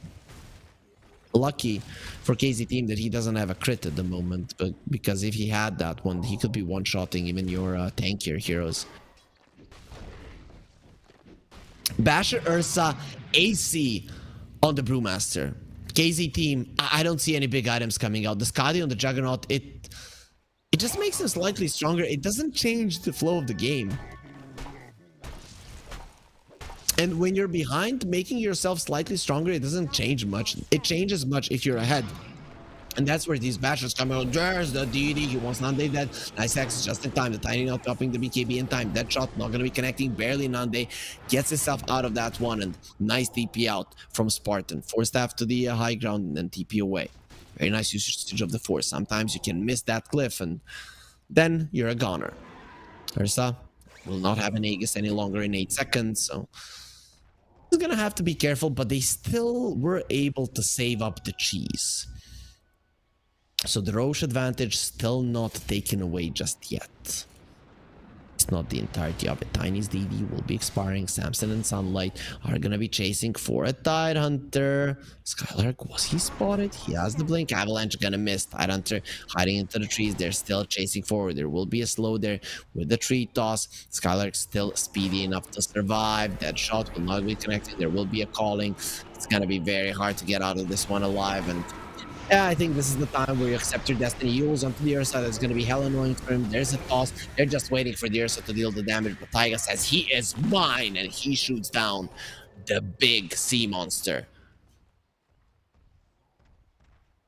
As the BKB will be next for Muerta. Has the Hurricane Pike. His damage output is actually going to be quite high, especially once he hits level 20.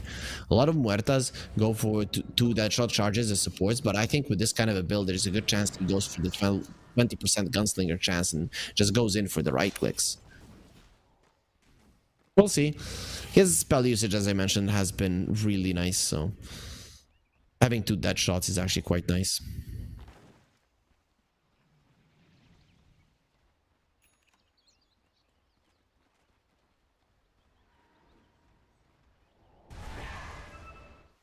Vengeful Spirit, Psychic Headband, a lot of range. KZ team in a very uncomfortable position. This Juggernaut needs to do so much damage. I'm actually thinking you buy a Rapier. He's gonna be going for a Silver Edge. Sure. Actually, Juggernaut has the Blitz Knuckles, so I don't know what he actually wants to do with those.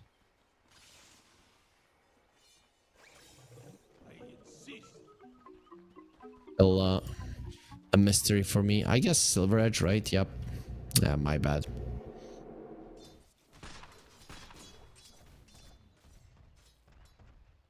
Nande, any big items for him? He wants a Manta. He's having some issues with the silence there, but the calling is it's a rough thing to get out of.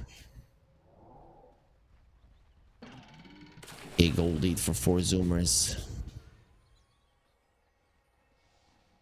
21 to be exact.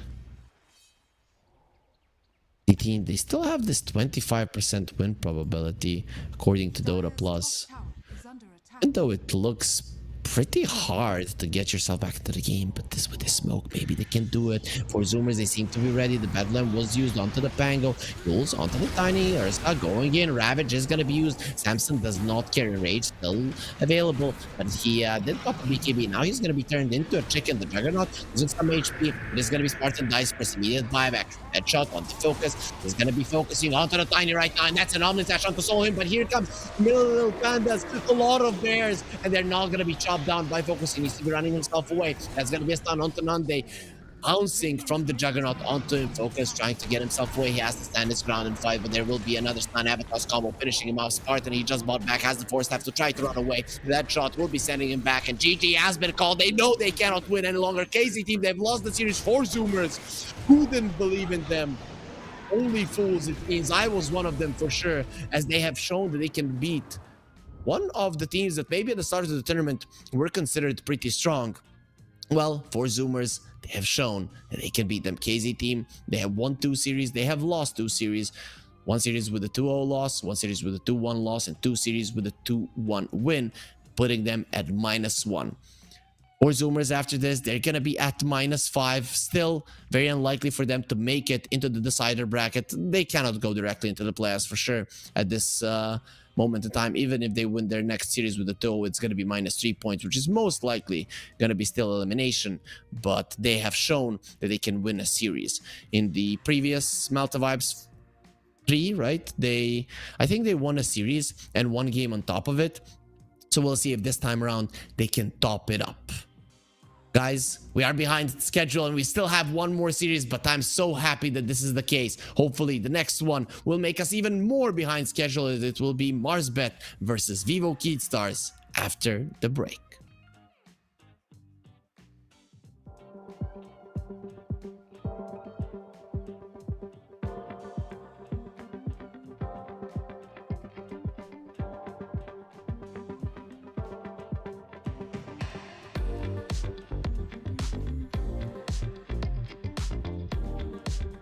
tactic.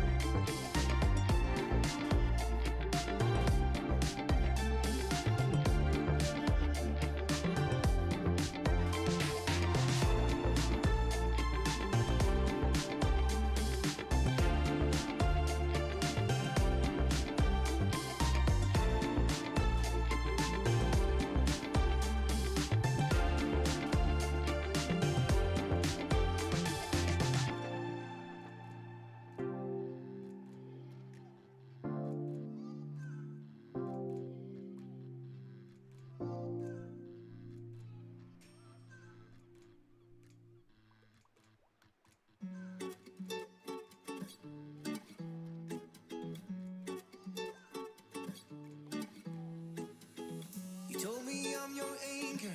I told you you're my bow. Through the wind and fire, we tried to hold on. We built this ship together, searching for a home. Despite the storm that hit us, we're still on board. Dancing in the moonlight, the world just stopped and stares. We got no destination, I'll take you anywhere. All the doors we've opened and all the books we've closed. Words just come together, story that we never told. So far forsaken for my own.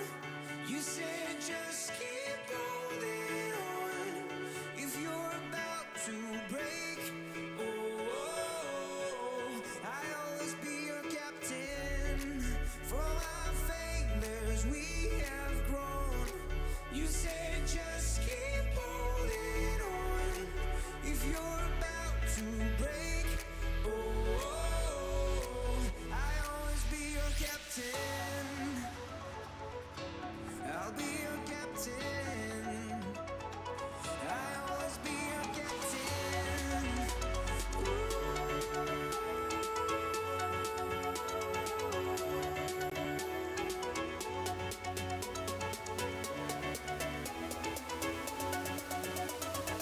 I'll always be your captain.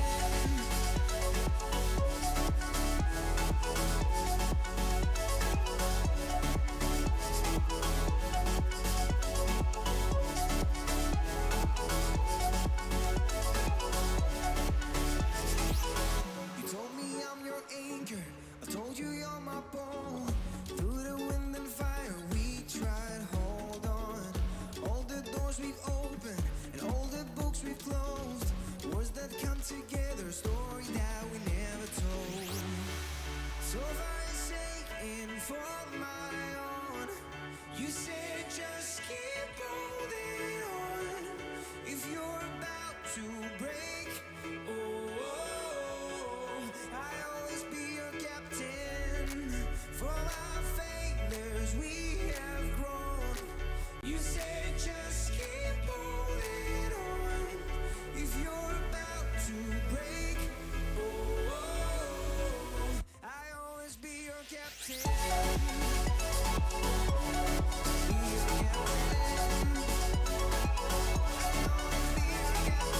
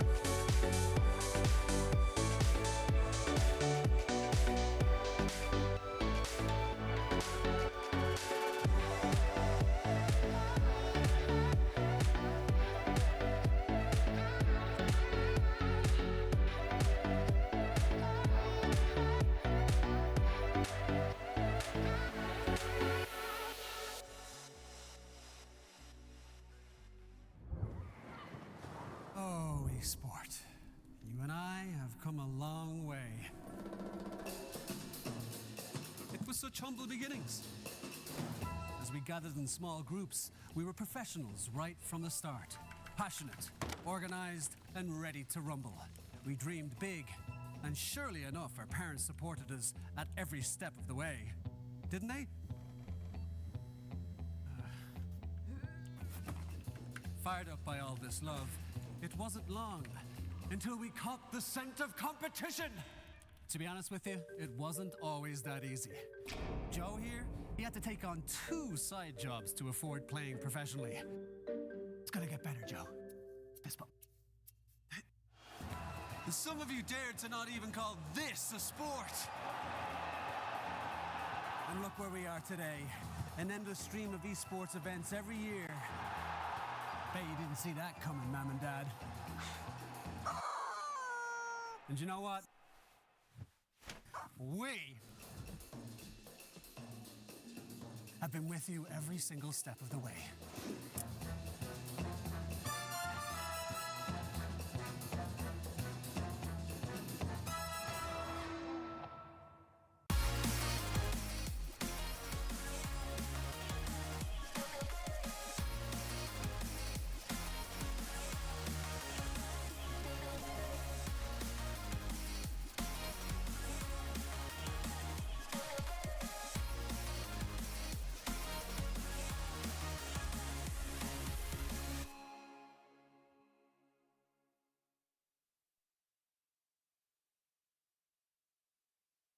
Dream of working with people you watch on screen. Exclusive esports opportunities handpicked just for you. Candidate profile to raise above competition. Let 10GG handle routines. Make a step towards your dream today. And welcome back to the Pinnacle Cup Malta Vibes 4. I'm a Hater Freak and I'm going to be bringing you the action of the last game of the day. And it's going to be Marsbet versus Vivo Keystars. Today, we had 4 series. So we can go into the schedule to remind us which those 4 series were. We had 3 series. This is going to be the 4th one. Marsbet team versus Vivo Keystars. Before that one, we had Navi Junior versus Level Up. We had Yellow Submarine versus Team Tickles. Now we had 4 Zoomers versus KZ team. And of course, we'll end the day with Marsbet team versus Vivo Keystars. So let's focus on that last series of the day, the one that we have in front of us, because the teams are already in the lobby. So let's go through the rosters super fast before they start the game off. These guys, they're not playing around. Otaker, Mobe, Mr. Luck, Jeezy, and LeBron. Dota, Mobe, Otaker, and LeBron. They've been in the scene for quite some time. Mr. Luck and Jeezy, they did do pretty well in the previous Malta Vibes with this team as well. But they're doing even better now as Marsbet team are yet to lose a game, yet to lose a series with that as well. Let's go into their opponents, the TI team, the guys that got themselves into TI through the qualifiers. They weren't invited directly with DPC points.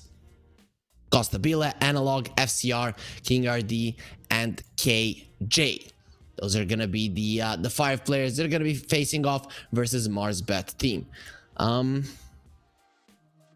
The thing is, let's go and see the groups here. I still don't know what kind of a ping these guys have. This is the group that I've been casting today, and we're seeing Marsbet team still yet to lose a game. KD Stars still yet to win a series. They did win 1 game.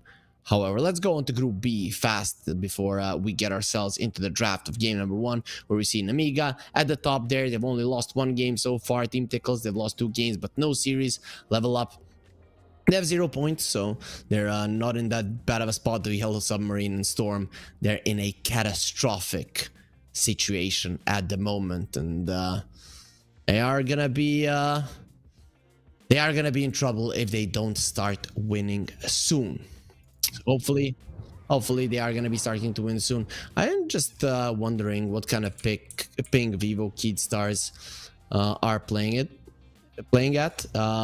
because it is pretty bad that they're losing to some of the teams here, as it is, I'd say, going to TI maybe slightly bigger than the Malta Vibes tournament, maybe.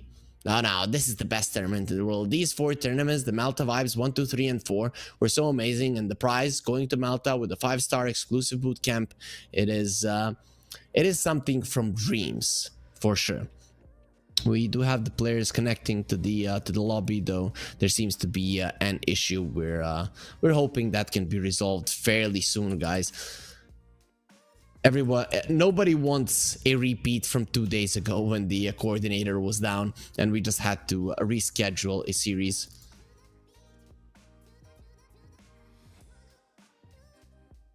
Okay, they're ready. There was a problem with one of the players on Vivo Keystars. Hopefully now everything is gonna be fine, as they are giving us a thumbs up. Wait, thumbs up. There's a thumb to start it once again.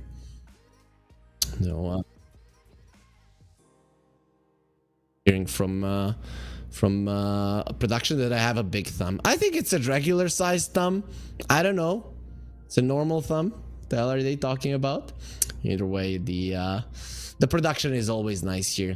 Behind us, the casters, they make our job easy, right? We don't have to do anything. I can just lie in my chair like this. Just not do anything. I don't even have to click anything, do anything. I have an observer. Our observer is Exalted. He's a really cool guy. He always listens to what we say. He gives us feedback as well. It is our job. I don't know if I can even call it a job. It's way too easy. Of course, guys, if you want to spice things up a little bit for yourself. You can go to pinnacle.gg. You have to be 18 plus, and we do advise you to bet responsibly and only put down as much as you can spend. But there are some nice odds that you can definitely use. So while I'm literally close to going to sleep here, I have to get myself up as we are getting ourselves into the draft of game number 1. Marsbet versus Vivo Keystars will be starting right now officially. The series will be on its way. I want to see who Vivo Keystars played against. This should be their 4th series, if I'm not mistaken. No, this is their 3rd series. So they lost to KZ team. They got a game from them. And they lost 2-0 versus Sibe. Okay, fun fact. Sibe won the first game versus Vivo Keystars in 38 minutes and 3 seconds. And they won the second game in 38 minutes and 3 seconds. So that's pretty fun. That is pretty fun there from Sibe and Vivo. On the other hand, Marsbet, they played versus KZ team. They won 2-0 in around an hour. They beat them, and they played versus 4 Zoomers in around an hour and 5 minutes. They beat them. So Marsbet are coming in as the favorites. They're looking much better than in the previous Malta vibes. Understandable, as they did have more time to practice. Jeezy and Mr. Luck were pretty new to the scene, coming in the previous Malta Vibes tournament. Now they're already, you know, a seasoned team. They had some time to practice. I know that they have a coach behind them, so it is 6 people working towards getting better all the time, and of course after some time they are gonna be getting better.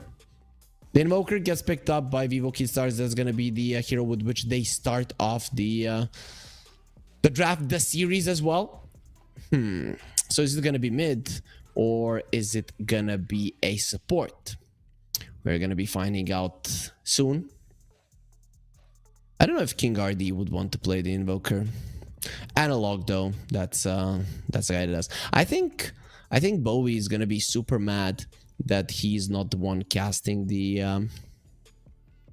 KD stars. Oh, he's gonna cast them tomorrow. Tomorrow, you're not gonna have Bowie in the morning. You're gonna have me. We have swapped places.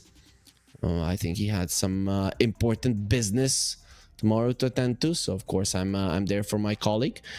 So he will be able to cast the Vivo Keystars. Why, you ask? Well, Bowie is Brazilian. If you didn't know, and Vivo Keystars is a full Brazilian team, so he wants to put in his bias into the casting, right? Literally, like, have a Brazilian flag behind him, just jumping around the room once Vivo Keystars get a kill. So finally he'll get his chance, as every single game of Vivo Keystars I was the one casting it.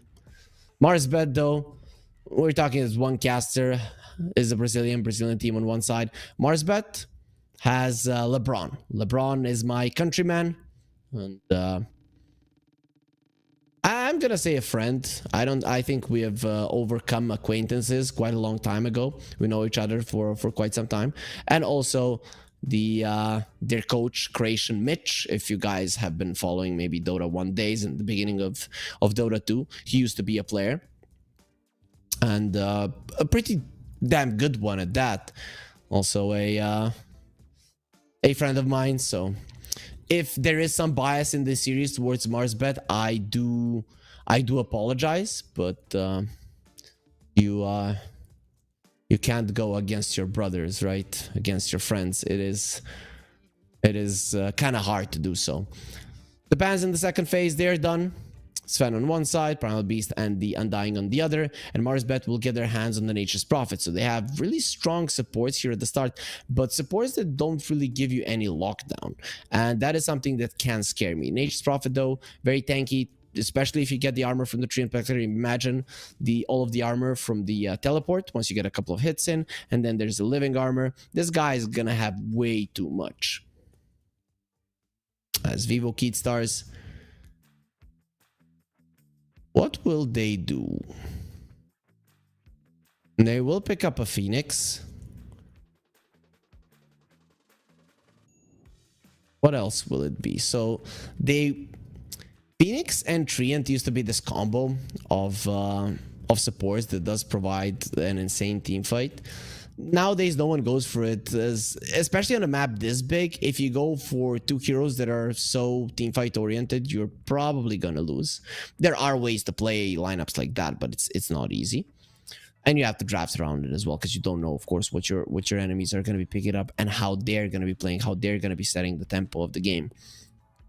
But Treant Protector likes to get into an area where everything is clumped up and uses ulti. If there is a Phoenix there, he's one of the best heroes at controlling areas in a fight. So once the egg is used, if you do not have the capability to just take it down, you have to run away, and then your overgrowth is kind of useless. Also, he can leave the Nature's Grasp, he can leave the Sprout as well without the Quelling Blade, so it is overall a pretty decent hero. The Tusk gets picked up. This might be mid, this might be position 4, maybe even a position 5, depending what's next. It could be a Muerta pick for Vivo Kid Stars. With the Tusk and the Phoenix pick, though, now we're getting a little bit more of an idea that this Invoker is probably going to be mid. And I just cannot remember if I've ever seen King RD play it. I've casted quite a lot of Vivo Kid Stars games this year, and I just cannot remember that he went for it. Of course, the Invoker wasn't really meta when I did, but King RD doesn't feel like that kind of a guy. Who knows? Who knows? Maybe he's going to be proving me wrong. Now I'm going to check for their games, and I'm going to see that he's already played an Invoker in the game that I've casted, and I'm going to feel stupid, but nope. Not the case. No Invokers for Vivo Kid Stars. This is the first one for them. Darkseer for Marsbet. Darkseer was super popular just a couple of weeks ago, and now teams are staying away from it. Ban-wise, draft-wise, nobody's really picking up this guy. He has lost the love that he once had from the teams. Feels sad. Oh, okay. An Ember Spirit gets picked up. This is a very interesting thing for me. So Invoker used to be a Quaswax Invoker used to be an Ember counter in the lane when people were maxing out the Flame Guard. Now Ember Spirit versus the Invoker, you just go for the first and the second spell, you just harass him out, right? And it used to be that the TA would crush the Invoker in lane, but it's not the case any longer. Now with this new and improved Universal Invoker, you're actually pretty solid versus the TA. I've even seen Invokers win versus the TA like 55 to 45, even 60 to 40 in terms of CS. So it is cool how things are changing, but imagine if you haven't watched or played Dota for like 3-4 years and you see, oh, Ember Spirit into an Invoker, is this guy crazy? No, now it can actually work, as the bonuses, the heals and stuff from the Invoker, they have been toned down. As Faceless Void will be picked up by Vivo Kid Stars. That is going to be a nice way to protect the egg, set up for a potential Cataclysm as well. They were having some issues with the lockdown. Now they're not going to be having it, so the Ember Spirit can get caught. Laning stage could be a problem, doesn't have to be, but it could be a problem, right? Because Iron Shells, they do overtime damage, and Time Walk isn't that great versus overtime damage. So I'm curious to see if this Faceless Void will do okay.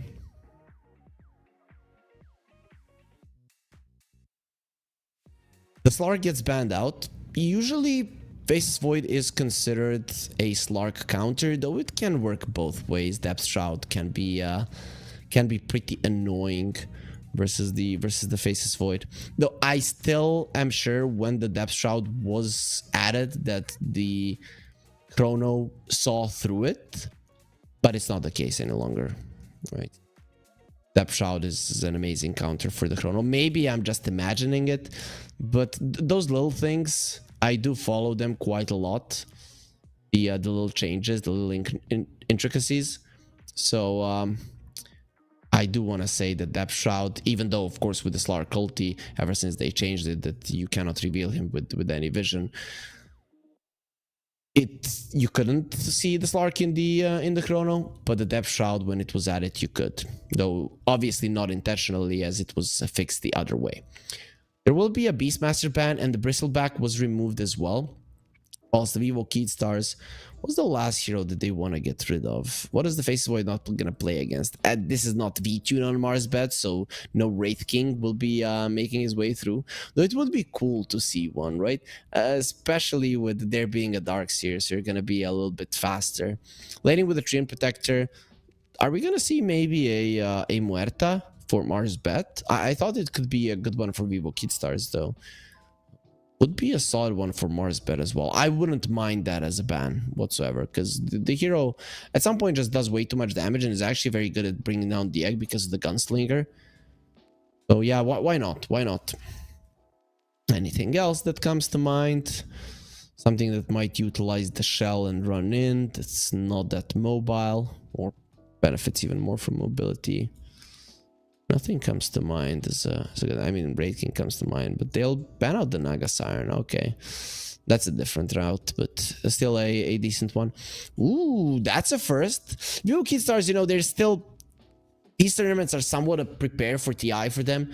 Scrims, official ones as well, where the enemy team is going to be doing their best, so they might be trying things out. This is a pretty interesting one. I haven't seen a Magnus in a long time. In a PA meta, I thought that this hero is going to be picked up when there's a PA in the pool, though. Not this time around. So you know that you're laning versus the Magnus Tusk most likely.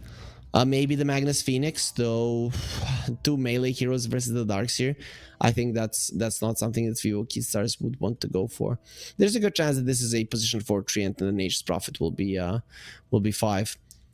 And they go for the Ursa. So you're going to be seeing the Ursa again. Pretty solid to lane versus the Magnus. Good to deal with the egg.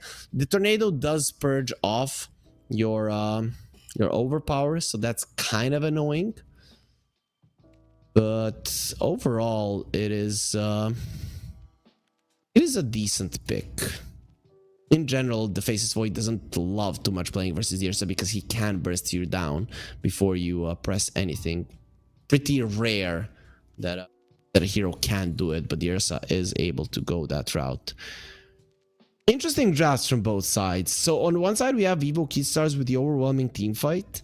On the other side we have Marsbet with the poke and a lot of mobility, plus Roche taking potential. So it is actually going to be the speed of this game that determines who's gonna win most likely. So on one side we have Vivo Keyd Stars who want to slow it down, probably, you know, get a kill with a chrono, go back, get a blink skewer back, kill somebody, go back and stuff like that. Be annoying if the enemies are in the chrono and you know about it.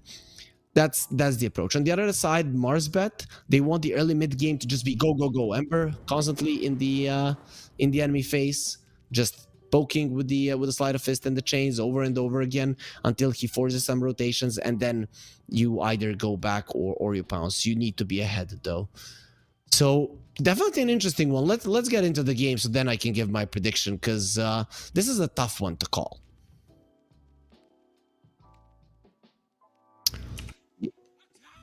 Game is ready.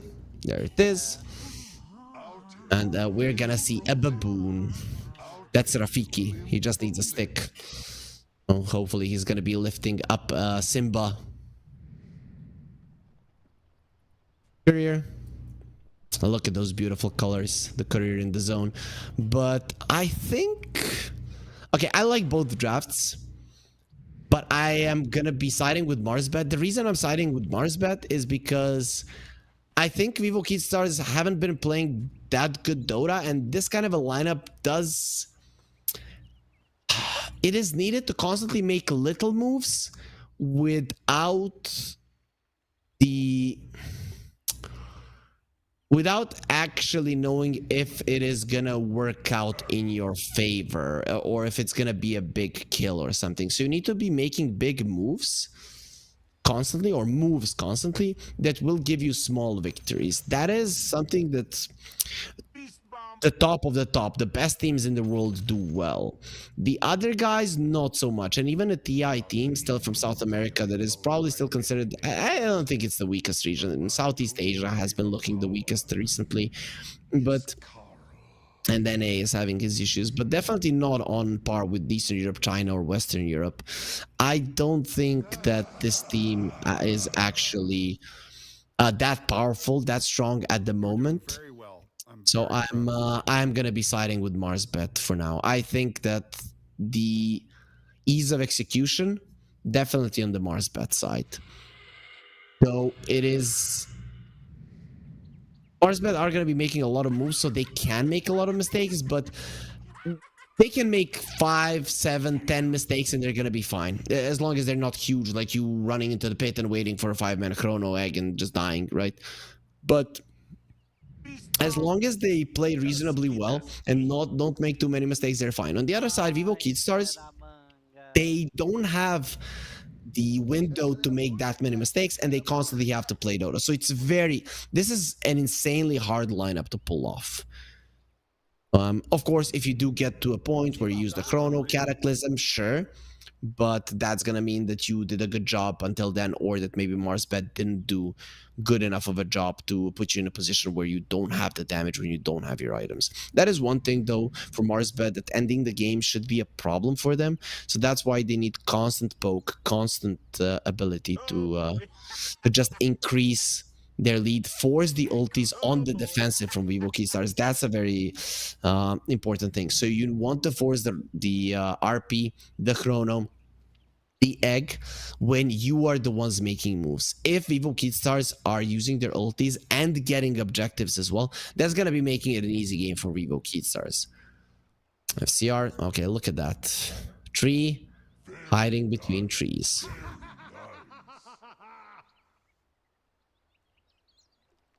Imagine how bad other trees feel.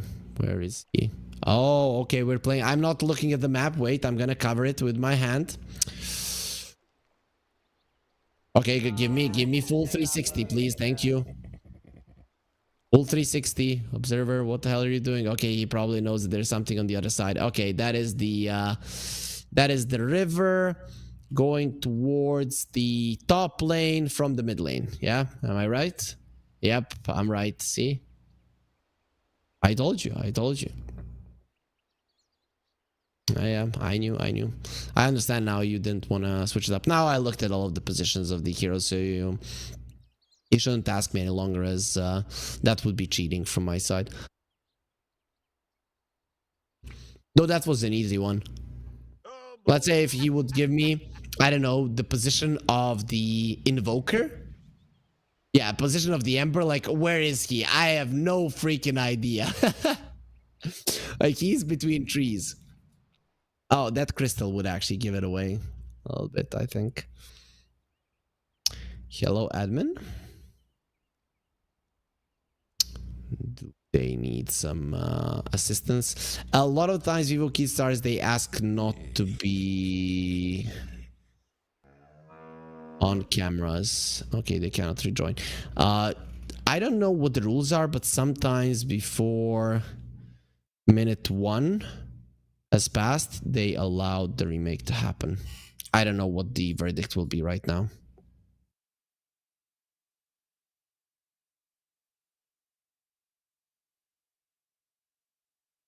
It's kind of annoying. Wanna go next? I don't know what the verdict is for this one. As I mentioned, I'm a caster. I'm not the one that is making decisions for this one. We're gonna be coming back to my face, guys, as you saw that was LeBron, but production actually came to a conclusion that I'm prettier, so they want to be getting the viewers in here more, so they came back to me. Okay. Okay, they're restarting the PC at the moment, so definitely some technical issues there from the side of Vivo Keystars. LeBron throwing some smack there, like, guys, if you need good boot camp, give me a call. You know, you do want to talk some smack. You want to talk some smack for sure, as when you're waiting, what the hell are you gonna do as a player? You can't really you can't really talk to the audience like I'm doing here. Hopefully all of you guys in the chat are having fun. The admins have given the option of a rehost if the teams want to do it, and they say if it won't work, they're gonna be rehosting it, considering that there are no kills, nothing happened. We have no reasons to believe that this was intentionally done from the side of Evil Keystars, so they'll be allowed to rehost this game. He's still restarting the PC, so we want to see if he'll be able to reconnect. Hopefully that's going to be the case. I have to say though, I hear from these bugs quite a lot, them happening, but it has never happened to me. Like literally it has never happened to me not to be able to reconnect to the game. Even when Dota crashes, when there's like coordinator down and stuff like that, I was always able to reconnect to the game. I don't know what happens, but I've had maybe some issues with the client, but not of that sort ever, right? I'm not sure why that happens. You're gonna have to ask somebody smarter, but it is a bug that obviously doesn't happen to everybody. We're still in this game. The lobby still hasn't been recosted. Just updating you guys on the current situation. While you're waiting, you can go to Twitter. You can follow Pinnacle Esports Dota 2. There you will be getting all the info when we are live. What are the standings? You know, all of the official info, of course, that you're going to be getting from us as casters here, but of course you will have their Twitter to follow all the news. Of course, you can follow me, Harry Freak, as well there, and all of my colleagues that are going to be casting this tournament with us. As far as I know, Bowie is doing the group stage with me, and then I'm going to have Kips, and the other duo will be Blue Scale and Automo, just like in the previous Malta Vibes tournament, the Malta Vibes 3. So he can't join because of update. Oh, okay. So that was the problem. So there will be a rehost, and our admin says go rehost quick, right? So we want to do it as fast as possible. Now we have those 5 seconds before you can actually leave the game.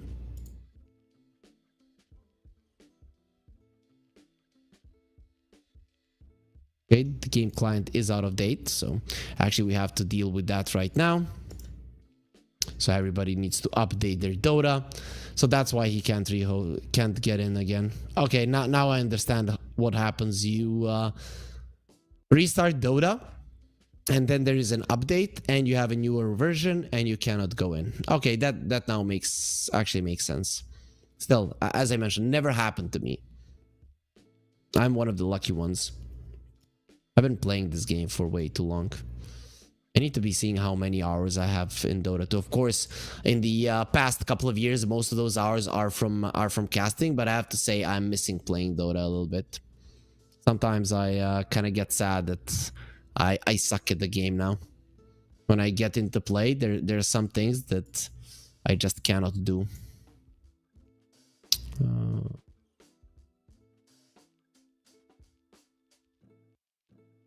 Short film contest. Where is the lobby? Yes, our admins are updating Dota as well. It is what it is. We're gonna be waiting for it, guys, but yep, the short film contest, that is why we are waiting for this right now. Wait. The lobby starts.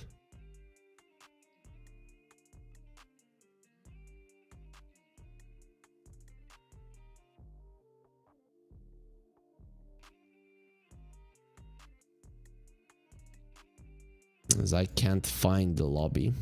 Okay, no, it didn't. Okay, our new lobby is up, everybody, so don't despair. We're gonna be getting into it. Right now, of course, everybody needs to update Dota. Hopefully everybody's internet works super fast, super well. But even if that's not the case, our admins are here to wait, to come up with all of the solutions, to interpret the rules of the tournament that will never be broken, and They're here for a reason. Pinnacle, the Pinnacle Cup, Malta vibes. Let's wait for the players, for everything to be done in a perfect order. So that's why we're gonna have to wait for now.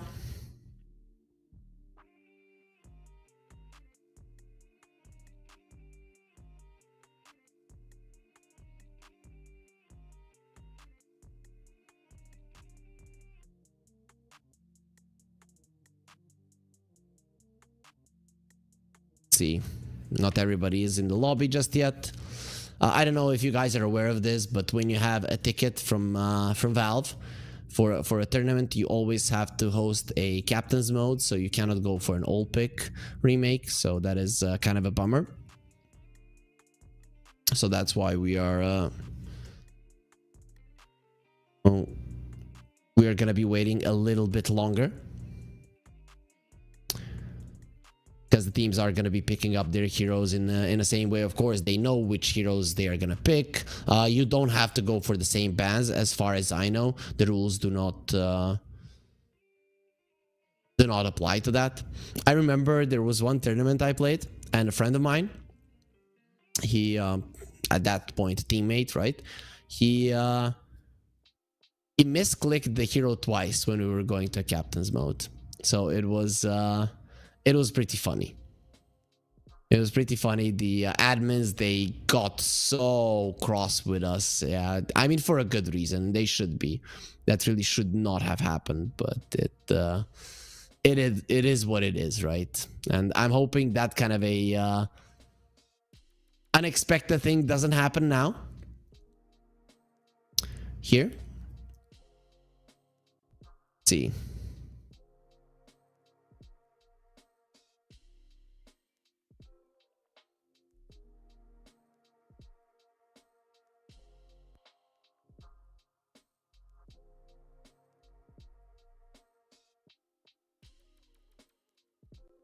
Also, the draft is, there's usually a picture of the draft. I actually forgot the heroes right now. Well, let me that. Okay, so nope, we are not gonna be remembering that. Yeah, actually, we are gonna be remembering the heroes. No problem. Let's see. So, Bint, Nature's Prophet, Darkseer, Ember, and what was the last big carry? Ursa, right? The other side has Void, Phoenix, the wait. Void, Phoenix, Invoker, Dusk, and the Magnus. Oh, I actually remember it. Yep. Genius right here. Guys, if any of you have ever been to Malta, write us your maybe one sentence how you would describe that spot, because that's where the players are going to be going. Maybe they would want to go through the VODs later on, and they're going to be finding out that Malta is even more amazing than they actually thought. I have never been. I would like to go. Hopefully that I'm gonna be getting a chance to go there. It would be awesome to go there for Dota. That would be the best possible way to be there. So all of the heroes have been picked up currently by the team, so we should be getting ourselves into game number one. We're sorry for the delay, but it is this was really a higher power, right? You restart Dota for whatever reason, you have some problem, right? And there is an update, and then you cannot get yourself in it again. And I'm not sure if you can start the Dota if you haven't updated it. I think not. So that's a bit of a bummer. Maybe you can, but I most definitely don't know how.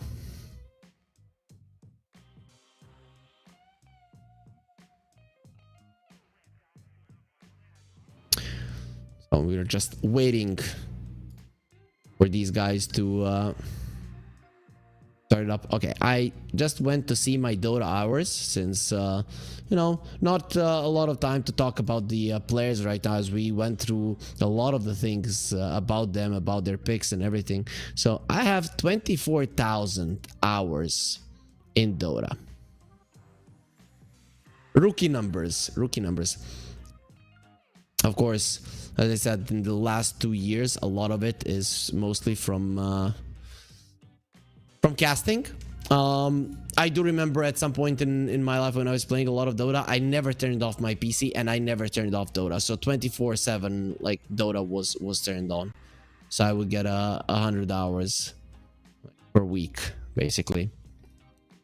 There were times, of course, if I go out of the house and stuff like that, I would turn off the PC. But during the night, if I would play in the evening, it would stay on most of the time.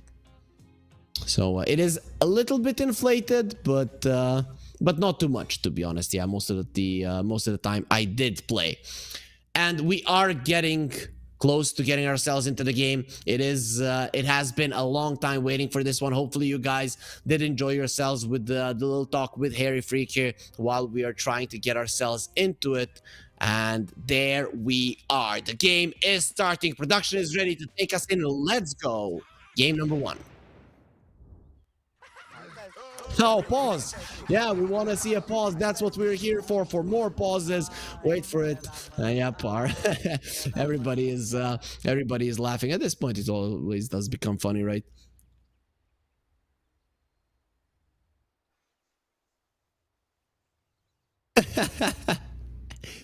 And it is becoming very fun with our production team in the back. They're having a lot of fun, but you know, guys, when you're there for the entire day, you do get tired. I remember we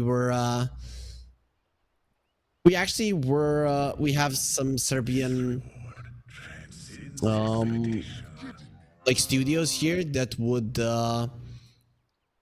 be broadcasting TI in Serbian, and I would usually be there, right? So I remember they had a final of one of their leagues for another game, and we were doing TI in the studio as well. So the team there, they were getting all very tired. They left this one girl in production with us, so that she would handle that part of things. The other part of the production, they went to deal with their LAN finals that they had for another game and stuff like that. And I remember we're in the program and I'm saying, and we're gonna go onto a break, and then nothing is happening. The screen isn't changing and stuff like that. And in the end, I gave the word to my co-caster. I went out of the studio and I found her passed out, like on the table. I'm hoping that doesn't happen to our production here. They're big boys. They can drink a couple of coffees and survive, no issues. But we are having some long days. Hopefully everybody at home is enjoying the long days as we are. But of course, it is a lot of Dota to watch. But that's why we're here. We want to bring the Dota action to you guys, so that you can enjoy it for the entirety of the day. You wake up in the morning, you watch Dota, you go to work, you come back home. Pinnacle Cup Malta Vibes 4 is still here, baby. We're not going anywhere. We are working for your entertainment. Yep, that is a pretty big medal for the Invoker. You know, guys, what does it mean? This guy has played Invoker for every hour of every day for the past year and a half. And what is the question that we pose? How do you kill which has no life? We're just having some South Park quotes here for you. That's what we need, as the game will start and finally things are moving on the screen. This is what we're here for, to see just heroes moving on the screen, right? The ward will get placed down. Marsbet in a smoke will get it, as the wards from Vivo Keystars being going to be put down as well. Balance in all things. A little bit of a fun fact that most of you probably know, because all of you are Dota geniuses. The Ember Spirit, every single one of his lines is a 4-word line, right? Deceptive Rune of Invisibility, right? 4 still. So everything has 4 words. He's so wise that he can say anything he wants, any sentence he wants, in just 4 words. Or maybe the Ember Spirit is the dumbest of the 4 brothers and actually can't come up with a sentence longer than forwards. Makes sense, you know. I did compare the Earth Spirit or the spirits as Teenage Mutant Ninja Turtles, and well, Begins. oh, just a second. The Dark Series takes the damage. No, doesn't matter. And the Earth Spirit was the big buff guy like Raphael, right? And then Ember Spirit might be the dumb guy, you know, like Michelangelo. And he does have that that set where he actually has nunchucks. So yeah, definitely inspired by Teenage Mutant Ninja Turtles. I think when Ice Frog was coming up with the spirits, he was thinking about those. Man, I love it when I come to these awesome conclusions. Bowie starting off with the Flame Guard. He's probably not going to be getting it up too much, because when the Invoker gets level 2, he's just going to be able to purge it off with the Tornado. Then it's not really that valuable. Top lane, Phoenix faces Void versus 2 melee heroes, but it is a dark. Did Mr. Luck start off with? He started off with the Surge just to survive.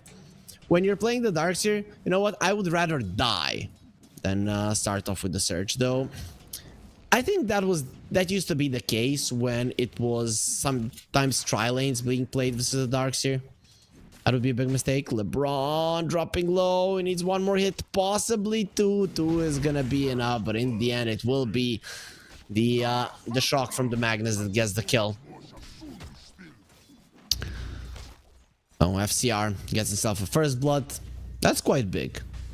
Tusks have been starting to max out that tag team. King RD just walks into the tower. Was the intention to die or maybe to just steal the wave? I'm not sure. But, well, he was able to die. I guess if that was the idea, then good job. Though I don't understand. He kind of had the resources necessary. Interesting. Maybe the idea was to keep the creeps there so that Vivo Keystar's creeps would get into the base and the lane would start pushing towards the Magnus. Who knows? It looked really weird there. Either way, he did go down. Invoker does not have a Quelling Blade, so rotations from the Nature's Prophet can't kill him. A lot of people are just being very, very greedy with not buying those Quelling Blades. I understand. It's annoying when you have to buy that item versus the Nature's Prophet King RD. On the other hand, he does have one. And there will be a TP in from LeBron. The damage quite high. Of course, he's going to be losing those stacks now. King RD trying to run himself away. Here comes O-Taker. Tusk still pretty speedy. He's taking some time to eat through those trees. Almost dies because of it. LeBron won't be able to get the kill as the healing salve will get used. The Tusk will survive. If it's a 1 versus 1, Tusk will win. We're giving a little bit of a tribute there. Our boy was defeated in a very popular anime recently. FCR picks up a no, he didn't pick up the healing lotus. He almost dies there. Damage not gonna be sufficient. Who picked it up in the end? Oh, it was the Nature's Prophet that got the healing lotus. I thought it went to the Magnus. It looked to me like he started going for it first, but nope. Nature's Prophet, makes sense that he has a better relationship with flowers than a big old rhinoceros. Okay, actually a mammoth with that set. For now, not too many kills. The Ember Spirit is winning the mid lane in terms of CS. In terms of denies, they're kind of even, so that's quite nice. KJ level 3, that's where Fire Spirits actually start packing a punch. And Jeezy, he will be fine. KJ though, nice usage of the spells, hasn't missed too many Fire Spirits. There's the Tornado, the Flame Guard has been purged off, but it's still gonna be a Water Rune for Mobe. And looking towards the bottom lane there, the other Water Rune is secured by the Tusk. He actually picks it up. Invoker is one of those heroes that doesn't really need it, as he does have region of his own. But as I mentioned, that region has been cut in half, so I don't know, the Sleight of Fist, it can be a problem for you. Only 1 point in Flame Guard from Mobe, understandable. LeBron in a very aggressive position. The tag team will be slowing him down. He is standing his ground and fighting, and No Taker does come over, just jumps into those trees. King RD will be running away. There's the TP into the mid lane, and they won't be able to get on top of Analog, who doesn't have the mana. Very low in HP as well, but with that Bracer, he is quite tanky underneath the tower. So LeBron, at least he's gonna be stealing the bounty rune. He has a TP towards the bottom lane if he wants to use it, and yes, he does. He does go back. We had such a bloodbath in the previous series. Here, these guys, they're not psychos as those guys previously. Nande, the way that he was playing, just constantly in the face of the enemy, it was insane. Of course, his aggressive playstyle, it did cost them the series, but yeah, he wasn't playing his main role, so we cannot really take it against him all that much. Easy. Pretty deep there with King RD coming. There will be a surge. Shards just not on point. KJ, he will be connecting with that last Fire Spirit. He needs to the tower region. It's not going to be enough. He's dead.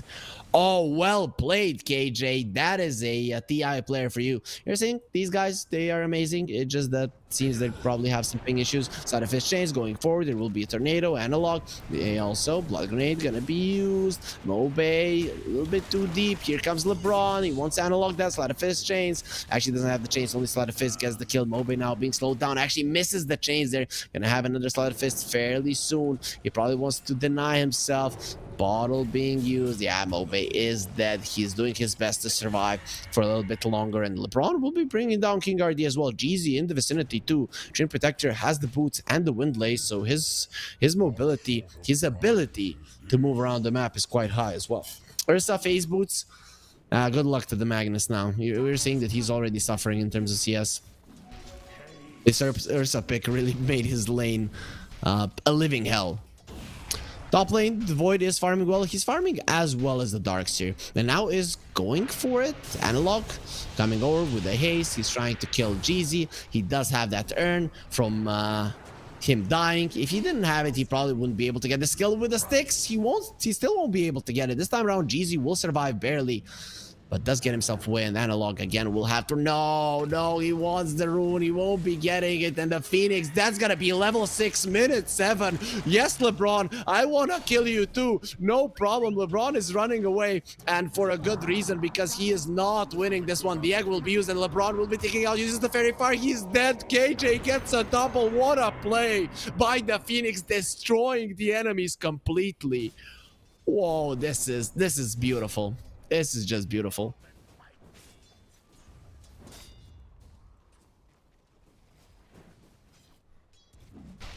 This is one of those situations where your teammates look at you and how the hell are you that strong? And it's very hard to say. The time dilation being used. Mr. Luck will be fine. He hasn't used a single spell, so that time dilation doesn't really do anything to him. And Costabila has 3 points in time walk, only 1 in the bash. Mobe, DD rune. That's a really nice one for the Ember. Blight of Fist, maxed out. I wouldn't want to be in the skin of this Invoker. He's gonna be in a lot of trouble.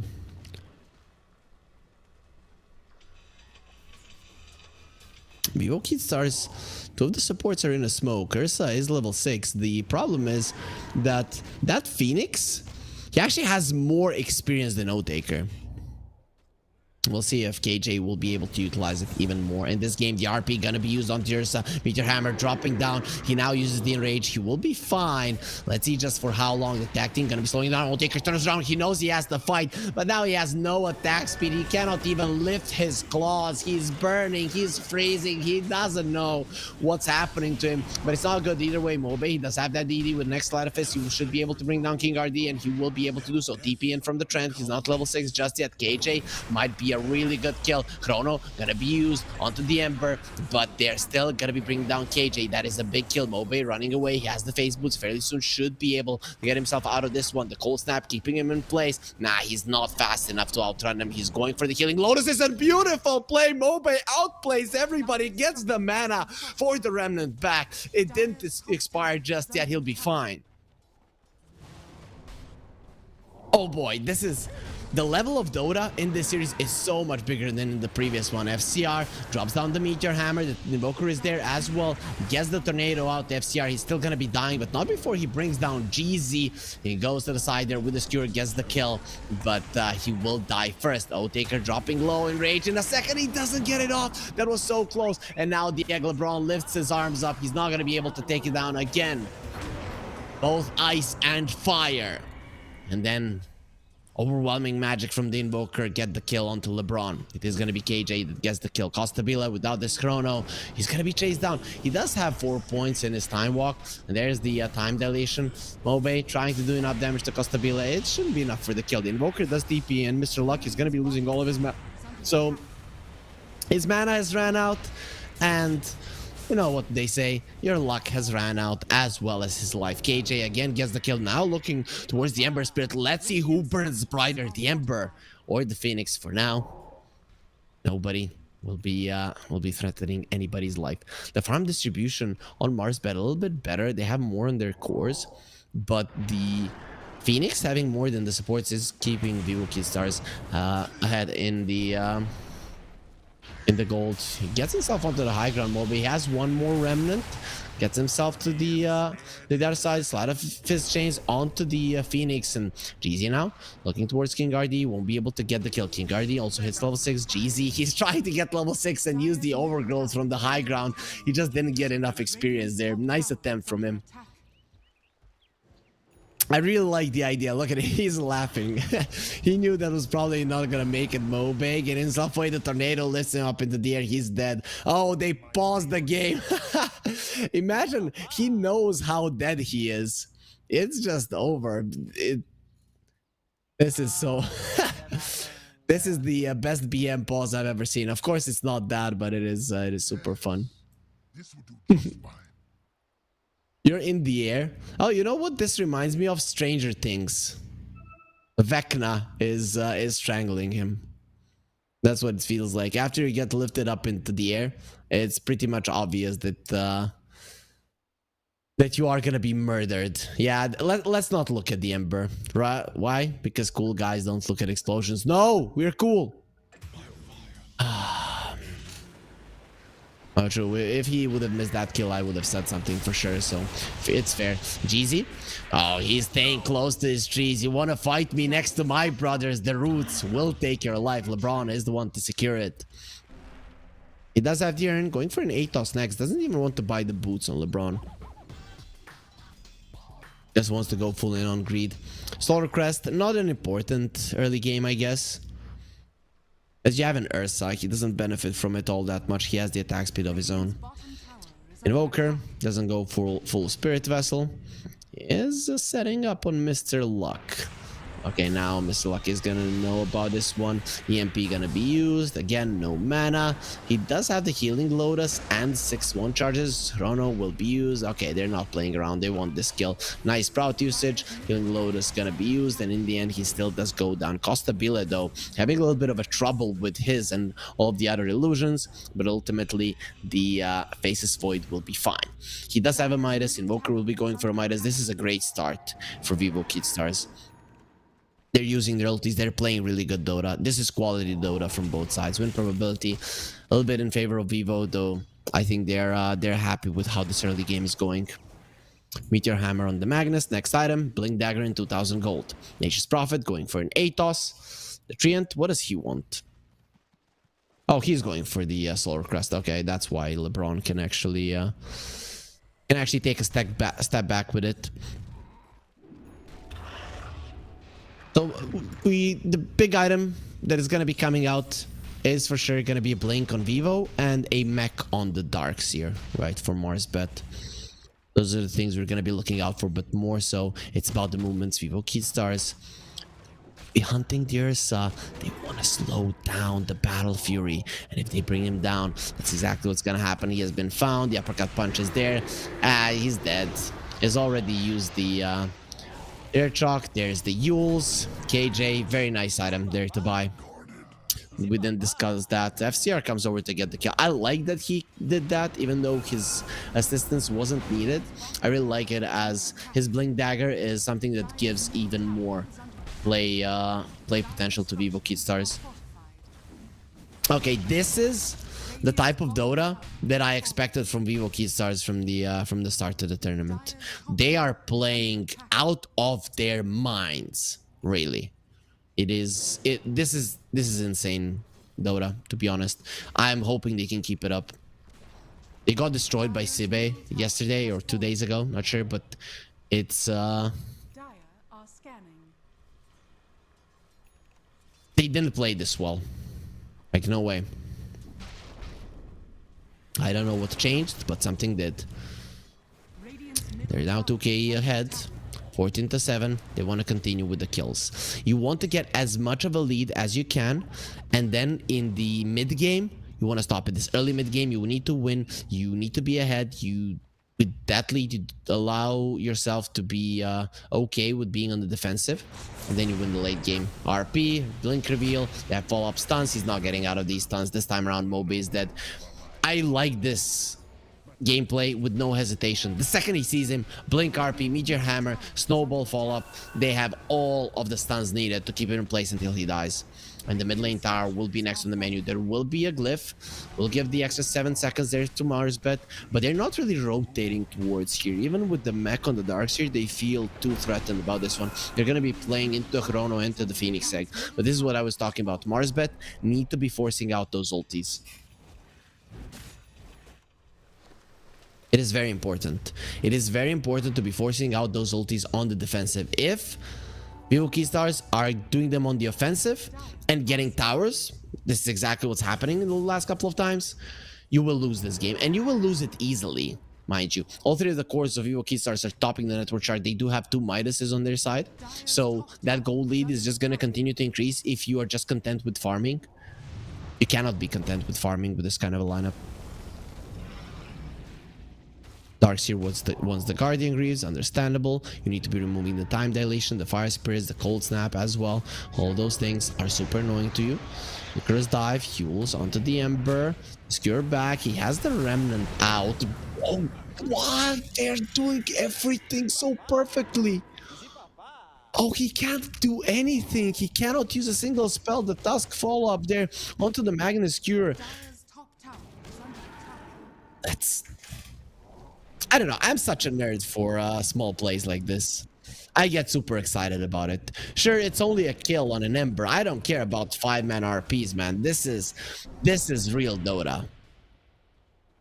This is Dota as good as it gets from my perspective. Of course, yeah, you can say TI teams are going to do it even better, but Vivo Key Stars, they are a TI team. Atos is now done on LeBron, so he has his hunting item. The question is, are you going to start hunting now? You're needing to hurry, man.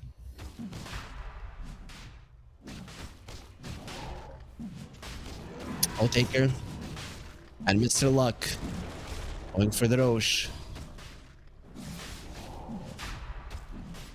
Wow, no Kid Stars. They are not gonna be in the vicinity. That Roche might give you the ability to go aggressive. It's on the Ember. He actually goes aggressive onto King RD, and King RD just takes care of a sentry, no problem whatsoever. So now you need to delay 5 minutes. Can you do it? That is the question. 4k gold lead currently for Vivo. There the lineup for the late game. Just Chrono into a Cataclysm. Good luck winning versus that. Taker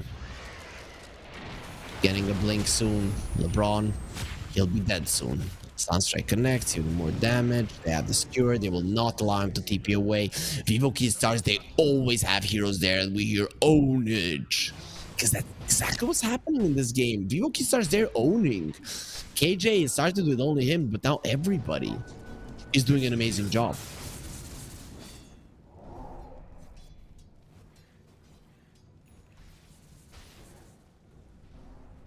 Stabile.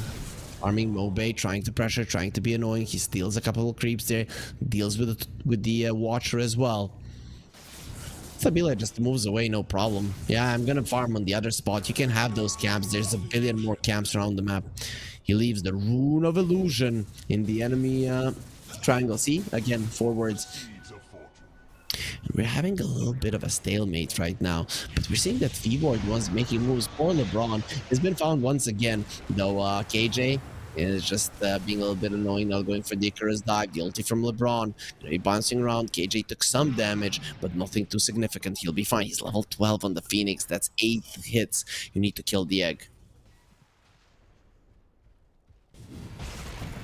GZ found, skewer back into the Faceless Void. It is gonna be the time dilation. Here comes the Meteor Hammer. Here comes the Sunstrike, and well, KJ in the end is the one to get the kill. I don't know if he's happy that he's getting kills now, as he's 7-1 and 10, because one mistake and the Ursa can eat the egg.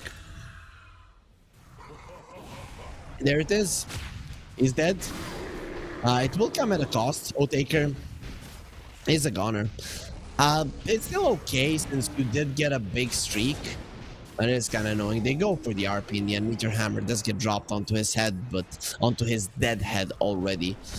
Oh, poor LeBron caught again. He will be surviving, gets himself into the base. In time, Deafening Blast doesn't cancel out the TP. GZ, Aghanim Shard is going to be next on the menu. They stopped the bleeding Mars bet, and some ultis did get used, or actually some ulti. Ember Spirit, he really wants to get an ulti off from this Faceless Void. He just can't do it. He just doesn't care about your Sleight of Fist. So Mars bet, what's the plan? I'm liking the way that they're trying to pressure things, but VO Keystars are just reacting pretty well. They're not panicking, they know they're ahead, they can take this one slow, and the game will ultimately go their way. Analog is not rushing the Aghanim Scepter. I mean, he still doesn't have the Exort maxed out. Still needs a couple more levels. There's Attack Team onto the Tormentor. Sunstrike will assist. And that is going to be a shard for King RD. I probably would have been better for the Phoenix, but it's still fine. Level 1 shard, though, makes it not so cool.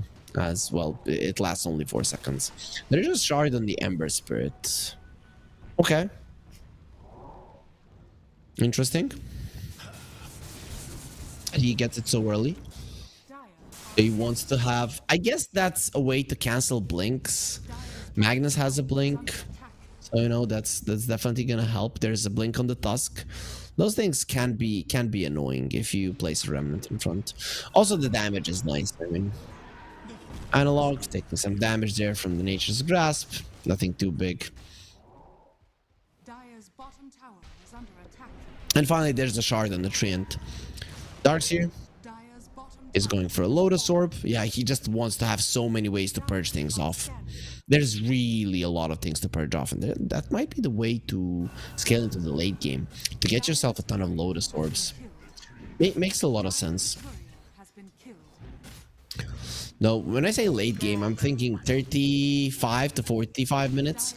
After that, it could get hard for Mars bet. Otaker is dead. A couple of hits, Sunstrike, he's a goner. Actually, they pull him in from the Sunstrike with the Shockwave. There's the shards, GZ, he cannot get away from them, and Costabile, he gets a double. Very easy double kill for Costabile, continuing. It's really nice gameplay. The gold lead is decreasing, the Ursa is farming super well, but the Faceless Void is farming faster. Much faster. The next item is going to be a Scotty. He is gearing up to be able to fight without the Chrono. So, I was talking about when the late game is. So after that, it's kind of the ultra late game where things become 50-50, and actually Ursa can be quite a nasty opponent for a Faceless Void in the ultra late game, because you're gonna have an Aghanim Scepter, you're gonna be able to use that during the Chrono, unless there's like a Hex or something, and then survive the Chrono, you turn around and you win the game, right? There will be a pause right now from Analogs, some packet loss that needs to be dealt with. Hopefully it does get dealt with super fast, as we do want the game to continue.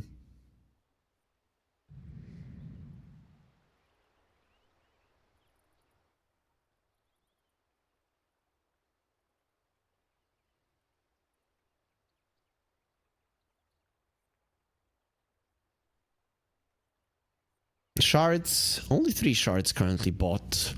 Nothing too interesting in terms of neutral items. I mean, I think that the neutral items now have been in the game for far too long, and then I just don't see them as anything cool. That's interesting that the Phoenix wants the added cast range. Doesn't really help you all that much, so I'm curious to know why he went for the Eye of the Vizier. I guess for the Yules. Okay. Makes sense. You want to be able to catch people from afar. This is the thing. Under normal circumstances, right, with the Phoenix just having a normal support game, not having 7 kills, you might not even go for a Yules. You might do it in this game because it's a really good Yules game, but you might not do it, right?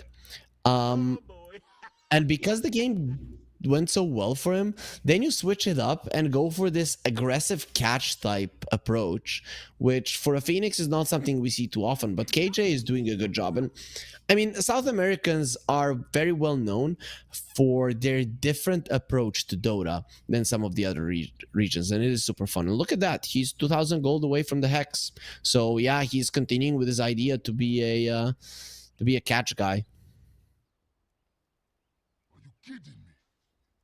Are you kidding me? The Invoker is still this. I'm hoping they didn't download the patch. Please, Analog, tell me you didn't download the patch.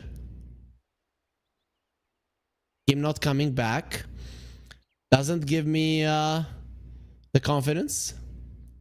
Please, please, please make sure that you're fine. Imagine how sad that would be. They're pretty much winning this game and they wouldn't have the Invoker. So our admins are, of course, asking for a reason. There is packet loss. Packet loss.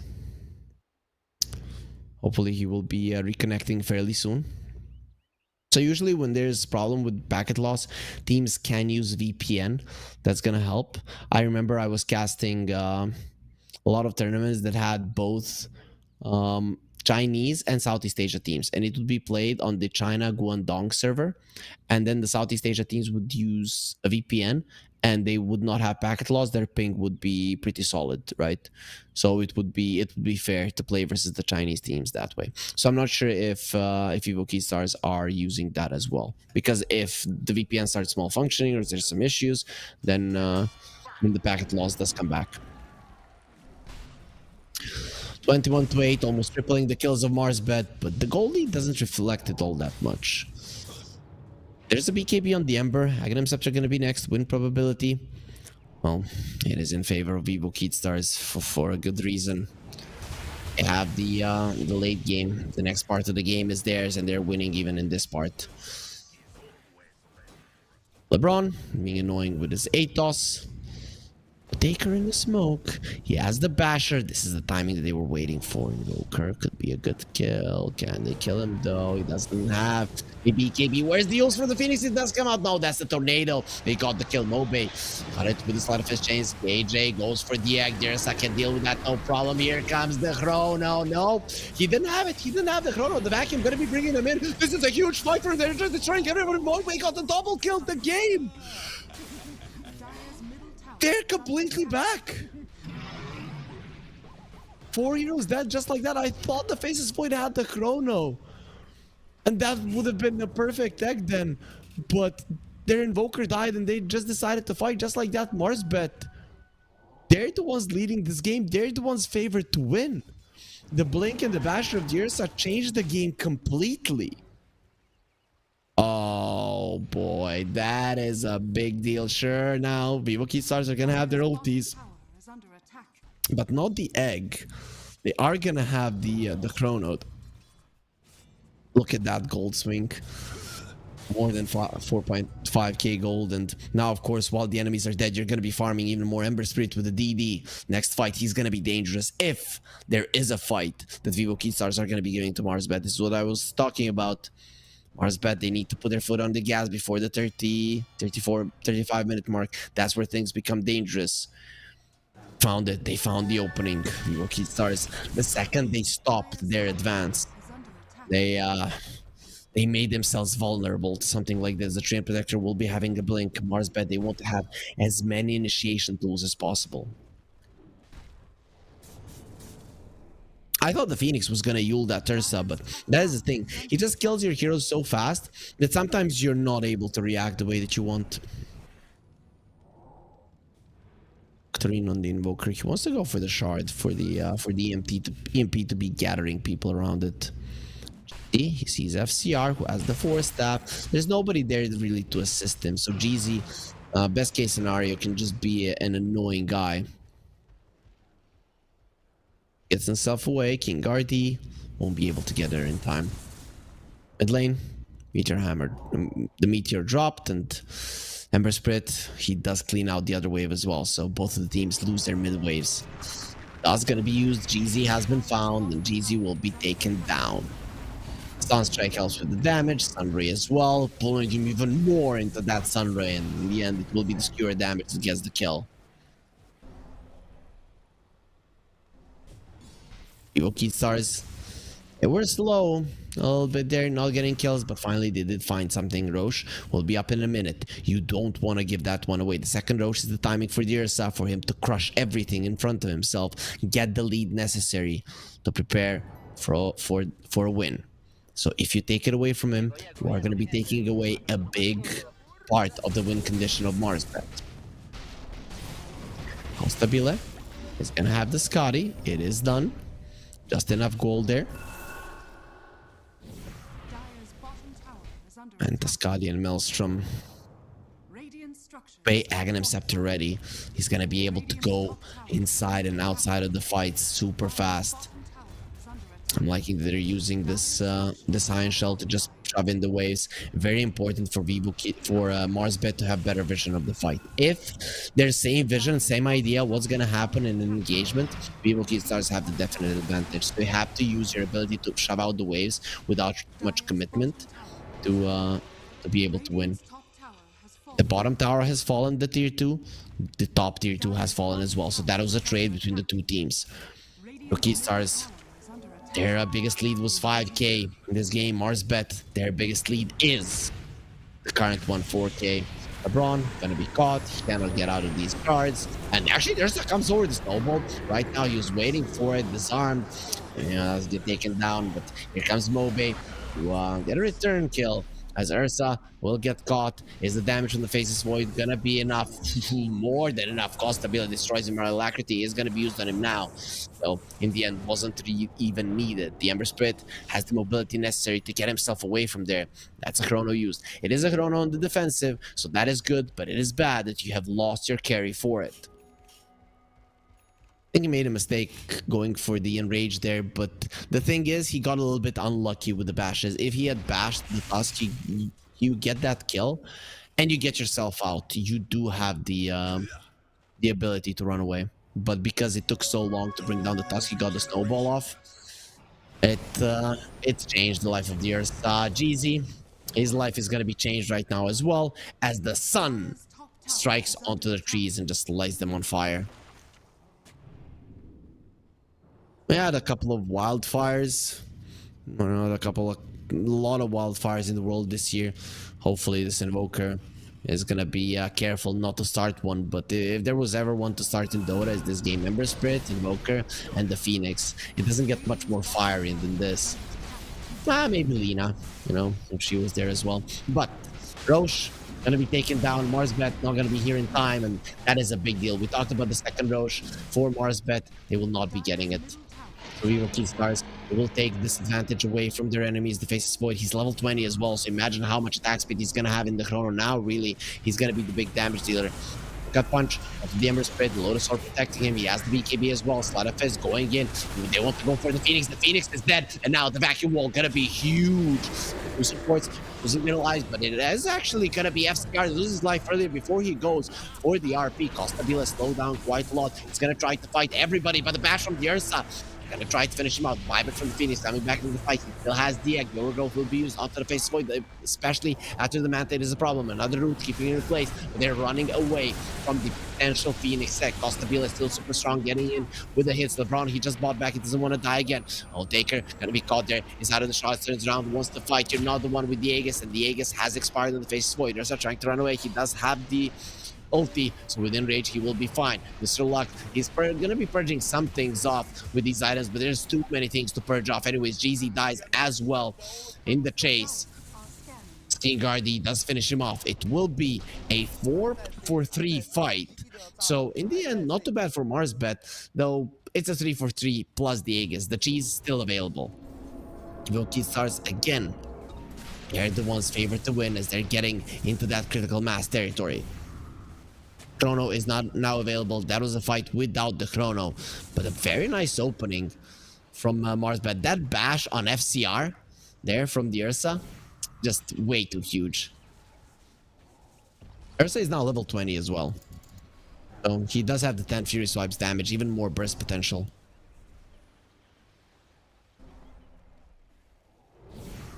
Now everybody on the map is gonna be alive. The Faceless Void not having his Aegis, that can be dangerous, right? Because Ursa jumps to you, you can die. Of course, there's always gonna be snowball save. I really like how these supports caught the Ursa. It's very nice Earth Shock there to leave the shards. Nice replay. Got us a little bit more of an insight of what actually happened in that fight. If there was no bash on FCR before the RP, I'm not sure if it goes as well for Marsbet. Probably would have ended a little bit more painfully in the Ursa. Dies there, and then the chase would have been a lot easier from Vivo Keystars. Costabile going for the tower, doing his best to take it down, and well, GZ, he had an idea of defending his tower there with the Nature's Grasp. The idea didn't work out. Mr. Luck, RP, there will be a Yules. Very nice. Okay, that was actually miscommunication. That's a vacuum wall onto the 5 heroes, and he's surviving a long time. Not enough, of course. Nobody from Marsbet is going to be deciding to go there and fight. And tier 3 on the bottom lane, taking some damage, but the glyph was used, so it will be fine. Mid lane, the tier 2 does fall. Finally, the Faceless Void hitting it over and over again will be able to take it down. They're, again, coming into a part of the game where they should be stronger, just naturally.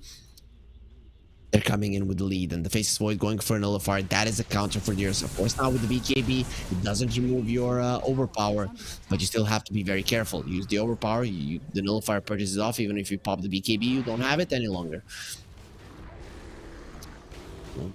Ursa getting quite mad. LeBron getting quite dead as Costabile finds him. Without the Chrono, of course, you kill him in no time.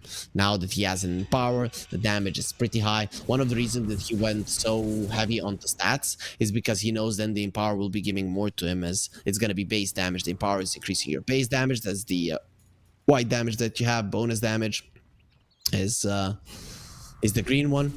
What's the difference between the two? Bonus damage comes from items.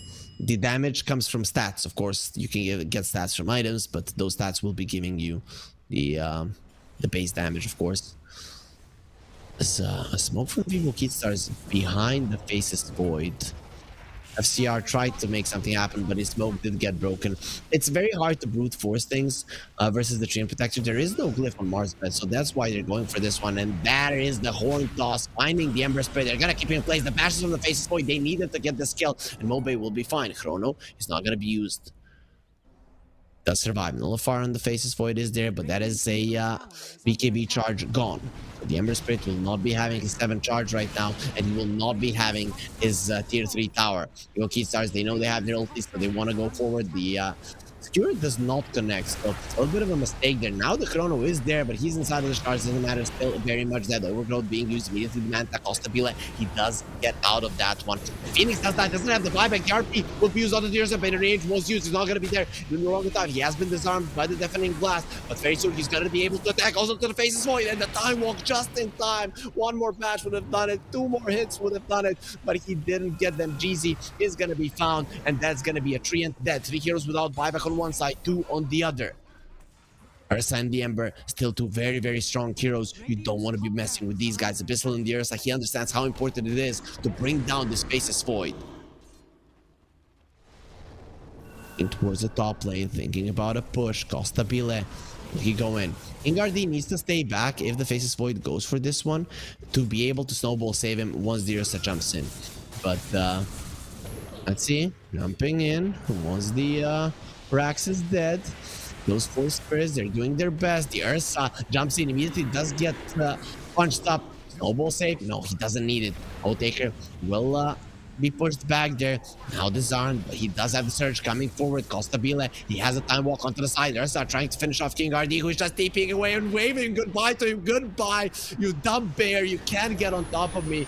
No Turk here, just gonna get it. The invoker there, Cataclysm. Of course, without the chrono, it doesn't do that much. It was more of a zoning one or a vision giving one to see if their enemies are going to be able to chase them down. And, well, he didn't get the info that he wanted because he is going to be chased down. The route is going to be there. Nice tornado onto the Ursa, removing the overpower, so he doesn't have those attacks. Now Ursa is in a lot of trouble. He has to enrage, but he doesn't have any mana. Inside of the shards, there's round on the King RD. He is in so much trouble. The nullifier is on him. They need the bashes, but he has to be KB. He'll be fine. Now the mana will be there. Sunray taking up the damage. They have another uppercut punch. They want to kill the bear. Costabile, no ulti at the moment. There will be an egg. They're altering around on it, and the Magnus tries to save it. The tornado will be another attempt. Not enough. Sleight of fist. There on the analog, he wants to finish off the Glaper, keeping in place. Here comes the Meteors, and he's gonna keep him away there with the horn toss. Still not enough to survive on the Ember Spirits. 4 heroes dead without the buyback, and Vivo Keystars, they've only lost 2. The Invoker can come back into the fight, but he doesn't need to. The 4 heroes that are left alive, they're more than capable of getting at least 1 lane of Rax, especially with Costabile now finding the region when he is gonna be full, and he's gonna be level 25 as well. With the backtrack, good luck bringing him down from 100 to 0. Oh boy, what a game. This is... What a high quality game. Everybody's doing things so well. But that early game for Vivo Keystars and the way that they played and the Phoenix getting so much, it is the little thing that is actually making a huge difference in this game. Costabile is not going for the Raxes on top. He is focusing on the ones in the mid lane. I'm not sure he's gonna have the damage to kill them now. He's level 25, so the backtrack is there.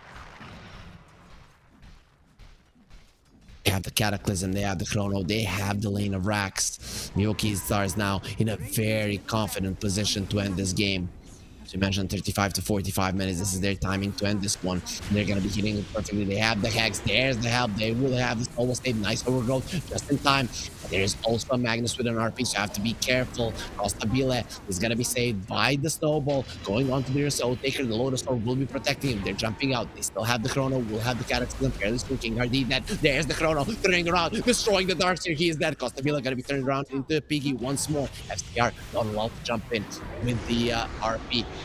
Go for the Phoenix. Fuel Scepter to protect himself for the time being. The RP not in time, still does die. The MP bringing them in, and here comes the Meteors, eat them, and now be skewered and onto the horn. The Ursa tries to live. He gets mad there with the overpower, but no enrage for him to survive. FCR still alive. He will be able to get himself away. No, the Sleight of Fist chains onto the high ground there with the Maelstrom procs, get them the kill, but they've lost 2 lanes of Rax and the buyback on the Ursa. It is a costly defense for Mars Bed, but they are still in this game 1. Costabile, he gets himself to the base. Let's see what exactly happened there. That Lotus Orb on the Ursa really did help, but the Chrono from Costabile just beautiful.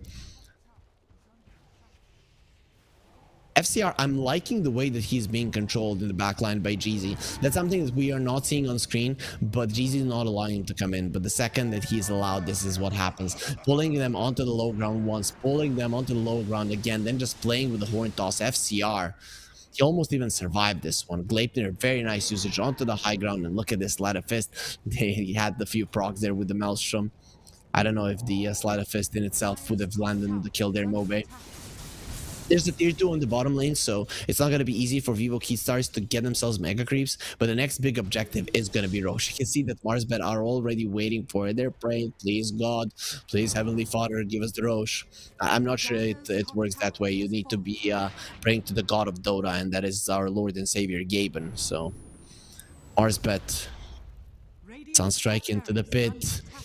Nobody knows when the Roche will spawn, but we do. In a second, he'll be there, and Jeezy will be finding him. The big guy's here, the big guy's here. Come over, come over. But the enemies are already in a smoke. They're in the vicinity. They have been scanned out. Marsbet, they know. The buybacks, they're there. On Vivo Keystars, they need to overwhelmingly win this fight. They're going through the portal. They want to escape. They will be waiting for the Roche. Very nicely done there by the side of Marsbet. They get themselves out in time. But immediately they're going through the portal. Yeah, come over, come into the arms of the bear. He's waiting for you, but the Roche will come out first. Here comes, goes onto the high ground. He's waiting. They have to wait for their enemies. Look at Vivo Kid Stars. Sure, let's go. King RD going in first. Now they know somebody's coming through. Who's gonna be it? Yeah, it's gonna be the Faceless Void. They might be able to take him down. No, he will be protected. He just needs to turn back time. It will be a very huge Chrono. And on the other side, on the menu, actually, the Invoker, he doesn't have that one. It will be an RP immediately. They're just not moving. And there's the Cataclysm, the end of the world for Marsbet in this game. Now the Ember will be caught with the Hex as well, not getting out of it alive. The only one left is GZ, but if they have an axe, they can chop him down, and you're gonna be wood for the winter that is coming your way. As that's gonna be just death and destruction, brother. Costabile survive him. That is the power of the backtrack. An Invoker TP'd to the wave. Yep, I think that's the big deal as well. This tornado here, it's changed everything. And then the Phoenix coming in immediately uses the egg. Chrono, follow up RP. Just very, very easy. The GG is not being called, so Marsbet, they think they can fight this. They're not gonna have the Ursa for 70 seconds. Roche wasn't taken, so if they want to Vivo Key Stars, they can take this and go for Roche. That would be the safest play. Though, this is Brazil, you know, guys. There's no safety here. 1% win probability for Marsbet. Ursa up in 50 seconds. How are you gonna fight without him? The Faceless Void doesn't die if you don't have the Ursa. Jump in from Costa Village, jump out. They purge off the Flame Guard, and there's gonna be a skewer. And that is a pig skewering a pig. Okay, we're seeing a battle for it seems who gets the right to for a female. No, I don't see any female piggies here. Bowie pumps the BKB, goes on to King RD, the Sleight of Fist, getting all of those Gleipnir procs. And Mr. Luck has been caught with a little far. The poor guy doesn't have any chances. The refresher was used, and there's the Chrono to end it all. He's gonna be able to smash down everybody. And LeBron very close to death. GZ again, the only one alive, and give us even more firewood. That's gonna be it for game number 1. What a performance from both teams. Vivo Stars, they get the victory. But Marsbet, they deserve all the praises in the world, really, because they did have a slow early game and they did their best to stay in it. But this is how you would look at these two drafts. And okay, a couple of situations that can happen in the early game and the continuation of it if everybody plays their lineups as they should. So I really like the itemizations, the approaches, the targeting from the players, the understanding what their lineup do. It is just beautiful. The reason why Vivo Key Stars won this one of the reasons is because KJ in the start, he got that advantage and he went for this aggressive build with the Yules and the Hex, and he could get it this early on. And then it opened up so many possibilities for Vivo Key Stars. You saw how Marsbet, when they got the first Roach, when they got their timing, they started winning, but they couldn't get enough of an advantage before the ultis of the other side started kicking in. Just beautiful, Dota. I'm left speechless, so I'm gonna be sending on to a break and waiting for game number 2.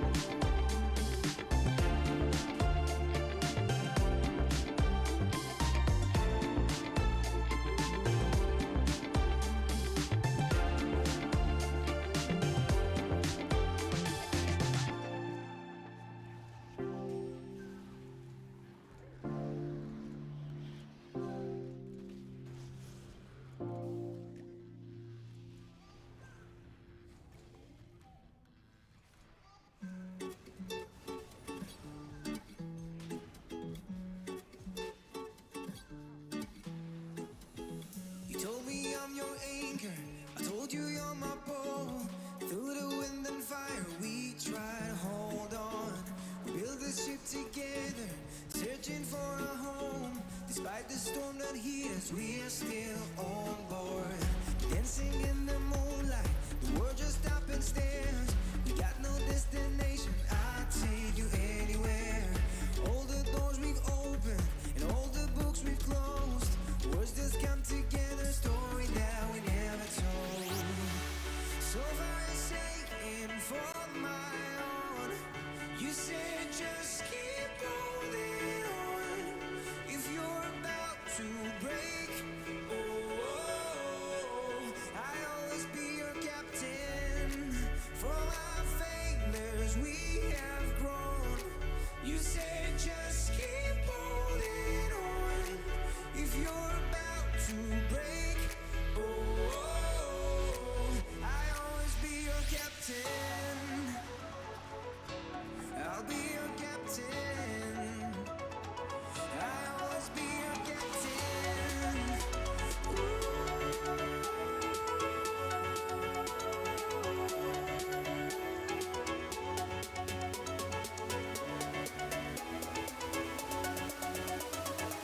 I'll always be your captain.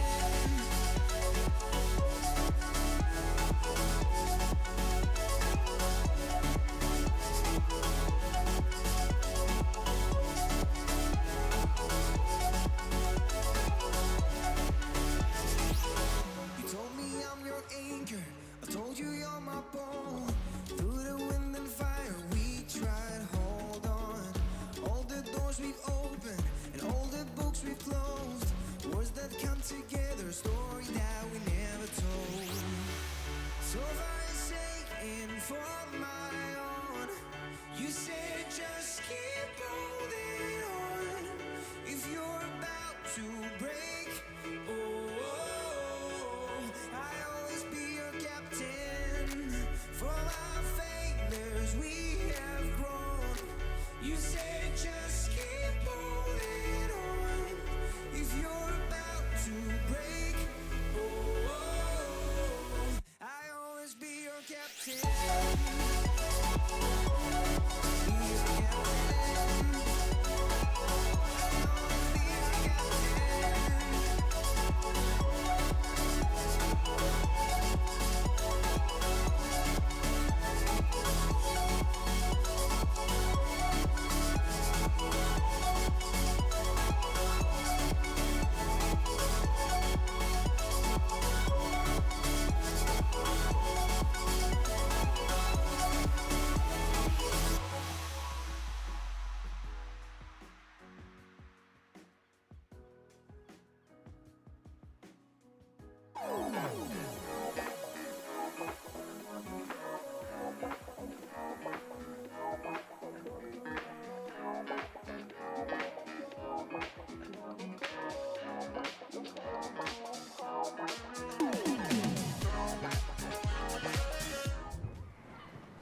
Oh, esport.